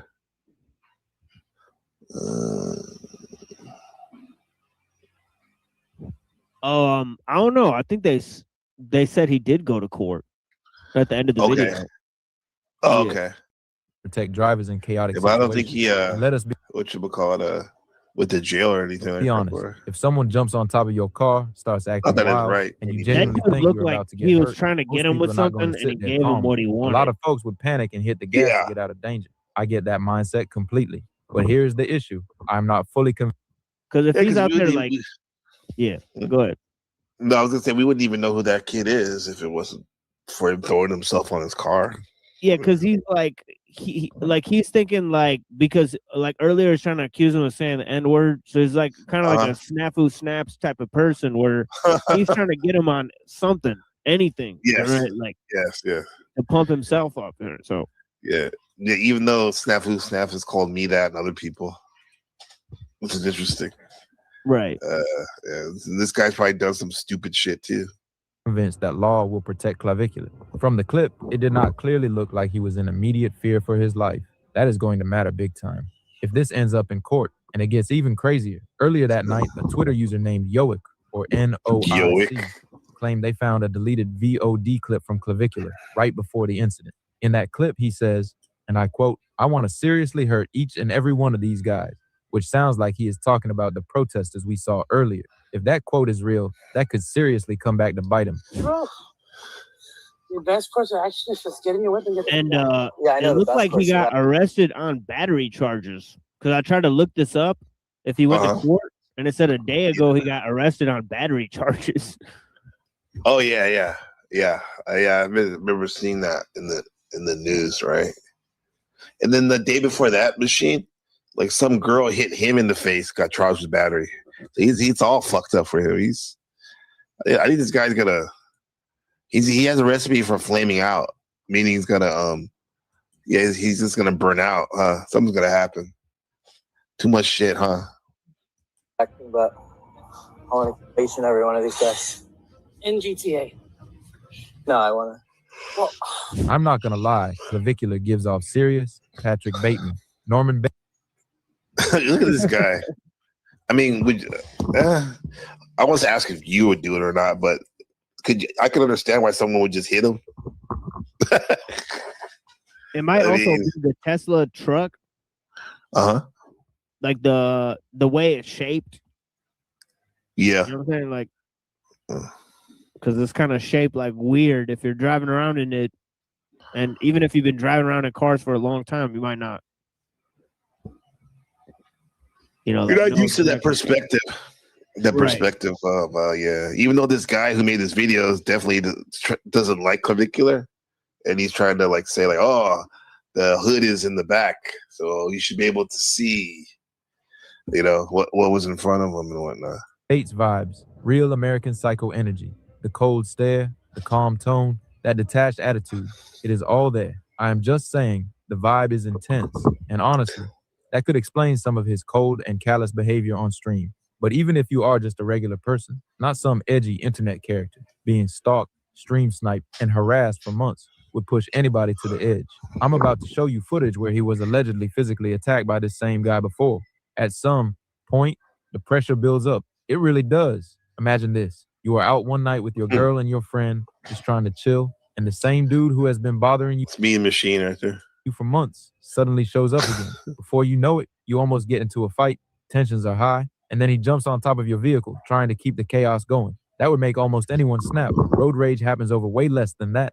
Now let me be clear. I am not justifying what Clavicular did. There are smarter ways to handle it, like filing reports, getting a restraining order, or going through proper legal channels. Running someone over is not the move. But at the same time, I can understand how months of harassment can mess with someone's head and lead to a breaking point. According to a post by Corsa, the guy who got driven over is the same stream sniper who has allegedly been harassing Clavicular and other streamers for months. The post also claims he even physically confronted Clav and Neon weeks ago. If that is true, this situation has been building for a long time.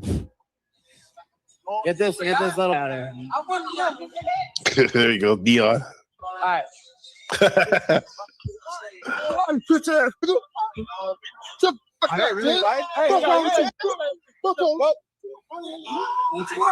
avoiding you.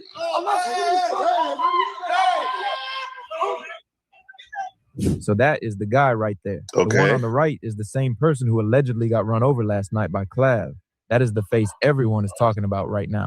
And the whole situation is just wild. And let me say this clearly. Throwing random, unidentifiable liquids on someone is a harmful act. That is not a prank. That is not funny. That is not content. Okay. If you walk up and toss some mystery liquid on a person, you are crossing a serious line. People have the right to defend themselves if they are physically attacked. That is just common sense. This incident actually happened weeks ago. And Clav. That said, Machine, do you remember years ago there was something called the Malice at the Palace?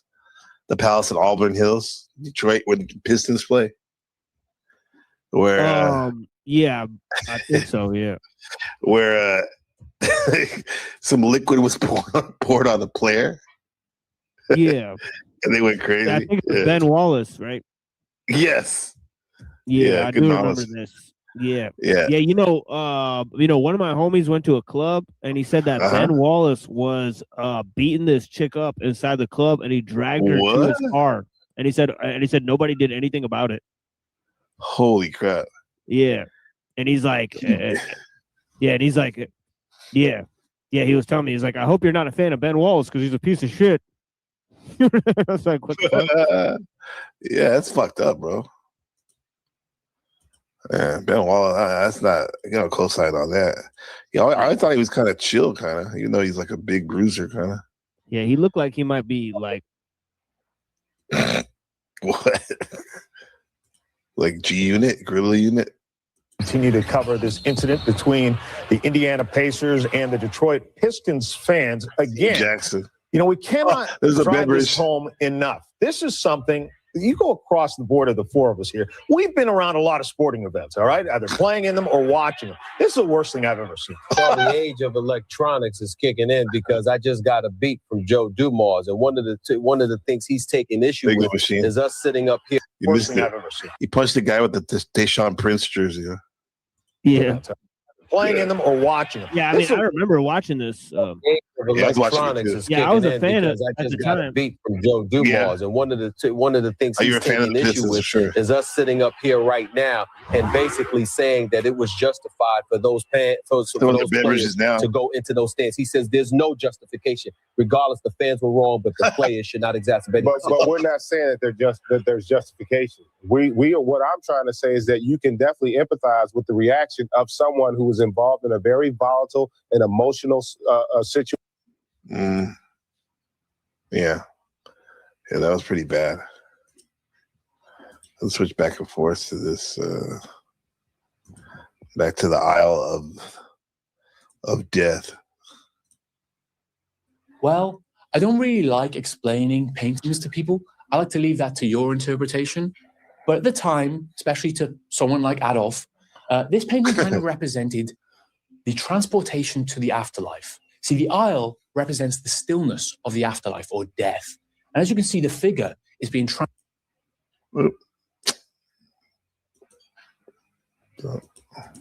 there. It's not in chains. It's not looking back. The figure is looking forward and is embracing destiny, embracing the afterlife, embracing death. And that's kind of beautiful to me in a way. Even though it's kind of scary, it's beautiful. This acceptance of death. And you can see it echoes some kind of Greek mythology in some way or another, right? You can think of Charon or Charon, the transporter over the river Styx into the afterlife, right?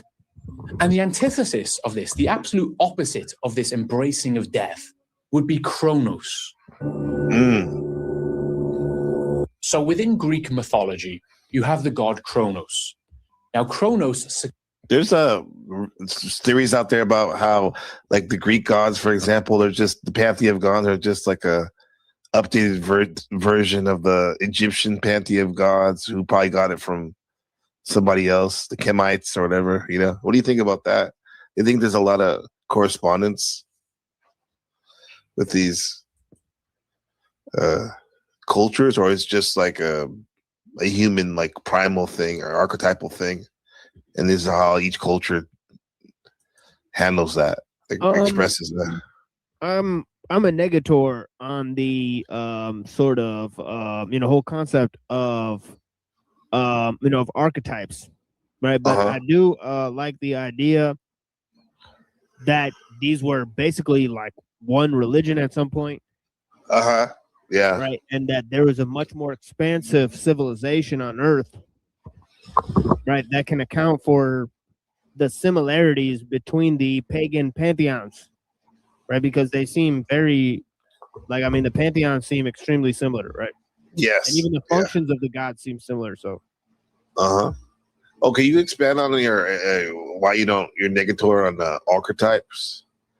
A lot of folks, they're all into that on the pop new age psychology and stuff. Yeah, I'm just a no on dualism, the forms, right? The idea that there's this other realm where these ideas exist. One author, right, who's a sort of a Sufi, but he's sort of like more Masonic, right? He said it's the dustbin of the ideas of history. Okay. I said, why would these discarded images have any function? Right? So I don't, I don't like the whole idea of sort of discarded images or, realms that are beyond this realm.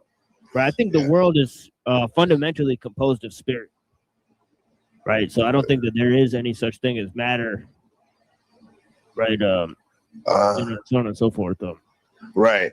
It's just it just seems so real when you touch it and all that. What can we say to that? I feel my skin, the table right here, all that shit. Oh yeah, it's still spirit. No, that's not spirit. That's the mind. Right, the mind is real. Right, and there's many minds. Right, so how you feel the difference between yourself and other things, those are the mental properties, right? So at the bottom of the whole material experience, I'm basically an idealist as well, right? So I follow them to that, sort of idea, because rational conclusion. Because what is matter? It's basically the limitations of our ability to define what it is, right? Because it's just kind of like you smash atoms, you get to more fundamental particles, and their behavior is not, comport with what we expect, right? So, it's a good argument right there. Succeeded his father, Uranus, and he feared that the same thing would happen to him. In fact, he was told this would happen. His children would take over power, and he would lose his power. He was not happy about this. So what did he do? He devoured his children. He ate his children to stop this natural cycle, because that's what it is.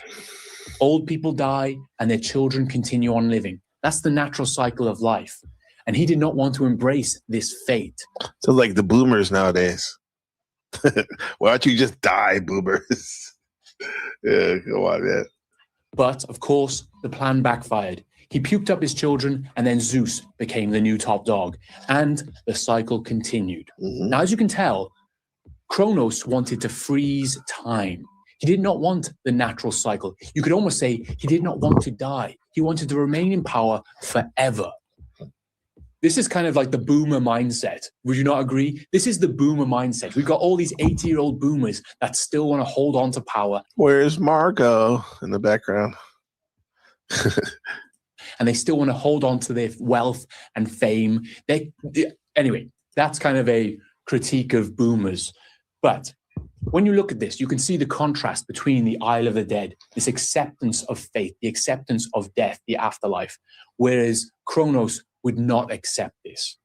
Now, here's where things get a little strange, because Kronos, or Cronus, is represented by the planet Saturn. You know Saturn? Saturn is the planet with the rings around it. Now, these rings around Saturn's orbit, they used to be moons, but they've been crushed, and now they are rings. And Saturn is slowly consuming these rings. It is slowly consuming these moons into its gravitational pull. So you could say Saturn is eating its children.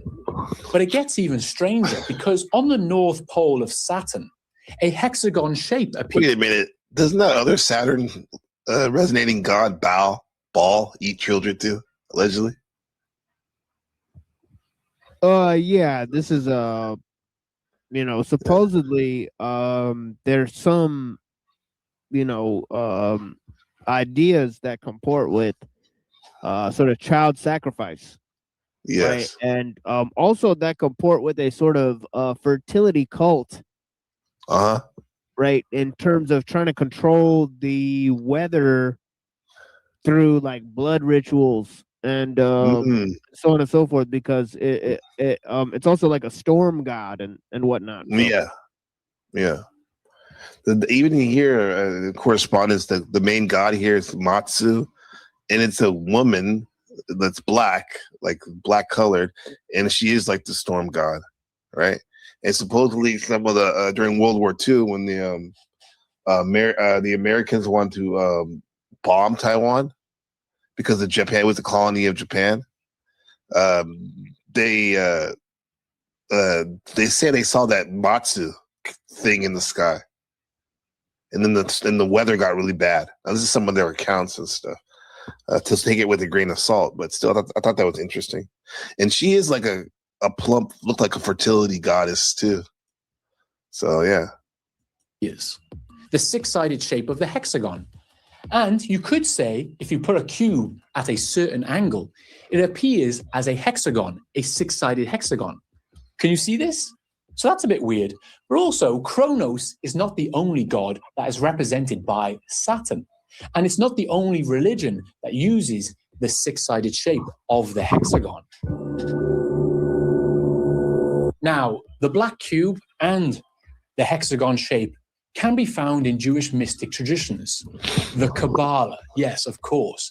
You'll find Hasidic Jews with little black cubes on their head containing... Yeah, that's strange. I never seen anyone walk around with that before. Not yet. little pieces of the Torah. And also you'll find the hexagon shape is in the Star of David. Yes, this six-pointed star also contains the six-sided shape of the hexagon. Now, what's really interesting about the Star of David is it has no link to King David whatsoever, really. Like, okay, some esoteric scholars might tell you otherwise, but in general, this is a Kabbalic symbol. And originally, this was called the Seal of Solomon. But see, that's weird Now, that the he said original that, seal is- right? Because he said that this has no link to Judaism, and then he right after that said this is a Kabbalic symbol, because most people would link the Kabbalah to Judaism, right? Yeah, I would have thought. I guess what he's saying, right, and this is something that I've heard, recently, lots of people express, right? Like for example, our friend Twilight Son of Lilith will say this, right? Yes. All the time. He'll say the Kabbalah is older than Judaism, right? They're reappropriating lots of practices for the Kabbalah. And that actually seems true enough, right? Because by the time they start formulating the Kabbalah, right, or the Jews are talking about it, right, it seems like it's like all the way in the 1100s to the 1500s. Whereas there's lots of like Spain on the Jews. Yeah, but there was lots of like sort of mystery schools before that, right? Yeah, so a lot. They did, so they indeed did reappropriate some of the practices of these mystery schools for their Kabbalistic practices, right? So that could be what the guy's saying in the video, right? But it sounded weird when he said it, because he's like, there's nothing Jewish about the star, and then he's like, but it's from the Kabbalah, right? So it seems as a contradiction if we don't know the context of what he's saying. Esoteric scholars might tell you otherwise, but in general, this is the thing about the Star of David is it has no link to King David whatsoever, really. Like, okay, some esoteric scholars might tell you otherwise, but in general, this is a Kabbalic symbol. And that looked like Chicago Bulls. Exactly like that. And then, holy shit, occult gang bagging going on with the teams. Yeah, for real though. Oh, look at the other one. It's a Sith. Do you see in the middle? Yeah, and the Green Reaper is Sith. Yeah. But they used to have names of teams like that, like the Reapers and stuff. But they don't want to be too blatant, huh? I wouldn't doubt it. Like now they'll bring it back, because it seems like everything's everything's unleashed now, huh? There's no shame about how like the occult is being manifested in the mainstream. Yeah, like this is a Kabbalah. It's weird how uncanny it is, right? It looks exactly like the Chicago Bulls symbol. It does. Yeah, it does exactly like it. Yeah, let me get Chicago Bulls.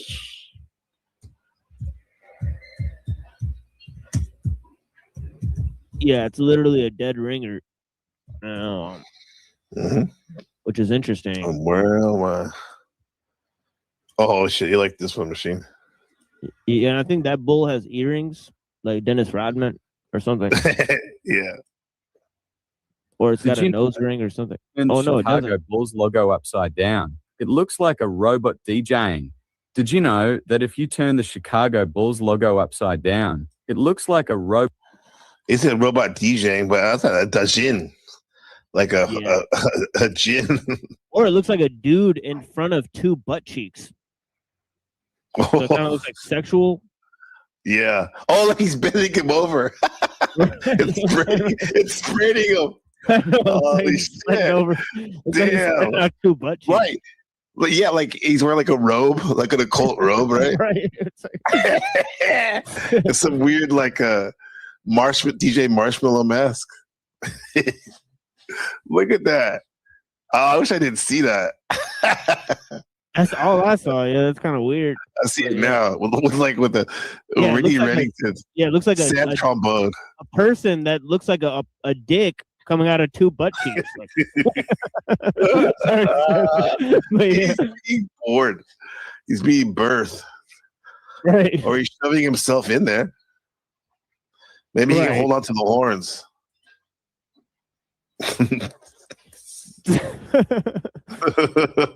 Now you're gonna see that every time you see the Bulls, though. Right.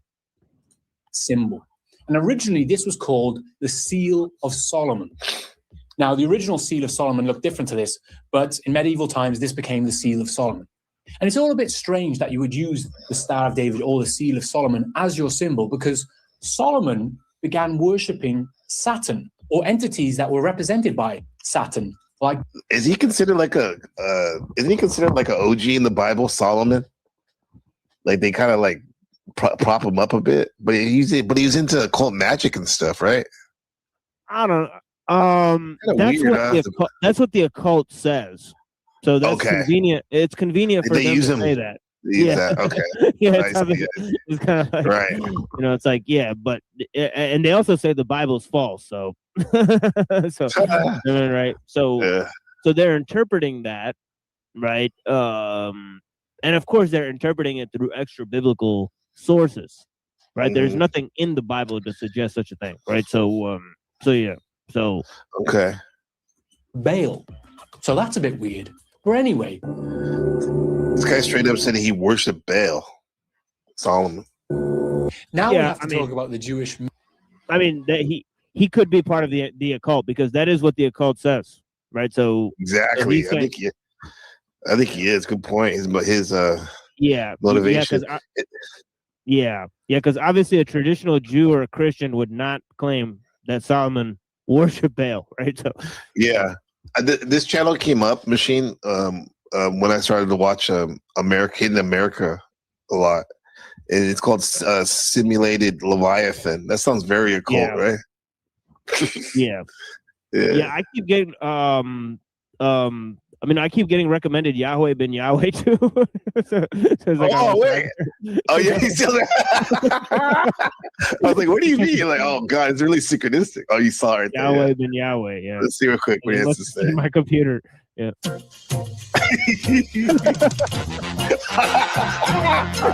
This is great. Good morning. Welcome again to Newswatch. I'm Michael Putnam. That's technically who my son's named after, and I'm not even a Hebrew Israelite. It just happens to be my really good friend Ben Real, which he got his name from. He was a follower of Yahweh ben Yahweh.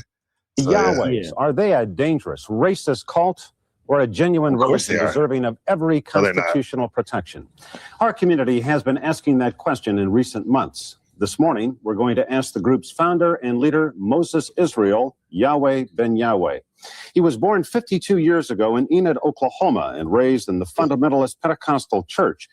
Under the name Hulan Mitchell, he holds a master's degree in economics from Atlanta University. That's good. Also joining us for this discussion, is Dr. Marvin Dunn, a well-known psychologist, school administrator, and civic activist.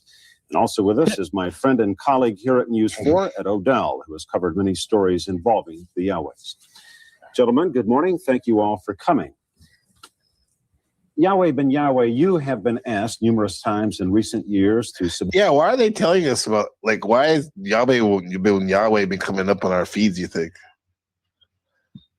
That's weird, I don't know. I think they want, like, people who are maybe black and brown and Mexican to sort of do the same thing. And like a psyop, right. If he did it, so can I. Exactly. So they can say, oh, he was affiliated with the Hebrew Israelites. We began by saying, we're glad you're here, but we're a little surprised. Did you say Nature Boy? Yeah, it's like, these wannabe cult leaders. Right? Yeah. Brother Polite. Brother Polite, you know him all, man.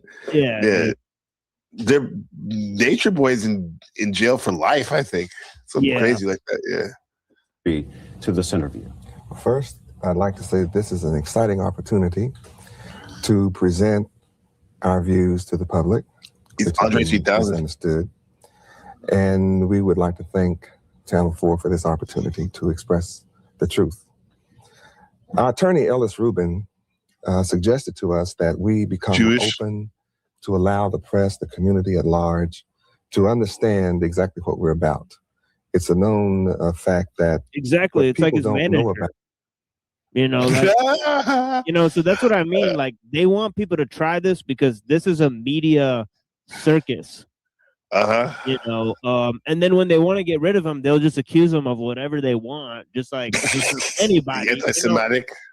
Yeah, you just make a story like this guy, like Clavicular. He probably got his 15 minutes of fame, or something, and now it's time to charge him for everything he's been doing, because the shit goes to your head, and then these people act out, and then they're a danger to society. So you have to put them in their place, pretty much.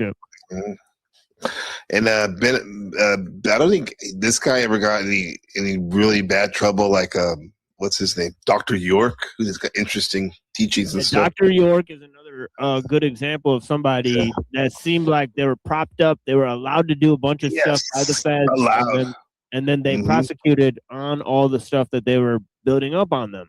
So it's like they funnel people into this community. Yeah, they funnel people into a community as a limited hangout that's basically ran by the feds and basically produced by the Jays, and then like a movie or something, and then they like, pin the guy on something, all the people, just like Rajneesh or whatever, like. Oh yeah. Obvious that the feds allowed him to take over that town. Oh yeah, Osho, huh?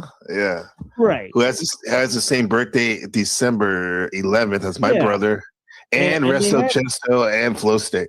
Yeah, and they had the same actors. Like, for example, the lady who joined the Jim Jones cult, who was the senator's daughter, she then went and joined the Rajneesh cult, and they did an interview on her. Oh, come on. So it's kind of like she's playing the same role in a different cult. All over again. Yeah. Yeah. It's like, some of these things are kind of obvious. Why did she die in the Jim Jones cult? You know what I mean? Like, come on, bro. Like, right. Her daddy came and got her. Out, and that seems to be shrouded in secrecy they fear. So to erase some of those fears, we're here to let the broader community know exactly who we are. All right. Ignorance breeds fear, suspicion, misunderstanding. So you're here to clear up some of those misunderstandings. What, in your view, is probably some of the greatest misunderstandings? Are you a dangerous racist cult? Do you hate white people? That has been one of the general accusations. No, that's not the situation. They don't. That's just why General Tazari, Captain Tazari whatever, he's not affiliated really with this guy. There's different sects of Hebrew Israelite. Ben Amin is the guy that went to Dimona, Israel as a community. The Captain Tazariak is the guy that yells at people, right? Him and his people, and stands on the. Yeah, I mean, it just seemed like a scam to me, right? Because if you're a legit, Hebrew Israelite, and there are groups that believe you should now follow the Torah, but these guys are adding in the King James Bible and the New Testament to boot, and all of this other stuff, and claiming that Jesus is the Messiah and you should follow the New Testament as well, and that King James wrote the New Testament. I'm sorry, he produced the King James Bible as a black dude living in England. So if you believe all of that, you might be out to lunch. I have a bridge I can sell you. Yeah, because King James, I'm not sure if he was black or white. Most likely a white dude, but yeah, he definitely was like a homosexual. It's connected to Freemasonry and stuff. So by some accounts, right? So who knows? What his actual history was, but definitely the King James Bible, its production was overseen by people like Francis Bacon. And I don't think they had people said William Shakespeare's too. Yeah, I don't think they had humanity's best interest at heart. I don't think if you read Francis Bacon's writings that he understands the goal and purpose of, politics or science. Just from a Muslim's perspective, or just a righteous person. Look at his last name, Machine. Bacon. Yeah. Bacon. Come on, bro. Yeah. That's another thing. I think it's really weird. All these people, over the last 10 years, I love bacon. I can't get enough. I need to.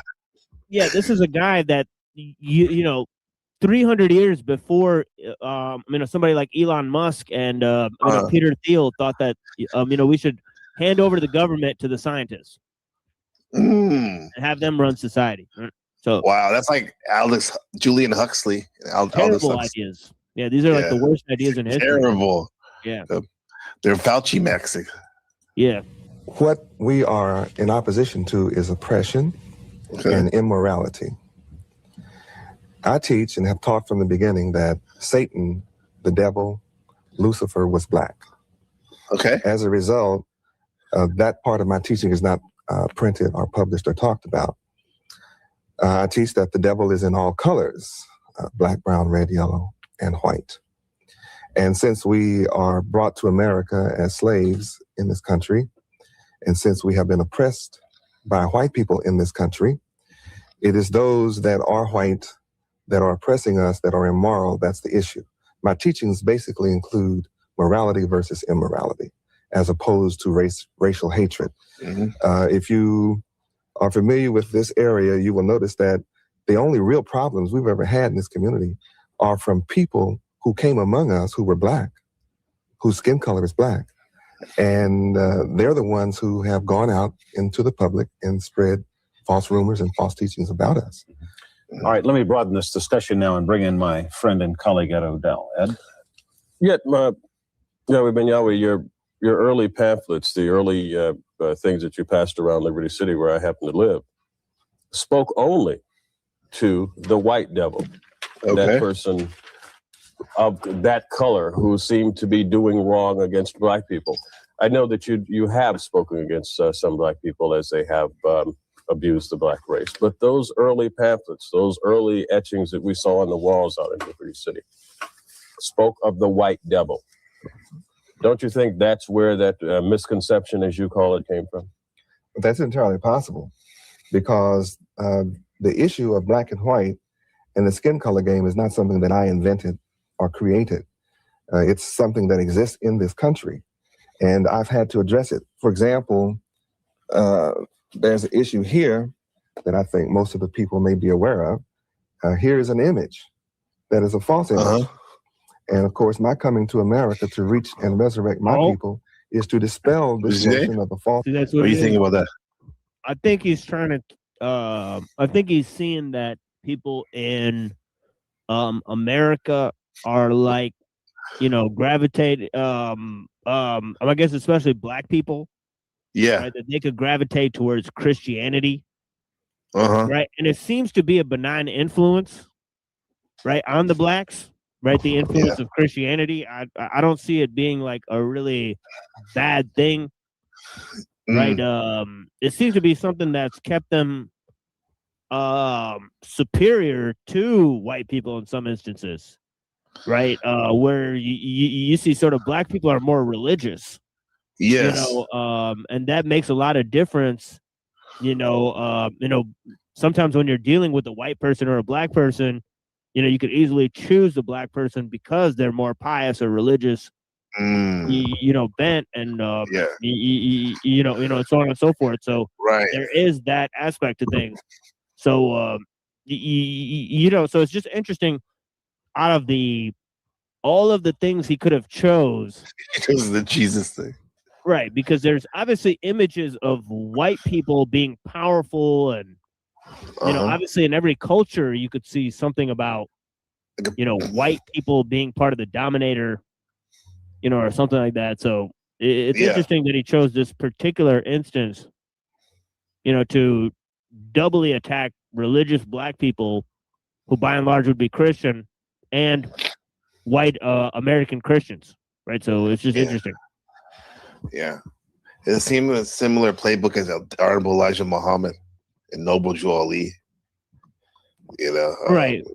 They're banking on the fact that Christianity is illogical to, sort of hoist their attack, but what they're supplanting it with is basically just as illogical and right on. Yes, it's New Ageism is like recycled Christianity in a lot of ways.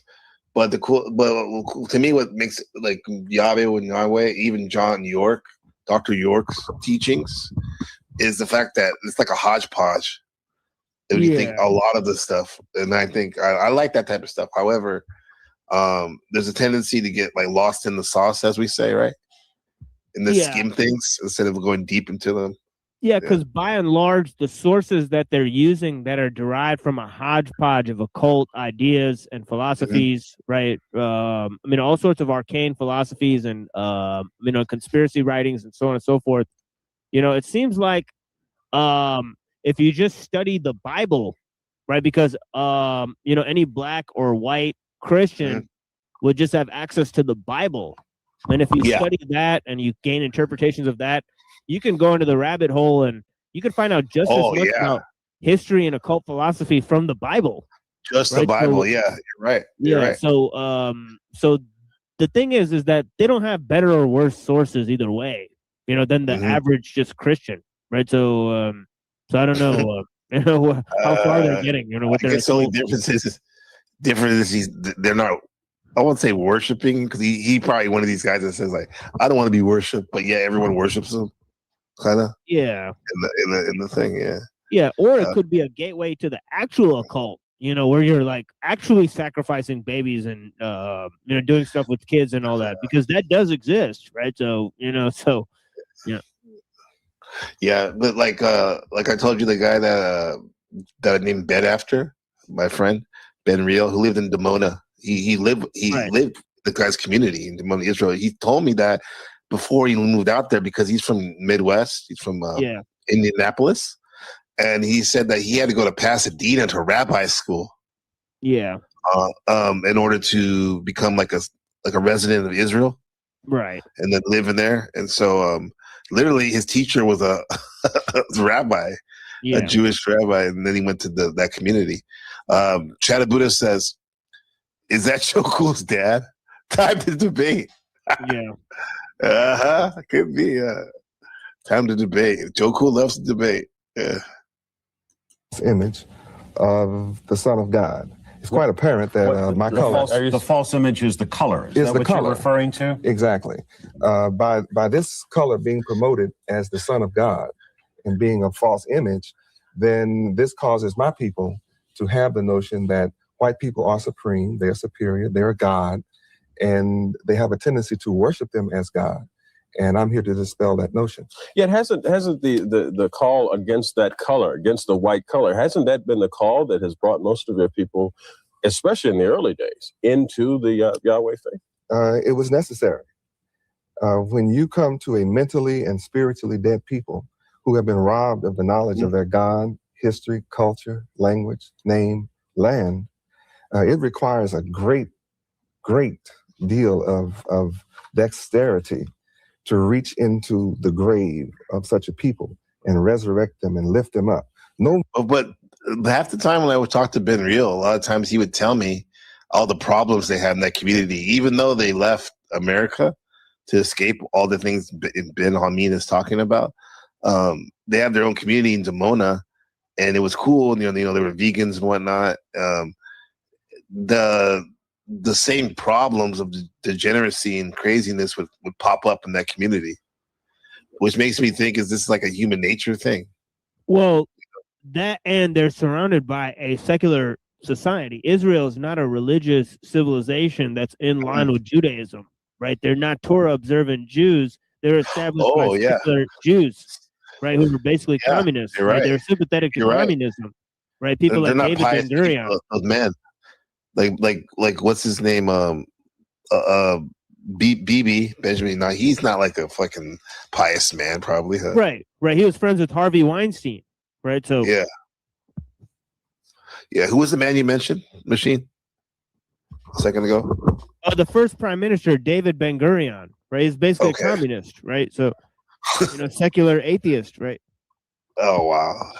Yeah, it's like a country based on a religion, allegedly. Come on, man. One has ever been able to do this but me. I'm the only one. You are speaking, if I may say so, as if you are the Messiah. Do you believe that you are the Son of God? I am, in fact, Yahweh ben Yahweh in Hebrew. That means God, the Son of God in the flesh. I am the Messiah that the whole world is looking for. When did you discover that you are a divine creature then? I've always known that I'm a divine creature. I've known since the age of 3. My demonstrations from age 3 was centered around deliverance. Moses in Pharaoh in Egypt. So I've always known that I'm divine. Dr. Marvin Dunn, I know many things have been said here that you are just bursting to ask some questions about. Let me turn to you. Psychologist. Yeah. First of all, I want to pick up on Ed's point. When the Yahwehs were first brought to my attention some years ago, the thing that I found particularly offensive was what I read and interpreted rather clearly to be, frankly, anti-white hatred. And I was offended by that, and I think many people in our community were. But let me tell you what I like about the Yahwehs and as well. And I've said this on other occasions. I think that this organization has done and is doing what many social scientists, such as myself, psychologists, and others, have not been able to do in many, many years of trying. And that is to turn the lives of at least some people who may have come to them destitute, down and out, having given up on life, and having given them a purpose for living. That's a very, very major accomplishment, and credit ought to be given where credit is due. What the organization has done that I find offensive is to imbue in people a sense of I think, hatred and disrespect for others.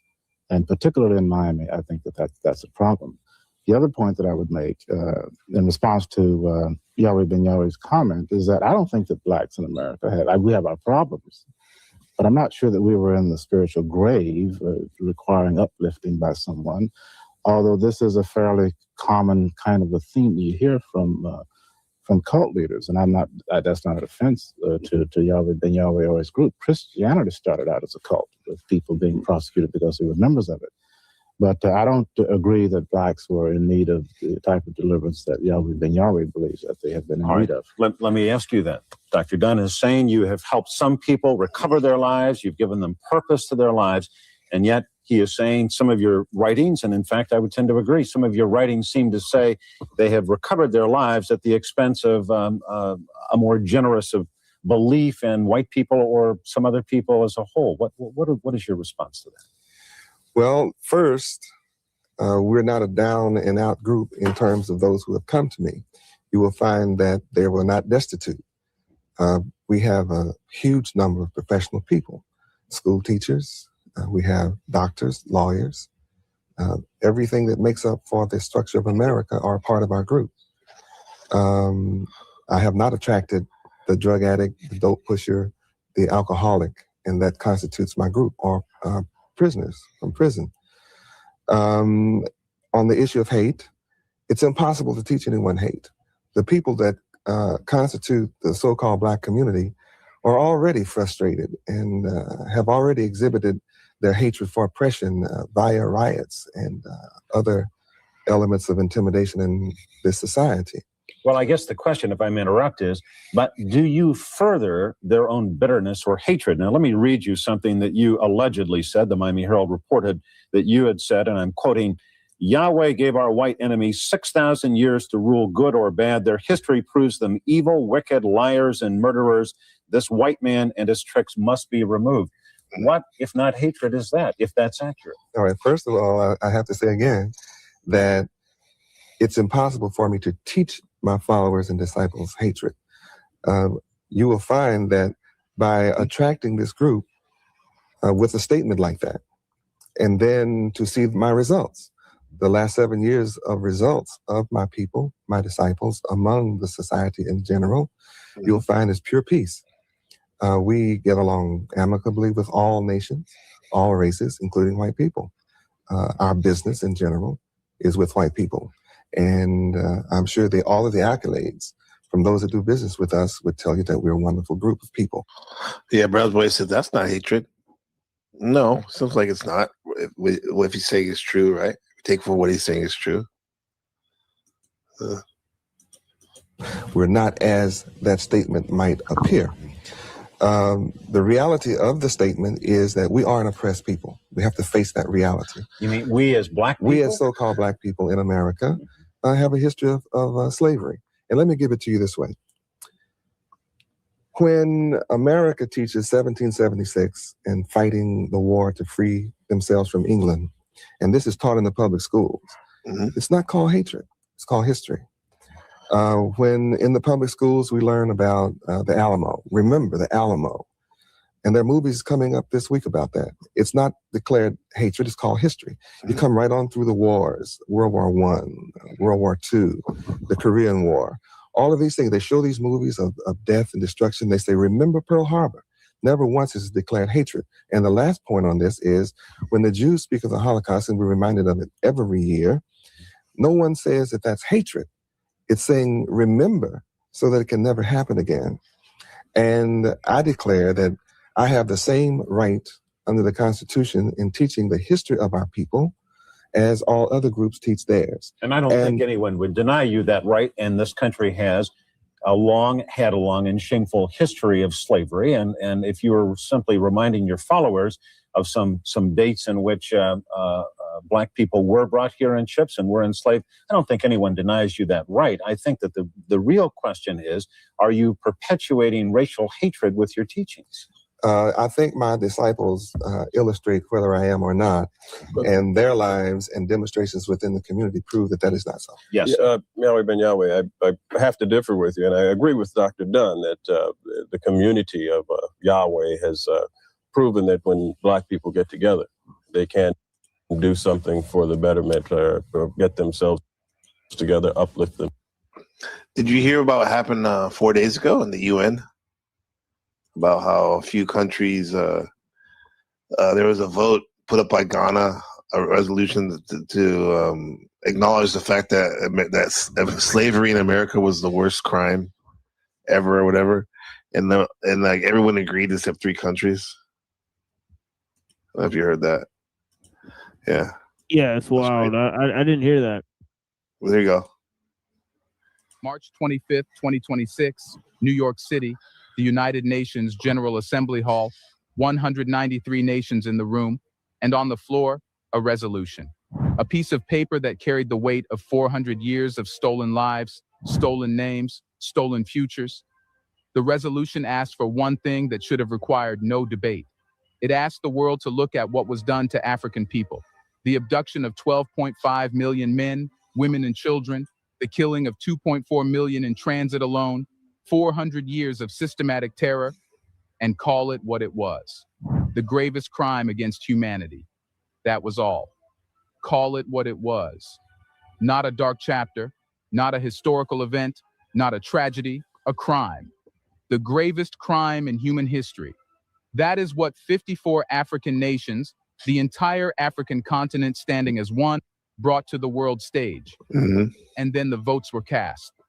123 nations raised their hands and said yes. 52 nations, including Britain, France, Germany, the entire European Union, Japan, Australia, looked away and abstained. I didn't know that part. They don't want to piss off the United States, huh? Yeah, all the white countries. Yeah, and Japan included, right? That's interesting. All the African countries, yeah. Did not say yes. Said yeah. Did not say no.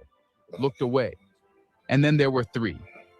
3 countries walked to the microphone and said no. The following states have thus been appointed as members of the board of the 10-year framework of programs on sustainable consumption and production patterns for a term beginning on 25 March 2026 and ending on 24 March 2028.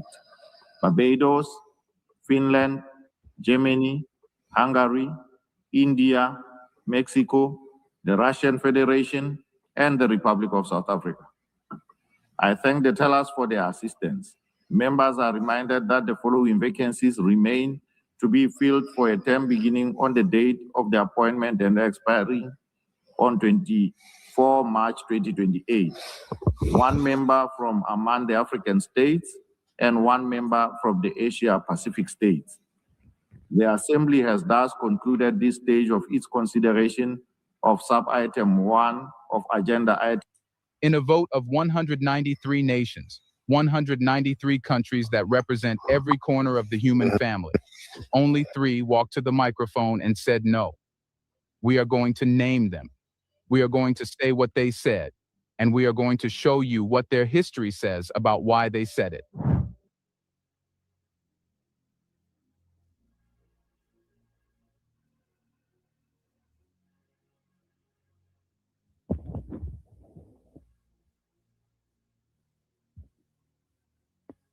Yeah, I can't hear you if you're talking. Yeah, I'm getting nothing in terms of audio from you. Gabriel.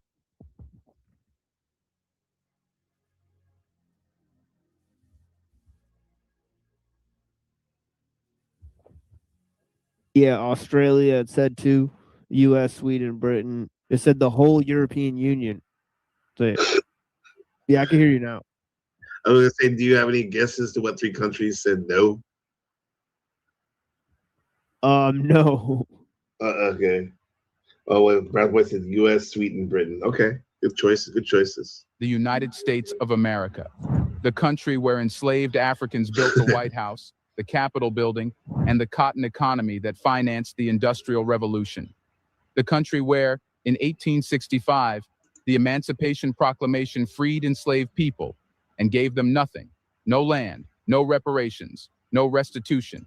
40 acres and a mule was promised and then taken back. The country where, in 1921, the wealthiest black community in America, Tulsa's Greenwood District, Black Wall Street, was bombed from the air and burned to the ground by a white mob and the state National Guard. And no reparations have ever been paid. The country where, in 2026, that same country's deputy ambassador stood before the... What's up, Nero Jack? How's it going, man? What up, man? Hey, man. Everything's good. I just saw you named this what that video you sent me was, so I just jumped in without really seeing much what's going on. Well, okay. Yeah, we started talking about loneliness is the loneliness, and how it relates to solitude. How it could be a good thing, right? And how putting yourself out there, can expose you to different things. And Machine got to talking about the Borg, using the metaphor from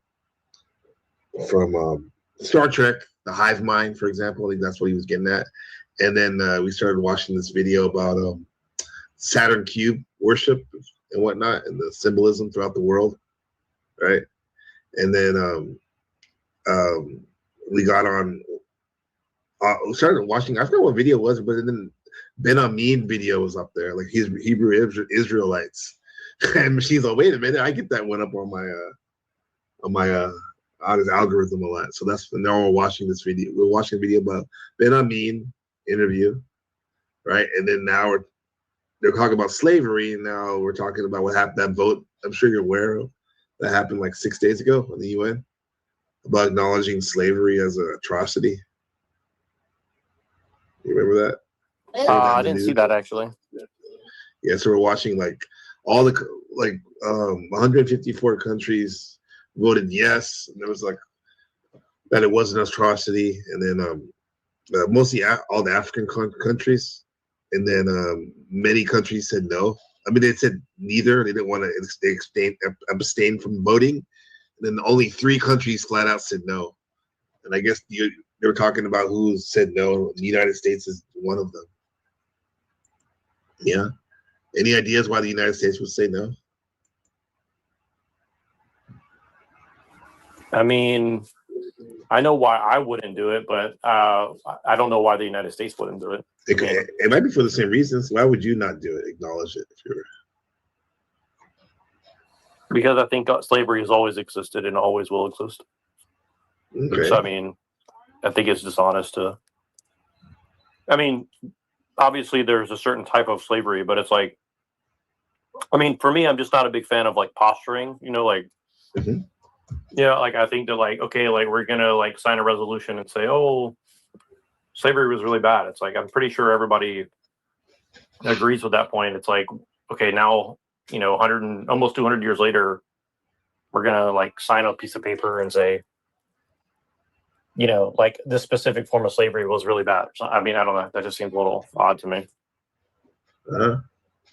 Yeah, I guess maybe in this climate of all the divisiveness in America, for example. Yeah, that's what I said.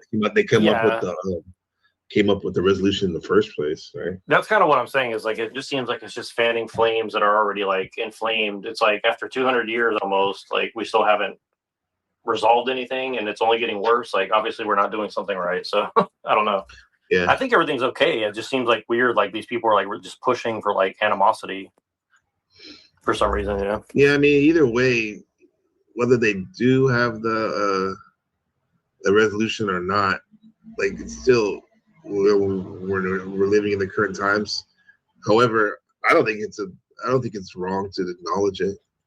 You know, yeah, and I think everything is posturing in politics at this point. So Yeah, I mean, part for the courts. I don't think it's wrong. I'm just saying, like, I just think it's like it just seems disingenuous that like all of a sudden now like we need this. I mean, that's like me saying like, okay, I need the Romans to acknowledge that they oppressed the Jews and Christians 2,000 years ago. I mean, like everyone's gonna be like, what? Like, okay, like, see what I'm saying? It's like, I mean, I get it, but in another sense, it's like all these people are long gone and dead, so it's like it just seems a little odd, you know. For some people who live in this world, that type of that they're really focused on that issue. I guess it's important to them, so that's why they do it. Yeah, but then I know it's not important to other people too. World and said, read that sentence again, slowly. Not illegal under international law at the time. We reject any such suggestions. Indeed, President Trump has done more for Black Americans than any other president and enjoyed historic. That's pretty bold. Yeah, more than any other one. You think he did more? Let's say like Abraham Lincoln, even though he supposedly his plan was to ship blacks off to Liberia, have them go to Liberia or whatever. What do you guys think about that? What he just said. Hello? Yeah, I think it's a good troll. That's all I think of it. Sorry, guys. That's all I think of it. Yeah. So you think it's a troll? A good one at that. What were you gonna say, Machine? Yeah, it could be interesting look at like either like Lincoln or Martin Luther King. I know those are the two that people come up with usually. But it seemed like they made a lot of mistakes too. Oh yeah. You know, like yeah, like since their ideas were the ones that people went with a lot, you know, it seemed like introducing Black people into the system the way they did, right? Like for example, with the factories, right? Like Lincoln sort of spurred on the Industrial Revolution. Right. And then it seemed like Black people weren't really much better moving into the inner city. Mm-hmm. Right. That resulted, in the creation of like sort of like the really poor, like over here, we live in Detroit. Ghettos. Yeah, exactly. Right. The creations of the ghettos in the inner cities. Mm-hmm. Right. And so some of the stuff that Lincoln and Martin Luther King did sort of led to that. Right. Because their idea was that we'll bring this politically disenfranchised group into the society as a whole, right? But the result was kind of like, obviously they kind of like continue to like be preyed on by the system itself, right? So, yes, it's interesting you mentioned Martin Luther King, who wasn't necessarily a president, but he had influence like one. It seemed like, but yeah, his integration policies. Desegregation was at the same time Elijah Muhammad was doing his thing, which is like he wanted to be separated. Speaking about left alone, he wanted to be somewhat left alone. This is where they have their own businesses and whatnot in the Nation of Islam. And what happened was like during the segregation, a lot of people were forced to have their own businesses and whatnot. But then like when King, opened it up with his civil rights and the integration, a lot of Black business owners that just let it go, let that shit go, and they started working for the others, right? Chad Buddha has a comment. He says, "Neurojack, but we're not in Rome or Europe. We're in America, and slavery over the last 250 years in this country has impacted the collective memory of many Black Americans even to this day." Yeah, I think that's what I was trying to say about like how it is important to some people. Someone like me, I can kind of zoom out and look beyond that, move beyond that. However, there is a lot of people I know that can't, and we can say like that's their issue or whatever, but to them it would have been nice probably if their country could acknowledge the atrocity of slavery. That was here. Yeah, sorry, I didn't see the comment by Shadow Buddha, but I'll just say briefly, like, oh wait, let me read it. We're not enrolling Europe slavery 250.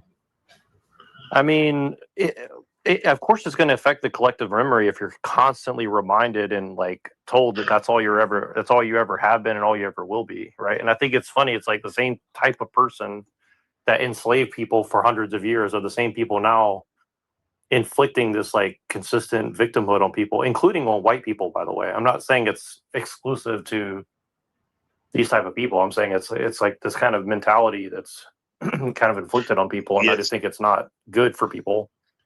I think do things that way, you know. I think victimhood is not good. If anything, if you're like new, if it's like very like if you literally get hit by a car, you're a victim by someone that tried to hit you on purpose, autoside or whatever. So yeah, let's help the guy out. He's a victim of some, you know, let's try to get some retribution. But you're saying like, you know, this is 250 years. I mean, this happened. I mean, this ended many years ago. But with that said, I think that like, I wouldn't want people to be a victim. However, I think it should be acknowledged all these things. That's why I think it's weird, like how some folks and they fight for getting rid of the teachings about slavery and stuff. Because it's like that's history. That's part of the history, man. You always hear the trope: if you don't know history, you could repeat that. And as someone who grew up was kind of frustrating to see the only Black history was about the Civil War and slavery. That's annoying. But I'm glad I know it though. And as I got older, I went to go research myself. You know, I totally agree with you for sure. Like we did learn about some of the stuff that happened before the Civil War and after the Civil War, but pretty much it's like you skip. It's like sometime or another slaves came over, then sometime or another they were freed, and then sometime or another, you know, Martin Luther King showed up, and they totally skip over all the things in between. So yeah, I think that's also like very bad. Yeah. And but I took a little bit more advanced classes and learned a little bit more. And I mean, I'm much more of a fan of Malcolm X. I think Malcolm X had a lot better, you know, view of things. I think Muhammad Ali had a much better view of things in a lot of ways than, you know, MLK personally. Although I think MLK did get some things right. I think the Civil Rights Act itself was a complete disaster and totally, you know, screwed over everybody. And that's a very sophisticated thing to get into, but that's one of the things I think make it simple though. Yeah. Make it simple though, if you can, or at least a real quick once over of it. Like, how do you think it was horrible? You didn't just say it was bad. You said it was. Well, I think it tries to do like thought crime. It's like, okay, you're not allowed to discriminate. But here's the thing: is like people do discriminate all the time. There's all types of discrimination, and it goes on all the time. But it's kind of like this: like, okay, it's like regulatory capture, right? Like, if you really want to discriminate on people, the best thing you can do is pass a law outlawing discrimination, and then you get to dictate the rules of like how you can discriminate legally. If that makes sense. Does that make sense? So. Like, to be honest with you, I'm one of the wokest people you've ever met. The problem is I don't think it benefits me to like use it. So I don't really get into that stuff because it'll just look like oppression Olympics all the time. But like there is a good argument for like systemic racism and stuff. I just think that it's like one of these things, like it gets into a very circular thing that people don't want to acknowledge like how bad that can get very quickly, if that makes any sense. But there is a good argument for it. I don't think that's a victimhood. Because look at literally the Civil Rights Act, it helped end legal segregation, and it banned employment discrimination, right? Integrated the public schools because like a lot of the blacks had the horrible schools. They had the I'm sure there's white kids too in Virginia as well that had horrible for example, schools too. But protected people that can vote, right? We were talking about Trump, how he was him and his father got sued, right? because of that Civil Rights Act, for discriminating on getting people housing and stuff like that. I think, I know, yes, everyone discriminates all the time. You're correct, right? But this blatant discrimination based on someone's color alone definitely had to be addressed and shit. So that's why I think the Civil Rights Act was pretty good. Was actually very good. I think the idea is good. I just think that like there's no way of getting around that it was used to just like hide discrimination and make it a lot more sophisticated. And look, here's the thing: is like I understand that people want to screw over Whitey, and I'm not saying you. I'm just saying like I understand that like it feels good to screw over Whitey and say, oh look, some white people did some bad things, so therefore let's screw everybody over. Like I understand that mentality. I'm not against it totally. I'm not saying you. I'm saying like I understand that mentality. But I mean, I can understand it, but it's dumb though. That's like ignorant. Just like if a white person be like, yeah. But that's kind of where it's ended up now. Like 70 years later, like it's kind of just went full circle, or 60 years later, or whatever. Like it's just kind of come full circle to where it's like, okay, like now what's everybody want? Like let's just take it to like the end point of like, well, now if you want to be a cat person, you get a litter box in the school, and if not, you're discriminated against. Or These are outlining situations, though. Like very. I mean, 50% of all women don't have kids under 30, so like, I don't think that. I think we're in an emergency right now, personally. Okay, yeah, but to stick on the point what you said about like, there's people. The way you say there's quite a bit of people happy that when the quote whitey gets screwed over. I think if there is like that, that's a shame because those people are stupid. And I think the majority of people that you probably would like to have conversation with and they don't think like that. That's like, I know, I agree, but this is the narrative. I don't think everyone's like that, man. At least the people that matter. Oh no, I know that matter doesn't matter. I know that most people aren't like this. Again, I've been around people of color almost half my life. Predominantly, and I've never really met people like this. But what I'm saying is that this is the message. That's perfect right there. That's perfect what you just said. I never really met people like that. I think that's something to remember to keep hold on to. But the point is that this is the culture in which people are being like, bullied into, essentially. Like if you look at all the social media, like if you're not on Instagram, everybody should have an Instagram and go look at the propaganda on Instagram. It is literally like the most vicious racial politics.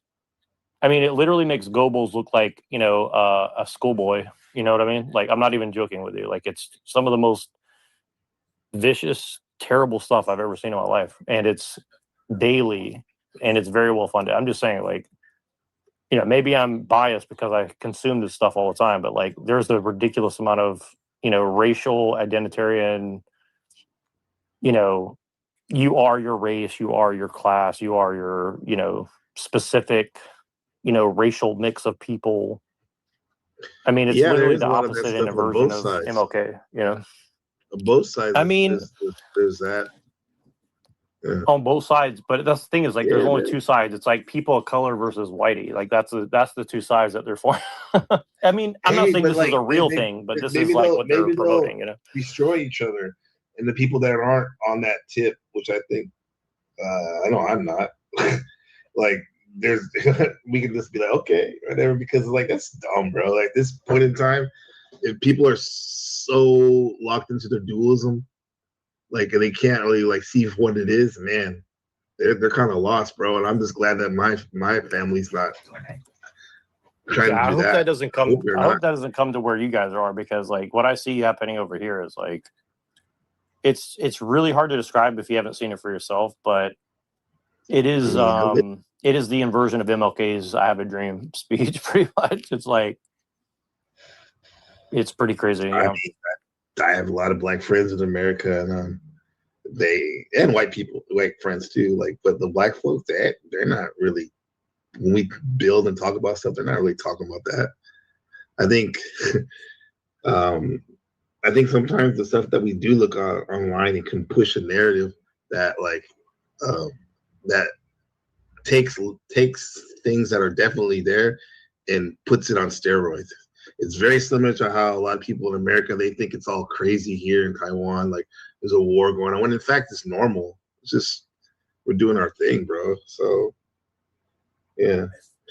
And I'm sorry to disrupt. I mean, I just want to bring some balance to the idea because I think it's really weird because, again, like all this stuff really looks like, it does got those dark algos, but like this kind of stuff, like I've met people who've been on the lower level of like United Nations meetings and stuff like this, like not these like big giant ones like this, but like these more regional ones, like in Asia, for example. And it's basically like the most ridiculous, propaganda, it's like brainwashing camp. It's like, okay, men have done terrible things to women. So therefore, we need like extreme feminism for everybody in Asia because, and look, there's some truth to it, like I said, but it's kind of like, if you just see how like simplistic the view that they're giving to like these college, in particular women, right? And they're just like indoctrinating them with like, all men are bad. Having kids before you're 40 is like, is literally slavery. I mean, this is what they're teaching young people all over the world, So, I mean, I just think we have to be honest about like the level of indoctrination that's happening now versus like 100 years ago. Like whatever was going on in segregated schools. I mean, to me, I'm not saying that it's worse, but it definitely doesn't feel like it's gotten better. You know what I'm saying? So from I wasn't alive back then, so I don't know. Bro. We're just talking about segregated schools. I heard stories about the schools were horrible. Like they're separate but not equal. And so it's I mean, like it's good that they integrated the schools. I think in general, right? Yeah, I mean, I went to a few different schools that were different levels of integration or not. I mean, like what it means, like it sounds like I grew up in like a segregated place. I didn't. But like I went to a school that was like half black, half white, and it was totally fine for me. But other people I know is opposite. So I'm saying that like I only can help so many people, man. Like we're good. Like my family is good in the sense that like, of course, my son has to make his own decisions and stuff, right? But he's going to be definitely put in a position to succeed. And then even my students, I do what I can to help them know about critical thinking. Like we were talking about, somebody did a current event, like a little 8th grade girl over the weekend about global warming and whatnot. And I'm like, okay, how do you know that global warming is a real thing? And like, I mean, I didn't have to necessarily have to tell her like, no, it's fake or whatever, or it is. But I wanted to get her to think, not just accept the narrative of it. You know what I'm saying? So, and I still like, give credit to her art, to her share or whatnot, what the article was saying, but I wanted us to like look at the idea and whatnot. So what I'm saying is we do what we can, but like just to, there's only so much brain power, processing power, and to like trip out on all that shit. It's like, I think it's a waste. Well, it's like that video you sent me earlier. It's like that video you sent me earlier too. Like it's like you have to kind of pick your battles for sure. I mean, yeah, for sure. I agree with you on that for sure. It's a tough choice. I mean, it is. Yeah, it is. It could be passionate too, though. Well, I don't know. I think it's good for because like I think that you have such a positive attitude because you're not in America, and I would tell you like maybe that's a good reason to stay out of America because I think if you came back and try to teach school here. I don't want to be no teacher. I don't want to really be a teacher here, bro. I just do that because it's good paying, and I can help some people out. But I have other things in the workings. But and then not living in America, you'd be surprised, bro. There still seems like a lot of good things about it, man. And sometimes you don't see it when you're in the middle of it. And just like there's true, I give it to you. Like there's stuff that I don't see too, because I'm not in the middle of it as well. But you know what I mean? I don't think it's the end of the world, man, in terms of and if it is, I always feel like there's always a way. When there's a will, there's a way. Come on, bro. All of us talking right now. There's probably been cataclysmic events that like luckily our families survived. Ice ages and maybe pole shifts even, or even weirder shit. We're here right now, so we're gonna be all right. Doesn't mean that I co-sign on the weird fuckery though. What does he say? He says there's a lot of Neurojack, there's a lot of bills that had good intentions in the beginning, yeah. It became corrupt over time. Doesn't mean the original law, okay. Original law or bill was bad to begin with. there's fraud with unemployment, Social Security by people today. Does that mean that unemployment in society is Social Security to help people that started over 90 years ago, but FDR was bad? No. Okay. Yeah. Yeah, I mean, I totally agree in general. I'm just saying that, like, you know, the corruption is a function. It's not a bug. Like, it's not a mistake. Like, in my opinion, the corruption is not a mistake. I mean, I know that sounds conspiratorial to people, but I just don't. Absolutely, yeah. I mean, the easiest way to control people is have like limited levels of corruption that you control. I mean, you want corruption. I think every system every system that we're railing against, feeds off of corruption personally. So yeah. And again, that doesn't mean that, and what I mean by that is like a lot of these social welfare systems, for example, like home ownership, right? Like, now buying a home is $500,000, right? Like, it's kind of like this thing that started out really good to get everybody in on the thing. And then now, like, it's kind of become this like scam operation. It doesn't mean that owning property is bad, but when everybody's just owning property to like preserve wealth and become a landlord, that's not really wealth creation. That's corruption, and that's a scam. So I'm just saying, like, it doesn't mean that the people individually are bad. It just means that the system itself is kind of set up in a way to like screw people over in the long run, right? So in my opinion, now I can't prove that, but I think there's like a strong case to be made, right? So I understand what he's saying, but I'm just saying, like, we just have to be honest about, the reality of that we're in. And here's the thing is, like, look, we have to, still live and pick our battles, but at the same time, like, we have to be courageous and tell people the truth, because if we all just ignore it and wait until things get worse, then our kids are going to have to clean up the mess. And that's what our great grandparents and our grandparents and our parents did to us. So someone has to stop it at some point, right? So I'm just I definitely don't ignore the things. It's just that I choose what to react to. I definitely like enjoy doing what you're doing, like pointing things out, whatnot. But I guess I see both sides a lot now. Done more for Black Americans than any other president, and enjoyed historic support from the Black community in the 2024 election. He is working tirelessly to deliver for them and make our country greater than ever.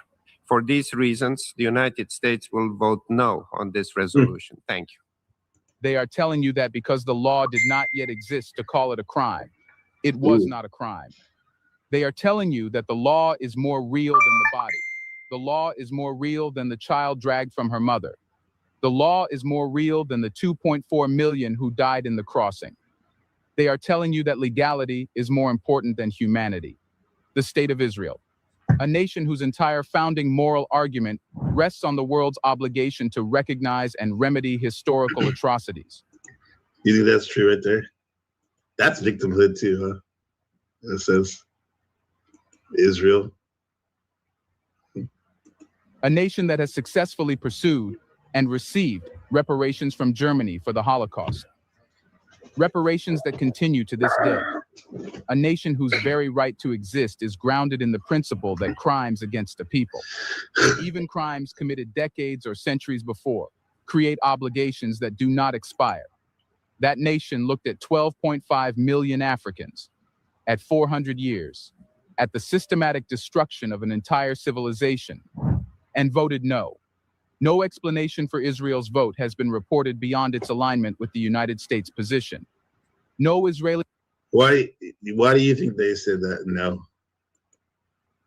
They want to be the only victim? Or what? Or with the U.S.? They want to be linked up with the U.S.? Yeah, I mean, it's pretty interesting because, if you go back in history, right, definitely the Bible isn't really that much about oppression, right? It's kind of like about conquest, right? Yeah, I totally agree with you on that, by the way. So it's kind of I like, totally agree with you. Yeah, it's weird. So I did a whole research about that last night, and it's funny because NPC messaged me this video, and then I was researching this kind of weird, like, Kabbalistic view of shit, and then you say that, and it kind of all lines up. Like, yeah, the Bible is a total conquest over European people, by like certain ideals, I would say, right? So I don't know. It's a complicated thing, but yeah, I don't think the Bible's about like being a victim or oppressed at all, personally. Yeah, in my opinion. So, I mean, I think Jesus had a story arc about that, but I still think it's about conquering at the end of the day, personally. So, yeah. The ambassador made a formal statement on the record. Silence. After voting, no. The Republic of Argentina. Oh shit! But you guys didn't believe that one, right? Where did that come from? Argentina. Browns boy. You thought that'd be Sweden? Yeah. No, Argentina. Does that surprise you guys? Argentina. that's where Hitler is at, apparently. Right. Oh yeah, allegedly. That's also where a lot of like I think that's where like like our friend Hyperborean, right? I think sort of Nimrod de Rosario might have been from Argentina, or maybe I'm wrong about that, but I know a lot of Italian people live there too as well. Yeah, there's some influence of sort of Hitlerism in that. In those, yeah, weren't they thinking about putting Israel over there or something before too, or something? Like, and it was one of the possible sites. That's right. I don't know if it was Argentina, but somewhere like that. Yeah, that's right. Yeah. Yo, that'd be crazy. Yeah, they proposed Argentina and Uganda, and also I believe Ukraine, right? Do you think that, like in South America, that would have been less strife, Israel, than where it is now? Or sooner or later, people would have got mad at them. That's kind of like why they proposed a different place. I'll tell you this. The Chileans and the Portuguese, they may not like the J people very much, from my experience. I don't know how universal it is, but the ones that I've met, like, they're very suspicious of those people from the ones that I've met. So I don't know if that's like totally true or not, but Chile had a fascist dictator for like quite a while. I think his name was Pinochet. Yeah. That means pussy, I think it's like Pinochet. Yeah. Anyway, yeah, you're right. Pinochet. World War II became one of the most famous destinations for Nazi war criminals fleeing justice. Adolf Eichmann, Josef Mengele, and hundreds of others were sheltered there. A country whose president... Look at this guy. That's he's a beauty. Javier Milei has aligned Argentina firmly with Donald Trump's politics. Yeah, he looks nasty. And openly mocked international institutions. Yeah, he's converted to Chabad Lubavitch Judaism, as far as I'm aware. I'm not 100% sure, but I think really? So. As far as I know, yeah. Where, as of the 2022 census, less than 0.4% of the population identifies as Afro-Argentine, the direct result of a century of systematic erasure of Black Argentine identity. That country voted no. Now, before we go further, we cannot let the 3 no votes distract us from the 52 who abstain. Because abstaining is also a choice. All 27 European Union member states abstain. Britain abstained. Japan abstained. Australia abstained. These are the countries that enslaved African people, that colonized the continent, that transported humans across oceans in chains, that extracted centuries of unpaid labor. And when asked to say the words, just the words, they abstained. The European Union's official explanation, delivered by Cyprus's deputy ambassador, said the EU could not support the resolution because of legal concerns about retroactive application of international law and the use of superlatives. Yeah. Imply a hierarchy. Pause right there. So, like, this is one of the other reasons I could give to not do it, because of what a lot of people don't realize. And this is not really saying much, but I think that it can't be overstated how important this is. Like, all this is leading towards like a global legal system, and so a lot of what you're seeing is really a very slow implementation of international law in a way where everybody's playing this game of like cat and mouse, but everybody knows that they're all going to be basically held accountable to it relatively equally. It may not be happening now, but that's part of what I think what you're seeing is like the litigation of international law. So I think this is the primary reason why it wasn't done, in my opinion. So, well, it seems like, yeah, if that's the case, though, it seems like President Trump doesn't really care about international law. What he did in Venezuela and then what he's doing in Iran, you know? Well, I think that it's a lot more sophisticated because it's really about money, right? Like if the banks are going to fund it, it's legal. If they're not going to fund it, it's not legal. Mm-hmm. And ultimately, there may not be like a body where people can go and sue America for like, you know, overstepping its quote unquote, you know, international guidelines. But if they were to, I'm sure that they could pull some bullshit out of their hat and say, well, I had this reason and this reason and that reason. And let's say that it goes back and people say that it's because of Israel or something like that.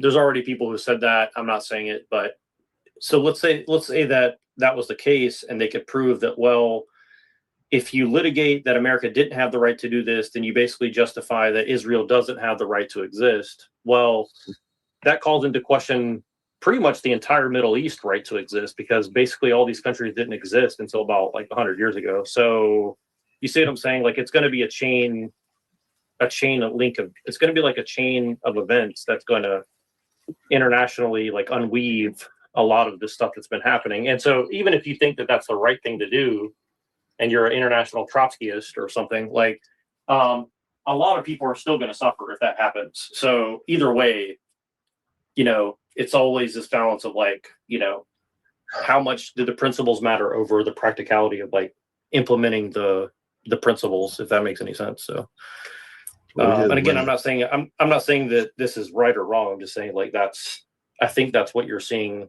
why everybody's playing this kind of cat and mouse game with everything.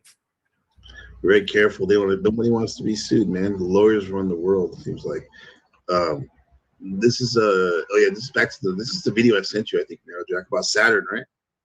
Isn't that the one I sent you? I sent you one by David Icke that was a good like compliment to this. So I don't expect you to play it, but I just want to let you know I sent you one. Yeah, I think I've seen that one called the Saturn Moon Matrix or something. Yes. David Icke. So. That's a good one. The Saturn Moon Matrix. Yeah. With his that's a good one. The Saturn Moon Matrix. Go down here to Isle White and go and learn about Saturn Moon Matrix and shit. With the Cockney accent, ghetto accent. This concept is interesting. I don't know if you got to this part, Neurojack. Ain Sofa, meaning like kind of like talking about the whole thing. Yeah, the creation of the universe is interesting. Now he didn't say like if it was Jewish or not, but I'm assuming, is that a Jewish term? Judah. Machine, do you know? Well, I'll let it play to see like if this is Jewish. Yeah, this is Jewish. Yeah, Ein Sof, you're talking about? Yes.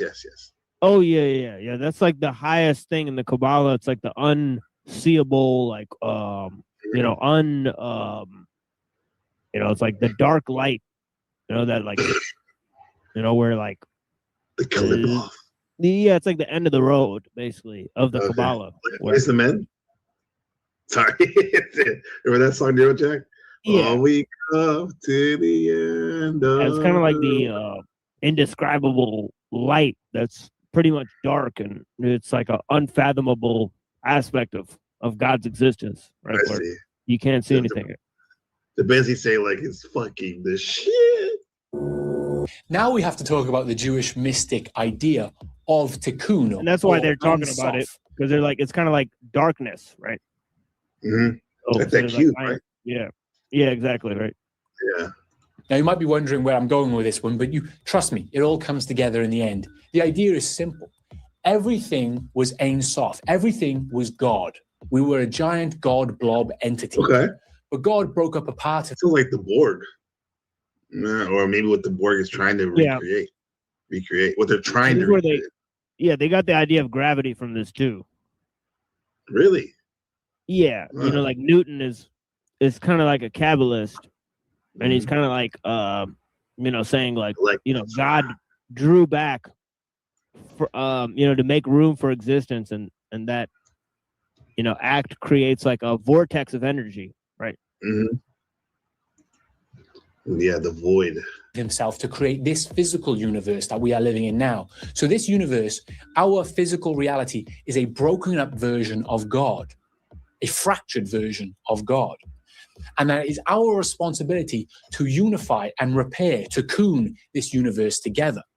Because each person alive today contains the essence or divine spark of God within us, and that we must unify ourselves together into one hive mind entity almost, and repair and bring back Ein Sof, unity, infinite.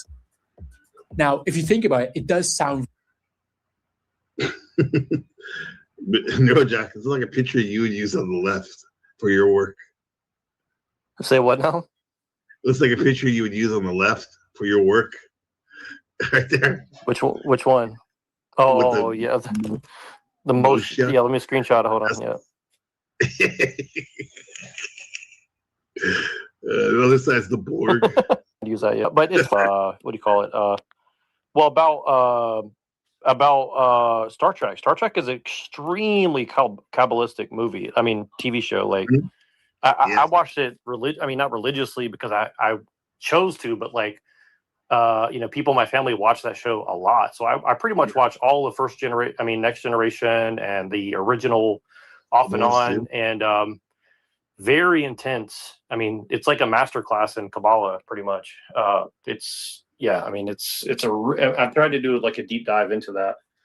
I think Star Trek is like very underrated as far as, the occult. If you want to learn about the occult, you can't do much better than Star Trek for sure. Star Trek, yeah. We were geeking off of Dune yesterday, but Star Trek is good too. Yeah. Very similar to the Borg, right? It sounds very similar to the Borg hive mind, and this idea comes from Lurianic Kabbalah. But Lurianic Kabbalah has its roots in older mystic traditions and other mystic traditions that arose around the same time. Gnosticism, Hermeticism, they all have this similar idea of the divine spark and unification. Usually this unification is after death. We go back to source code after death. That's kind of the concept. We unify with God once we die. Now, these mystic belief systems have been adopted or even hijacked by more modern techno-spiritual belief systems like transhumanism or even techno-Gnosticism, right? And they believe through the acceleration of technology that we could become like God in a way, living forever, immortal. But there's a big problem with this. This is where the video gets interesting, right? I'm sorry if it's been boring so far, but this is where we get into the funky ideas, okay? First of all, I want you to realize that if you connect your mind to a machine, or if you upload your consciousness to a black cube, by the way, all the super advanced computers, they are shaped like a black cube. Yeah, that's, of course they are. Of course they are. Now, if you upload your mind to a black cube, you will not be content in staying within that black cube, would you? That would get very boring very quickly. You would want to connect that black cube to other people's black cubes or to the internet or something like this. And then everyone will connect their minds to each other. And this will always result in their minds connecting together or morphing together into one hive mind, one way or another. So what you can say is this idea of living forever within a machine, it always results in the hive mind. It always results in the Borg. No individuality, nothing like this. You are just one blob entity. Ein Sof, you are unity. So that's interesting in itself. But imagine this. Imagine if we achieved this. We achieved immortality within a computer, within a black cube. Life would become very boring, very fast. Life without rest and purpose becomes very boring, very fast. And like I said at the start of this video, the gods are jealous of us because we are mortal, because our life is doomed. It makes it beautiful, right? We would become like wandering Jews. Do you know the folklore story of the wandering Jew? Okay. Buddha says, I used to love playing Super Smash Brothers on GameCube. All those were the days, yeah. Yeah, this is really interesting because I have not heard many people talk about the wandering Jew idea, but his tying of that ideal to all this other stuff he's talking about is extremely I mean, it's one of the most interesting connections I've heard because, like, I came across my research about a year and a half ago of looking into the Wandering Jew story, and I think there was a book written about it very specifically, like 150 years ago or something. Machine might know what I'm talking about, but I'd be curious about his idea about what this is referring to, because this is like a very, I would say this is a very interesting connection that he's making here. And again, I'm not saying this from like it's all the Jews or something. I'm just saying like it's a very interesting ideal that he's bringing up about because he specifically says it's like an antichrist figure essentially, where Jesus curses this guy who was mocking him to like, and because I think it kind of ties to the myth of vampires as well. It's like it's kind of like this weird vampirism tie-in, because like vampires they only can feed off of people and they basically live forever unless they're killed or whatever. So I'd be kind of curious what you guys think about the specific thing, because I haven't refreshed my memory in a while on it. But I believe that the Antichrist has been alive since the time of Jesus, and that basically explains a lot of the world events as well, right? Because they've sort of been in like a leadership position for a while. Right. So, but also Jesus has been alive since his supposed crucifixion. Right. I believe that Jesus is kept alive, and that these two figures, Jesus and Antichrist, basically influence the events of world history, being alive. Right. Since the time of, the New Testament, basically. You think they're still alive? Oh yeah, Antichrist has been alive. I believe he's just basically going to be released at some point, right? But at the time of the Prophet Muhammad, he was basically chained up, right? So hundreds of years after Jesus, Antichrist was chained up on an island, and he's an actual man. It's a Jewish person who is the Antichrist, right? So he has some type of metaphysical stuff going on, huh? He's been able to be alive this long. Yeah. Yeah. Wow. Fascinating. Sorry, but I've never heard that before. Can you enlighten me a little bit more about that? Because I've never heard this. Yeah, I'll send you a tradition from the Muslims called the it's called Tamima Dari, right? Tamima Dari was a Christian who was traveling, and he met the Antichrist while he was chained up in a monastery, right? And he asked, as he approached the Antichrist asked him 3 questions. And there's a famous tradition that we have. So the Antichrist supposedly has been alive this whole time, right? Do you know which island this is supposed to be? Is this like Patmos or Cyrus? Or... People think it's Britain, but who knows? Yeah. Okay. Interesting. Very interesting. Well, I mean, that would make perfect sense as far as I'm concerned. Remote. Right. You think about Rome ended and then Britain came out of that with the... Okay. Yeah, it seems to be a central thing in world events, including the establishment of Israel as a country, right? So. Holy shit. So this is could be the Wandering Jew they're talking about, but he's chained up, according to Machine's narrative. Yeah. Do you think he can get out if he wanted to? Or he's just, I'm just gonna go with the plan or whatever. Yeah. There's a story about a Jew mocking Jesus, and then Jesus curses him with immortality until the second coming. And this Jew just wanders the world. He watches... Wait, that's in the Bible? Like during the crucifixion? That part? Where they're talking about this wandering Jew? So... during the Passion stories, I believe, especially in John, I believe the Jews can be seen mocking Jesus as he's being crucified, so on and so forth. And I believe that he says, "Father, forgive them, for they know not what they do," or something like that. I've heard that part. That's funny. That's like a movie, like where this rando character talking shit, and then like he has a whole origin story. This wandering Jew who becomes the Well, I think the Life of Brian by Monty Python might be somewhat based on that as well. I've only watched it once, but it was a very occult movie. I don't know if you guys ever seen that movie, but it's a very, very strange. I see that. Yeah. It's supposed to be a comedy, but it's crazy comedy. Yeah. Yeah. The Meaning of Life. That's the one I've seen, but a lot. But yeah, that one's crazy. I heard that one. Is they talk about the Holy Grail, right? Well, no, I'm talking about Life of Brian, which is about Life of Brian. But yeah, the Holy Grail is also very occult as well. Yeah. Terry Gilliam, the director of Fear and Loathing in Las Vegas, made a lot of those Monty Python. Right. Exactly. Yep. Exactly. So there's something definitely going on with that. Yeah. It's very I think Terry Gilliam also made Brazil or something like that Oh yeah, yes, occult movie, and he made something else, but I can't remember the name of it. Not only that, not just occult, but neurotrack related in a sense, very heavily about cybersecurity and surveillance. Remember Robert De Niro's Tuttle? Right. Well, I never finished that movie. I found it really hard to get through, but yes.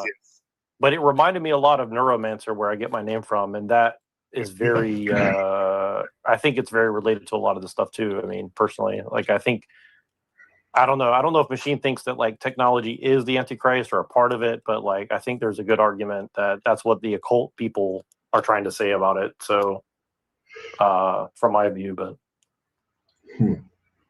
yeah, I think the technological, like, sort of civilization is a hallmark of the Antichrist, not technology itself. I think technology itself is pretty just a fact of life and so on and so forth from ancient times.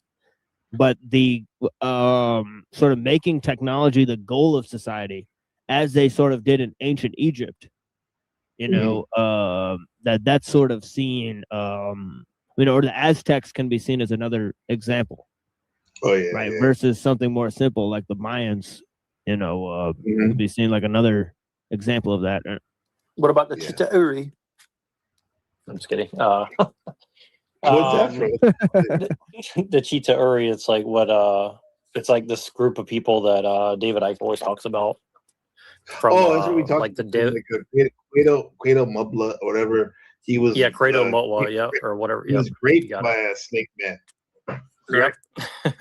I mean, honestly, like I've heard a lot of people like that guy and like a lot of Native Americans to talk about like skinwalkers and stuff. Like I kind of take that seriously a little bit. Like, yeah, definitely. Personally, but that's what actually got me started in. That's how I found Alex Jones. I was telling everybody was through that David Icke video with Cueto. Yeah, that was such a good video. I mean, I don't know if it's true, but it's very interesting. Good story, right? If anything. Well, and specifically what they talk about, like the Dagon and the Dogon and all this kind of like, Anunnaki people or whatever it is. Like, I think there's definitely something to all that for sure. Like, if you look at a lot of the mythology, it does seem very related to those people in a lot of ways, which is in Africa. So, I think there's something there, but not many people talk about that specific thing. So I'm not sure. Yeah. Yeah. They're definitely a topic that if you were to have like a hashtag for conspiracy theories, Dogon would definitely be there. Why by serious? Sure. Civilizations rise and fall, but he himself has no purpose in life. He just lives to wander. Immortality. It's like wandering the fucking internet, surfing the apocalypse. He sucks. Maybe I should have used a better example. I should have stuck to Greek mythology. Tithonus. Tithonus was granted immortality by Zeus, but he forgot to ask for eternal youth. So, he was an old man. He just became like this bag of old bones, just living there forever, which kind of sucks as well. And in a way, that's more relatable to this story, because if we are immortal within the cube, we may as well just be a bag of bones locked in our own minds in some way, right? It would suck. So what would you do if you were locked in a black cube forever? You would want to relive the good old days when you were mortal. You would want to relive or recreate a reality where you are able to live as a mortal person, live and die, the natural cycle of life, like Saturn teaches us. That is what we should do. Now, this is where things get weird, right? Because I want you to imagine this. Imagine that this reality, this universe that we are living in now, is a simulated reality. It's a simulation created by a previous universe that achieved the hive mind. It achieved Ein Sof. It achieved immortality within the cube, and it regrets its decision. So it has decided to simulate a new reality in order to relive mortality again. And that is the universe that we are living in right now. Okay? Now, this gets very strange because, of course, what I'm talking about now is simulation theory, right? But simulation theory is actually an evolution of Gnosticism. And within the Gnostic belief system, they believe that this is a false reality that we are living in, that was created by the false god, the demiurge. The demiurge created this reality. Now, I want you to think about the demiurge not as a false god, but as the hive mind of a previous universe that regretted its decision. Okay? Now, it gets even stranger when you realize within the Gnostic belief system, usually the demiurge is represented by Saturn, and that we are living in a material matrix or a Saturn matrix. Yo. And when you consider within more modern day esoteric thoughts of some of that is a stretch. Black cube usually represents like what? Because he's basically said that he's claimed that the simulation theory is a rehashing of Gnosticism, but it's basically just right there in Plato, right? So so you don't need to really go to Gnosticism, right? That it seems like a place where because lots of Gnostic theories are different, right? They differ from each other. Right. So so the issue with ascribing to all of them the belief in Saturn, right, that might be a problem, right? Because not all of them might conclusively have that as a stance. And then also, the other thing he said, that it's purely derivative from Gnosticism, right? Because as he mentioned earlier, Kabbalah has a similar idea. Right, of the divine spark, and then this world is kind of like an illusion, and so on and so forth. Right, of course, they drew these ideas from Neoplatonism, right? And sort of Neoplatonism and the Kabbalah. I'm sorry, not the Kabbalah, but Neoplatonism and Gnosticism. They seem to sort of arise at the same time. Right, like in the 2nd century. Right, so can you give us an example of how Plato talks about simulations theory? What would be resonate with that? Yeah, like the cave, like how I was explaining the cave. Oh yeah, okay. Right, it's kind of like like this reality is like false, it's false. Okay. Yeah, exactly. So it's just that like when you hear the cave, you don't think of when I think of simulation, I'm thinking video game, right? Tron and all that. Right, but when I hear the cave, I don't necessarily think that. But yes, it's the same thing. It's just more nature based, organic, I guess. Looking right. Yeah. Okay. Yeah, they even took it from older ideas, like Pythagoreanism, right? So, so there's ideas from Zoroastrianism that seem to talk about that too. So, they talk about like the false reality. Of Ahriman and Angra Mainyu and so on and so forth. Yeah, there's like a speaker from the 80s behind them. The soul trap that we are locked in, that we are locked within this physical reality, unable to escape into another realm. That part though of it, is that like combining like I don't know, is Hinduism or something? The whole part about the it's one thing to say simulation theory, but when they overlay the soul traps. What is that about? Well, Hinduism, there is a significant aspect in Hinduism where reality is the dream of Vishnu. Oh yeah, Maya. Huh? Yeah, so everything that happens within that period of his dreaming, right, will basically come to a conclusion, but then it'll basically begin again. So I should say, like, it's not really happening as much as we think. Like, for example, there's stories in the Mahabharata where, there's a great king, who's shown that this reality is false by a bunch of ants crawling on the floor, and then it's explained to him that all of those ants were his sort of millions of reincarnations. Cool. Yeah. That there'll be a bunch of kings that are just like him that will eventually fall down to becoming ants. Wow. Damn.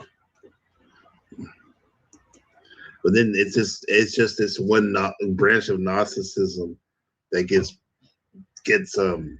marketed as where all these thoughts come from, huh? Yeah, Is there a particular name for that, or did it manufacture?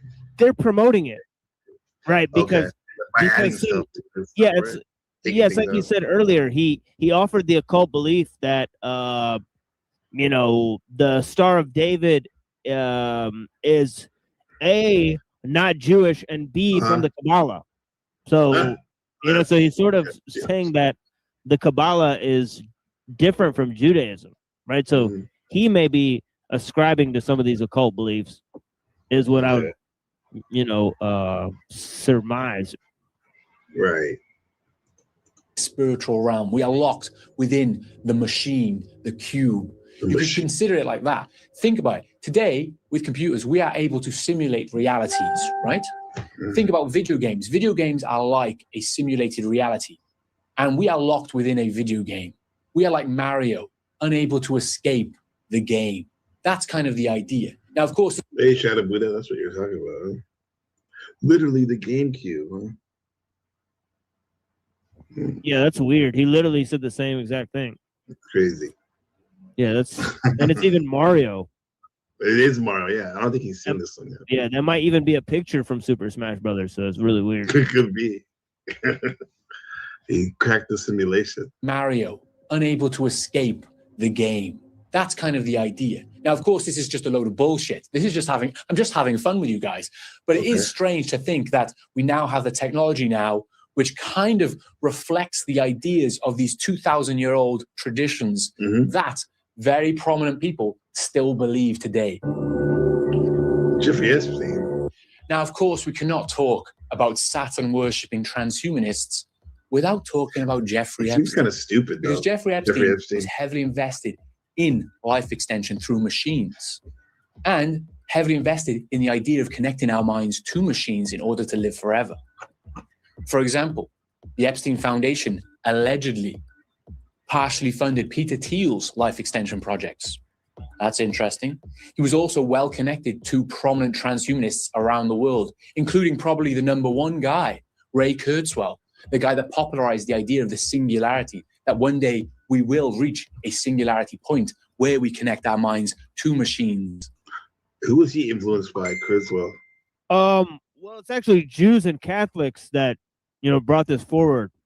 As we have said many times on the show, there's an interesting Jesuit preacher named Teilhard de Chardin. Oh, yeah. McKenna's favorite.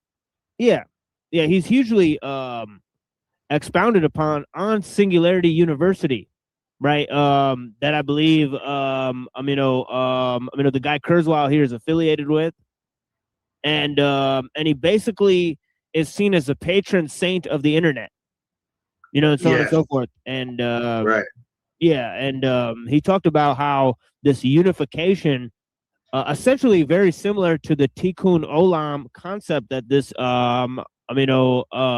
gentleman mentioned, this sort of reunification with God would happen on the material plane, and this was what he saw as the omega point. So this final conclusion, right? And what's interesting is that it is basically Gnosticism, but it pretends to be like a physical version of Gnosticism in a way. So it's kind of like this weird inverted. I don't really fully understand it, but to be honest with you, I tried to go to Singularity University. I never really figured out how to actually get in because it looked extremely expensive and very you got to know somebody. But I kind of wanted to get into it. And then I read Kurzweil's book, and I was like, this is the worst possible way to go about transhumanism. So I kind of lost interest because I totally disagree with this premise of upload your brain to a piece of silicon. And I think that's the worst possible way you could go about it personally. But Yeah, he died, bro. There's no going back, right? No going back. Yeah, I don't. Yeah, well, I think that. Yeah, I just don't think that you can replicate without the organic. Like if you're trying to like move from organic materials to inorganic, I just don't think that that's possible. I mean, at least in any way that I'm aware of. So yeah, it's not sustainable. You know. No, yeah. This is why it seems like science fiction writers are kind of like pushing the narrative, bro. Of like and it's not just fiction. Because real people with money are taking these ideas on and trying to manifest them, you know? Yeah. Well, they're definitely salespeople. That's the thing. That's the thing is like they're definitely selling you something. Like they're not just writing. Yeah. You know, of their own ideas, essentially. Yeah. Well, if you go to the ideas of sort of L. Ron Hubbard and Robert Heinlein, right? They were deeply influential. In science fiction, and they were drawing from some of the ideas of Edward Bulwer Lytton, right, and some of these occult conceptions.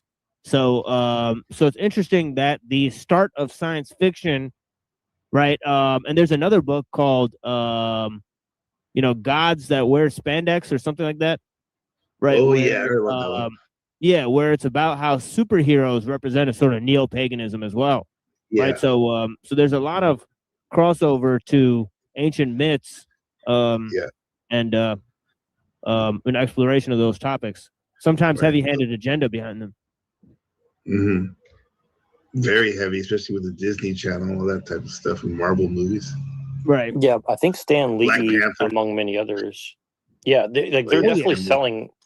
They're definitely selling that kind of stuff. I mean, that's kind of one reason I joke about Wakanda is because it's kind of like this weird, like Gnostic, heavenly utopian Marxist thing that they're selling to people, and I think they're doing that for white people too. It's like they're kind of giving everybody their own version of that. Essentially, Neurojack. I saw a cool video of this Christian Bible thumper young chick, and she was talking about she's like the religion that Hollywood wants everyone to be a part of, and I'm like, what? Okay, what is she talking about? Buddhism? What's she talking about? What's she talking about?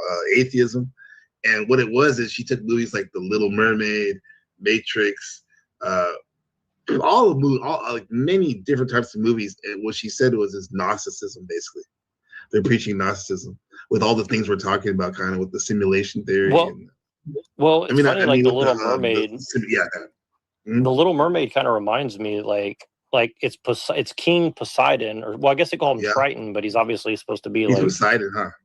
It's Poseidon, but it's like isn't that the guy who started Atlantis or his son did or something? Yes. You get the Atlas, I guess, did it but I don't know. And then it just gets into some weird stuff. Like it's pretty strange, like because paganism is I don't know if you can you say paganism and Gnosticism are like directly correlated or not? I don't know. I mean, that might be a good question to ask.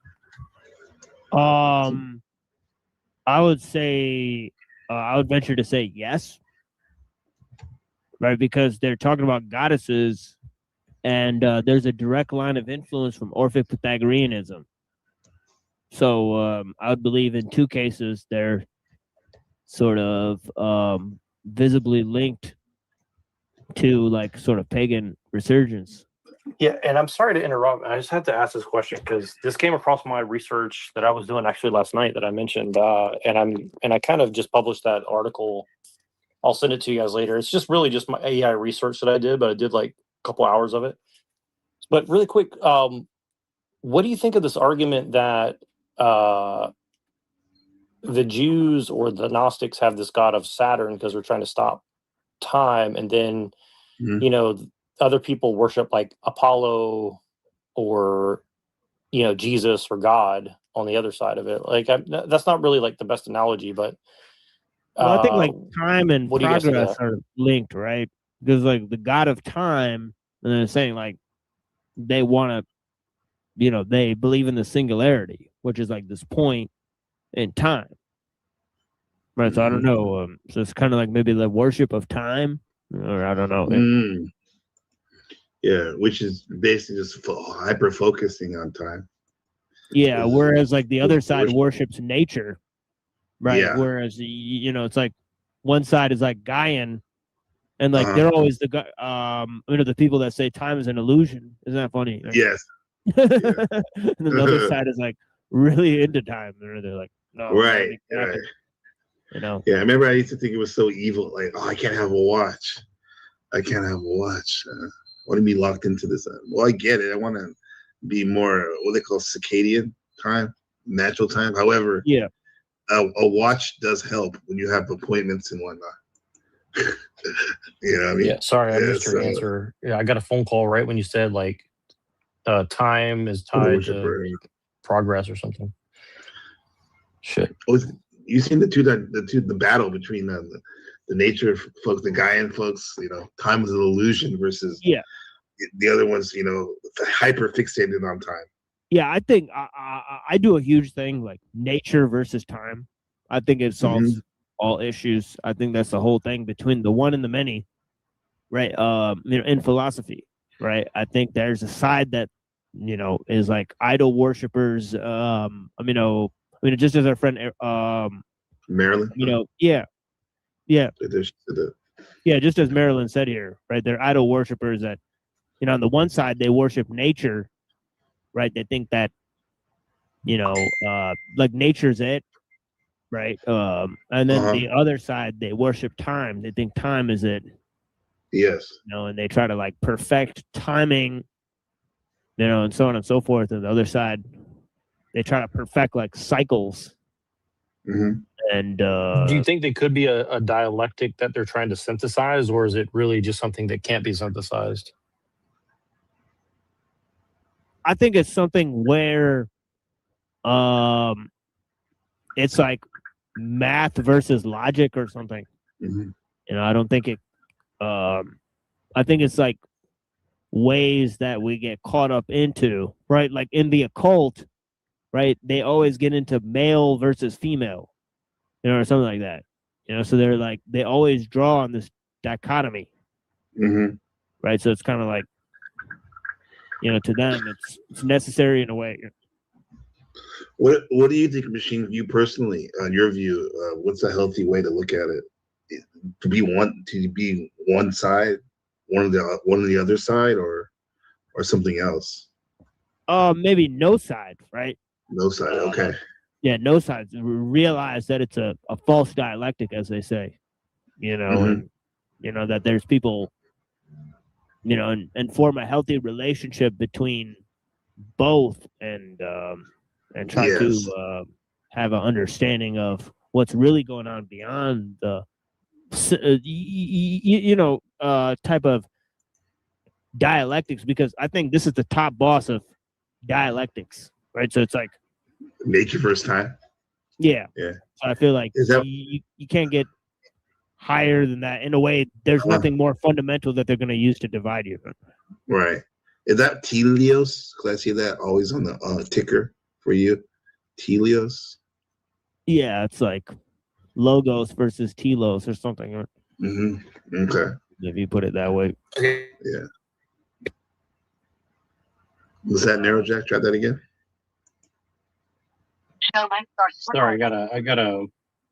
Okay, so, let me ask you a question about that really quick. Okay, can you give me a practical example of how that would look like? Like, for example, like the one that I'm thinking of is like Plato they tell versus women Aristotle. like. Oh no! Yeah, you go ahead though. I think mean? you're going on a different thing. Yeah. Oh well, maybe apply it to what I'm saying. So like, okay, like they tell women like, be a girl boss because you have all the time in the world, and there's no point in being a mother. But then time catches up with them because they're fighting against nature. So that's kind of what comes to mind. But that's kind of what I was thinking of, right? So. Yeah, you were asking for example. I was going to ask the same thing, kind of like an example of that. But yeah, that's an example. I think it matches up. I don't know. Hello, oh shit, my shit's still. Yeah, I mean, it could be like, like we're all struggling with both of these things, right? I guess you could look at it in that way. But I think more of like, like Plato versus Aristotle, like either things have to become perfect right? Or there is a perfection that always exists. Mm-hmm. You know, it's so always like, there. yeah, so you'll see like on the left, they'll kind of say that. They'll be like, no, things are perfect. Like you're perfect the way you are. You know, like they'll say stuff like that, right? Whereas on the right, they'll be like, no, you got to make yourself better. There's always a way you can make yourself better. Mm-hmm. Right? Pull yourself up from your bootstraps, that sort of thing. Right? That's the right. Yeah, they say that a lot. Exactly. So it's like on the left versus the right. There's a nature versus time. Mm-hmm. But both are a psyop too, right? Like it's almost like but both are kind of a psyop in a different way, right? Yeah. So it's like so it's like I guess you know, like, you know, if you look at it one way, somebody would tell that woman, no, you know, you go, girl, and then another person would say, you know, don't you want to look out for the next generation and so on and so forth? Yeah, exactly. Did you care about the future? What's up, Rocky? Yeah, you know what I'm saying? Yeah, Marilyn says you can tell what side is suspicious because they have an agenda. Correct. Truth has no agenda. Control and manipulation is witchcraft. Psyops, for sure. But in a way, it's almost like and this is kind of one of the big things that I believe in. And so, you know, I don't know if this makes sense to anybody else, but I think one of the biggest ways to look at this kind of stuff is that making you aware of something like time and nature as a concept kind of divides and conquers you on your own. So yeah, the trick is thinking that there's such thing as nature and time in the first place, you know, and putting these two different categories in conflict with each other. I believe all of that is basically fake and gay, right? Because the arrival of the categories themselves, right? Because where does nature exist? You know, what isn't nature? What isn't time? Everything is. Let's start there, exactly, right? So it's kind of fake and gay in the first place to designate, oh, here nature, here time. You know, so that's the gay part first, right? And then the second you know, aspect of just total fuckery is just, you know, then being like, all right, you know, now we're gonna figure out how these things are in conflict with each other. That's going way far. It's like first we assume that these things exist on their own, right? Next we're putting them in conflict. It's like you're 2 steps away from reality at this point, right?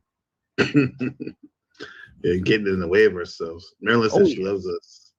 Yeah, we love you. We have like top-notch people on this, right? Oh yeah, blessings, Marilyn. Yeah. Thanks. We are here together, not scattered. Always, yeah, we had lots of deep convos with Marilyn for sure. You know, one of the deep, top deep thinkers out here. Absolutely. Now, this raises the question. Why was Jeffrey Epstein so invested and interested in the idea of life extension or potentially even living forever within machines? Why did he want to do this? Well, let me ask you this. What sort of person wants to live forever? Wait, let me ask you guys this. Do you think he knew that eventually this shit was going to be leaked? A lot of shit was put in there, like the gaslight people and stuff that he was doing knowingly? Yeah, I mean, I believe his thing was cloning instead. You know, but yeah, I don't think that these guys really think that they're expendable, you know, you know, or that there's 10 people above them, right? You know, that are basically, because what they're thinking is that they're specially picked to play this role. You know, that's funny. Damn, that means that they're stupid then. Well, because it's like, even though they have power, that's dumb, bro. You have to expect that, even though you have power, that there's like the hand behind the hand. Yeah, and that's why I bring up hubris. That's why I bring up Epstein's special brand of transhumanism, because it displays his hubris in his cloning. He thought his own genes. He would be the guy. Yeah, he thought he was gonna be like his own genes were gonna save everyone. Yeah, look how dysgenic this guy is, guy. We might as well have Clav, right? Clavicular. He thought.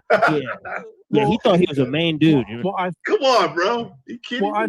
It's like Watto from Star Wars. Well, I mean, I think that's the thing is like, I don't think the Epstein case is about the sex stuff at all. Personally, I think it's all about the technology. Personally, I think that right. That's the thing with exactly. Yeah, I mean, that's the thing with MK Ultra. It's designed to make you think you're the man for the job. Well, all these fucking we kind of went over it and with Rupert from Netherlands. Remember on the psychedelic elitism? Machine's been on that. Obviously, he was part of that. Well, it's neuro. That's what I'm saying is that the MK Ultra stuff and the stuff done by Leary, and then the other guy, Kaczynski's teacher or whatever. Like they, that to me, that was a precursor to the social media in a roundabout way. That made everyone think that they were the man and shit. All that crazy shit. You know. Go ahead, Nero. Yeah. Well, that's still what they're doing. I think that's the main purpose of Silicon Valley is to give everybody like, main character syndrome, and then make them think that they're like everybody blames Thiel or Zuckerberg or Musk, but ultimately, I mean, I see them as victims. I see them as victims just as much as anything else. I don't really necessarily think that they're in control of anything personally. It's like that South Park episode, where they had Britney Spears and they're kind of like showing her as a form of like idol sacrifice. Where we build this person up. One of the main parts of building up somebody like Clavicular is the eventual crash out that comes. Like we're seeing right now, Yeah, where you give them all the drugs, all the cocaine, all the money, all the bitches, and you allow them to basically crash out. And it's like, because that all of that stuff does not lead to optimum health, right? So it's just like, it's crazy. Yeah, because I've been looking into Clavicular more, and he's very closely associated with people like Thiel, in my opinion. I don't know 100%, but the reason he is because he was invited on stream to a party at Thiel's house. Yeah, so he's involved. I don't know he was sent. I think he was sent by Thiel to some of these parties. Yeah, I think he was sent by Thiel to some of these parties to basically like crash parties and stuff. But the reason that's interesting is because Clavicular's on these like serotonin drugs that basically like recycle your serotonin. So it's kind of like an antidepressant pill, but it's actually like probably like a better version of it. But the ultimate problem is that nobody knows what the long-term effects of like hijacking your brain with chemicals is really going to be.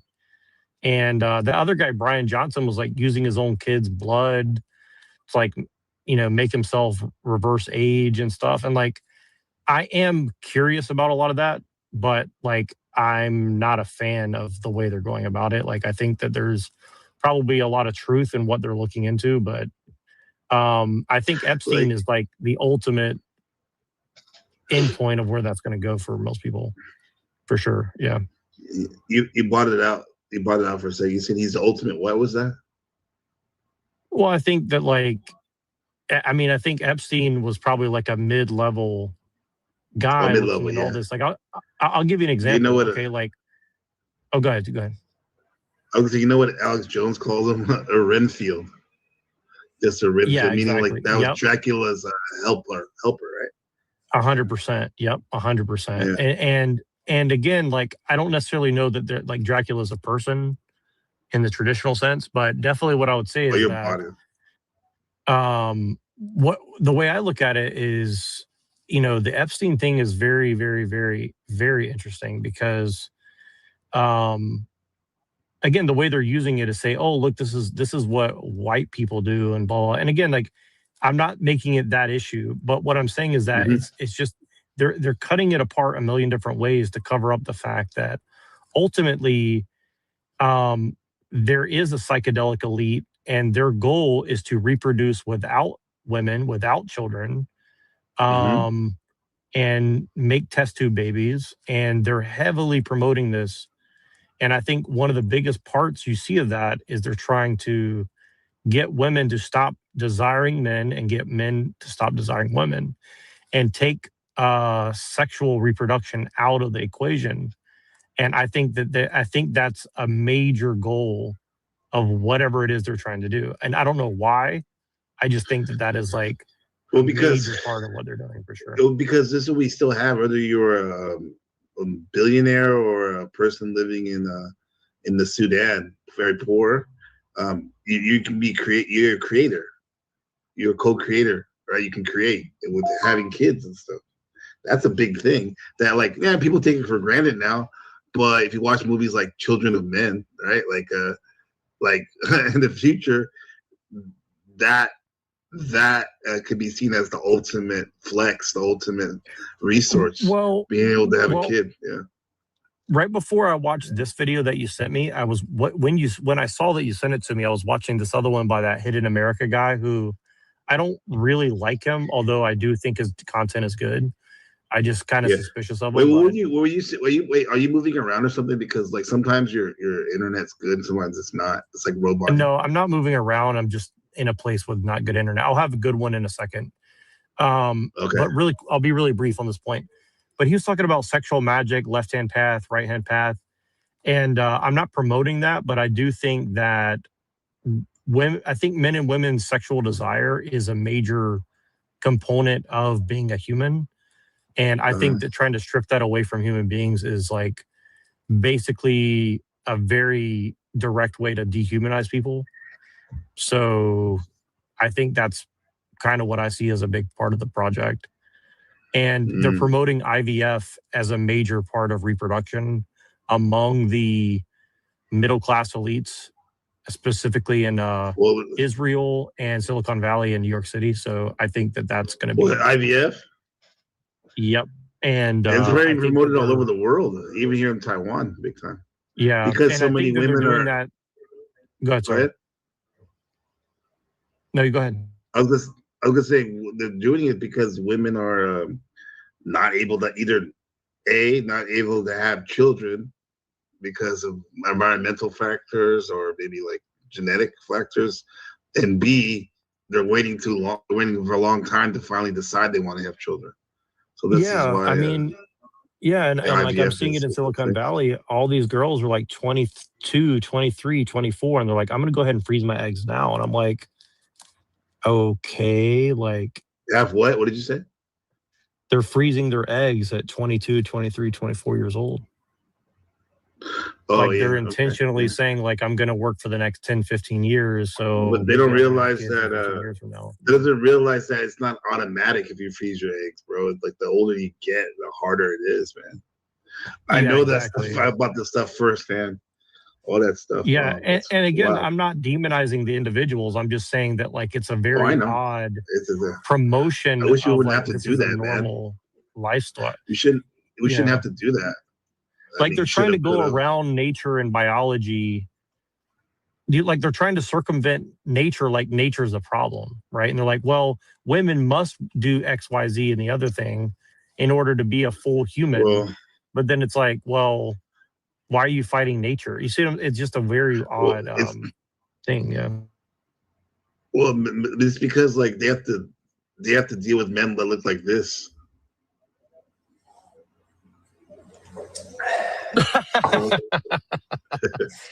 Yeah, I have to admit, like, I don't judge men's looks, but this guy does give me a very. That's what she showed me this. Vibe. That package has arrived. He gives me a strange vibe for sure. Hidden war. Marilyn, you think this guy's cute? Obey. But others awaken and psychopaths rule is now available. Thank you. God bless his content. No, I mean he's interesting. He super creepy. Me of like the Sandlot. He reminds me of the Sandlot kid. I mean, he's probably he could be a cool guy, but some people they just don't. You think so? They're just not very photogenic. I mean, like I'm kind of like that. Like I don't really look on camera, so like I don't. Okay, I mean, he looks a certain way, but the way he talks to that like creeped out version makes for good videos.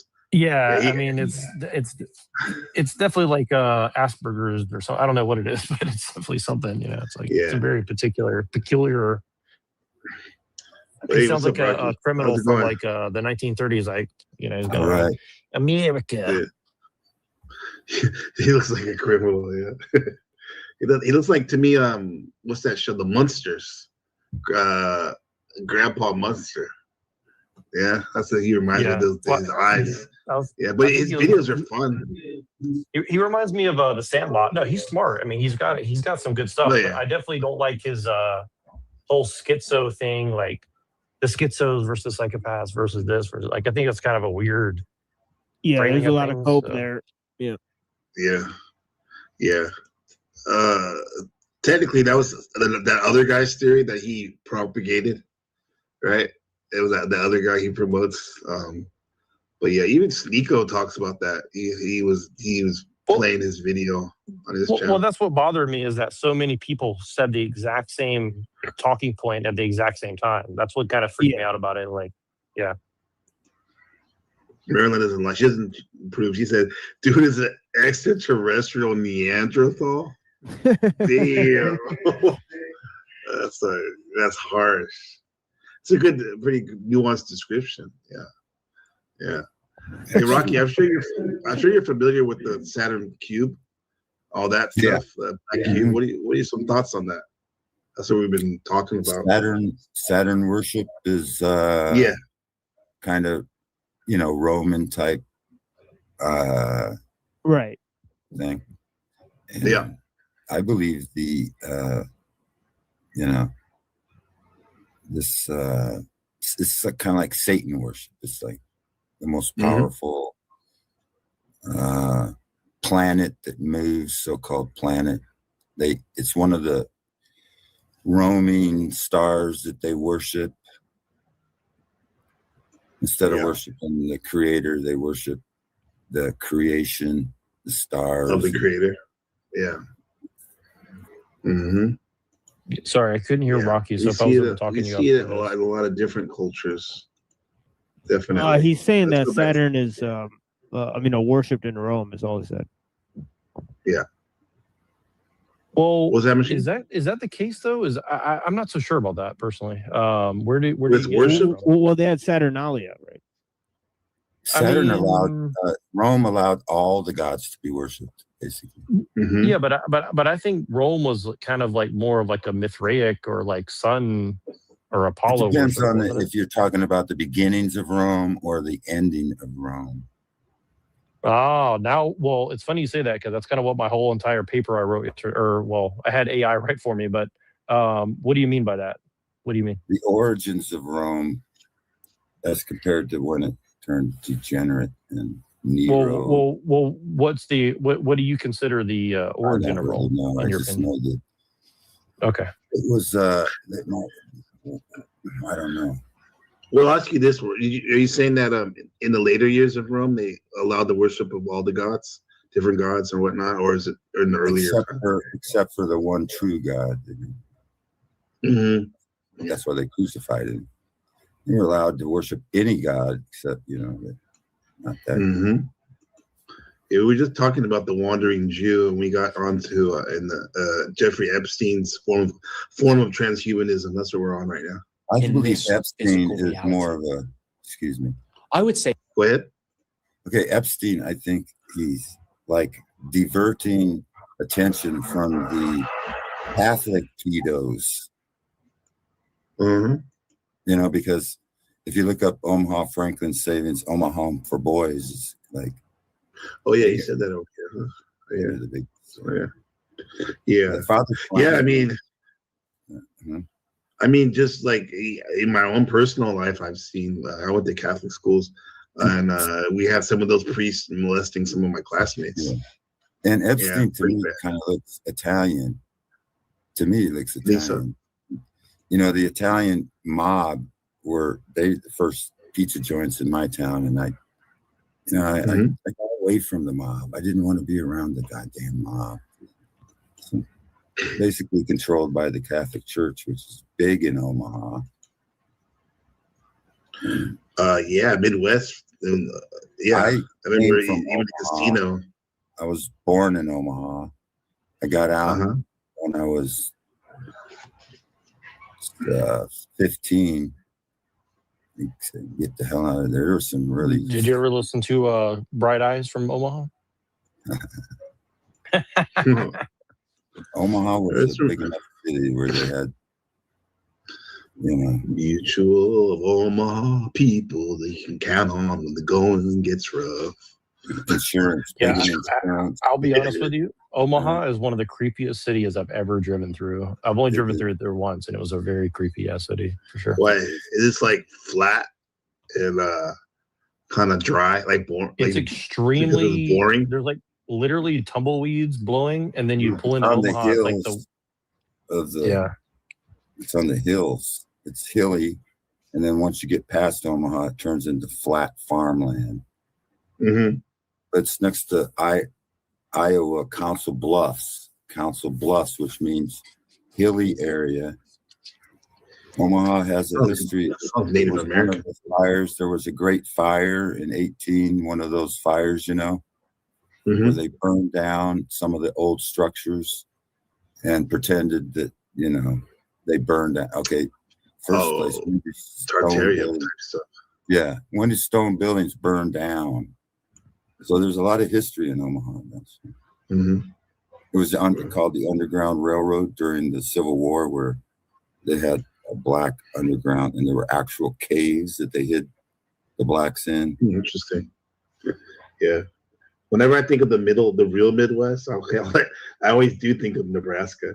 Maybe Kansas, kind of, but something about Nebraska that sticks in my mind. It's the Union Pacific Railroad. The Union Pacific Railroad originates in Omaha, where you have all the trains going from the west to from the east to the west. Omaha. A lot of cattle too, right? Grain and cattle and all that type of stuff they used to have there. They've just had an 800,000 acre fire in Omaha, at Nebraska, where all the farm and beef. It's a really big beef, and so it's like. Some people think they're trying to kill off all our beef. Yeah, there was something that's similar that happened like a year or two ago, right? Too, with eggs or something. Well, they've been killing off our beef through freezing during winters, and so we've had a very dry winter this year, and so I've been clearing the brush around because get ready for the fires, because they can control shit through. I believe anyway. And we were talking about earlier about weather manipulation, right? Machine with using the Nazi stuff. Right. Was that what we're talking about? Yeah, using like the real technology, maybe like for that. It's someone that believes they're going to hell. Yeah, I like to think of it that way, right? If you think you're going to hell, you do not want to die. Right? And if I was Jeffrey Epstein, I would be concerned about this prospect of the afterlife myself. Wouldn't you? I wouldn't want to die. So that's a fun way of thinking about it. But also, he was a worshipper of Saturn, because people that worship Saturn do not want to die. Now, was he literally worshiping Saturn? You can think of it that way if you want. But I want you to also think of it in a metaphoric sense, because Saturn represents the god of this world, of this physical reality, the demiurge of this reality. And he was a worshipper of the world, certainly, right? He wanted to live forever in this reality, in this physical realm. He wanted money, power, women, other things, I guess. He wanted all of that now, right? So his God was this world, not the next. You see what I'm saying? But of course, this didn't work out for old Jeffrey, because now he is dead, potentially. Actually, is he really dead? He's probably still alive on some island, continuing these pursuits somewhere. Who knows, right? But I want you to think of it like this. Jeffrey Epstein was actually a part of a cult of criminals. What did you say? Huh? Well, okay, so the Roman Gregorian calendar, in which we go under, determines the Saturn and the sun worship. They named the 5 days after planets. The days, yeah. I thought Saturn was Saturday. Saturn Day. Yes. Friday. And so these Friday is Viernes in Spanish, which means Venus. Yeah, so even our calendar is Roman Gregorian calendar, and the Bible calls them the first month, the second month, the third month, the fourth month, the fifth month. First day, the second day, the third day, the fourth day, the fifth day, the sixth day, the seventh day. Not Sunday. It's not Saturday or Sunday. It's the seventh day. They go by numbers, right? Interesting enough, in Taiwan, they don't call the months really the name of the months. They go by numbers too. They refer to them as numbers. I mean, yeah, they use it sometimes, but like majority we use numbers, right? You determine the month by the phase of the moon. That's why it's called months. Moon, phase of the moon, month. And he just contradicted himself big time in the video, because earlier he said that the Gnostics, right, led to transhumanism, right, and they want to go into the next life, right, and now he just said that Epstein, being a Gnostic, wants to go into this demiurgic reality, and he's calling also this reality demiurgic, revealing himself to be a Gnostic. Yeah, exactly. Yeah. So he didn't say like, So in terms of this video being a psyop, he not only revealed that he's a Gnostic like 2 or 3 times already, but he also claimed that was the belief system of the transhumanists, like Epstein. But then he said they want to stay in this demiurgic reality, unveiling that that's the opposite of what he claimed earlier. Right. Yeah, they're Satanists, and they want to live it through a different way. They think they can get to heaven. They can live forever, not through Christ, but their own way, through fucking bullshit. Rocky, like the Gnostics would say, like that guy, like, this is the demiurge Earth we're living in. It's like hell, the hell realm. Do you think it? What do you think Earth is? Do you think it's neutral, a heaven? Do you think it's a hell realm? What do you think? It's originally was the Garden of Eden. Right. And then that's a good thing, right? The Garden of Eden. That's a good thing. It will be restored. I believe it will be restored. It's original.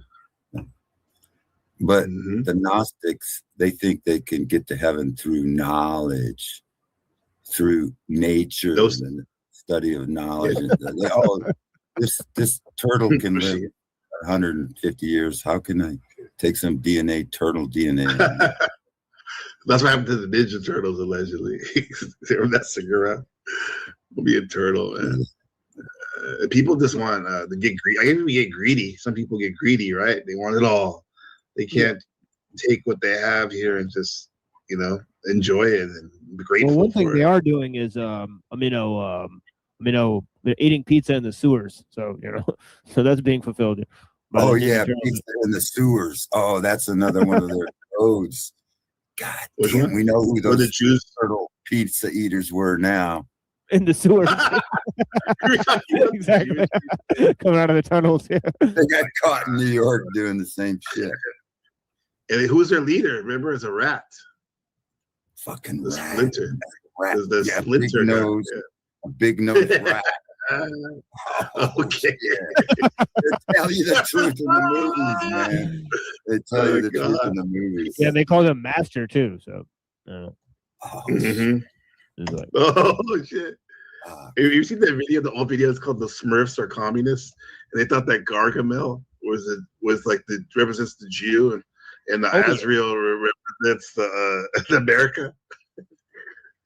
You see them videos of them geese, like a dog will attack another dog, and the dogs will give up, but the goose will go up and grab it by the neck and throw it around with that big ass neck and beat the fuck out of it. I haven't seen a lot of those. It's so fucking funny.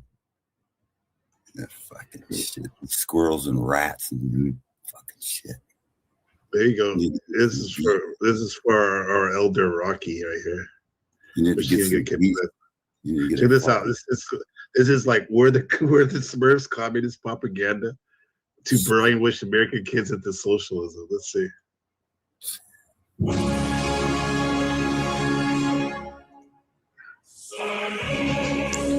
If you grew up in the 80s and 90s, chances are you have seen them. They're blue. They're little, and they live in tiny mushrooms in the forest. No, I'm not talking about that time you hung out with your friend with the lava lamps. I'm talking about the Smurfs. They're on books, TV shows, games, toys. They even had a movie. Yeah, those Smurfs. Now people are saying they're communist propaganda. What? Yes, communist propaganda. They came out in the 1950s by a Belgian artist that I can't even pronounce his name for the life of me, but he goes by Peyo for our convenience. Back then, there was a Cold War going on. It was the freedom-loving Americans versus evil Russian communists. Anything imported was suspicious, especially something from Belgium. In fact, in the 1980s, the Cold War was at its worst point. Americans were scared of the Russians more than ever, and people saw communists everywhere.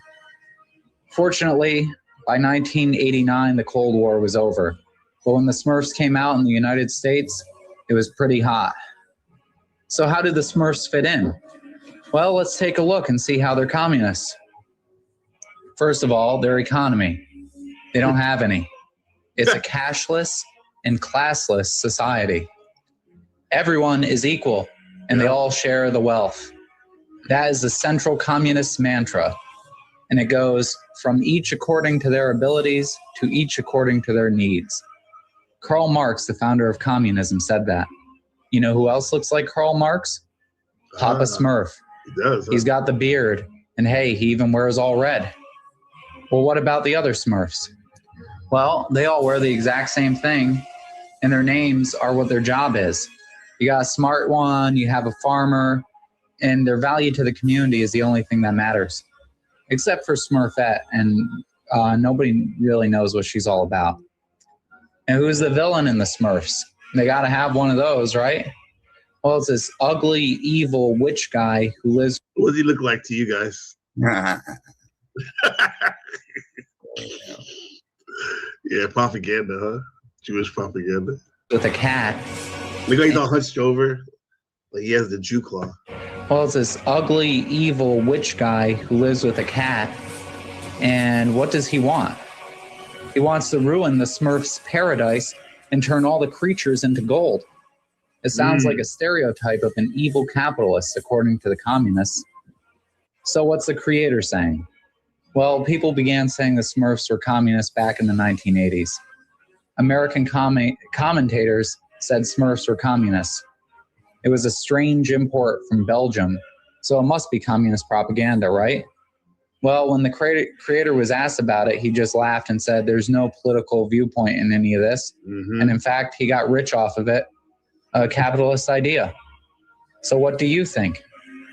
Are the Smurfs secret communist propaganda, or is it children's entertainment? What do you guys think? Yeah, they're also wearing the Phrygian cap. It's a cap that they wear in a Freemasonic ceremony too. The big floppy thing. Yeah. I know as a kid, because I grew up in the heyday when that came here, and it was like, it was unspoken rule. It's kind of like that was a girls' cartoon to watch. Like we watched G.I. Joe, Transformers. G.I. Joe is my favorite. But I tried to keep my kids away from watching that shit. Yeah. Mostly. What, the Smurfs? Or all the cartoons? Any kind of TV or Disney movies or something. Always told that if you're going to watch any of those movies, you have to decode them and think critically or what kind of message they're giving you. Yeah, that's actually a really good exercise, and it's a win-win situation when you do it like that. Yeah, I do that with my son now, but like my mom wasn't telling me stuff like that, or my dad. It was just like, now I know, but to be honest, like that Smurf thing, it was always weird to me. I never really liked that cartoon. Now I appreciate it in a sense because it's nostalgic. You know, it's my childhood. It was around, but like back then, I was like, nah, I don't really jive with that cartoon. I don't know. Maybe I saw the communism in it. I didn't like trying to be propaganda like that. My kids grew up with that Smurf shit, and the neighbors really got into it and drew. They learned how to draw Smurfs, and then after that, it became to draw some animation drawings. And well, you must have been in the military at that point, right, Rocky? Yeah, that's it. Yeah. So how would you feel if one of your sons was watching G.I. Joe? Because that was like pro-military in a sense. How would you feel about them liking that channel, that show? Well, you live in the world you live in. You got to live in the world you live in. Realities. There are armies, and it seems like the whole world's under deception of war is good and peace is bad or something. So you got to prepare for the real life anyway. Yeah. Yeah, it's wild. I think there's like a minute left of this video. Because there is a group of people, it's not just Jeffrey, there's a group of people today that wish to extend their life and maintain their power for as long as possible. They want to do what Kronos could not achieve. And they are willing to eat their own children in order to do so. Now, am I still being metaphoric? I am not. I am not. But that's a deep dive for another day. You can look into the Epstein files yourself. There's some funky stuff there. There you go, machine. Now, you yourself might be excited by the prospect of connecting your mind to a machine, maybe living forever within a machine, or even becoming. Yeah, he needs to watch maybe the last 100 presentations I've done on the history of transhumanism, right? Because he totally fumbled the ball. Yeah, saying that it's Gnosticism, right? I mean, he briefly mentioned the Kabbalah, right? So so I don't know. So he didn't really appropriately address, how those two are linked, especially when then he claimed that Jeffrey Epstein was trying to, fall into the demiurgic reality as a transhumanist, right? So it just doesn't make sense, right? Yeah. I don't know. He already fumbled the ball 2 or 3 times. Yeah. He's only devoted at least only 1 minute to talk about transhumanism. Yeah, that's not appropriate amount of time. I understand. Maybe you don't believe in an afterlife and this physical reality is all there is to you. And that's perfectly acceptable. But let me tell you something, okay? This technology will not be for you or me, okay? This technology is for the cult of Kronos to maintain power. Do you think they're going to give this kind of technology to everyone? They will not. They already... We don't want it anyway, though. It's not like he wants it, maybe. They've been glorifying this kind of technology. It turns, like RoboCop and all these Terminator and glorifying this shit, cyborgs and shit. Universal soldier. Yeah, all that stuff. Yeah. Believe that there's too many people on this earth. Why would they want to extend everyone's lives? They will not want to do this. Do you understand? This is for them, not for us. Some idiots. So that's something I just want you to make a note of. Yeah, for sure. Okay, if you're really excited by these ideas. This is not open source transhumanism, okay? This is closed source. Now, I realize I just threw a lot of shit at you. There's a lot to take in this video, potentially. I don't know. Like, I'm trying to be clever with this video a little bit. There's a few esoteric elements you have to read between the lines, but I'm not... I think he said the open source transhumanism is because of Peter Thiel. He's the one always pushing that sort of open source type of stuff. And also Sam Altman and all that stuff. His company OpenAI is sort of supposed. Was it? Do you think people like those two people do the open source to promote it because they want to steal people's ideas too, right? Yeah, of course. Open source. Yeah. Originally, computers were open source programming. Yeah, they. I mean, no, not really, because it's created by MIT. The military, right? Yeah. But they got people to volunteer through open source that would create. Yeah, at some point. Take them over or something. Yeah, I mean, they probably kidnapped them or something. Force them to work. I don't care for the guy, but I remember Wizard telling stories about how his parents worked for the government, and then they were privy to a lot of beta tests, and they would take home. He said that they would take home like computers when there weren't, it wasn't like a regular thing. So he was just one of the families that were like, beta testing this, trying to figure the shit out. Yeah, and then they obviously You know, it's like Parsons, like, you know, like he had the laboratory, and then they blew it up. You know, this is private stuff, right? Yeah. Yeah, because it's like he's got secrets in there, you know. So the schools in Washington. They blew it up. The schools in Washington State, Bill Gates gave about free computers. I remember when he was giving out free computers. Then we found out that they were they had spyware in them. They could look in your cameras, and some of the teachers knew about it and were spying on their children at home. Awesome. Yeah. In the 90s. Yeah. This is off topic a little bit, but you're in the Washington, Oregon area, right? I heard that yesterday that the Supersonics are coming back to Seattle. I don't know if you heard about that, Rocky. Yeah. No, I'm not on the coast. I stay as far away from Seattle as possible, but there's a benefit of living here because next to Idaho. Yeah, the whole team will just be Sean Kemp's children. Good knowledge. You're a basketball machine. Yeah, he had the most kids, I think. Yeah.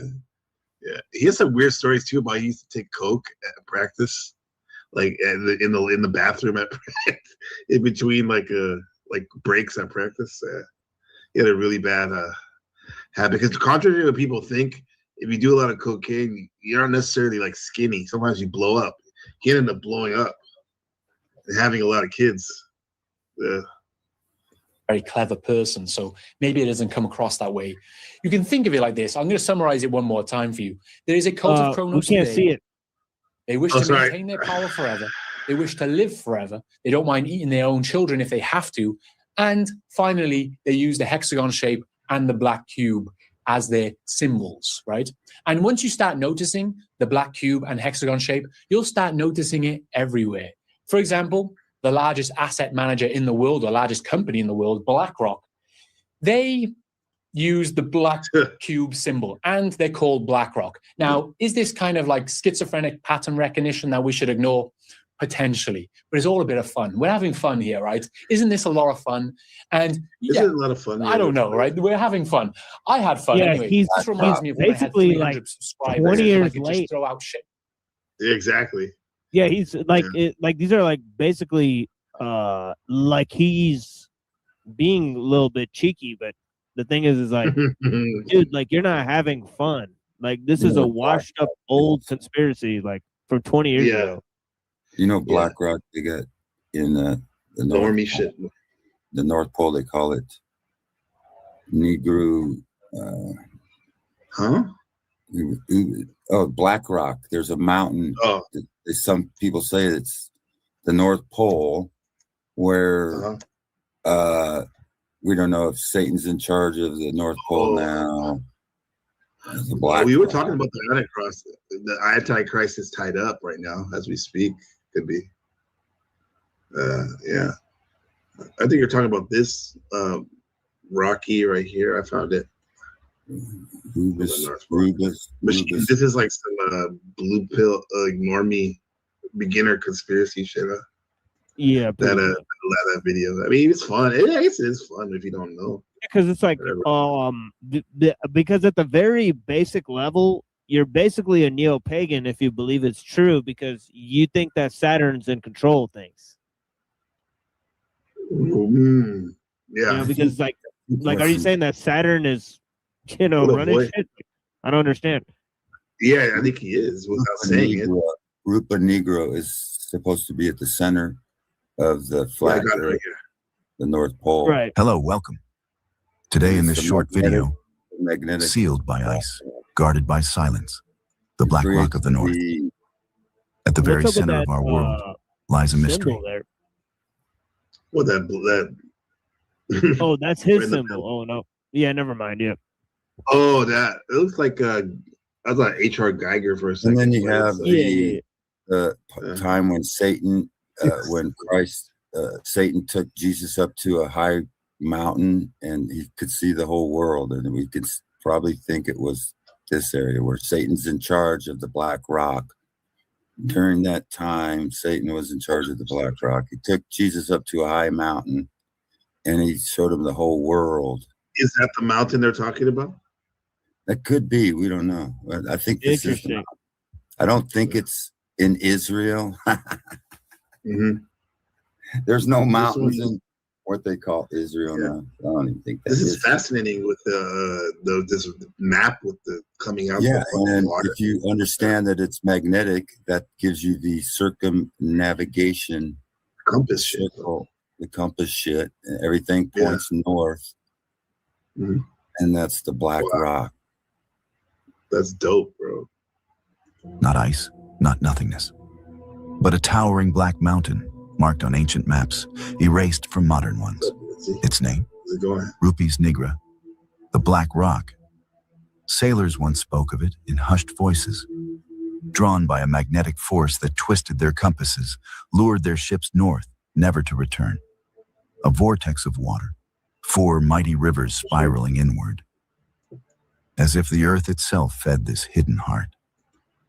Early cartographers placed it at the pole, not by mistake, but because they knew that something immense, uncharted, perhaps forbidden, stood there.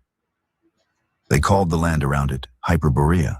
Here you go. A realm untouched by time, shielded by ice, protected by silence. But today, what do we see? White, void, a blur on satellite images, a blank on Google Earth. Ask yourself, why?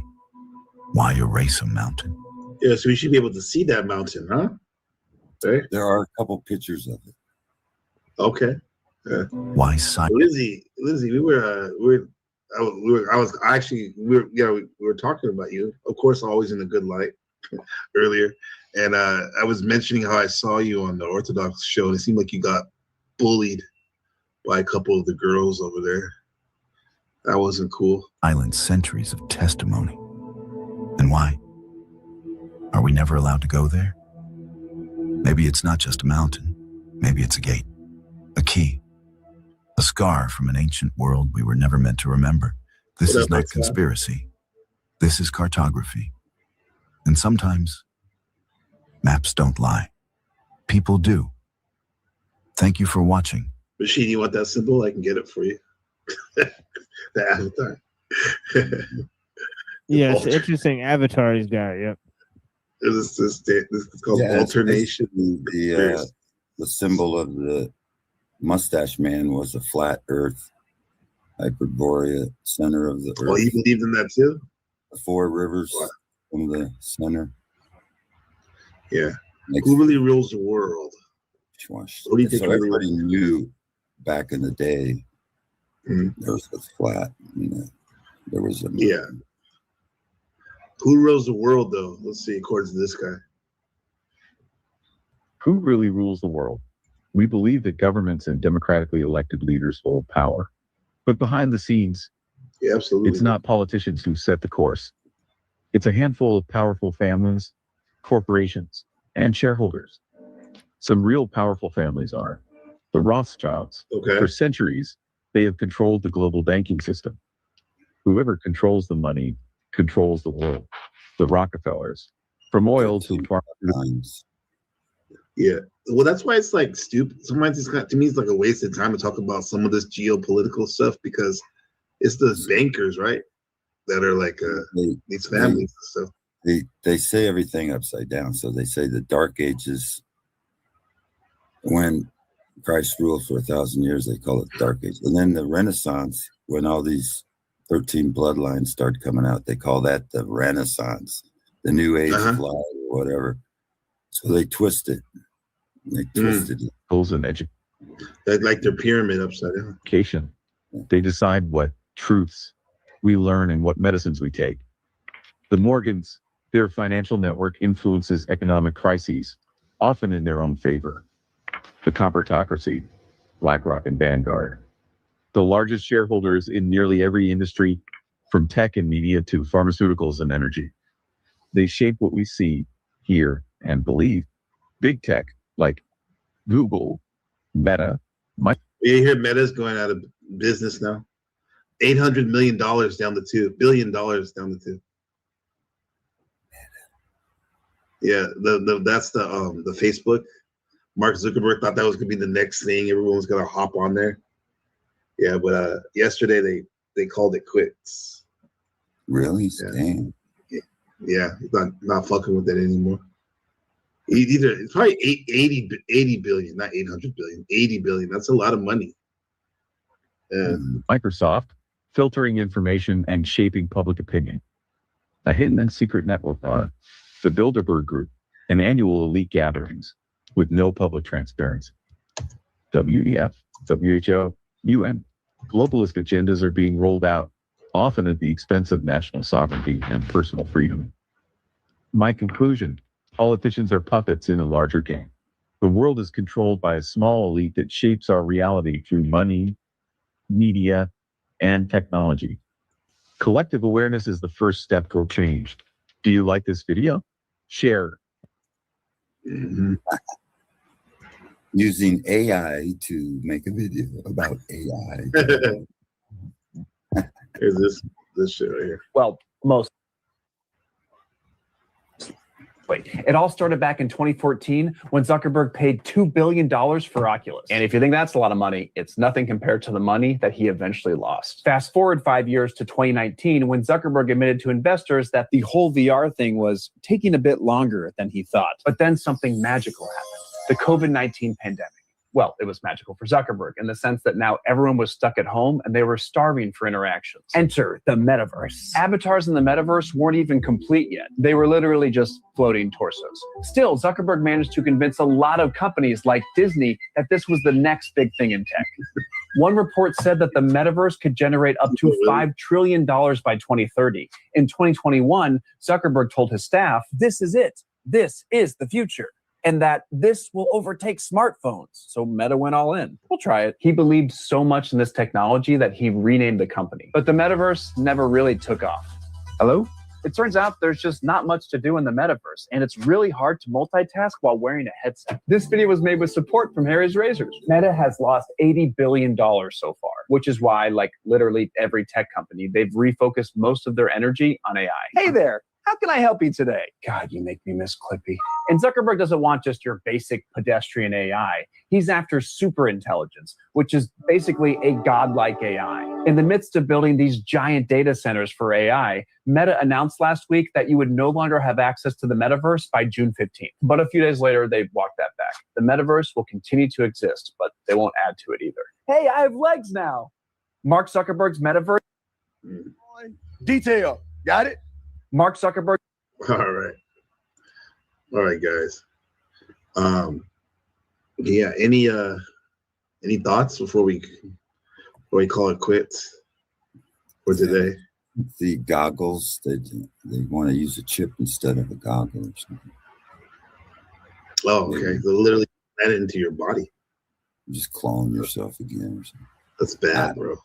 Some Wait, what's Rocky, what's the genesis of your profile pic? Is that Keanu Reeves with a squirrel? Yeah. Keanu Reeves, squirrel. I don't know what it means. It's funny though. Yeah. There's your chance to make up a story about it. Yeah. No, but I appreciate you coming by, Rocky. It's been a minute. Well, it was about that one. It was about. I took the thumbnail from. There was a video going out that this one guy found a squirrel and made friends with it, and then the cops killed the squirrel in order to protect the squirrel or something, because you're not supposed to undomesticated animals, or you're not supposed to have them in your house or something. And then so the cops went there, or for some reason killed the squirrel, and everybody else thought he was like Keanu Reeves. You killed my squirrel, now I'm going to come out and kill all you. Oh, I see. John Wick shit. Okay, yeah, I got it. Yeah, okay.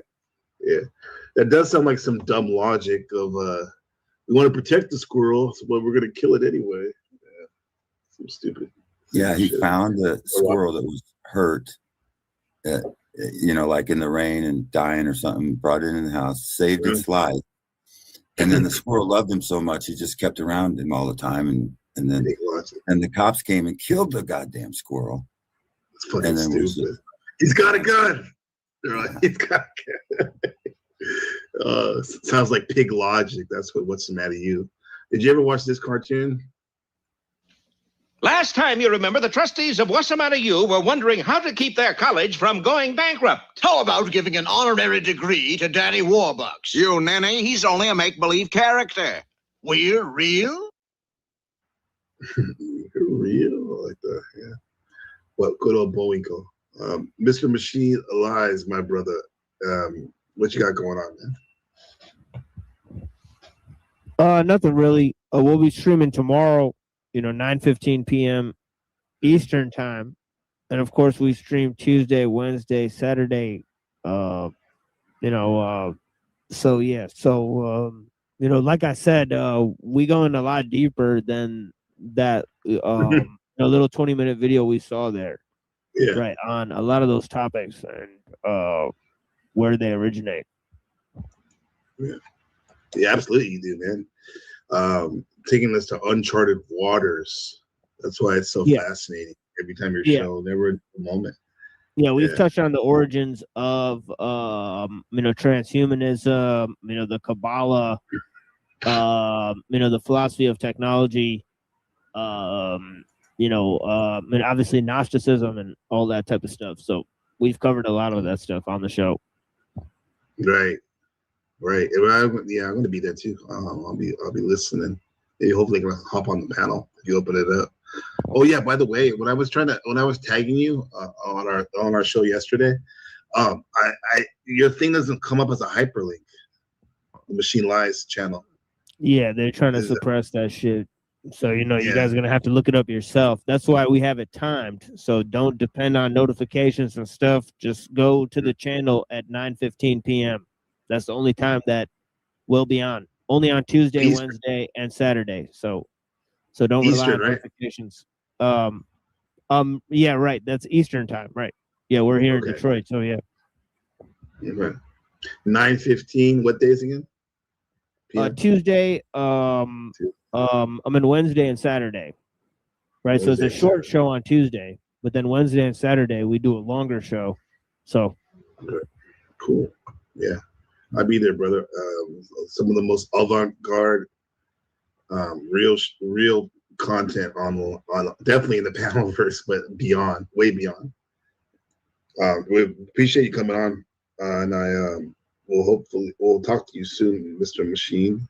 Yeah, thank you. Yeah, we were also on yesterday with Gabriel. So check us out yesterday, and hit him with a like and all that stuff. So yeah, blessings. Appreciate thank you, man. ML, for all you do, and thank you for having me up, Gabriel. Yeah, always a pleasure. I enjoy your streams. Sometimes I get there a little late because at 9 o'clock your time, it's only 3 hours earlier, 6 o'clock. Oh yeah, you're the West Coast time. That's right. Yeah, I'm in Taiwan, so I'm 12 hours ahead East Coast time. So it's 2 p.m. on Tuesday right now over here. So yeah. But yeah, Rocky, I love when you come on. You're a wealth of knowledge, and you come with a cool avatar, makes it even better. So shout out to everybody. Appreciate you. This is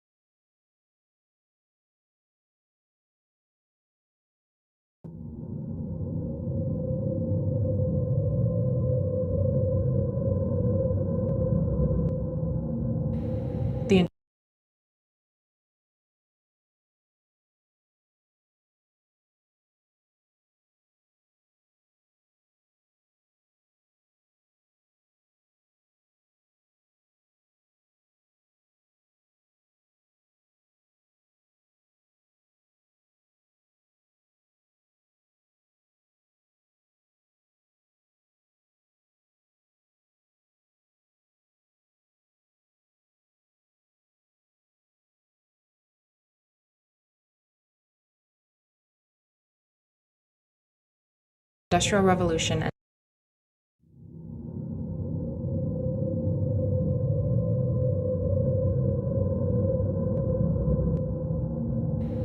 the Industrial Revolution and its consequences.